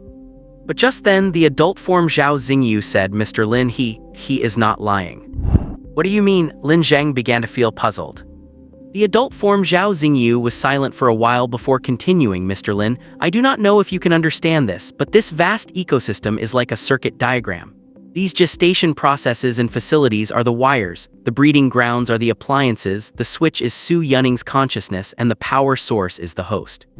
But the current reality is that this circuit is indeed functioning normally, running quite smoothly. Even when my consciousness connected to it, I could feel the host's presence, but in objective reality, the host does not exist." He pointed his hand toward a certain spot above and said, "Theoretically, the host should be right there. It should be a huge object, but in truth, there is nothing there. It was here once, then it died due to an overload, but later, when I was about to give up, it returned in an even stranger form," said the native form Zhao Xingyu. "It is like a ghost." Lin Zheng stared at the pitch-black, empty space. His mental energy probed into the void like a thread, but he could not sense the presence of anything. He looked at the plastic explosives he had prepared and muttered, "How are we supposed to kill a ghost?" "Anyway, let us pull out first," Bai Qingxue said. "Since Su Yunning the switch has been disconnected, this ecosystem has stopped functioning. Even if we cannot destroy the host, we can clear out the materials here and then build a station to monitor it." "Right, that is the only way for now," Lin Zheng nodded in agreement. "Notify everyone to prepare to evacuate." The ascent did not take them much time. Lin Zheng steered a massive bone shard that carried everyone back to the upper reaches of the city of flesh and blood. The fighting there had already ended, with the native organisms piled up like a small hill, and the soldiers were regrouping. Li Mingrui walked over with his gun and asked, "Mr. Lin, how are things down below?" Lin Zheng pointed at the native form Zhao Xingyu, who was being held by Bai Qingxue, and said, "Resolved. We will interrogate him properly once we take him back to see if we can get anything out of him." The native form Zhao Xingyu was doomed. He had triggered a massive disaster, and his actions were strictly prohibited by the Bureau of Abnormalities Human Ethics Committee. The Human Ethics Committee was a powerful organization composed of the world's most renowned sociologists and psychologists. It was responsible for ensuring that human ethics and social structure did not collapse in an era rampant with anomalies, while also monitoring for large-scale psychological distortions.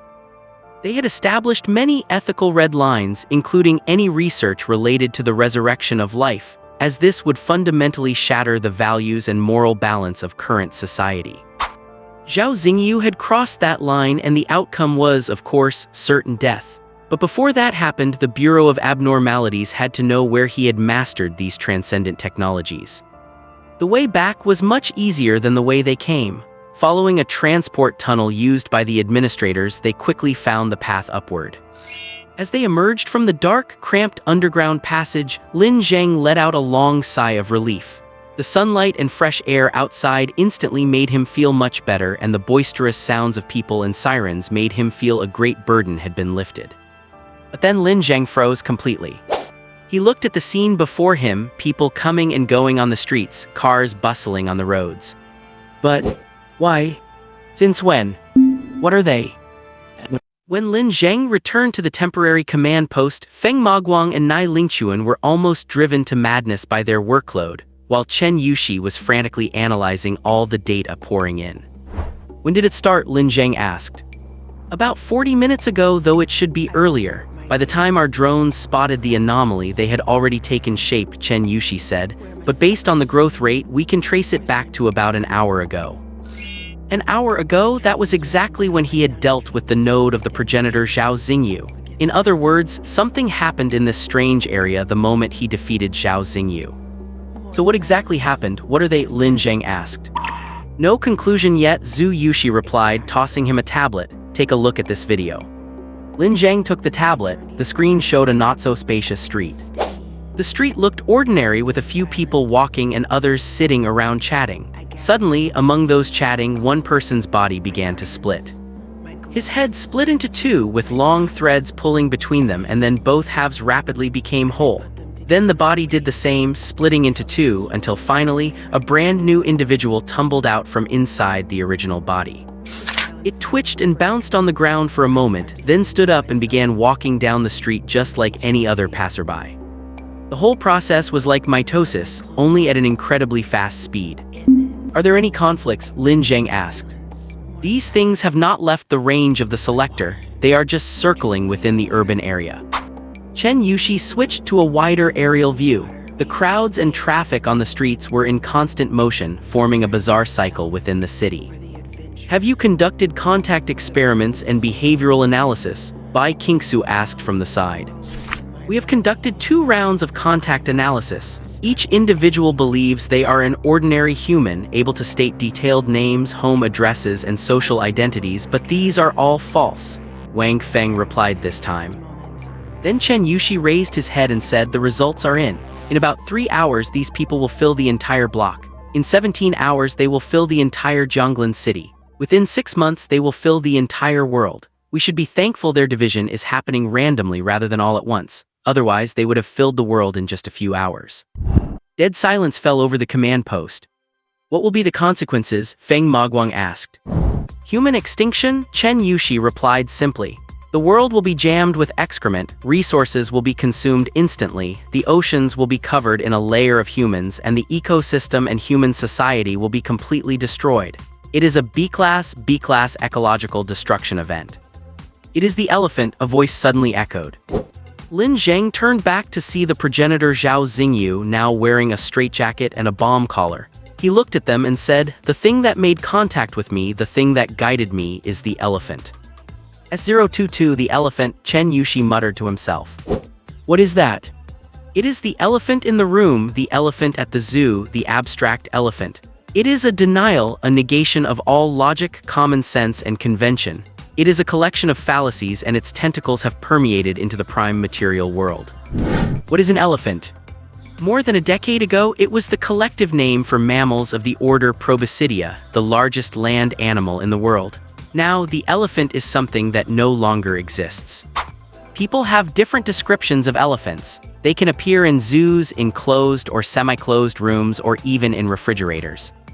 There are many descriptions of it. The most common might be a land animal with a long trunk, huge tusks, a massive beak, dozens of tentacles, and a single leg.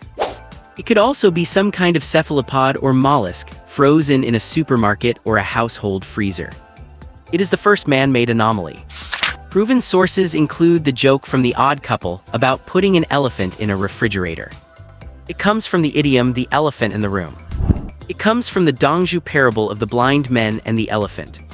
It comes from the largest land animal people see in zoos. It comes from the Tao Te Ching, referring to the great image having no form. Everything people perceive abstractly and incorrectly about elephants, along with its extended meanings, constitutes this elephant. Its essence is fallacy. It is the result of those erroneous things breaking the laws of logic. That is why Zhao Xingyu's so-called resurrection plan, despite being so crude and logically unsound, still worked. He was infected by the elephant. Madman, you are absolutely insane. Do you know what kind of consequences will follow if the elephant loses control? Chen Yushi grabbed Zhao Xingyu by the collar and roared, but Zhao Xingyu had no reaction, his face remained ashen. Just then, the fax machine on the table began to whir, and several sheets of paper were spit out. Feng Maguang picked up the papers. At the top was a diamond-shaped emblem, half black and half white, surrounded by 3 golden rings. This was the logo of the Light Prism Bureau. The reply from the Light Prism Bureau. They have also confirmed it is the elephant. The Elephant Task Force believes that, in principle, this experiment should not have caused such a large-scale reality incursion. It is extremely rare. Perhaps the bidimensional phenomenon inadvertently provided conditions for the elephant's invasion, Feng Maguang said, holding the fax. So how do we solve it now? Lin Zheng asked. Feng Maguang's hands trembled slightly. He took a deep breath and said, containment measures. The task force believes that the 7th Theater has no time window or combat capability to deal with the elephant. They have contacted the nearest missile launch bases, and they are already equipping nuclear warheads. They will conduct a precision nuclear strike on Jianglan City in 5 hours at the latest. Since these humanoid creatures can understand human language, no evacuation operations are allowed. No alarms, no advance notice. What about the projected casualties? Wang Feng asked. 100,000. Insane, they want to kill 100,000 people at once. Humanity is going to slaughter itself. Zhao Sicheng's eyes widened. Do you think the Light Prism Bureau wants to do this? If they do not, all of humanity will go extinct, Wang Feng said coldly. The elephant is like a malignant tumor. The treatment window is extremely short. If we miss this golden opportunity, we will either have to pay a much higher price or just wait to die. Then I will just go and kill them all right now, Zhao Sicheng said fiercely, turning to leave. Stop right there, how many can you kill alone? We have calculated it. Even if we deploy all existing troops and weapons, the cleanup speed will not keep up with the proliferation rate, Wang Feng roared. And you cannot kill them, not a single one, Chen Yushi added calmly. Why cannot we kill them? Do not give me that bullshit about ethics. Because they all perceive themselves as ordinary humans. What happens when an ordinary human discovers a corpse or sees someone being murdered? Zhao Sicheng stopped talking, he already had the answer in his heart. When they kill one of them, it will immediately disrupt the current behavioral patterns of these humanoids. They will become panicked, crazed, and will immediately try to escape the block. And every one of these individuals has the ability to divide. Even if just one of them escapes from here, it will turn into a horrific disaster.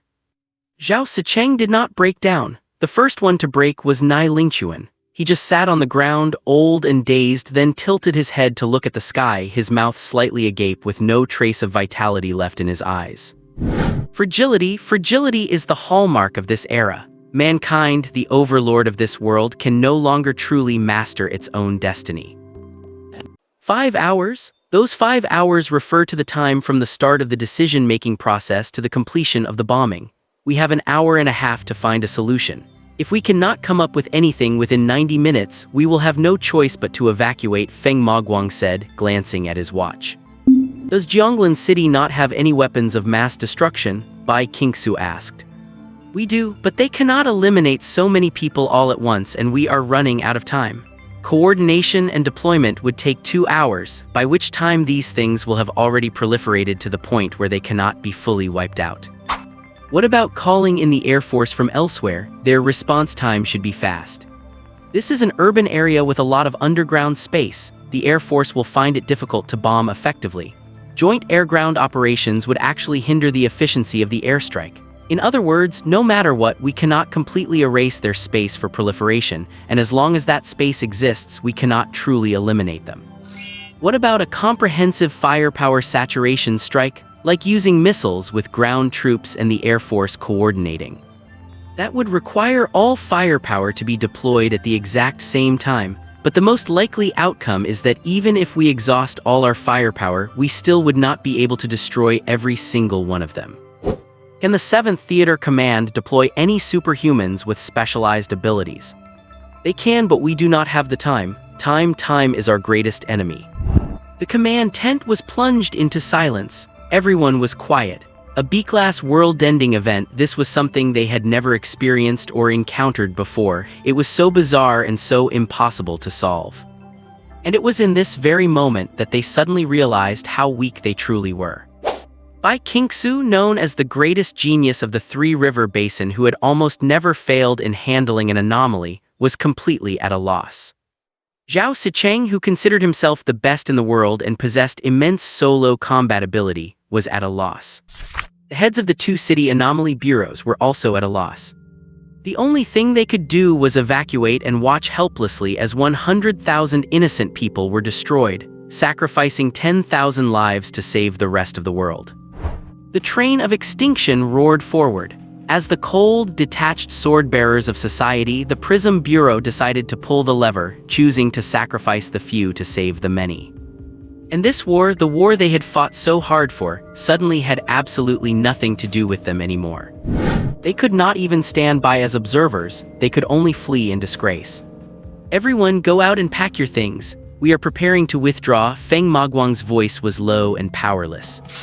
Hey, are you guys really just going to leave it at that, doing nothing and just walking away? Those are 100,000 people, over 100,000 lives. Zhao Sicheng shouted, but everyone remained silent. He snorted and turned to leave, but Xiang Ting grabbed him by the shoulder. Do not sabotage our plan, or it could lead to catastrophic consequences. Let go of me. The next moment, Xiang Ting pressed his gun against Zhao Sicheng's head and said, sorry, this is no time to be making trouble based on simple-minded justice.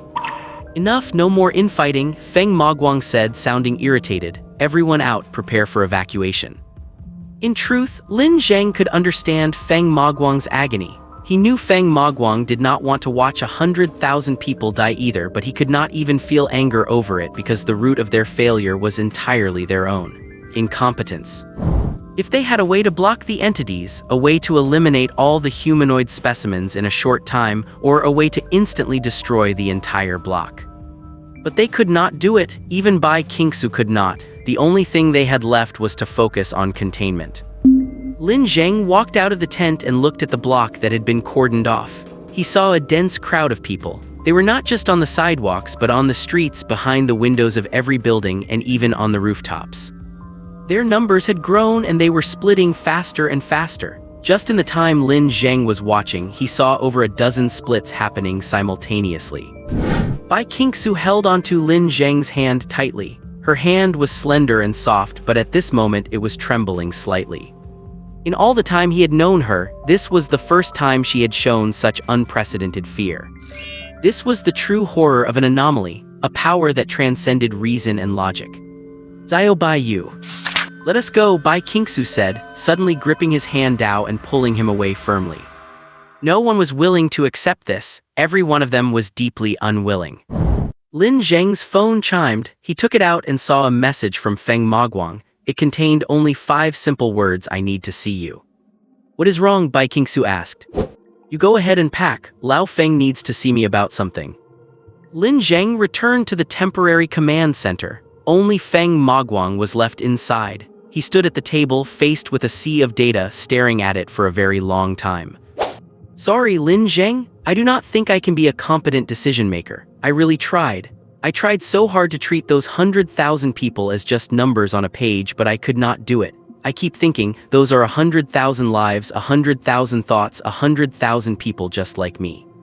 He looked up. This 20-something politician, who did not look like a politician at all, was weeping like a child. Lin Zheng, I cannot accept this. We were supposed to have one, why do we have to pay such a huge price? His voice was full of pain and suppression. Lin Zheng did not speak. He just stood there, waiting for Feng Maguang to continue.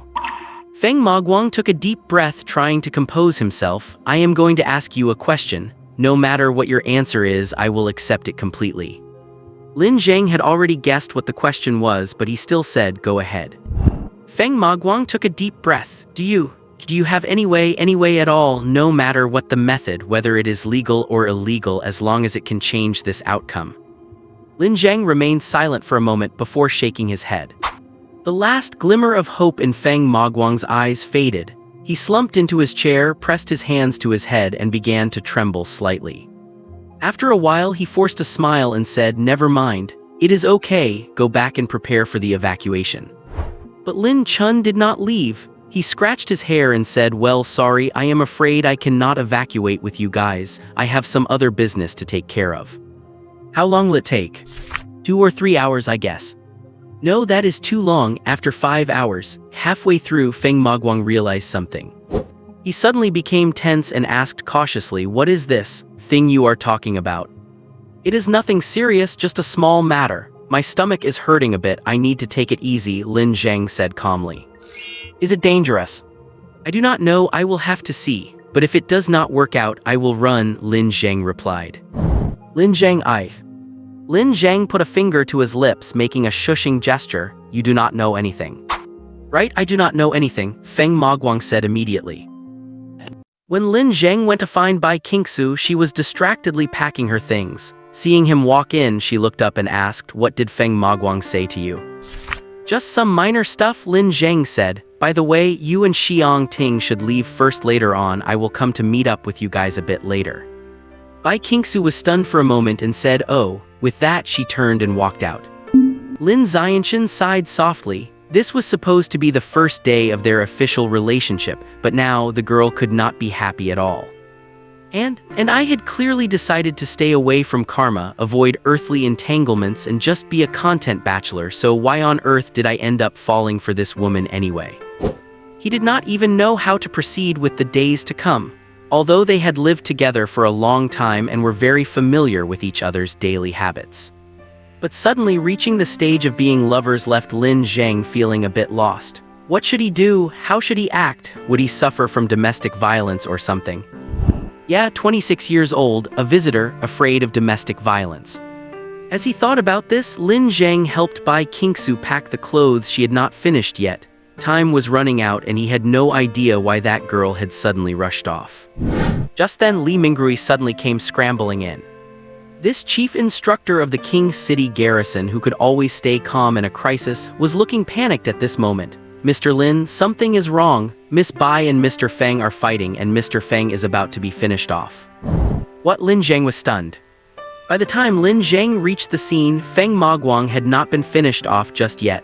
The two were still locked in a standoff, looking like two sumo wrestlers. They were surrounded by a circle of soldiers, some looking bewildered and lost, others frantically trying to break up the fight. None of them had expected the highest commander of the Bureau of Paranormal Affairs to be fighting with the #1 combatant of King City.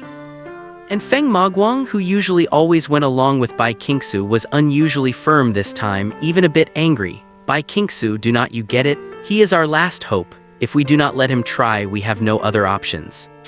So what? Why do not you go yourself? Of course I am willing. To save the lives of those 100,000 people, I would gladly sacrifice myself. But what good would my sacrifice do? It would just turn the death toll into 100,001. Only he has the ability to do it. That is something I absolutely cannot accept. He is my person. Seeing that the situation was about to spiral out of control, Lin Zheng shouted quickly, "Hey, stop arguing, both of you. If you keep at it, I am going to get angry." Feng Maguang stopped immediately and Bai Qingxue trembled slightly and went silent. The surrounding soldiers looked at Lin Zheng, their eyes filled with shock and awe. He managed to intimidate the two most troublesome and difficult people in Qinghai City single-handedly. What kind of dominance is this? I wonder whose subordinate he is. Lin Zheng looked at the command post and said, "Let us go inside and talk." Li Mingrui also yelled at the top of his lungs, "What are you all staring at? Do you not want to live anymore? Go and pack your things, you have 5 minutes at most, hurry up." In the command post, Feng Maguang sat there in silence and Bai Qingxue sat with her head down, sniffling, just like two kindergartners who had gotten into a fight. "What is wrong with her?" Lin Zheng asked Feng Maguang. "She guessed that I intended to use that uncontrollable power you displayed during the Black Tower incident. She is against the plan." Lin Zheng sighed. He wondered if everyone in the world knew about his connection to the visitors, although it was more normal for Bai Qingxue to have guessed it than Feng Maguang. "Let me talk to her. You go pack your things too," Lin Zheng sighed. "I need to stay. Someone has to handle the aftermath here no matter what, and there is the communication with the Prism Bureau as well," Feng Maguang said. It seemed like this guy had included himself in the plan from the very beginning. Lin Zheng crouched down in front of the sobbing Bai Qingxue and reached out to pinch her nose. All right, stop crying. You sound like a saw cutting wood. I am practically about to become a widow, cannot I cry for a bit?" Bai Qingxue glared at him fiercely. Then she sobbed again. "Lin Zheng, let us run away, okay? Let us take this bastard Feng as a hostage, then find some place where no one is around and slaughter him to feed the dogs." "Wait, why a widow? Who told you I was going to die?" Lin Zheng retorted. "Do not think I do not know. Last time to save me, what shape did you put your body in? You could not eat, you were sensitive to cold and you were coughing constantly. Do you know how painful that was for me? And now you are doing it again." For a moment Lin Zheng actually felt touched. The mountain of rational arguments he had prepared could not be voiced at this moment. He could only pinch Bai Qingxue's cheek and say, "Sigh. Fine. I will try to go easy on it then. I promise to at least leave half a life for you to play with, all right?" "Is it really necessary for you to go?" Zhu Qingxue looked at him with teary eyes. "Do not forget I am an investigator too. This is my job." The woman put on a look of intense thought, finally bit her lip, leaned over and hugged him with both arms, saying in an almost coquettish tone, Then I want the bigger half, I want the better half. Fine, fine, fine, the bigger half it is. And it does not matter if you have a bad stomach or a bad brain, but that one must be fine. That one has to be saved for our life together later. Which one? Bai Qingxue poked Lin Zheng hard in the waist with her finger. This one is mine, you are not allowed to use it, understand? Cough, cough, cough, cough. Feng Maguang off to the side began to cough incessantly. Bai Qingxue turned to him fiercely. If you cough one more time, I will rip your dog mouth off. Get out. Feng Maguang shrank his neck and slunk out. After this is all over, let us retire, maybe take on some low-profile work. We can find a place near King City, settle down, and start a small business. You will be the boss, I will be the boss lady, and then at the end of this year. Wait, stop talking, I feel my survival rate plummeting. It is already under 50%, shoot, I am starting to feel dizzy. Then he got pinched again. Lin Zheng was actually feeling a bit helpless too. Originally, when he confirmed his identity as a visitor, he had decided to detach himself from human relationships anyway, since he lacked trust in so-called interpersonal connections. But in the end, he still got dragged into it. More importantly, the feeling of having someone care about you was actually quite nice. The camp was empty. Although the tents and some equipment remained, the district, already desolate to begin with, felt even more hollow and still. The sun was setting, a massive, vivid crimson sphere, casting its long, final rays over the buildings and the earth, stretching the shadows of the three of them endlessly. It is so quiet, Lin Zheng said. Let us come here to eat this time next year. We will find a better restaurant. Perhaps it will be a bit livelier then. You are treating, Lin Zheng said. Fine, I will treat, it is no big deal. Lin Zheng looked toward the city center. At this very moment, the vast district was crowded with all sorts of people who could no longer behave in an orderly fashion. Windows of the high-rises were being smashed, and people kept falling from above, crashing into the crowds and triggering waves of panic. It had not yet reached the limit Chen Yushi spoke of, but they already had the urge and the tendency to spread outward. Then let us begin, Lin Zheng said. He walked slowly into the depths of the city, closed his eyes, and activated that unique, one-of-a-kind two-dimensional ability. Without any transition, Lin Zheng appeared in the sky like a god, his entire body forming a massive cross. Following this, the visitor's spiritual domain boomed into existence within the reality. It was a domain completely different from Lin Zheng's own, and its manifestation here in the real world was entirely different from how it appeared in the dark domain of the moon. In a single instant, the entire district was shrouded in night. Against the magnificent sunset, a massive curtain of darkness formed and an impossibly large moon appeared in the sky, casting its cold, pale light over the entire district. The sweeping, golden-red sunlight reflected off the huge curtain of night, creating a sharp and bright boundary line. It was as if this district had been peeled away from the world. Outside the curtain, everything was burning fiercely. Inside, it was silent and still. The sky was on the verge of burning out, and the curtain was the ash that remained. In the blink of an eye, the humanoid creatures crowding the streets vanished without any warning, as if they had never existed at all. At this moment, Lin Zheng, Bai Qingxue, and Feng Maguang, all three of them saw the elephant. No, what they saw first was that two-dimensional transcendent. He had become incredibly massive, over 30 meters tall. His head and body were bloated and grotesque, while his limbs were thin and short, making him look like a strange, newborn infant. He hung upside down above the city, black liquid streaming endlessly from his swollen mouth like a slender waterfall, already flooding the streets and alleys of the city. A massive, thick umbilical cord connected one end to his belly and the other to a piece of twisted void. The elephant, the true form of the elephant, was gestating inside his belly. His belly had burst open like a blooming flower, and the elephant was hidden within it. It possessed all the traditional, universally recognized traits of an elephant: a long trunk, huge tusks, and thick legs, but that was all. These inherent characteristics were fused into a mass in an extremely twisted way. Beyond that, there were huge tentacles, a massive beak, and enormous horns. At the center of this bizarre creature was a single, crooked giant eye staring coldly directly at Lin Zheng. Bai Qingxue looked at this creature that completely defied common sense. Even behind the thick curtain of night, an unparalleled terror erupted in her heart. It felt like the most primitive fear etched into her bones, into her very genes. Beside her, Feng Maguang was nearly suffocating. Perhaps this was the first time humanity had witnessed the true appearance of the elephant, even if it was only a juvenile. A duel between anomalies. The next moment, Lin Zheng's belly burst open with a bang and a long elephant trunk dropped out. His body began to twist, his skin cracked, and countless tentacles surged from within. Then his limbs disappeared, replaced by thick, pale elephant feet. He grew a long beak and huge horns, then fell from the sky, slamming into the ground, landing in a pool of pitch-black liquid. The liquid was warm and viscous, as if he had returned to a warm womb. What is he? He is human. How do you define human? Humans are the world's largest land animals with long trunks, a pair of huge teeth, tentacles, beaks, and massive horns. They are often found in rooms, often found in refrigerators, often found in. It will crawl forever, slowly, sluggishly, just like all humans. Lin Zheng suddenly wanted to laugh. He knew what a duel between reality-interfering entities was like. How to put it? It was like a duel between narrators within the same worldview.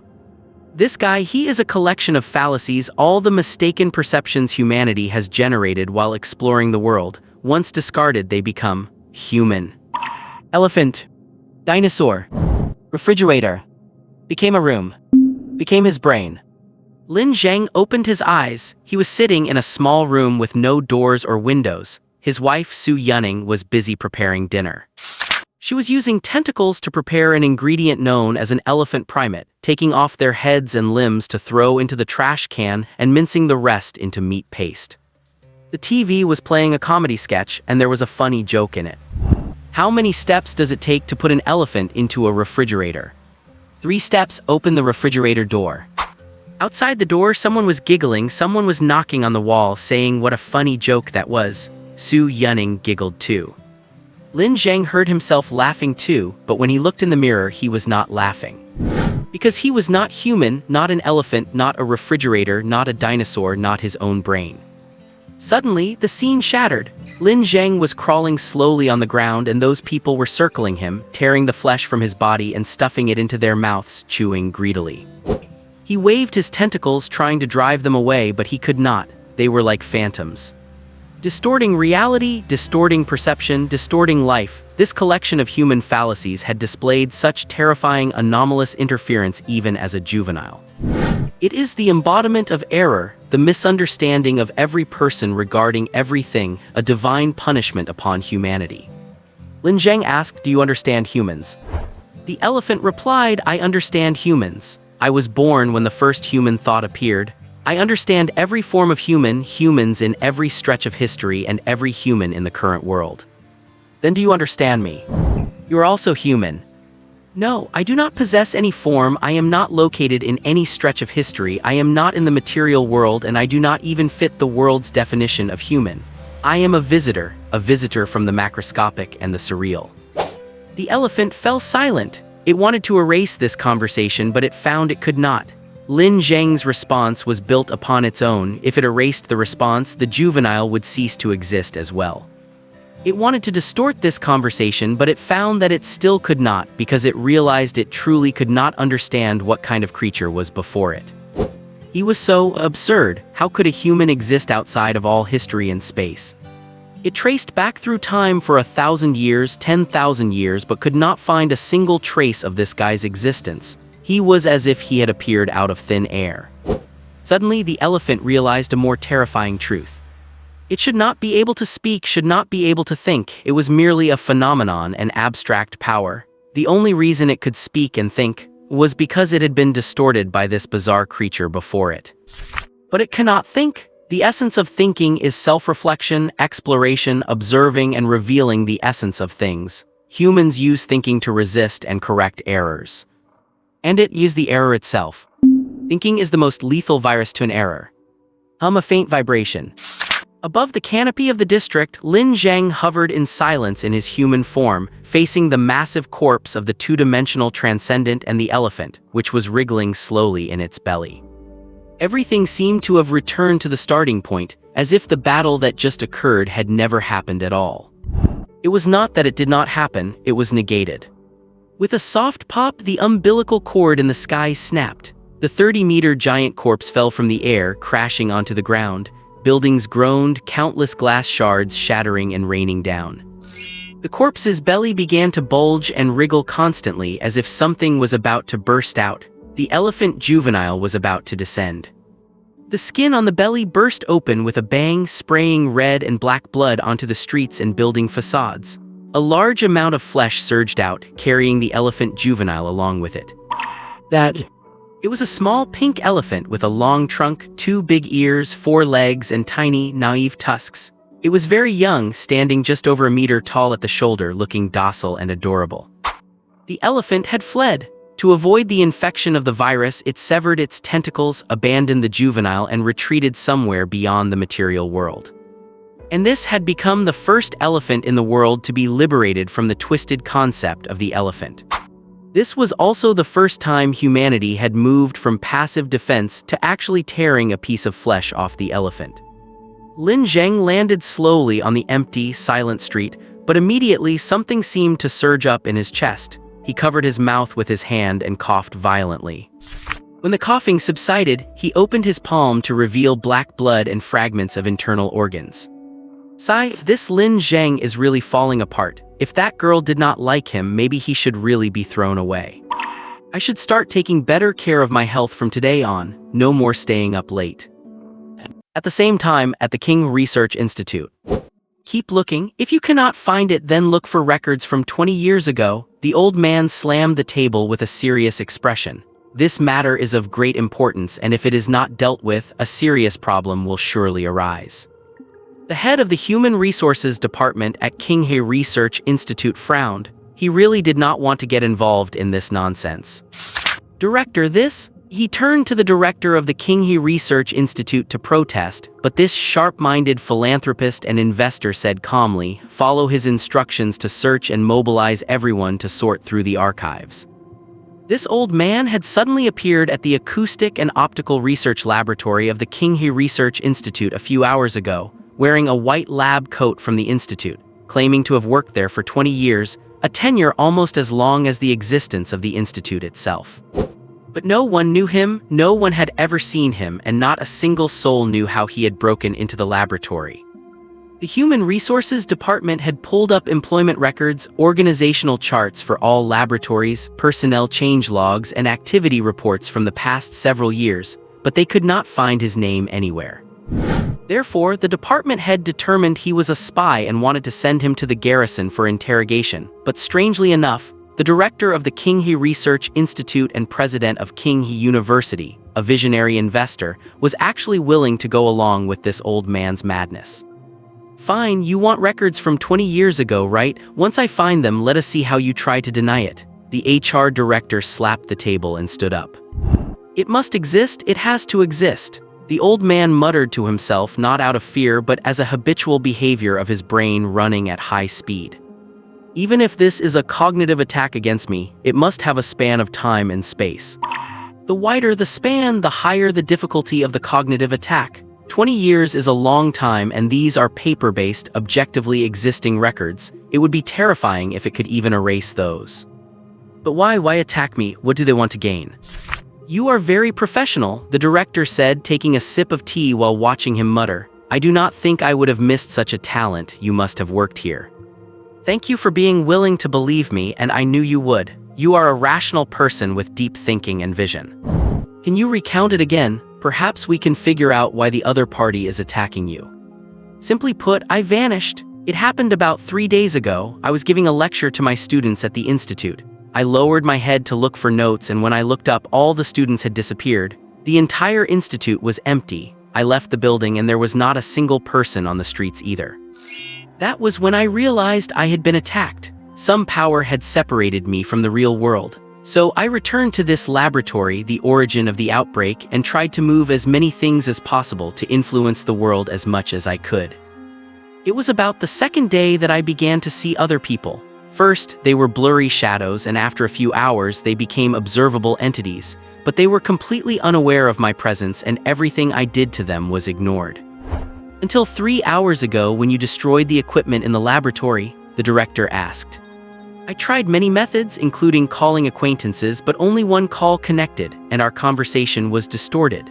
Finally, while someone was doing experiments in the sound and light laboratory, I used the modulator to trigger a massive light oscillation, forcing them to recognize me again. That was equipment worth tens of millions. It was basically overloaded and ruined. The director shook his head, but his face showed no regret. Tell me your name again. Bai Qingxue, special professor at Qingxue Research Institute, responsible for abnormal event response research, as well as the study of visitors and the Black Tower incident. But Chen Yuxi has always been the one in charge of research on visitors and the Black Tower. Chen Yuxi? Professor Zhang looked serious. I assure you, I have worked at the Qingxue Research Institute for 20 years and have never heard this name. This person absolutely does not exist. Where is that guy now? He went to provide support for the dual-dimensional extraordinary incident in Jianglan City. Suddenly, an intense sense of unease exploded in Professor Zhang's heart. 30 seconds after the elephant was expelled, the veil of night did not vanish, and the plan to close the door against the visitors began to be implemented. Above the city, a roar suddenly erupted. Lin Zheng looked up. A massive airliner was skimming across the sky at an incredibly low altitude, its flight path eerie and impossible. Its fuselage blotted out the sun and sliced through the moonlight, leaving behind a magnificent shadow. As its wings swept across buildings, countless fine fragments rained down amid flames like a battlefield under a rain of fire. But why is there a passenger plane here? Lin Zheng felt that the scene unfolding before his eyes was somewhat bizarre. Then something even more inconceivable happened. The plane disappeared into thin air. It turned into a person. In an instant, the aircraft lost all its mass and mechanical components, transforming into a human organism in a way that defied understanding. He landed with a thunderous crash from a height of over 40 meters, shattering the ground beneath his feet, yet he remained completely unscathed. Chen Yuxi, the comrade who had been so friendly earlier, wore a cold expression and a hint of pity at this moment. And in this very moment, Lin Zheng finally recalled that there had never been anyone named Chen Yuxi by his side. So you are the door, right? Chen Yuxi's tone was calm and indifferent. Door? What door? The door through which the visitor's power permeates into the main material world. Chen Yuxi said, you can guide the visitor's power into the main material world, can you not? Lin Zheng remained silent. At this moment, his body could no longer bear the burden of using the visitor's power again. Although you are a decent colleague, to ensure the complete containment of the visitors, I must kill you. Chen Yuxi's tone remained calm and detached. Does it not matter even if I use the visitor's power for a righteous cause? Lin Zheng asked. A righteous cause? You have merely saved 100,000 meaningless lives. How could such a trivial matter count as a righteous cause? Chen Yuxi chuckled. You do not care. Humanity is not important. Why is it not important? Not important is not important. If it were important just because of high numbers, then ubiquitous oceanic bacteria might be the most important. Humans are just a small part of the macroscopic cycle, an insignificant part. What exactly are you? Lin Zheng asked. The other part of the macroscopic cycle, the part far greater than humanity, Chen Yuxi replied. But are you not also human yourself? But not the kind of human you perceive. As soon as he finished speaking, Lin Zheng's finger flicked and a flash of light pierced through Chen Yuxi's body. It was a shard of sharp glass that Lin Zheng had used as a surprise weapon. However, strangely, after the glass passed through Chen Yuxi's body, not even a drop of blood stained it. Lin Zheng had not even expected the glass to pass through. It was as if it had traveled through a layer of mist. Chen Yuxi stopped talking. He raised his hand, palm facing Lin Zheng, and suddenly Lin Zheng's body turned into glass. A perfect glass sculpture, vivid and complete with internal organs, before it suddenly shattered, turning into a pile of fragments on the ground. The door has been destroyed. The incident is over. He looked up at the moon. It was easier than I imagined. Confirmed, the visitor's material world carrier, Lin Zheng, is dead. The visitors will be completely contained by the night of eternal peace, and they can no longer pose a threat to the macroscopic cycle. The magnificent moon spoke. Its voice was a crisp, steady female voice. It had never been a good comrade to Lin Zheng. It was a monitor and an executioner. Chen Yushi shoved his hands into his pockets, cast a glance at the little elephant standing quietly nearby, forced a faint smile and turned to leave. But after walking a few steps, a cold and tranquil sensation suddenly swept across his body, making him shiver as if he had been submerged in icy water. He felt a certain gaze, a calm and icy gaze. He turned back and a monster completely beyond description was standing behind him, right where Lin Zheng had died. It was nothing more than a shadow, devoid of mass, possessing no substance, standing there peacefully as the moonlight slightly distorted upon touching it. Chen Yushi froze for a moment, thinking his eyes were playing tricks on him, for no form of life could exist in such a manner. Then he realized they had made a mistake, a grave mistake. They had always assumed Lin Zheng was the door, the conduit through which the visitor's power permeated the reality of the world. But this thing, he was actually the shell the visitor used to maintain a human form in the material world. He is the visitor himself. What a shame, I did my best to maintain my social identity. The voice seemed to ring out directly inside Chen Yushi's mind. But you are quite a pleasant surprise. You belong to the dark domain of the moon, do not you? I have been wondering how to find your kind. Come, you have too many questions to answer for me. And bone-chilling cold erupted from Chen Yushi's heart, and his body trembled slightly. This is just a projection of it, right? I can defeat it, cannot I? As soon as he finished speaking, half of his body suddenly exploded into a mist of blood, and at the same time the visitor's shadow began to gain mass. It manifested half a face, a brain, an eye, and a finger. These organs floated in the air as a pair of ice-blue pupils snapped open, radiating brilliance.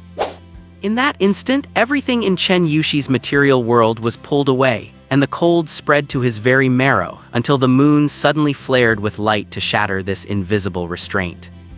Run, the moon said. Any head-on confrontation with the visitor is foolish. Its current vessel has lost the capacity to contain it. This state cannot be maintained in the material world for long. If you successfully escape, the containment remains effective.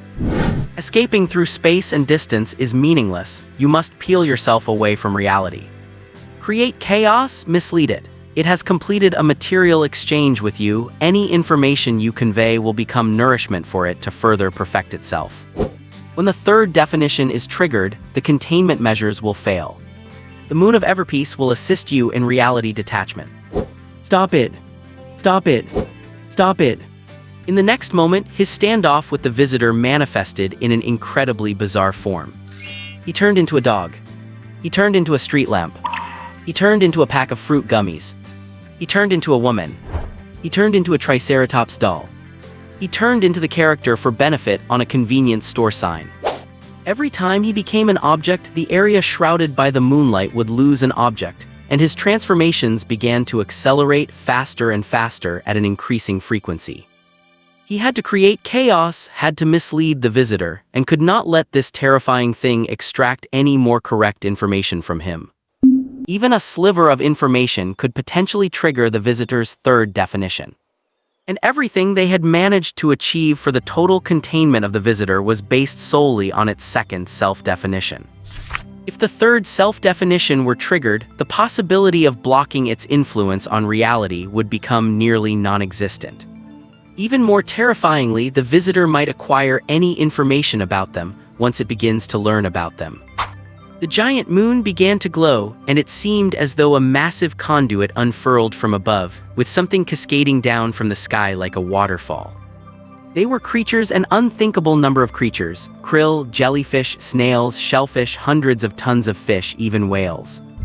A massive humpback whale fell from the sky and crashed onto the buildings, flesh splashing everywhere, accompanied by a mournful wail.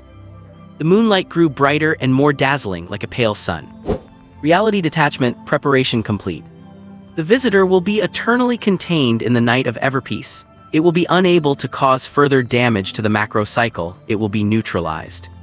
I will find you, no matter where you hide, I will find you, the visitor replied. The pallid moonlight swallowed the entire earth, shrouding everything in a ghostly white, as if all things in the world had dissolved into this trace of lunar glow. When Bai Qingxue and Feng Muguang arrived at this battlefield that had long since transcended common sense, the fight was already over. Chen Yushi, his body almost completely shattered, stood there, twisted and deformed. He had two heads, one was his own, and the other was a giant doll's head. His upper and lower body were connected only by a spine wrapped in seaweed, with one human leg and one fish tail. A sharp beam of moonlight shone upon him, and the next moment he vanished. That bizarre and twisted silhouette had by now faded into a wisp of mist, with only that blue pupil still emanating light. The presence was so eerie and distorted, yet for some reason, both Bai Qingxue and Feng Muguang sensed a familiar aura from that strange shadow. Lin Zheng, Bai Qingxue murmured his name. "It is all right, I will come back. Trust me, take care of yourself," Lin Zheng said. Then, this trace of a spiritual entity was infinitely diluted within objective reality, and finally disappeared without a trace. In that moment, for some reason, Bai Qingxue suddenly remembered many things, remembering when Lin Zheng first came to the agency for an interview, simple, clean, and unremarkable. He had said, "I am Lin Zheng, a graduate of abnormal studies from King University." She recalled them competing for milk tea under a winter street lamp, and the time when spring was approaching, Lin Zheng cooking in the kitchen, a delicate winter jasmine branch reaching in through the window, swaying above his head. It felt like that was the day she suddenly thought, yeah, this is the one for the rest of my life. But now suddenly, she fell to her knees, defeated. The entire city was littered with animal carcasses, blood soaking the streets and alleys, while that little elephant had miraculously survived. It stood there looking at the world with naive eyes and gently flapped its ears. The 7th District won a remarkably brilliant victory, not only minimizing casualties but even dealing a heavy blow to the elephant, marking the first such feat since the anomaly began to spread. It was not just the 7th District Command following this victory, even the Light Prism Bureau was highly interested. For a long time, when facing S-rank or higher anomalies, this world has been like a dilapidated boat sailing in a pitch-black ocean, capable of nothing but plugging the holes. But this time was different. In this war, the 7th District managed to tear a piece of meat right off the elephant. Simply put, this was a counterattack.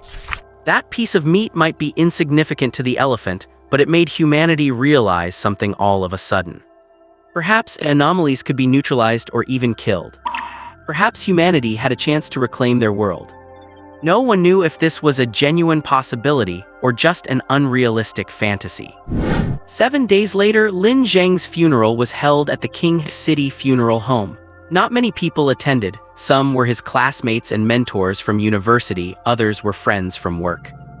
The Research Institute and the military garrison also sent representatives, alongside a few delegates from the 7th District. On the stage, Lin Zheng's university professor was racking his brains trying to recall a student he did not actually know well. Down below, Bai Qingxue stood outside the crowd, dressed in a black suit with a small white flower pinned to her chest, her smooth, long black hair tied up in a solemn bun. She was not wearing any makeup and looked a bit haggard. Professor Zhang squeezed his way out of the crowd, straightened his slightly wrinkled suit, and walked over to stand beside her. "That reality bender replaced me most likely because of intelligence regarding the visitor. He is more powerful than any known reality bender, completely defying the standard human definition." Bai Qingxue remained silent. "He could be anything, anyone, even something we cannot perceive at all. He might even be here at the funeral, right beside us." Bai Qingxue asked, "I do not know, but the objects and data distorted by Chen Yushi have all been confiscated. It is said that an investigator from the Light Prism Bureau has been stationed here specifically for this." "Good," Bai Qingxue nodded. After saying that, she pulled the flower off her chest, tucked it into her pocket, and turned to leave. "Zio Bai, what are you going to do?" Bai Qingxue looked back. "Being a widow, I guess. Focus on my career during the vacancy, make some more money before he comes back." "But he is occasionally late, but only occasionally," she smiled.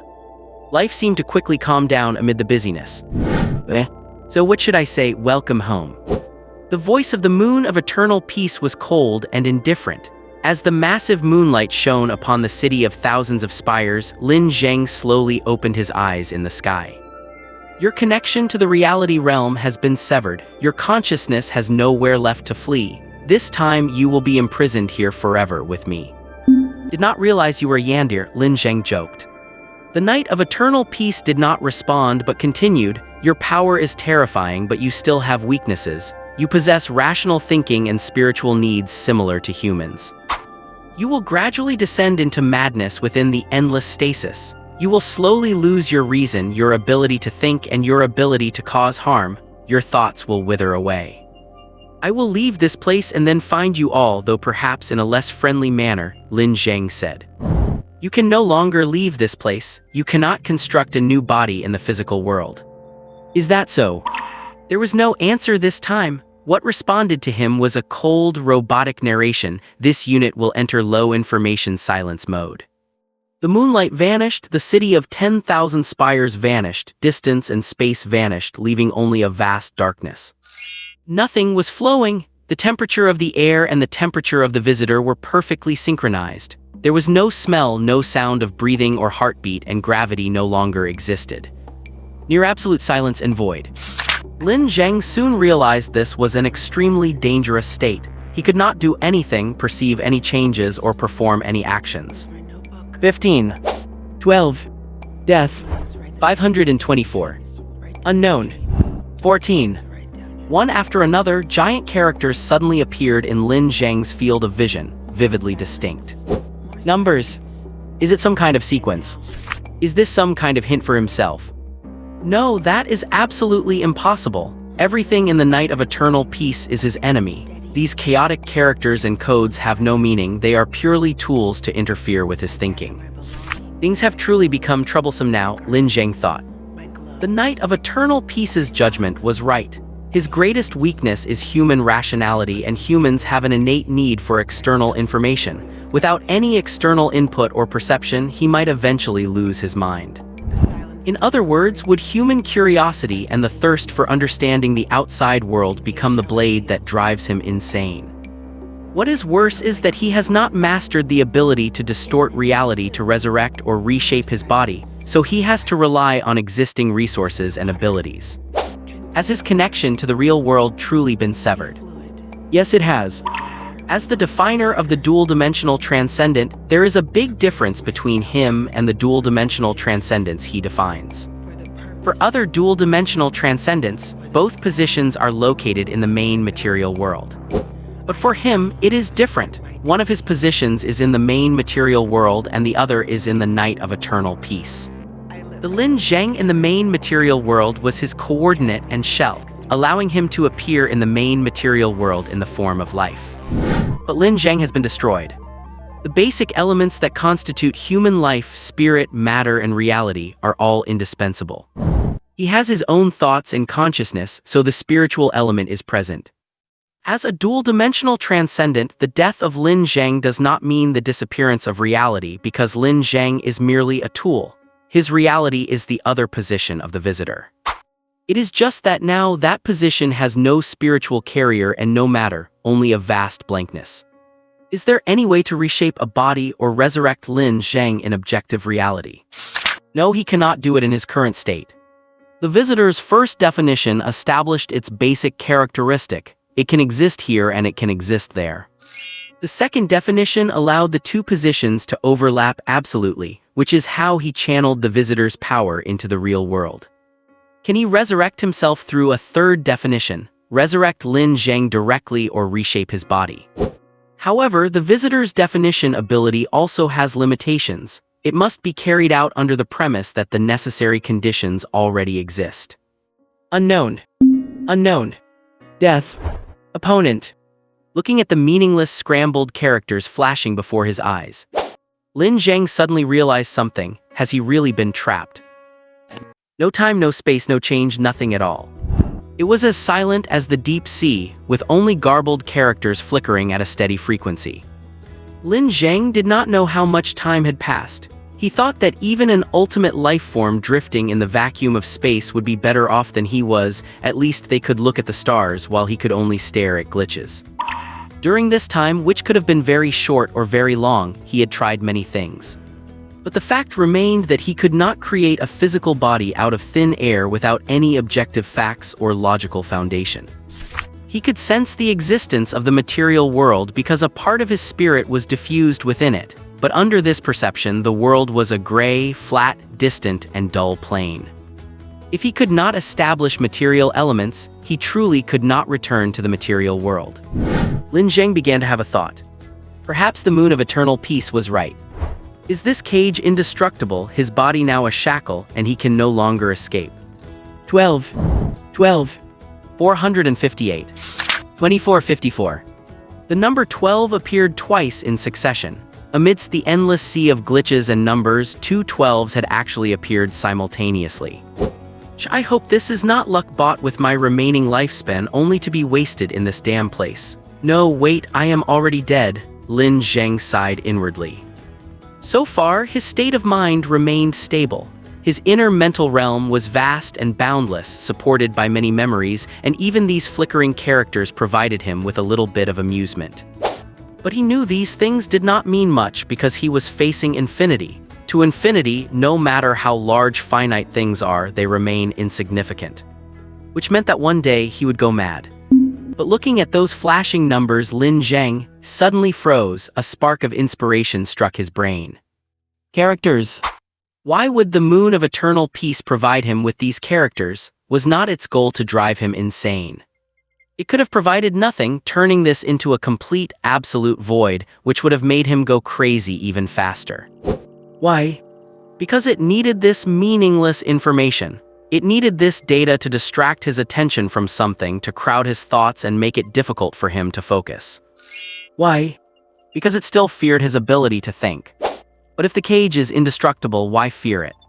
Because hidden within his thoughts is the key to breaking the situation. There was something in his mind, something that could help him escape this place. But what could it be? An idea, a theory, a method? No, he did not have those things. If he did, he would have thought of them immediately.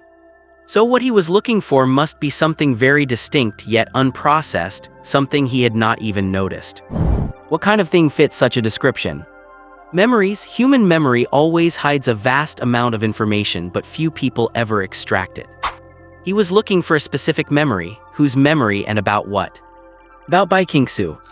The anomaly interfering with Bai Qingxue is A111, the furnace. It manifests as her ability to convert her own mass into other biological forms. After being affected by two-dimensionalization, she broke through the limits of common sense. She could create matter equivalent to her own mass out of thin air, break biological structures to distort her own life form at will without dying, and withstand fatal damage. No, there is no connection. Zhao Sicheng, the interfering subject, is S012, Hero's Ballad. No connection.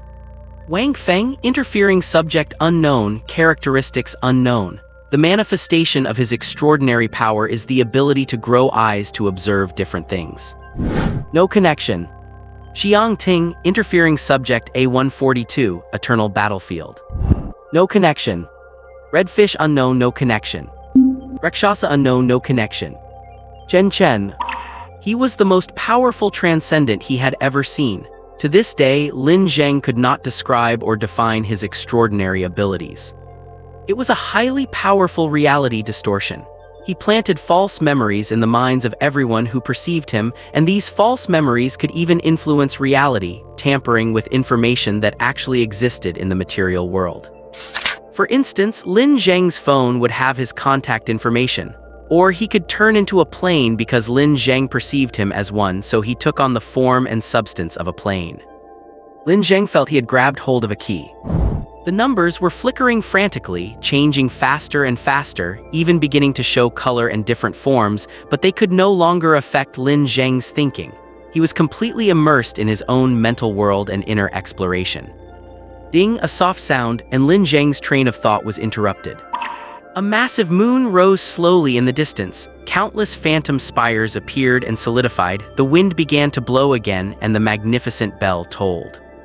The game was over. We will provide you with a new environment. This environment will satisfy all your rational and emotional needs. It will be a perfect place for you to survive, the moon of eternal peace said. I refuse, Lin Zheng replied. You do not have to participate in the war. Ever seen The Truman Show? It is a movie. After a long silence, the moon of eternal peace said calmly, without matter, life cannot exist. The cage remains indestructible. True, without a physical body, life cannot exist, Lin Zheng replied, but you overlooked a problem. No, actually, I was the one who overlooked it. I do not need to be human and I do not need to be a living thing. All I need is a logic, a key that can let me escape this cage. And now I have found that key. That key is Chen Yushi. He was met with an even longer silence from the moon of eternal peace. In that battle between Lin Zheng and Chen Yushi, he had forcibly activated the traveler's power and performed a material exchange with Chen Yushi. And this material exchange would become the objective reality for his third definition. Chen Yushi possessed powerful cognitive distortion abilities. His distortions affected objective reality, including tampering with records, planting memories, and even erasing the existence of other people. He fooled everyone, including Lin Zheng, through this method. In case I do not see you, good afternoon, good evening, and good night. In the next instant, the moon of eternal peace clearly sensed a fact. The traveler was dead, he had become a corpse. But this was the most dangerous state for the traveler because it meant the traveler had breached containment. And he did it using an unbelievable method. 2 years, more than 700 days. It is a long time, but then again, maybe not that long. It is long enough for old wounds to scab over, but not long enough for one person to completely forget another. Over these 2 years, a great many things have happened in King's City. It has broken away from the 7th theater of operations and is now under the direct jurisdiction of the Prism Bureau, which has established the world's largest research site for the visitors to begin furthering their study. Although the containment protocol expressed its dissatisfaction with this, it did not step forward to stop the Prism Bureau's actions. This was because the Prism Bureau had submitted a comprehensive report on the Jianglan City elephant invasion incident to the World Anomaly Response Council. It contained over 2,000 pages of images, text, and data. They ultimately concluded that the elephant cub recovered from the Jianglan City battlefield no longer possessed any anomalous properties, and that this portion of the elephants had been neutralized. The whole world then realized that SSS-009, the visitor, potentially possessed the ability to completely kill and eliminate anomalies. And that this ability could be projected onto those who directly interact with the visitor. While it was only a possibility, it was a compelling enough reason for this era. And so, under the guidance of the Prism Bureau, nations across the world began establishing their own research sites for the visitors, starting to explore ways to autonomously trigger visitor interference. 3 days after the council meeting, the containment protocol finally released its white paper on visitor research. It allowed all nations to decide for themselves whether to pursue visitor research, but mandated 2 strict prohibitions. First, all communication experiments with the visitors are prohibited. Any nation attempting this will lose all intelligence and technical support from the containment protocol. Second, all spatial piercing experiments involving the visitors are prohibited. Any nation that attempts this will have its testing facilities, military forces, and official authorities purged until new authorities take over. Regardless, the research and exploration into the power of the visitors had begun. Nations explored within permitted boundaries, proposing numerous hypotheses and research paths. Some believed that when a human's mental energy becomes strong enough to influence the physical world, it easily triggers visitor interference, just as it did with the first interactor. Others tried to replicate the first interactor's experience, observing the appearance of the visitor within a closed, isolated environment. As for whether it would succeed, no one knew. But those who had participated in the Jianglan City incident began to get busier and busier. The burden on Feng Muguang's shoulders grew heavier. Bai Qingxue became a leading figure in visitor research. Zhao Sicheng left after a heated argument with Feng Muguang. He did not walk toward the truth, instead the truth slammed into him. The influx of transcendent forces forced him to face some realities he had once refused to consider. Ultimately, Zhao Sicheng broke away from King's City and joined the Hero Association. Of course, this association did not have a powerful bald guy. It was an organization composed of legendary heroes influenced by the S012 anomaly known as the Hero's Ballad. They cooperated to complete missions, grow stronger, and search for answers. However, his departure did not cause a loss of transcendent combat power in King's City, because by then, the city was no longer lacking in such power.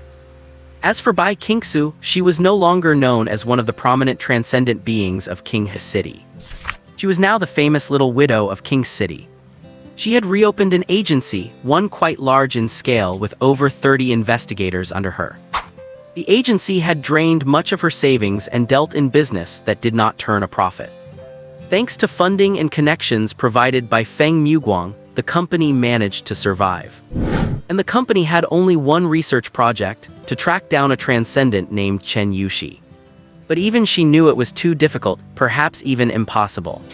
He could be anyone, anything, or perhaps not even exist at all. He might even be one of her own employees, or here in this room at this very moment.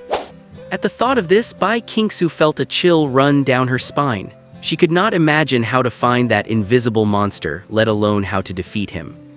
She woke up abruptly at her desk. She was still in the villa where she and Lin Zheng had lived for those few months. The room was cold, the lingering chill still present. Ever since Lin Zheng left, the days here had become harder and harder to bear. Strangely enough, even though they had been apart longer than they had been together, she still could not let go. Perhaps she needed more time. 30 years or 40, she did not know. When she went to the research facility to conduct periodic psychological tendency tests on the contained adult, Zhao Xingyu. Zhao Xingyu comforted her, saying, "Do not worry, the hardest part is just the first 4 or 5 years. Once you get past that, it will be a little easier." While saying this, Zhao Xingyu was being lovey-dovey with Su Yuning. As a result, somehow the psychological tendency test for that cycle shifted from absolute safety to posing a certain level of risk. He had to undergo 3 full weeks of psychological correction courses before he was approved for a certain degree of freedom again. Still dazed with sleep, she looked at the small clock on the desk. It was 2 in the morning. She stood up while thinking about her schedule for the next day. The jacket draped over her shoulders slid onto the chair, making her pause. It was not her own coat, it was a man's jacket. She heard movement in the kitchen, and a slightly thin figure walked out. "I saw you were sleeping soundly, so I did not want to disturb you. Oh, I boiled some milk, it helps with sleep. Do you want some? Oh, by the way, I am back. This time I am in near mint condition, not a scratch on me." No sooner had Lin Zheng finished his glib remark than the woman rushed over and threw her arms around him. "Hot, hot, hot, be careful, it is hot." Lin Zheng tried to hold the kettle higher, and then he heard Bai Qingxue sobbing. The glib remarks dried up. Lin Zheng sighed softly. Truth be told, he had not realized that 2 years had actually passed. He thought it had only been a few hours or perhaps a few days. Lin Zheng carefully placed the kettle on the table using his mental energy and brushed her slightly cold, dark hair. "You have really had a hard time.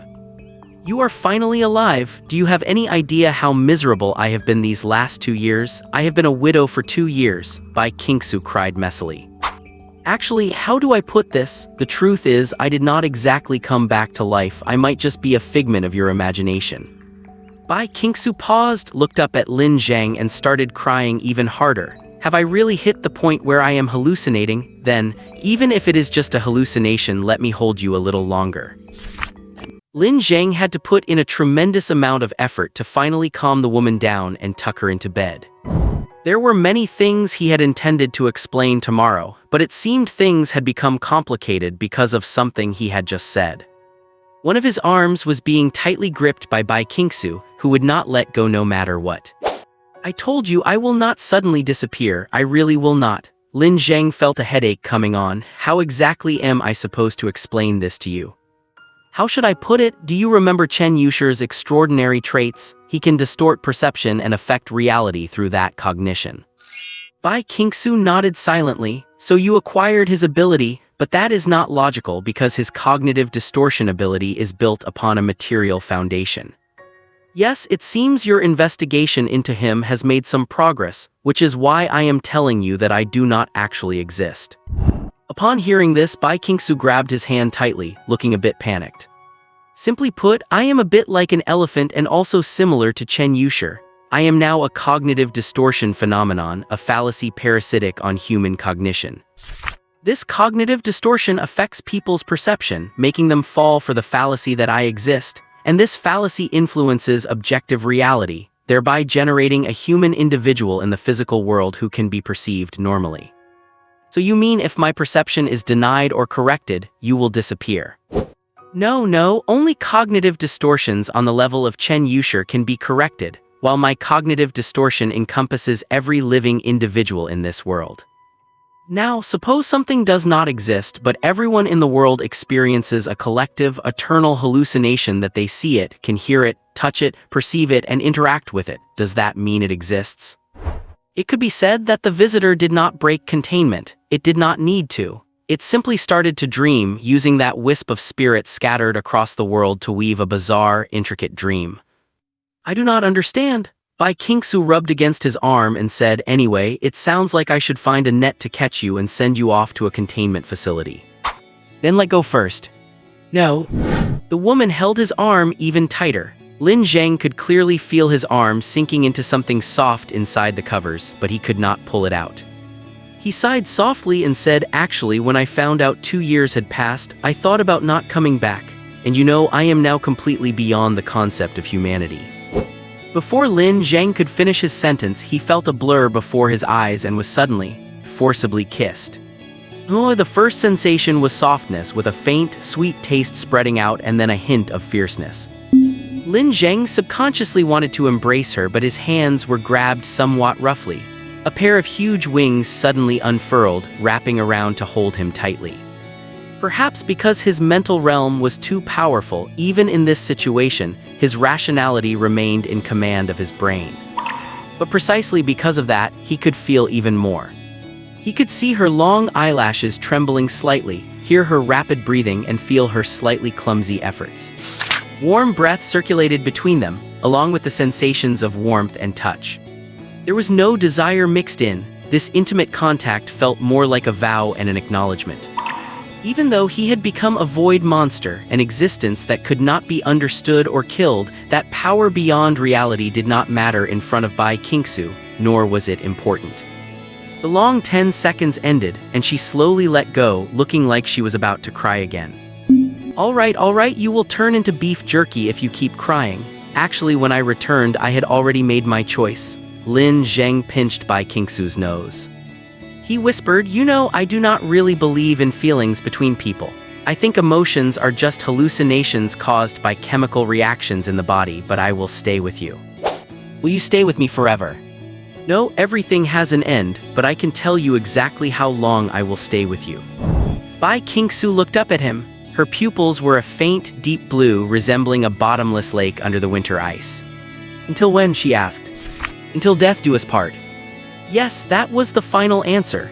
He would insert an extremely tiny life into the vast, near-eternal monster that was the visitor, forging a connection between the two lives that would last until Bai Qingxue died. However, since becoming a dual-dimensional extraordinary, her cells could constantly renew and self-repair, meaning she would never age or die. They would accompany each other for a very, very long time. Judging by current world trends, perhaps the world would die before they did. Oh right, I have something to give you too. Lin Zheng said as he plucked out his own eyeball and handed it over. Bai Qingxue. She grabbed Lin Zheng by the collar. Can you let me be touched for a while, can you? Well, you said it looked nice before, so I thought I would take it out for you to play with like a glass marble. The girl gritted her teeth in anger, which looked quite amusing. All right, I will not tease you. Although it is an eyeball, strictly speaking, it is a cognitive window through which I can quickly materialize. You can simply understand it as a teleport point or a summoning item. I can teleport over quickly, or you can summon me directly. After hearing Lin Zheng's explanation, Bai Qingxue accepted the gift with some difficulty and said, wait a moment. She climbed out of bed and ran off barefoot. She was wearing a light pink, slim-fitting silk nightdress, and her figure was so good it was hard to look away. Lin Zheng had not expected his boss to look slim but actually be well-endowed. That is not polite. In a moment, Bai Qingxue came running back, holding a power drill. Wait, what are you doing? Lin Zheng asked, panicked. Drilling a hole to hang it up. My eye, this is my eye. You are going to drill a hole in my eye. Is that not okay? Of course not. Even if it will not hurt, it could cause glaucoma or vitreous opacity. The girl looked thoughtful and ran off again. Lin Zheng began to worry she might catch a cold. A moment later, she returned with her jewelry box, found a thin metal wire, wrapped it several times around the fully hardened eye, and hung it on a necklace. There, that works. As she spoke, Bai Qingxue put the necklace on and tucked the pendant under her nightdress. Wait, what is it now? That eye, it has vision. At this moment, Lin Zheng's vision was, well, full of soft white warmth. Bai Qingxue's face flushed bright red, but after a few seconds she crossed her arms over her chest. He is my boyfriend, I can put him wherever I want. What is it to you? Silence, a deathly silence filled the room. After a while, Bai Qingxue asked, does it look good? Yes, it looks good. It was 9 in the morning and the weather was quite decent, with beautiful sunshine right from the start of the day. Lin Zheng and Bai Qingxue sat in the living room, having breakfast while quickly exchanging the intelligence they had gathered over the past 2 years. So you mean this Chen Yushi belongs to an organization that is not human, and that organization is currently hunting you down? Bai Qingxue asked. No, it is not exactly hunting. To put it simply, this is a game of destroying each other's home base, Lin Zheng said, taking a sip of coffee. It is like a confrontation between 2 aircraft carriers. To find is to destroy. We both have ways to kill each other, and whoever succeeds first wins. Bai Qingxue stared at him with wide, blank eyes. In short, even though I currently manifest as a normally perceived human supernatural being and can be physically killed, killing me physically is meaningless. Because my essence is a node created by a reality distortion, even if destroyed, I can reconverge and regenerate after some time. Not to mention that I currently have 3 nodes projected into the real world. Wow, wait, 3? Bai Qingxue's eyes widened even further. Does that mean I suddenly have 3 boyfriends? Am I really a player? Pay attention to the lesson and stop letting your mind wander. Lin Zheng tapped Bai Qingxue on the head. Anyway, it is extremely difficult to truly kill me now, and so far there are only 2 feasible ways. Lin Zheng held up 2 fingers. First, the extinction of humanity, because my essence is similar to a myth. It is a distortion based on human misconceptions, so if humanity goes extinct, the misconception disappears. Second, they destroy all my projected nodes in an instant and in a short amount of time trigger a global cognitive correction or distortion to completely kill me off. Bai Qingxue was even more bewildered. Although I do not really understand, it sounds like neither of those things is possible. Lin Zheng smiled without saying a word. He knew that for his enemies it was not impossible. First of all, generating a human individual directly in the main material world is not that easy. He must ensure the individual fully conforms to human perception, or at least does not deviate too much from the definition. For instance, a human cannot be a 2-headed ogre, nor can they look like a steamed bun. Furthermore, he must ensure this human individual can adapt to the material world. They cannot suddenly have half their body stuck in the ground or have their limbs randomly elongated. In other words, there cannot be any game-like glitches. Moreover, the different individuals he creates cannot be duplicates, and the more individuals there are, the greater the difficulty. The Lin Zheng individual, being one of his most mature creations, takes about 3 days to reshape. And his opponents, they are an organization that possesses a lunar-type celestial body. They have a planet. The Moon of Eternal Peace, a celestial body with immense reality interference capabilities. Whether it can be summoned into the main material world is unknown, but it has projected into the real world before, so Lin Zheng must operate under the assumption that it can be. And the Moon of Eternal Peace, as a celestial body, only needs 24 hours to unleash a reality strike against the entire world. This means that once all his reality nodes are destroyed, it would take at least 3 days to reshape. And the opponent only needs 1 day to complete a cognitive correction of all humanity and contain himself back into the night of eternal peace. He believes that the opponent will constantly upgrade their containment measures based on his definition path. Next time, he might not be able to find a way to escape before he goes insane. Of course, this Moon of Eternal Peace strike plan sounds ideal and perfect. But implementing it is actually quite difficult. First, trying to pinpoint Lin Zheng's nodes among billions of people is already a huge challenge. Not to mention that humanity is currently pushing full-scale research into visitors and attempting to make contact, which would lead to massive misinformation. Secondly, they cannot use the principle of better to kill them all than to let one slip by. Because killing any single node is meaningless, and when they do attempt to eliminate a node, they have to face another problem. That is, whether it is Chen Yushi or someone else, each of their actions carries the risk of exposing themselves to the visitors. Even if they were 100% sure of a node's existence, they would have to wonder if it was a trap set by the visitor. Even if they killed one node in an instant, what if another node was right beside them, forcing them to face the visitor head-on? Last time, under the interference of the Moon of Eternal Peace, he failed to gather information about his opponent, but he is 100% confident for the next contact. Once he determines the location or nature of his opponent. Then defined is to destroy. Just as he said, their duel is a game of destroying the home base. Whoever can precisely locate the other first will lose this game. However, we must consider one possibility. They might actually choose to exterminate humanity, Lin Zheng said. Oh, why? Bai Qingxue was a bit stunned by the sudden remark. Lin Zheng sighed softly and said, because as things stand, exterminating humanity is simpler than directly getting rid of me. But how should I put it? If they directly destroy humanity, on one hand, the protocol will not just sit idly by, and on the other hand, it is equivalent to exposing themselves to my vision. Moreover, as someone who once held a human identity, Lin Zheng trusts humanity's capacity for survival.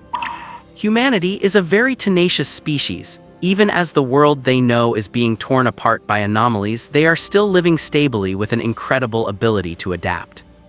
Just like the ancient ancestors recognized and avoided beasts, they are gradually starting to recognize and avoid anomalies. They analyze their nature, understand the logic behind their triggers, avoid their dangers, and even extract weapons from anomalies to deal with them. Some believe the world is in decline, but others think that one day, anomalies will become the norm in a brand new world.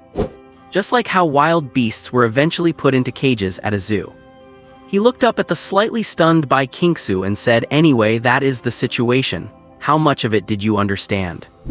Bai Qingxue hesitated for a moment, then squeezed her thumb and index finger together. About this much. Lin Zheng remained silent.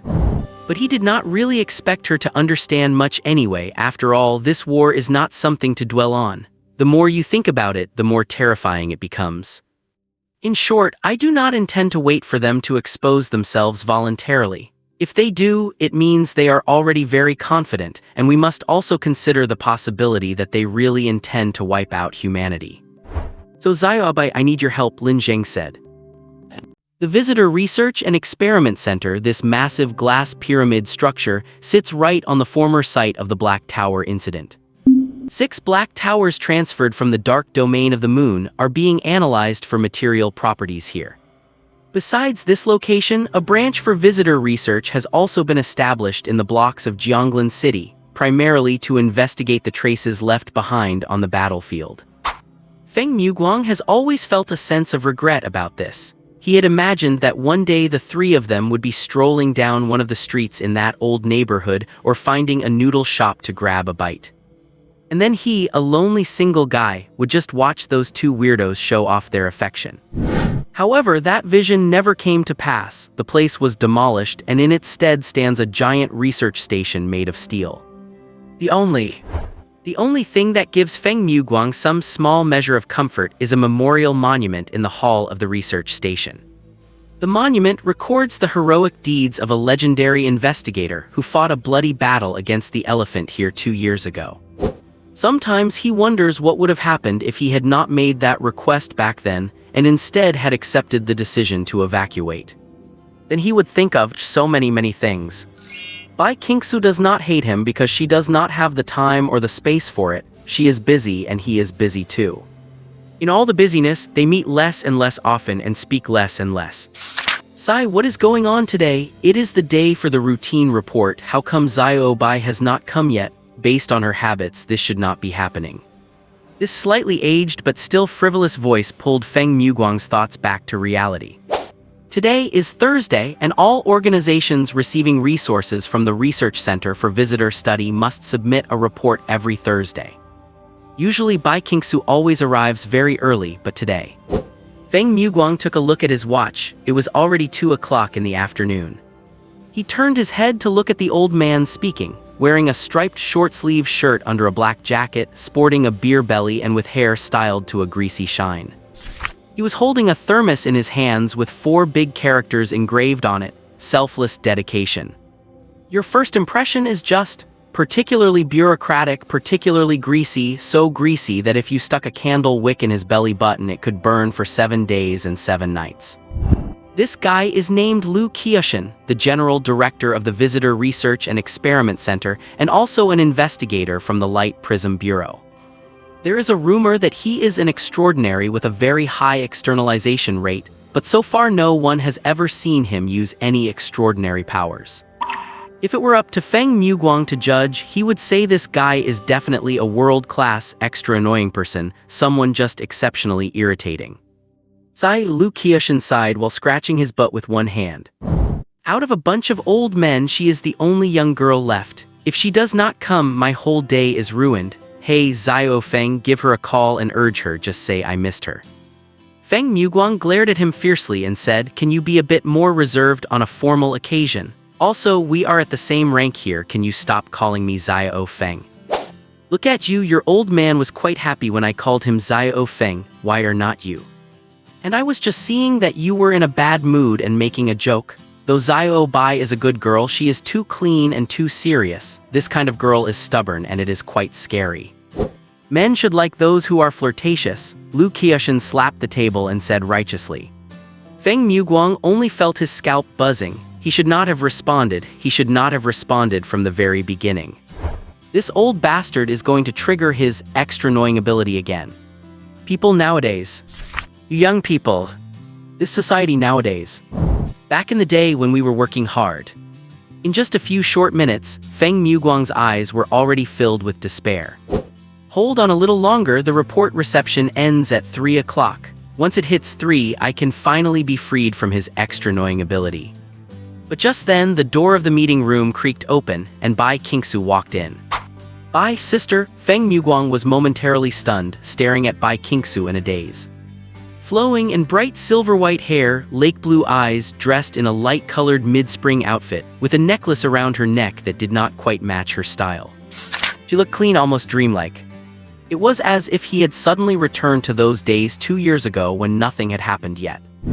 Yo, is this a two-dimensional style today? Looks good, looks good. Lin Zheng continued to be greasy without hesitation. We were just talking about you. Xiao Feng was so impatient I even had to lecture him a bit. Not you, how could you? Feng Muguang was about to turn around and retort but stopped dead as soon as he turned. Chill, an icy chill, exploded from Feng Muguang's heart like thunder. It was only for a split second. A moment ago Lin Zheng looked like an old bastard, and in the next moment he suddenly became as terrifying as a ferocious beast. His eyes, which were usually drooping at the corners, were now incredibly cold and fierce, the muscles on his face twitching slightly, and the target of his emotion was Bai Qingxue. Xiao Bai, his voice was hoarse, what is it that is tangled up with you? Bai Qingxue was slightly taken aback. Do not be afraid, tell me, are you tangled up with something? I suppose so. The old man slowly raised a finger and pointed at her. An intuitive coldness and horror surged from him, rapidly sweeping across the entire room. This old bastard, he had used his extraordinary ability for the first time. The nature was unknown, the manifestation unknown, but the pressure alone was suffocating. I do not care what you are, I do not care what your goal is, and I do not care what you are trying to do. You would better get away from this girl immediately. 2 days, that is your final deadline. If you do not cease your interference within 2 days, I will find you, tear you to pieces, grind you into meat paste, and ensure you never have a chance at rebirth. Do you hear me? Fierce, violent, every word he said was deafening. Bai Qingxue rubbed her head, which was a bit dazed from the shouting, and said, all right, I know you mean well, but do not be nervous. The one you are sensing is my partner. Lin Zheng paused, then completely relaxed. You should have said so earlier, you scared the hell out of me. Damn, I thought I was going to have to go head-to-head with some absurd thing again. He patted his chest, looking still shaken. Your new boyfriend is a bit impressive, is not he? He must be quite a powerful extraordinary. It is not a new one, it is the same one from before. Bai Qingxue gave a subtle smile. Same one from before, who was the one from before? Before he could finish, the entire room suddenly fell deathly silent. Lin Zheng is back. He did not have time to come, so he asked me to say hello for him. Bai Qingxue placed the report in her hand on the table. Lu Qiushan plopped back into his chair. He looked up at the ceiling and suddenly revealed a strange smile. When he finally returned, he said softly, Lin Zheng, the first subject affected by the visitor, has returned in a bizarre way 2 years after his death. So you mean he did not actually die after the elephant incident? Lu Qiushan asked while rubbing his stomach. Strictly speaking, he died, but the visitor's interference with him has reached the 3rd stage. So now he exists, but he is not exactly alive, Bai Qingxue replied. Then where is he now? Currently only I can see him. Lu Qiushan looked at Bai Qingxue, hesitated for a moment and asked cautiously, Xiao Bai, are you sure you are not suffering from overwork and having a mental breakdown? Bai Qingxue. Ha, just kidding. Find a way to set up a meeting for us. I have a lot of things I want to discuss with him. Lu Qiushan pressed his hands against his thighs and stood up a bit sluggishly. Bai Qingxue watched him, her pupils constricting slightly. Why do I get the feeling you knew he would come back? Because today is a good day, and whenever it is a good day, good things happen. He stretched his body and walked toward the door. Halfway there, Lu Qiushan turned back and said with a smile, at the Prism Bureau, we do not handle personnel assignments based on who can fight but on who is the best fit. As for me, I am the best person to handle this, otherwise why would they have called me in? Bai Qingxue and Feng Maguang exchanged glances, both feeling a bit bewildered. Sigh youth, Lu Qiushan turned around and walked out. Half an hour later, in a dark and narrow interrogation room, Lu Qiushan sat alone at the table, lost in thought. He had reviewed Lin Zheng's files. There was nothing special, and being interfered with by the visitor seemed to be purely coincidental. Official records showed his exteriorization rate was only 20%, and it was mental-based. Although his supernatural ability to manipulate matter with his mind was quite impressive at that time. But at that time, no one really discovered its value. He looked down at his watch. 15 minutes had passed, and Lin Zheng still had not arrived. Caught in traffic. The thought had just crossed Lu Qiushan's mind when his body suddenly tensed up. He looked up quickly to see a young man sitting calmly across from him. He was calm, silent, and exerted no pressure at all, looking like someone he could kill in an instant. But this way of appearing made him not want to lift a finger at all. Lu Qiushan tugged at the corner of his mouth and said, if human teleportation technology could reach this level, we could share resources globally and the pressure of dealing with anomalies would be much lower. This is not teleportation, it is a much more complex mechanism, so I cannot teach it to you, Lin Zheng said. That is a real shame, but it is an honor to meet you, our legendary investigator, Mr. Lin Zheng. Lu Qiushan felt like he was really getting old. He did not know why, but he felt nervous now, nervous to the point where his arm felt a bit numb. He looked at Lin Zheng cautiously, observing his emotional reaction while taking 2 cigarettes from his pack and saying, Mr. Lin, do you smoke? No need, my wife is strict and will not let me, Lin Zheng said. Lu Qiushan fell silent for a moment, then hesitated before handing one over. Just one, Xiao Bai will not know. Alright then, it is easier to talk things over while smoking. Lu Qiushan leaned in with his lighter to light the cigarette, finally relaxing a little. No matter how weird this guy is, at least he is under his wife's thumb and smokes. What is so hard to talk about? Then the two began to chat.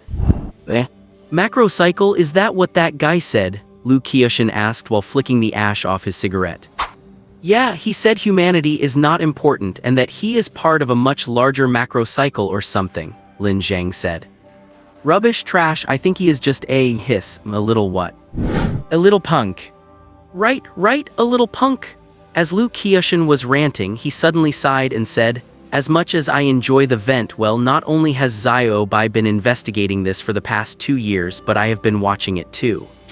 If there really is an organization that possesses the ability to be unbound by the framework of the material world, that would be a very troublesome matter. Can the Prism Bureau not track them either? Lin Zheng asked. We have tools, but even with a search engine you need keywords. You cannot just type in human, male, big bad guy, can you? That is true, Lin Zheng nodded. He still communicated with Lu Qiushan in his capacity as the visitor's first interference subject and a victim of the elephant incident. He also did not tell Lu Qiushan about the moon of Yangning. So what are your plans for the future? Do you still want to work as an investigator? Personally, I suggest, given your current state, maybe we should put you into containment, Lu Qiushan probed. No, I plan to be independent. I still have a lot of things to do, Lin Zheng said. We have special containment measures for you, Lu Qiushan said seriously. What containment measures? High salary containment. Lin Zheng was left speechless. These containment measures were truly terrifying. No thanks, Lin Zheng gritted his teeth. How could a dignified subject of the visitor bend for money? Sai, if you do not want to, then you do not want to, Lu Qiushan said. Actually, just by you sitting here talking to me, I know your attitude. Besides, a guy who sacrificed himself heroically on the battlefield probably is not a bad person. But anyway, we have had a pretty good talk, but there are some things I have to say. If your attitude changes, neutrality is fine, but doing evil is not. We will take corresponding enforcement measures against it. After all, this is what the Prism Bureau does. It is how we make our living, right? Understood, completely understood. I have always been a law-abiding, model young man since I was little, Lin Zheng agreed without hesitation. The goal of this social identity he gave Lin Zheng was to acquire social information, and his purpose for contacting the Prism Bureau was to gain technical support.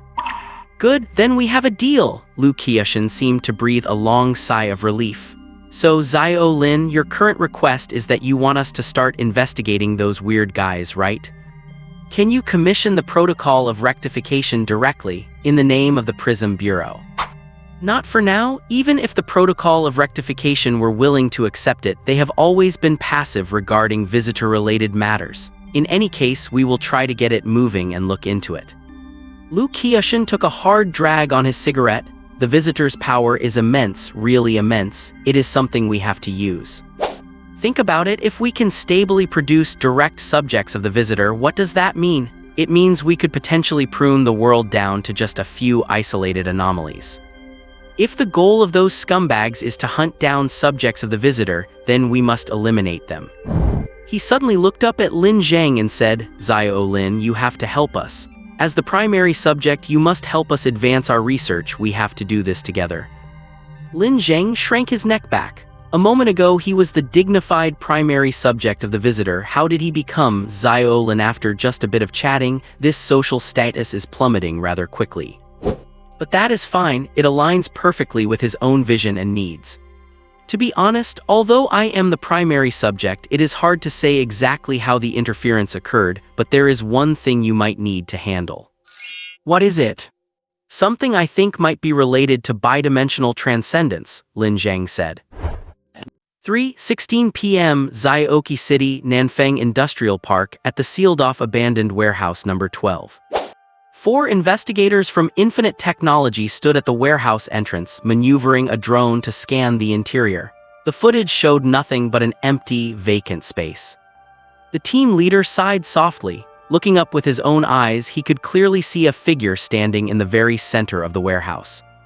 At least it looked like a person. It had a head and 4 limbs, dressed in a white shirt and white trousers. But it had no breath, no facial features, and it seemed unaffected by gravity, standing bolt upright at a 60-degree forward tilt. Its legs were embedded deep into the floor, appearing to be in a state of absolute stillness. They had received the report about the anomalous event 3 hours ago, which stated that this eerie humanoid individual had suddenly appeared in the long-abandoned warehouse. Well, based on the current situation, this thing is indeed only visible to the naked eye. Our equipment cannot detect it at all, the team leader said. This thing is not in the official database. It does not show up in image comparisons or keyword searches. The team's archivist, a young woman wearing glasses, spoke up. She adjusted her glasses and said, "But how should I put it? It feels like a model that glitched out and failed to render properly." "Is it dangerous?" the team leader asked in a low voice.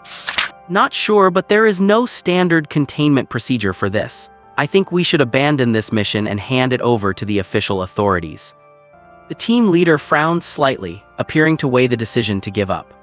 "Hey, do not be such a coward," another young male investigator said.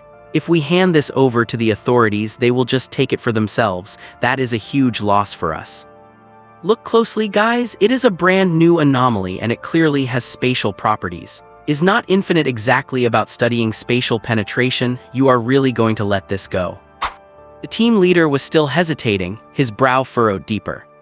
Boss, do not worry, you have got me an extra right here. Is there anything we cannot handle? The young extra patted the leader on the back hard. The gesture sparked a flash of disgust in the leader's eyes, but it vanished as quickly as it had appeared. He sighed and said, find any animals nearby, something decent-sized. Cats, dogs, rats, anything will do. Piles of debris around the abandoned factory hid rats, which in turn attracted stray cats, so finding animals there was not difficult. Within 10 minutes, they caught an orange tabby, the slowest one because it was too fat. Though the little guy was indignant and had its fur puffed up in anger, it was helpless once the team leader grabbed it with both hands. The leader stared intently at the humanoid entity standing in its bizarre, frozen pose, then threw the cat at it with all his might. The cat let out a wail as it struck the entity, and then, there was no contact at all. It passed straight through. Upon landing, it scrambled to its feet and quickly ran away. Non-corporeal, the team leader muttered to himself. And it seems harmless too, the young extra said. How about I try to make contact? My extraordinary powers are just suited for this. We cannot be sure it is absolutely safe yet. Oh, come on, do not stall. The cat was fine just a second ago. The young extra rolled up his sleeve, revealing a silver bracelet with a tiny knob on it. As a research company specializing in spatial penetration technology, Infinite Technology possessed the know-how to cultivate spatial interference extras. However, there were not many who could adapt to and trigger this interference, and this young extra was one of them. The team leader did not stop him, but watched silently as he walked toward the strange humanoid entity. The extra reached out cautiously and touched the entity's shoulder. Then he turned his head and said, "This is corporeal." The moment he finished his sentence, something extremely bizarre occurred. The entity began to flicker. Its shoulders, arms, and neck were suddenly stretched to an extreme length in an instant, only to snap back to their original positions, repeating the glitch in a strobe-like fashion. Its body began to exhibit stuttering in the real world, much like a clipping model in a video game, with constant geometric flashes. "Get away from there," the team leader shouted. But by the time he shouted, it was already too late for this model error that had manifested in the physical world. The minor force applied by the extra had triggered a sudden, erratic, and uncontrolled twitching of the model. This twitching was indifferent to gravity and reality. It would suddenly suspend in midair or violently slam into the ground. Even more terrifyingly, the extra was instantly caught in this surreal seizure. Parts of his body were suddenly stretched out for dozens of meters, slamming wildly against the floor, walls, load-bearing pillars, and even the ceiling. The frequency was incredibly high, creating a continuous, unrelenting sound of impact. The screams lasted only a few seconds before cutting off abruptly, followed by the monotonous, hollow sound of impacts as the extra's body collided with the environment like a shadow. All that was left behind were blood, gore, and bone fragments. The impacts continued until the humanoid entity had discarded every last bit of the extra's flesh. Then it abruptly stopped, returning to its initial state of stillness, not moving a muscle. The team leader had a piece of skin and some gore splattered on his face. He slowly peeled off what used to belong to the extra, the emotions in his eyes shifting from shock and fear to joy. Their extra was dead, and he had not provided any real value or utility. But at least he was right. This anomaly, which had no record, was immensely valuable. Elsewhere, the security forces of the King City Paranormal Bureau's Visitor Research and Experiment Center were also in action. They had discovered an eerie humanoid entity in an abandoned commercial building in King City. It had no facial features or distinguishing marks and was stuck in the ceiling between the 4th and 5th floors. Soldiers and extras stood ready downstairs while Lin Zheng and Bai Qingxue were upstairs. He had been transported there through Bai Qingxue's window of perception. Gazing at the perfectly intact ceiling and the strange humanoid entity embedded within it, Bai Qingxue asked, "So what exactly is this thing?" "Me," Lin Zheng replied. "To be precise, it is one of my failed attempts. I sometimes fail when creating new individuals, and these are the remnants left behind after those failures. So does this thing count as my boyfriend too? Bai Qingxue crouched down, hugging her knees as she looked at the humanoid object. It is a bit strange. Can I not have this one? Why do you call everything you see a boyfriend? You are such a desperate girl, Lin Zheng complained.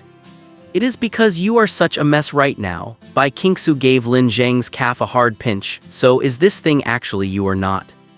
It used to be, but not anymore. Think of it like a model I created that turned out to be useless, so I threw it away, Lin Zheng explained. Can you still control it? I could, but there is no point. This thing is unstable and keeping it in my system wastes memory.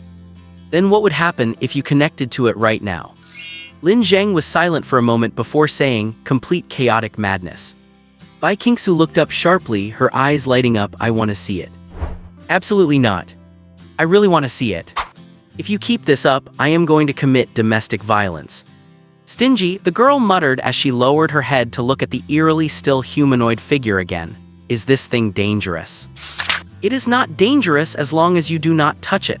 I only picked abandoned places to make these, and I made it strike some pretty weird poses. As long as you are not some adorable idiot, you will not touch it. Not sure, forgot, cannot remember, maybe 40 or 50. Bai Qingxue stared at him steadily, then said after a while, my boyfriend lives like a system. Lin Zheng was speechless. He sighed and said, it is not a system, it is a completely different concept. If I bought you a 4090 graphics card, would not you be happy? I would, of course I would. See, and you say you are not a system, you are even planning to install a graphics card for yourself. Lin Zheng really wanted to strangle this woman. Footsteps sounded behind them as Lu Qiushan walked over, carrying a thermos and wobbling in his polished leather shoes. Lin Bai, everything downstairs is prepared according to your requests. He walked over and stared at the upper half of the humanoid. So, are you going to introduce this person to me? Lin Zheng shook his head. You should know something about the visitors, right? Do you know how their interference spreads? Yes, according to Professor Zhang's 3 main points, global influence, random interference, and phased progression. Lu Qiushan answered quickly and accurately. Lin Zheng nodded. You can consider this thing a byproduct of the visitor's interference entering its 3rd phase. Lu Qiushan's body shuddered, the flesh on his belly trembling. He had done his homework. He knew the visitor's influence mechanisms, and each one was global in scale. Then what is this? Strictly speaking, it is a blank body created by the visitor. It possesses no information and only becomes a physical entity when perceived by a human. Related to dual-dimensional transcendence. To be precise, this is the essence of dual-dimensional transcendence. Simply put, before the 2nd phase, the visitor would directly bestow dual-dimensional status upon people, but after the 3rd phase, the slots are placed in the material world. The thing in front of you can be considered an unclaimed slot. It can become an additional location or vessel for any transcendent. Lu Qiushan froze for a moment, then his body began to tremble slightly. A jolt of overwhelming joy left him feeling dazed.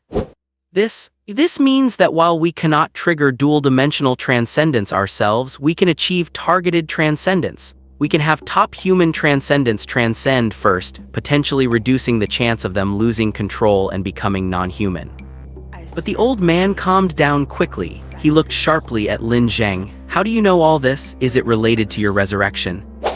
Yes, because I was resurrected through a blank body. After I died, my consciousness did not disappear. It entered the realm where the visitors reside, the Dark Moon domain. When it created these individuals, it unconsciously projected my memories, personality, biological information, and soul onto a blank vessel. That is why I came back to life. I assume I will not be put on trial by the Human Ethics Council, right? No, of course not. Morally, your resurrection was not intentional, and technically, it cannot be replicated. Lu Qiushan patted Lin Zheng's shoulder hard. Besides, this discovery alone is enough to get you a Nobel Prize. My goodness, he had not even come up with an excuse yet, and this old man had already found one for him. But that actually made Lin Zheng feel strange. As an investigator for the Light Prism Bureau, is not it a bit irresponsible for you to believe me so easily? Believe you? Lu Qiushan's eyes widened as he put his hands on his hips. Hey, why should I believe you? I have been believing in myself the whole time. I know today is a good day, so good things are bound to happen. Your transcendent ability, Lin Zheng suddenly realized. Exactly, Lu Qiushan laughed. I said before, staffing at the Light Prism Bureau is not about who can fight best, it is about who is the right fit. I knew from the start that taking good care of little Bai would lead to something good. Look, has not the good news arrived now? Lin Zheng was curious about what Lu Qiushan's actual ability was, but he held back from asking. After all, it did not seem like the guy would say. But that was not important. The most important thing was to push the Light Prism Bureau into a position hostile to the Eternal Night. Targeted dual-dimensional transcendence was a bargaining chip Lin Zheng could offer, an enticing one that remained under his control. However, I must warn you about one thing. If you utilize this technology, the organization that has its eyes on me might turn against you, Lin Zheng said.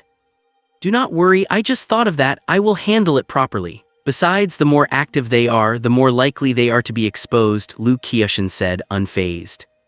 But then he glanced at Lin Zheng again. Still, I am more worried about you and little Bai. If they find out you are operating so openly, they will likely target you or even her first. Then that is exactly what I am hoping for. Lin Zheng managed a faint smile. I think they have already confirmed I have been resurrected, but precisely because of that, they do not dare to act. Lu Qiushan seemed to want to ask why, but held his tongue. Forget it, let us not talk about that for now. Come on, tell me how to handle this precious treasure. I do not know the exact containment method, but I know a few of its traits.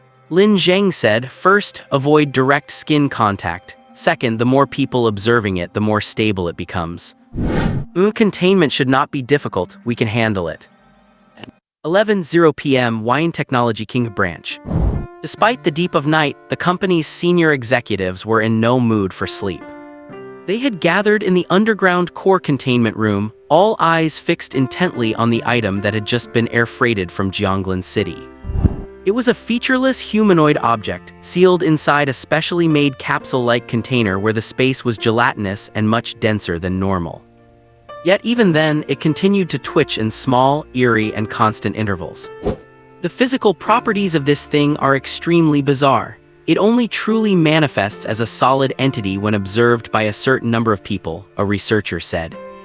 Oh, what does that mean? Asked Yuao Xin, a senior executive of the branch. It means many things, such as a completely new method of space penetration, or that under ideal conditions, this thing could directly force its way into a completely sealed space, the researcher replied. Without having to consider the nature of the space. No need to consider it at all, because this thing is not a key. It is more like a drill bit or a brick. Simply put, you can think of it as being able to glitch into other spaces within the material world. I always feel, Jiang Heng, the chief transcendent of the branch, spoke slowly, I always feel that this thing is not that simple. Oh, tell me, what is your take? Duan Xin raised his chin. Remember the case I handled 2 years ago, the one where Bai Qingxue went missing, Jiang Heng said. I certainly remember. It was later confirmed to be a global impact caused by the visitor. The incident was ultimately resolved by Lin Zheng, the first subject affected by the visitor, the guy who hurt the elephant in Jianglan City. He is already dead, what are you trying to say? Duan Xin was becoming impatient with the preamble.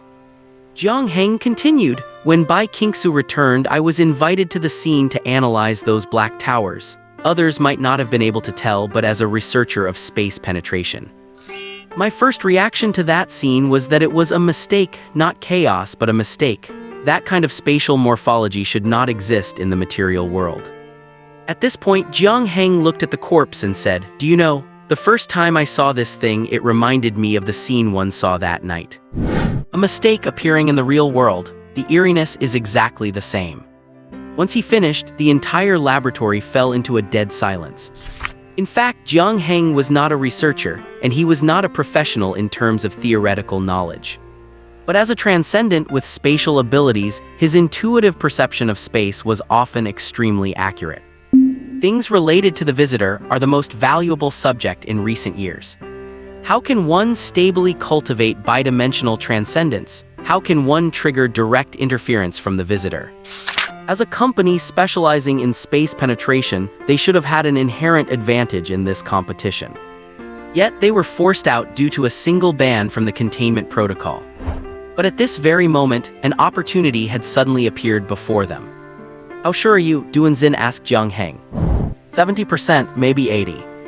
"Do not use it for space penetration research. Open a new project. Find out its nature and origin as soon as possible. Jiang Heng, this matter is under your full authority and you will bear the consequences of any mistakes." "Understood."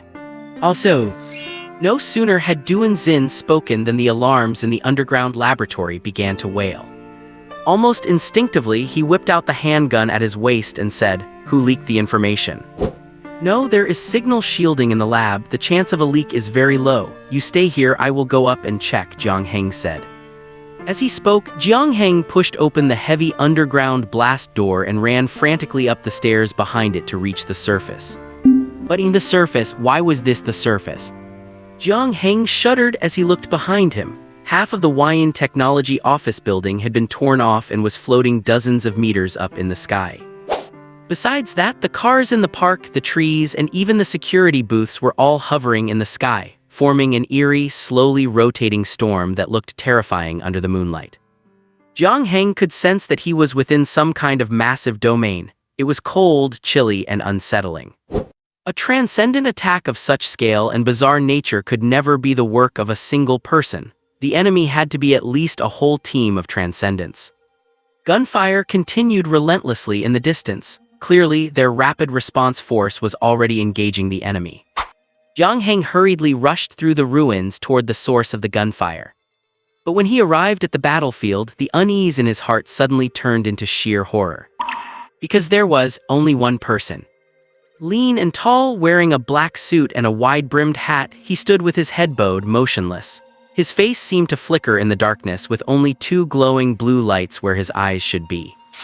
Their defense squad consisted of 2 outsourced combat transcendents and over a dozen professional gunmen. But at this moment, one transcendent had his shoulder pierced by a concrete pillar and was howling in pain, while the other was already lying on the ground unconscious. The gun team had not lost a single person, mostly because the opponent did not care at all. No matter what angle the gunmen poured their bullets from, those bullets were captured by some force upon entering a 3-meter radius of the figure, slowly orbiting him. After completing a circle, these bullets would disintegrate in midair, completely broken down and drawn into a metal cube floating between the figure's hands. This guy, he is manipulating matter with his mind. And he is doing it while simultaneously launching a massive attack across the entire company premises, performing molecular-level reconstruction of matter. After Lin Zheng was killed in action, the Eastern continent released some related classified files to promote research on the visitor, including interpretations of Lin Zheng's transcendent powers and manifestation traits. Psychokinesis, blue crystallized pupils. Jiang Heng's horror instantly turned into shock. He suddenly realized something terrifying. 2 years after the death of the first subject, Lin Zheng, another direct subject had been born. The power he was displaying was far greater than Lin Zheng's. Even more terrifyingly, this guy did not seem to follow the rules like Lin Zheng did. He was more like a monster. Wait a second, I know you are here for that item related to the visitor. I can give it to you, I will give it to you right now. Jiang Heng knew they had no chance of winning, and what if this guy, just like Lin Zheng, possessed the power to destroy S-class anomalies? Jiang Heng felt his brain buzzing. "I am not interested," the figure's voice was low and hoarse, "but I am very interested in your space penetration technology." At 4:00 a.m., the Bureau of Anomalous Affairs received a report from Infinite Tech. The building was severely damaged, many were injured, and critical data was lost. While not a massive case, the implications were significant. At 4:05 a.m., the report was submitted to the Visitor Research Center. At 4:15 a.m., Lu Qiushan was speeding down the road, blatantly ignoring every traffic rule in existence. His assistants Qin Yang and Feng Maguang were in the car with him. "It seems we did not prepare any mental monitoring or lie detection equipment," Qin Yang said. "Are you out of your mind? You want to perform a lie detection test on the world's strongest psychic?" Lu Qiushan cursed irritably. I am afraid he is not that anymore," Feng Maguang muttered, playing the video provided by Infinite Tech over and over on his laptop. The footage was captured by an emergency battery-powered camera in the security booth. That dark, thin, eerie figure stood there, unreservedly displaying a terrifying interior empire. The metal cube suspended between its hands rotated constantly, its surface rippling as if it were liquid. This guy is definitely not Lin Zheng. His mental domain is far larger than Lin Zheng's and his control is far superior. Feng Maguang's voice trembled, if he can also channel the power of the visitors. All right, let us not talk about that for now. I just hope tomorrow is a good day, Lu Qiushan said through gritted teeth. The strength of this suddenly emerged individual was within a controllable range, but the mere thought of what this supernatural ability implied made Lu Qiushan feel a sense of dread. Of course, they wanted more people directly affected by the visitors to appear. But not now, and certainly not in such an uncontrollable manner under these circumstances. Meanwhile, in a villa a few kilometers away from the bureau. The dark room was warm and quiet. Lin Zheng was not asleep. Sleep was optional for him and his consciousness remained active at all times. Bai Qingxue was asleep beside him, her arms wrapped around him, curled up into a small ball like a cat lying on a mat in winter. Lin Zheng was squeezed into the corner of the double bed, with enough empty space behind her to drive a tank through. Man, I do not know where this girl picked up such a bad habit. Still, she was soft and warm, and her even breathing tickled the crook of his neck. Although they were sharing a bed, nothing substantial had happened from yesterday to today, mainly because he seemed to have returned at a bad time. He had arrived exactly when she was having her period. He did not know what her style was like in that department, but a few hours ago she had pinched his chin and said, "Consider yourself lucky this time, kid. When I am done with these next few days, you are dead meat." The whole scene felt exactly like a thug and the damsel in distress being collected on a debt, and he was the damsel. It was enough to make one afraid. He started thinking, with these few days left, should he hurry up and get a bigger gun, just in case he could not handle it later. But after thinking about it, he did not dare. After all, the data for this body of Lin Zheng was mature and logically self-consistent once a bug was introduced. It would end up like those discarded bodies, twitching and glitching like crazy. No, cannot keep thinking about this. Just then, the intercom phone in the bedroom rang. Lin Zheng picked it up and Lu Qiushan's voice came through. "Hey, Lin Zheng, I am downstairs at your place. We need to meet immediately." The lights in the living room and kitchen turned on one after another. Bai Qingxue was in the kitchen brewing coffee, wearing Lin Zheng's coat with her hair a mess, looking like a ghost. In the living room, Lin Zheng stared unblinkingly at the video playing on the laptop. That is right, it is basically confirmed that this guy is also someone directly affected by the visitors, Lin Zheng said slowly, his expression unusually grave. "Do you have a chance of winning if you face him?" Lu Qiushan asked. Lin Zheng was silent for a moment before shaking his head. "My mental ability radius is 30 meters, but this guy's mental coverage radius is probably 200 or 300 meters, and molecular-level material manipulation, that is something I cannot do." "What about traits? Does he have the ability to channel the visitors' avatars like you do?" "Not sure, but it is very likely." Lu Qiushan looked up. He glanced at the kitchen with visible exhaustion and weariness, then lowered his voice. "Lin Zheng, the next few questions might be a bit sharp." He took a deep breath. "Is this person you?" "No," Lin Zheng replied. "I recall you have teleportation abilities. It would have been possible for you in terms of timing," Lu Qiushan said, inhaling deeply. "Lin Zheng, if you really wanted infinite tech is data, the Prism Bureau would have gotten it for you." "My teleportation is not just anything goes. There are limitations, such as needing to be unobserved to perform it, and there are restrictions on where I can teleport to." Lu Qiushan remembered that Lin Zheng seemed to have teleported during the moment he had lowered his head. He had not been lying. He leaned back slowly, appearing fatigued. "Qin Yang, Feng Maguang, go sit in the next room for a while." "But Mr. Lu," Feng Maguang seemed worried. "I know you two are friends, I will handle this," Lu Qiushan said. Feng Maguang and Qin Yang exchanged glances, then both got up and walked into the study next door. The living room grew quiet, with only the sounds of Bai Qingxue busy in the kitchen. Lu Qiushan stared at Lin Zheng, his eyes narrowed into slits, while Lin Zheng had no idea what he was planning. Liu Zheng, do you know redacted? Lu Qiushan asked. Lin Zheng froze. He felt this was bordering on insanity. It was as if he had been stripped away from the normal world because the information had been lost again. The last time information was lost was during that phone call on the eve of the Jianglan City incident. That time it could be explained as a communication failure. But this time it was happening in reality during a face-to-face conversation. During a clear and complete dialogue, he experienced information loss. He had heard Lu Qiushan say something, even saw his lip movements clearly. His brain had seemingly participated in the processing of the information. But he had no idea what Lu Qiushan had actually said. Even more eerie was that Lu Qiushan's face had suddenly turned as white as paper, and his whites were instantly filled with blood, leaving 2 trails of blood tears. He asked a second time, redacted, can you understand that? No, he could not understand it. The information was still lost. This time, Lu Qiushan's nose also began to bleed. He leaned his head back, taking deep, gasping breaths and said, all right, I can be certain that you are human. Lin Zheng was of course human. As a reality bender, he himself was conceptualized based on human cognition, conforming to humanity's understanding of itself. So what was that just now? Lin Zheng could not help but ask.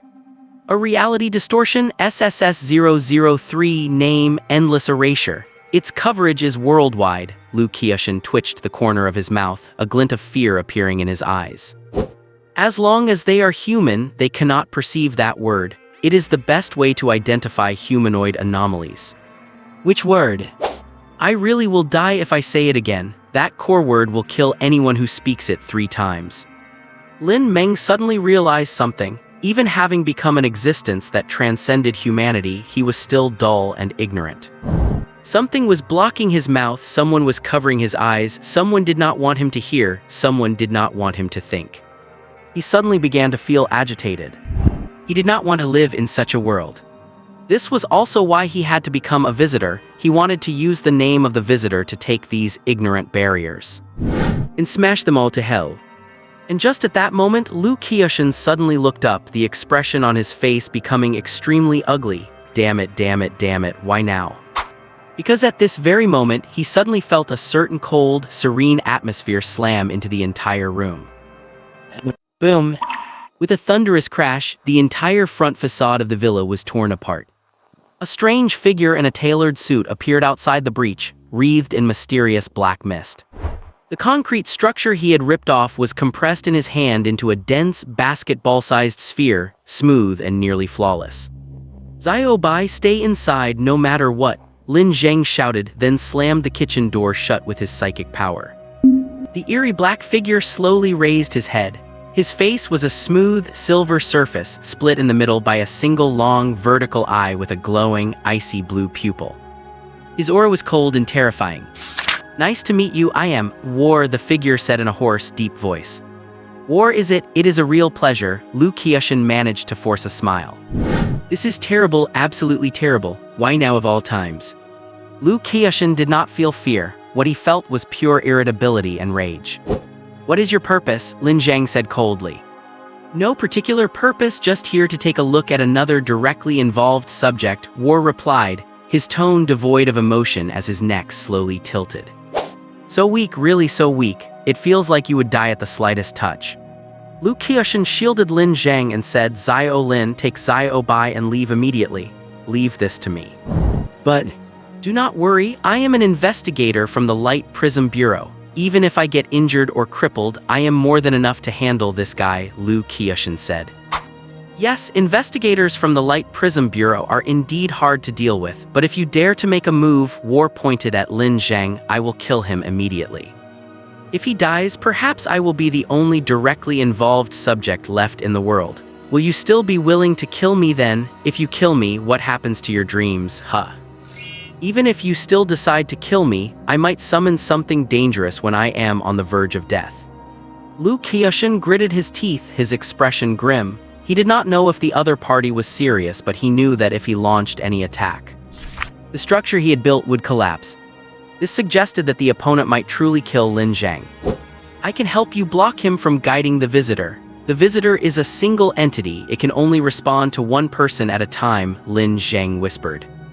You cannot block it, you are too weak. Your clearance is too low compared to mine. When I summon it, you can only watch. War laughed deeply. What exactly do you want? Lu Qiushan asked coldly. The pupil of War's massive single eye expanded and contracted slightly. I told you, I am just here to see the other subject. As for the Light Prism Bureau, I do not want to get involved with you, but I dislike you people snooping around like rats even more. One of the missions of the Light Prism Bureau is to deal with scum like you, Lu Qiushan gritted out. How naive and laughable, but it does not matter. I know you have some capable fighters, but if you cross my bottom line, I might just let out something that should not be released. Lu Qiushan did not speak, but this was exactly what they feared about the visitor's power. They believed the visitor's power was neutral and lacked its own will. The benefit was that they could safely utilize that power. The downside was the potential emergence of guys like War. This guy is like a brat throwing a tantrum and running wild, while holding a damn nuclear bomb. That is all for now, War said, seemingly bored with the conversation. You would better pray you never see me again. With those words, War slowly backed out of their line of sight and vanished. Seconds after War left, Lu Qiushan slumped into a chair, gasping for air. Lin Zheng rushed over to support him. Mr. Lu, are you okay? I am fine, it is just my own damn doing. He wiped his face, smearing blood across it, looking quite fierce. I should thank that bastard for waking me up. Lin Zheng, I am afraid I cannot keep our original agreement about letting you act freely. You must get stronger. You must become the strongest directly involved subject. The Light Prism Bureau must possess the primary summoning clearance for the visitor. We must be able to block any malicious summoning at any time. That is the only way to stably apply the visitor's power. But Lin Zheng hesitated. Lin Zheng, this is exactly what his name suggests. This is a war between order and chaos, and we cannot afford to lose. Even so, Lin Zheng did not immediately agree, instead replying that he would consider it carefully. Lu Qiushan initially wanted to stay behind to protect Lin Zheng, but was refused. He believed War was still wary of the Light Prism Bureau's influence, would not fully turn against them, and would not come back just to kill him. Moreover, he did not like being watched. It might interfere with his teleportation ability. After much thought, Lu Qiushan eventually relented. After 2 chaotic hours, only Lin Zheng and Bai Qingxue remained in the villa. They stood together in the living room, watching the sun slowly rise. Light spilled through the massive breach, casting swaying shadows of trees into the room. Well, a classic post-apocalyptic decor style, Lin Zheng nodded and said. No sooner had he finished speaking than Bai Qingxue rolled her eyes at him. You tore up our own house without a second thought. You do not feel a shred of pity. It is a good thing I can make money, otherwise what girl could afford to support a spendthrift like you? Yes, my Xiao Bai is the best. Lin Zheng pulled the pouty girl into his arms and her anger vanished almost instantly. Then she looked up excitedly and said, by the way, about that War guy just now. Forget it, he is not your boyfriend either. Why not? He does not have the equipment. Bai Qingxue. Yeah, War is a combat specialized entity. What would he need that inconvenient thing for? Then what about the third entity? The third one definitely cannot be released. I have placed the third one in a location nearly impossible for humans to observe, ensuring it is always ready for immediate teleportation. If either War or I die suddenly, it will teleport to the scene immediately to guide the visitor's arrival. Bai Qingxue started counting on her fingers. Wait, that is not right. 3 boyfriends, one does not have the equipment, one never shows up. My life as a heartbreaker has 0 satisfaction. All right, having me is enough for you. We have been busy all night, go get some sleep. Then you have to keep me company. I cannot sleep soundly without you. Okay, Lin Zheng patted Bai Qingxue's head, then looked at the massive hole inside. It is a bit breezy, is not it? But it was worth it. The appearance of War brought a new dynamic, the fight for primary summoning clearance. This setup would force the Light Prism Bureau to prioritize research on the visitor, and it would make it easier for him to obtain more support and help. War, the reason that identity was named War was because War brings not only destruction but potentially development. Furthermore, War had another purpose, to help him find the catalyst for the 4th definition. He needed to rely on human power to fight the Night of Eternal Peace, but he also had to rely on his own. The identity of war was simply easier to act through. This was one of the reasons he targeted Infinity Tech. For one, Infinity Tech was easy to bully. Secondly, they were researching spatial piercing. If he got lucky and found something that could become the fourth definition and pierce through space from them, then he might be able to directly break through the Night of Eternal Peace. Of course, it was mainly because Infinity Tech was easy to bully. In the Night of Eternal Peace, Lin Zheng slowly opened his eyes. Returning to his original body this time, Lin Zheng could feel a certain loosening in his physical form. This further verified his hypothesis. The stronger he became in the material world, the weaker the constraints the Night of Eternal Peace had over him. Almost at the same time, the Moon of Eternal Peace erupted with intense light, flashing rapidly.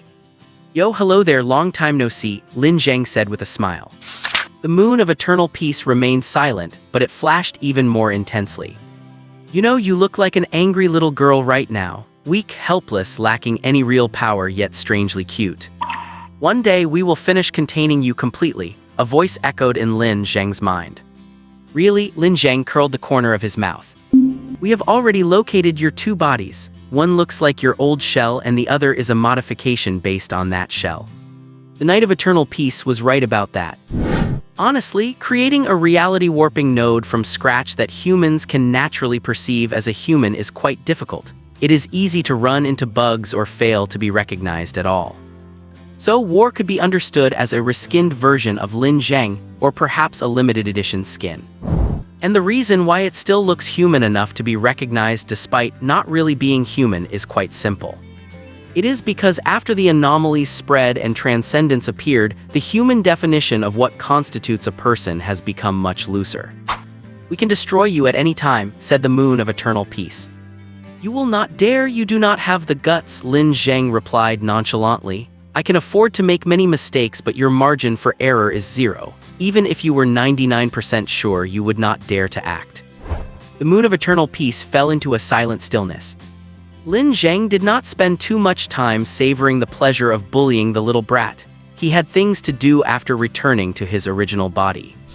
He had to pause the construction of his complete avatar and start mass-producing blank models to be deployed into the main material world. He still believed that if the Night of Eternal Peace went truly insane, it might actually choose to eradicate humanity, so improving the overall combat capability of humans was necessary. On the other hand, there was one more thing he had to do. He sank into his thoughts and began to recall the conversation he had with Lu Qiushan, the one that almost caused Lu Qiushan to drop dead on the spot. "Do you know about the blank?" Lu Qiushan had said that back then. What was the word censored in reality? "Do you know about Amway?" That is probably unlikely, and it is a very old meme. His mental domain delved deeper. The room, the living room, everything was constructed within his mental domain. Even the sounds, light, shadows, and the flow of air were reproduced. He sat in front of Lu Qiushan and watched him. Lu Qiushan opened his mouth and said, "Do you know about the universe?" The universe, of course, Lin Zheng knew it. Beyond the world, above the stars, a concept extremely close to infinity. But why must this word be censored? Why does speaking this word 3 times in the real world guarantee death? What is the mechanism of the fatality? Is it 3 times in a lifetime or 3 times in a short period? Suddenly, Lin Zheng thought of a terrifying possibility, a possibility that concerns.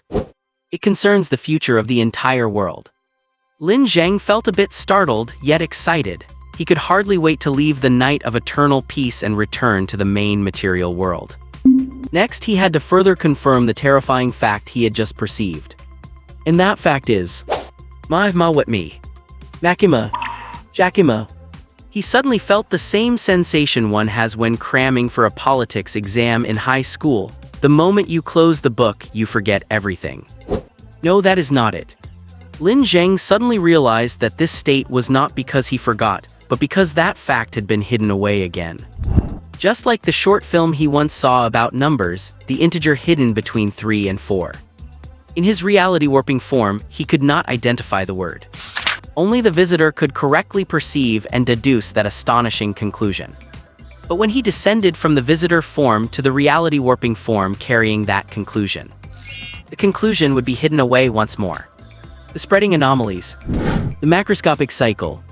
The night of eternal peace. Humans are unimportant. The things that have been hidden. SSS-003, endless consumption. Lin Zheng felt more and more that he needed to summon the visitor into the real world as soon as possible. Then he found that he seemed to have entered a strange state. He knew the word, he knew how to pronounce it, but he could not write it down, nor did he know its meaning. It seemed like a meaningless syllable. Just like the meaningless gibberish or noises a child makes. Was the word the same in Lu Qiushen's mind? Blank Lin Zheng whispered. He suddenly felt weak, his body shivering as if he had fallen into an ice cave, his vision turning dim in an instant, and something warm started flowing out. Blank, he said a second time. A roar filled his brain, the whole world rumbled, and warm blood streamed from his nose down to his lips. Blank, Lin Zheng said for the third time. Then he could feel his life force fading rapidly, his bodily functions stopping in an instant. He realized this was a progressive damage mechanism. 3 utterances in a short time caused human life functions to cease. Before dying, Zhao Zheng thought, damn, this thing is really potent, it might become a clue to my 4th definition. And then he died. 3 hours later, Bai Qingxue pushed open the study door and saw Lin Zheng's body, which had long since turned cold. She looked up and sighed gently. How come it feels like I am losing my husband? A bit too often. She took a notebook out of a locked drawer, flipped back a few pages, and started reading the contents. Lin Zheng said that solutions for most situations were written here. Do not throw away dead boyfriends, do not discard them randomly, do not consume them, and do not do anything weird. The left-behind corpse is a safe, sanitary, and biodegradable material. In the absence of observation, it will biodegrade naturally within 3 to 6 hours. Note, do not keep checking if it has finished biodegrading. Bai Qingxue was left speechless after reading that.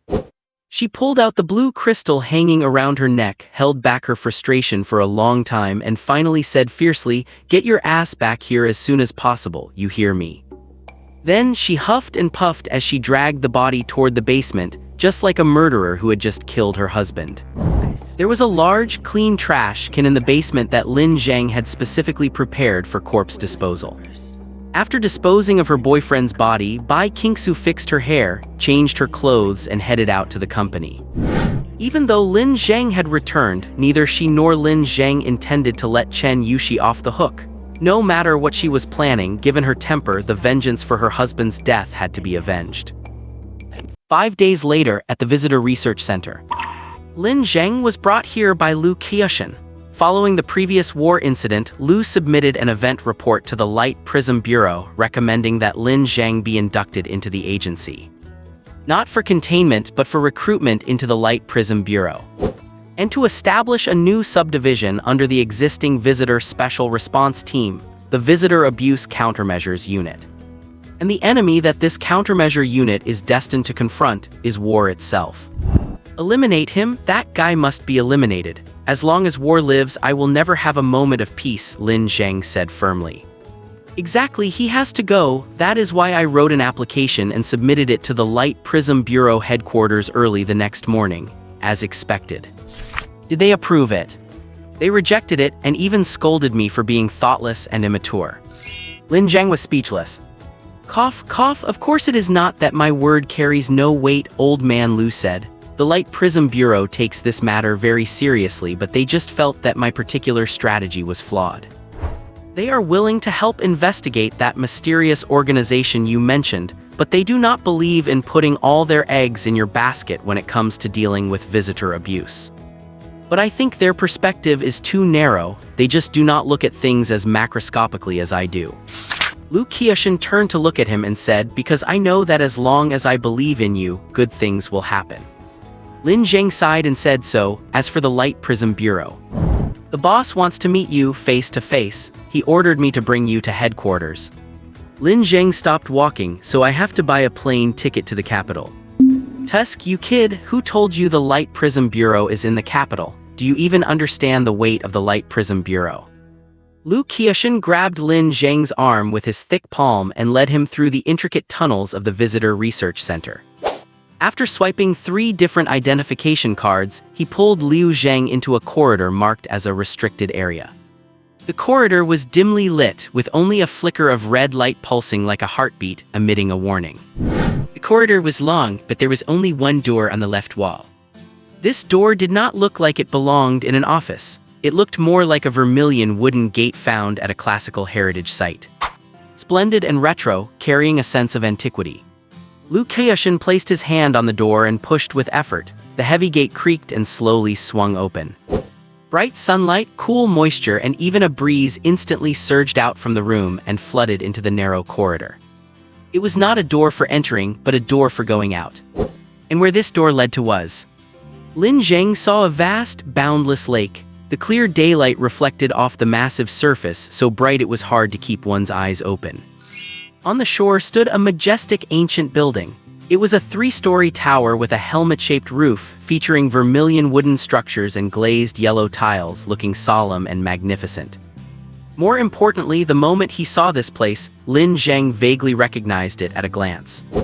Lu Keyushin spread his arms wide, his face full of exaggerated pride, and said, "Lin Zheng, welcome to one of the most powerful containment centers in the world, the headquarters of the Light Prism Bureau and the last sanctuary of humanity, the Yuyang Tower." That is right, the Yuyang Tower. This massive building was exactly as it appeared in Lin Zheng's memory. But it was much, much taller, far surpassing all surrounding buildings, and it looked imposing and incredibly brand new. Standing by the side of the vast lake like a giant clad in armor. S003 Yuyang Tower, Lu Keyushin said slowly, the only confirmed non-anomalous material world. Item number S003. Item name Yuyang Tower. An independent material world discovered and confirmed by the Light Prism Bureau in 20XX. The area contains a lake named Dongting Lake, a massive freshwater lake covering 3,998 square kilometers. And an ancient building called Yuyang Tower, 194.2 meters high, featuring a 3-story structure with 4 pillars, flying eaves, a helmet-shaped roof, and a pure wooden frame. The architectural proportions do not match standard human construction and are believed to be the result of a 10-fold scale-up. In addition, it contains a small section of a city with normal proportions that possesses no anomalous traits. The spatial boundary functions as a loop. Crossing the boundary leads to the other side. The crossing involves certain risks, including the danger of falling into the lake or bodily dismemberment, and is not recommended as a mode of transportation. Anomalous characteristics. The origin and history of the Yuyang Tower remain unknown, and it possesses various anomalous traits. Anomalous Trait 1. All entities and anomalous items entering the Yuyang Tower area are neutralized into normal objects, but regain their anomalous traits upon leaving. Based on this, scholars have hypothesized that the Yuyang Tower area is the final true world. However, no effective evidence has been found to support this hypothesis. Moreover, the Yuyang Tower area does possess its own anomalous properties. Resources and space are limited, and it cannot accommodate long-term human development. Note, Dongting Lake is currently used for the submersion-based containment of various physical anomalous items. Anomalous Trait 2, difficult to describe precisely but points to the keyword prosperity. On the second floor of the Yuyang Tower stands a stone stele over 5 meters tall, inscribed with the prose Yuyang Lu Jai written by an unrecorded scholar, mentioning 2 states of the tower. When the microclimate within the area stabilizes as described in the text. When the spring breeze is gentle and the sun is bright, the waves are calm, the sky and lake are one in color and the view is vast. Sand gulls fly in flocks, fish swim in the water, and the plants on the shore are lush and green. It indicates a state of prosperity, foretelling that the eastern continent is politically stable and flourishing, which reduces the spread rate of anomalies in the east and increases the likelihood of breakthroughs in anomalous research. When the microclimate within the area shifts to what is described in the text. When the drizzling rain lasts for months without clearing, the cold wind howls, the turbulent waves surge toward the sky, the sun and stars are hidden, and the mountains are shrouded. It foretells the following situations: war, plagues, devastating anomalous invasions, the spread of dangerous memes, malignant reality warping, unexplained mass deaths, and predetermined personnel fatalities. A total of 45 scenarios. See Appendix 1, Details of Events Affecting Yuyang Tower for details. When climate changes occur within the area, the Light Prism Bureau must immediately take measures based on the type and severity of the change.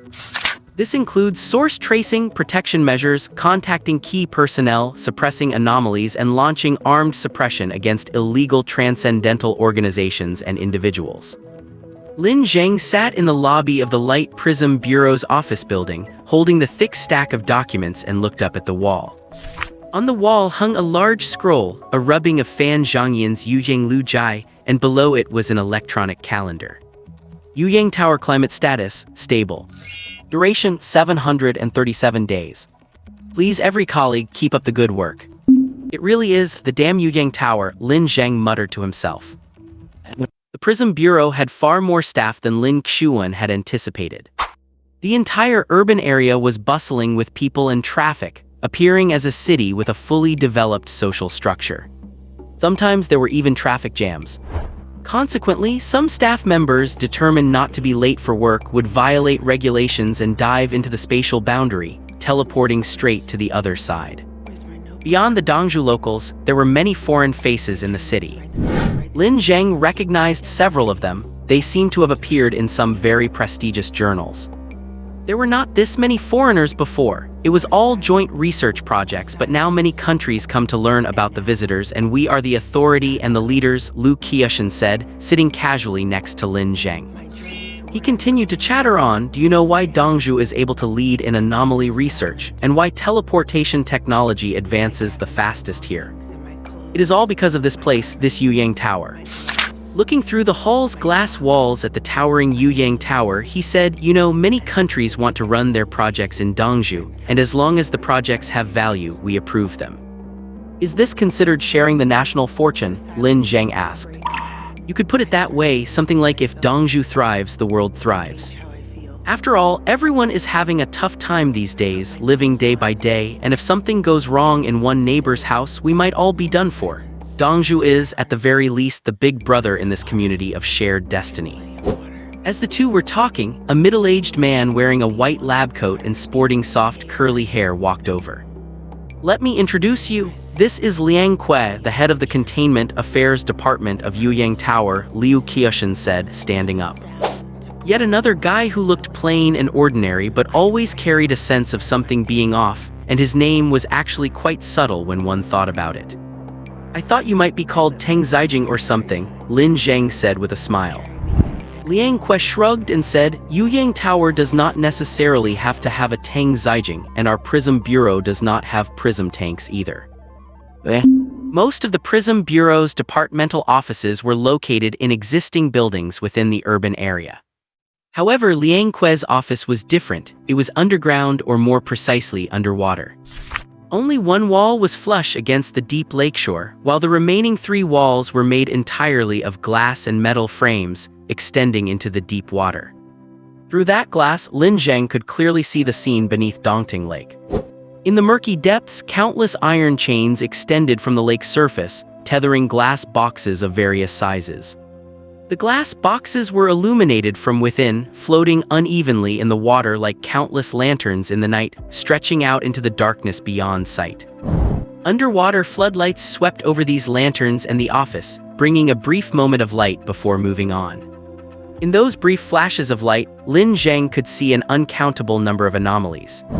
Natural objects, human tools, eerie creatures, sculptures, they were densely packed and innumerable, making Lin Zheng's scalp tingle. Lu Qiushan has mentioned you to me, Liang Que said, sitting across from the desk, interrupting Lin Zheng's thoughts. Your actions in Jianglan City were admirable. Enough, let us skip the pleasantries, Lu Qiushan interjected, placing his thermos on the table with a light thud. He said, come on, let us talk about it. Why do not you agree with my plan? Do you distrust my character or my capability? Liang Que lowered his head slightly and said, I trust both completely, but as I said, it is ill-considered and immature. Go on, explain. Liang Que smiled faintly and said, you say that as long as we ensure Lin Zheng is the strongest direct participant, we can prevent the visitor's power from being abused. But by what means should we make him the strongest? And strength itself is an unstable state. What if a stronger direct participant appears later? Finally, have you considered that this burden is too heavy for Mr. Lin Zheng? He looked up at Lin Zheng and said, Mr. Lin Zheng is currently facing the threat of war, and perhaps he is willing to shoulder this responsibility, but what if we resolve the war? Lu Qiushan was momentarily speechless. It seemed he really had not considered that. After a while he said, but judging by the trends, this is the best choice. His tone and manner were beginning to sound a bit like he was being unreasonable. That is because our perspectives are different, Liang Que sighed softly.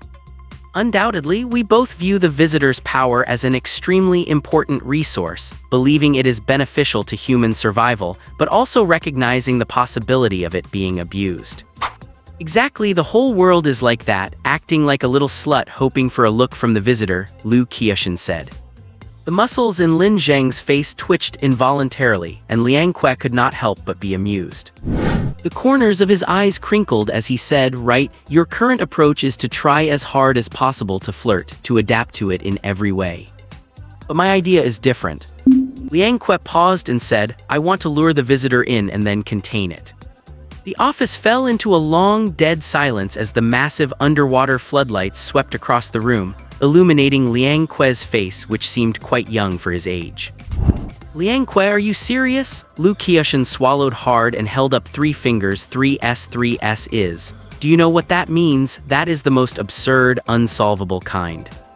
That is exactly why it is worth the attempt. If we can succeed, the significance for the entire world will be monumental, Liang Que said with a smile. Lin Zheng was suddenly a bit dazed. How do you intend to do that? It is simple, Liang Que said. Do you know what makes the visitor different from other 3S anomalies? Lin Zheng shook his head. It is the only 3S level anomaly that possesses a physical body. Liang Que continued, and the primary property of Yujiang Tower is the ability to nullify the properties of any anomalous entity. Which means as long as we can bring the visitor to this area of Yujiang Tower, we can achieve its containment. Liang Que looked up, his iron-gray eyes fixed on Lin Zheng. Mr. Lin Zheng, and you happen to have the ability to summon the visitor through the power of dimensional transcendence. To be precise, you two overlap at that moment, right? Yes, the dimensional mechanism for all direct interferers works like that. Then that is perfect. Liang Que's eyes were as calm as water. With your help, we might be able to complete the first effective containment of a 3S anomaly in human history. Liang Que seems like a total lunatic, the kind of madman who dares to dream up anything. But clearly, his plan is not just a whim. He has a complete proposal, a timeline, and even detailed plans for personnel allocation and equipment requirements. So you are actually planning to use an S-class to contain a 3S class? Are not those 2 completely different levels? Lin Zheng asked, looking at the plan in his hand. Liang Que stood before the glass wall, silently watching the lanterns that stretched beyond his line of sight before finally speaking after a moment of silence. I was the first to discover and observe the Yujiang Tower, the one who led the entire spatial piercing of the tower, and I was also the one who proposed the Dongting Lake Submergence project. I understand the Yujiang Tower. This project is like my own child. I know its potential is unfathomable and it has never let me down. It is classified as S-class only because 3S-class entities either lack a physical form or their forms cannot be tracked and guided. But the visitor is different. Despite being powerful, it has a physical form and can be summoned, which is our opportunity. Then your child really had a miserable childhood, Lu Qiushan said, taking a fierce drag of his cigarette. I still cannot accept this. The Yujiang Tower is our greatest containment facility, and if something goes wrong, the consequences will be severe. It is also our most powerful weapon. If we refrain from using it for fear of breaking the weapon, then the weapon loses its value, Liang Que replied. He continued, and that is the visitor, the core of 2-dimensional transcendence, a ghost that sits above anomalies. How many scientists and scholars in the world long to see him, touch him, contact him, and study him, do not you? Of course I do, Lu Qiushan said without hesitation. Lin Zheng suddenly felt a chill run down his spine. Are there so many old men and women in the world who want to touch him? Even Lu Qiushan. He felt he could not quite accept that. In short, if we can truly capture this powerful ghost through such means and gain knowledge from him, it would definitely be enough to change the current state of human existence. So why would not we give it a try? Liang Que added. Lu Qiushan seemed somewhat persuaded. He irritably crushed his cigarette butt in the ashtray, leaned back on the sofa, and let out a long sigh. But would not the containment protocol object? Lin Zheng asked as the two of them fell silent. The containment protocol will not object. Their bans prohibit communication and spatial piercing, neither of which we are doing. They might express dissatisfaction, but they cannot cross the red lines they have set themselves to punish us, Liang Que replied. They are the order and justice of the world, the law that governs the entire world. If they themselves were flexible, they would lose their effectiveness. And what about security? This time it was Lu Qiushan who asked. As for security, since this is Lin Zheng's first time here, it is not easy to explain. I will just take you to see it. The Prism Bureau is the most powerful and mysterious containment agency in the entire East continent. In the past, Lin Zheng would never have believed that the core unit of such a containment agency was actually a weather center. Nor would he have thought that weather could be connected to the course of national destiny. But that is exactly how the Yuyang Tower is.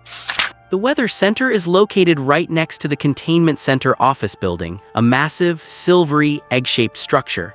The lights are dazzling, it is bustling with noise, and everyone working there is rushing about. The central area of the building features two massive floor-to-ceiling monitors. One screen displays meteorological cloud maps, air humidity data, wind speed, wind direction, tide levels in Dongting Lake, and so on. The other screen shows the probabilities of all possible scenarios. War 0%. Plague 12. Devastating anomaly intrusion 2%. Hazardous meme spread 7. This data flickers constantly every second, but the changes for each item are very small. Liang Que stood before the massive display, arms crossed, looking up at the data flowing by. A hint of pride could be heard in his voice. This is our weather monitoring system. It has high precision and can correlate weather with events to predict the probability of their occurrence. Does the weather change in the Yuyang Tower due to internal events as well? Lin Zheng asked. Yes, and it is much more sensitive than detecting external events. You can think of it as a form of premonition. We use this premonition to ensure the safety of the Yuyang Tower, Liang Que replied. Lin Zheng looked at the two massive screens, still feeling somewhat shocked. This was likely the first time he had seen humanity truly apply anomalies in such a profound way. He had not even imagined that research into controllable anomalies had progressed to this level. So, the last question, Liang Que said, turning to Lin Zheng with a serious expression. Mr. Lin Zheng, we are asking for your help, and in return, we will do everything in our power to assist you in investigating that mysterious organization. Seeing Liang Que's serious face, Lin Zheng felt a headache coming on. Things were always drifting toward the unexpected. He had originally intended to use the pressure of war to facilitate his entry into the Prism Bureau. After all, the Prism Bureau's knowledge and information-gathering capabilities were far superior to his own, making it easier to investigate the Night of Eternal Peace or explore the fourth definition. But who would have known that things would suddenly turn into him having to help the Prism Bureau contain himself? But what if the Prism Bureau really did fish him out of the Night of Eternal Peace? No, impossible, not a chance. The technical level held by the Night of Eternal Peace is not on the same level as humanity's. And taking a step back, the idea of being fished out only to be poked and prodded by a bunch of old men and women was something he found quite hard to accept. Sigh, all right, fine, Lin Zheng sighed softly. Since there will not be any danger, I do not mind assisting you, but there is one thing I must state in advance. State whatever you wish, Liang Que immediately committed. Just because I can summon it does not mean I can control it. The visitor's power is an uncontrollable force. If I guide it directly to the Yuyang Tower and any unforeseen consequences occur, I will not be responsible. Liang Que smiled and said, rest assured, the Yuyang Tower is not that fragile. Any anomaly that enters the interior of the Yuyang Tower will inevitably be rendered inert as long as it has a physical form. That is the fundamental law of the Yuyang Tower. The formal preparations for containing the visitor at Yuyang Tower have begun. Not everyone knows about this, nor is it necessary for them to. During the 7 days of preparation, Liang Que, in his capacity as the head of the containment department, relocated most non-essential and external personnel to office facilities in the main material world. Only the most essential and relevant departments remained in the Yujiang Tower area. This included reality distortion research, mental expansion research, anthropology, and life preservation, among others. Even with such strict streamlining, there were still over 1,000 staff members left. Some thought their attempt was akin to catching lightning in a glass bottle, yet everyone gave it their all when the time came. Lin Zheng stood on the top floor of the containment center. On one side lay the vast Dongting Lake and the majestic Yujiang Tower, and on the other, convoys of vehicles weaving through the urban area. In just 7 short days, the ordinary town had seemingly transformed into a sci-fi city. Giant, high-tech obelisk-like instruments were scattered across every corner of the city, along with silver-white cannons and satellite dishes that stood taller than the buildings themselves. Liang Que told him that these were various observation devices designed to pinpoint the visitor's absolute location upon arrival, ensuring the entity remained in a physical state. Then Lin Zheng began to wonder, could these seemingly absurd guys actually pull this off? What if they really succeeded? After thinking it over, Lin Zheng suddenly felt that this might actually be a good thing for him. Rationally speaking, getting touched by old folks at Yujiang Tower is better than facing that crazy, moon-obsessed entity in the night of Yongning that keeps screaming about killing me. Besides, there are mountains and water here, a supermarket downstairs, convenient transportation, and it is a famous scenic spot. It is infinitely more livable than the night of Yongning. It has been great weather for the past few days. It seems our chances of success are pretty high, said Liang Que, who walked up behind him in a white coat while stirring his coffee. Is there a reason for that? Lin Zheng asked. I told you, Yujiang Tower is extremely sensitive to internal changes, to the point where it almost possesses a level of precognition, Liang Que said, taking a sip of his coffee. I feel that Yujiang Tower knows what we are planning to do, and the fact that it has not issued a warning means we will succeed. Lin Zheng took a deep breath, turned to Liang Que and said, I have always had a question I wanted to ask you. Liang Que's expression turned serious. He nodded and said, ask away. As long as it is not a classified matter, I can answer it. Are there any hairy crabs in Dongting Lake? There is nothing at all. That should not be right, such great water. Anyway, there just is not. Liang Que's facial muscles twitched, followed by a slightly mournful sigh. Anyway, it starts tomorrow. Are you ready? Of course I am ready, Lin Zheng said, looking out at the endless lake. But are you ready? The guy you want me to summon is very powerful, perhaps much more than you imagine. Do not worry, I have a feeling that we will succeed. The next day, Dongting Lake remained calm and waveless. Sunlight shone on the bright yellow roof tiles of Yujiang Tower, appearing somewhat dazzling. The usually bustling urban area was now empty, with only the massive supernatural mechanical structures standing there. The entire city echoed with a rhythmic signal, indicating that these cannon-like machines were on standby, waiting for the prey to appear. At 12 p.m., humanity's first containment attempt against the visitor entered the final preparation stage, located right in the center of the city square. 75 members of the containment department were there making final adjustments to the core equipment. The machinery, whose names Lin Zheng did not know, occupied most of the square with massive cables and pipes crisscrossing everywhere. The core of this mechanical array was a massive metal ring, which Liang Que called the target. Lin Zheng would summon the visitor inside the target. The moment the visitor appeared, precision directional observation would begin. Liang Que was in charge of command, and Lu Qiushan was the only bystander without a task, though he insisted on staying.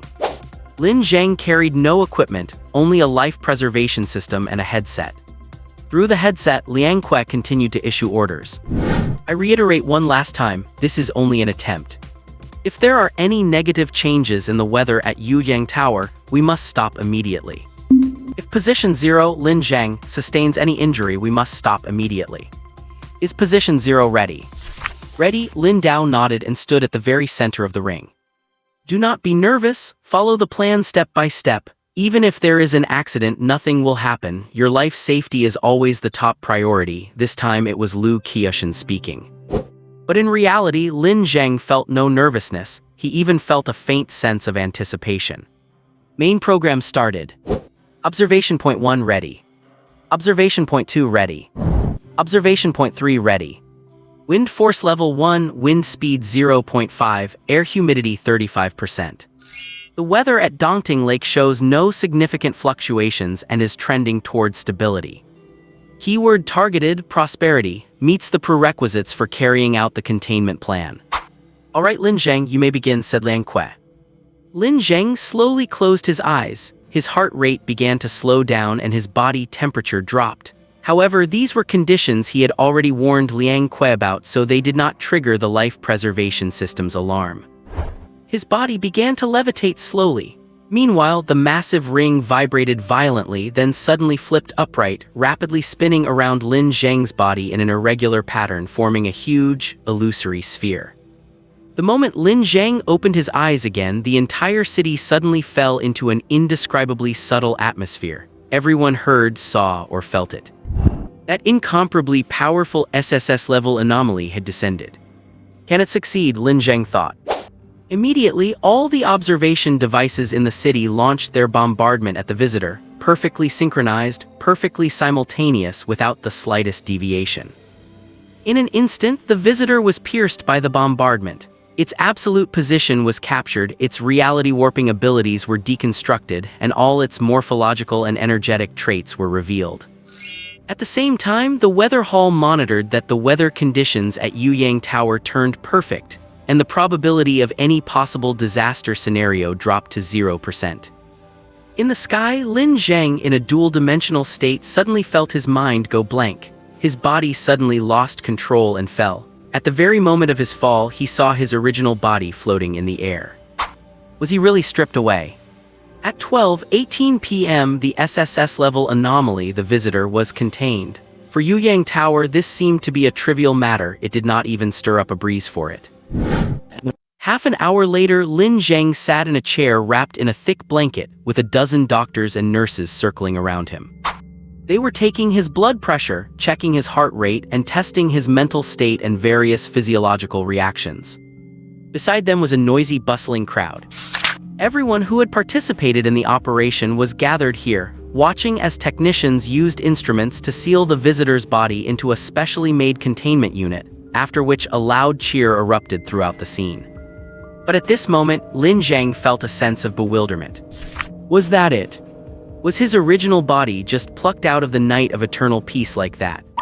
Was it really that simple? Was that supposedly formidable organization, the Night of Eternal Peace, actually just at this level? He had worried that they might wipe out humanity, but at this rate, if they were sent to attack a minor town, they would probably lose half their force. While his mind was a jumble of chaotic thoughts, Liang Que and Lu Qiushan walked over excitedly. Lin Zheng, how are you feeling? Liang Que asked with a smile. Will you be able to attend the celebration banquet tonight?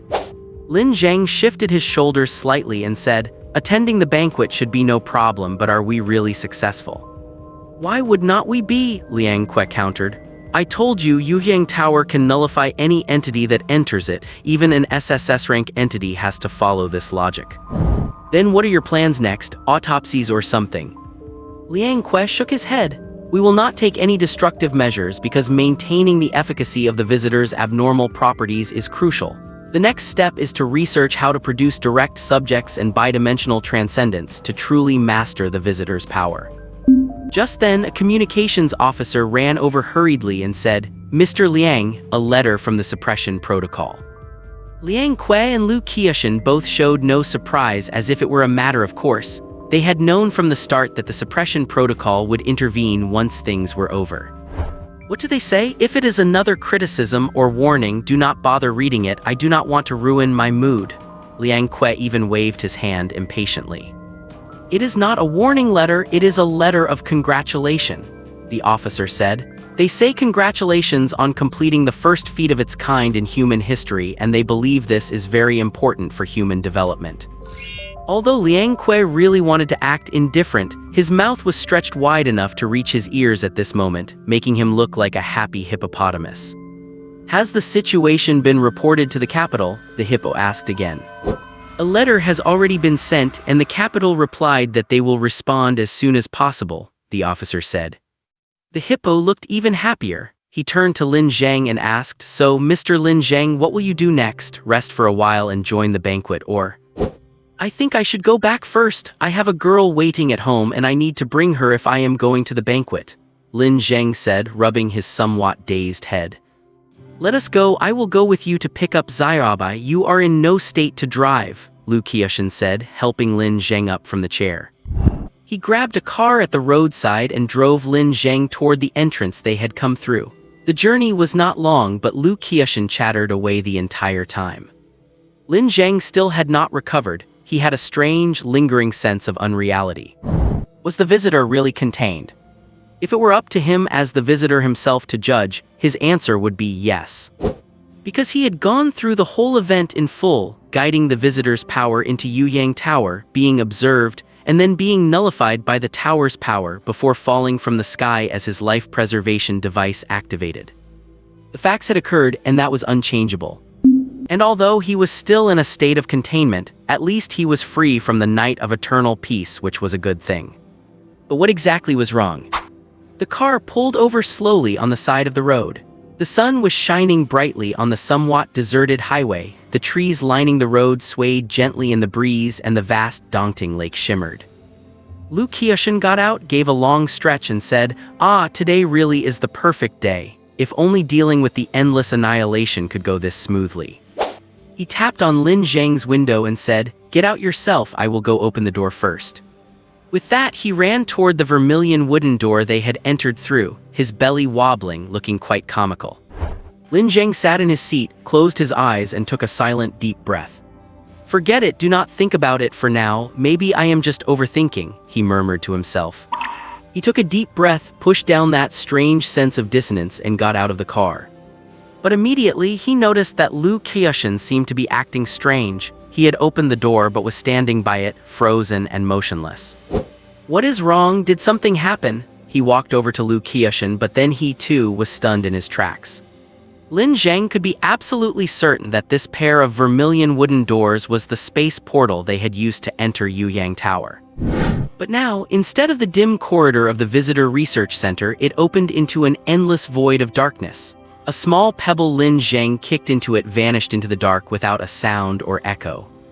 Lu Qiushan's phone rang. He answered it, and Lin Zheng heard the voice of Liang Que on the other end. "Have you reached the door?" Liang Que asked. "Yes," Lu Qiushan replied, his voice dull. "Is there an anomaly?" "Yes. I just received the information too. So far, we have found 6 doors showing anomalies, and if I am not mistaken, I am afraid all of them have been affected." "Is it related to the visitor?" Liang Que did not answer immediately. He was silent for a moment before saying, "Bring Lin Zheng back immediately. Be very careful on the way. I have a feeling that the current Yuyang Tower is no longer the one we knew. It is becoming extremely dangerous." Lu Qiushan hung up and stared blankly into the distance. Inside Yuyang Tower, everything still looked like a peaceful, sunny spring day, but for some reason he suddenly felt a chill run down his spine. And Lin Zheng suddenly realized that even as the visitor himself, he had no idea what was happening. And inexplicably, he was a little scared too.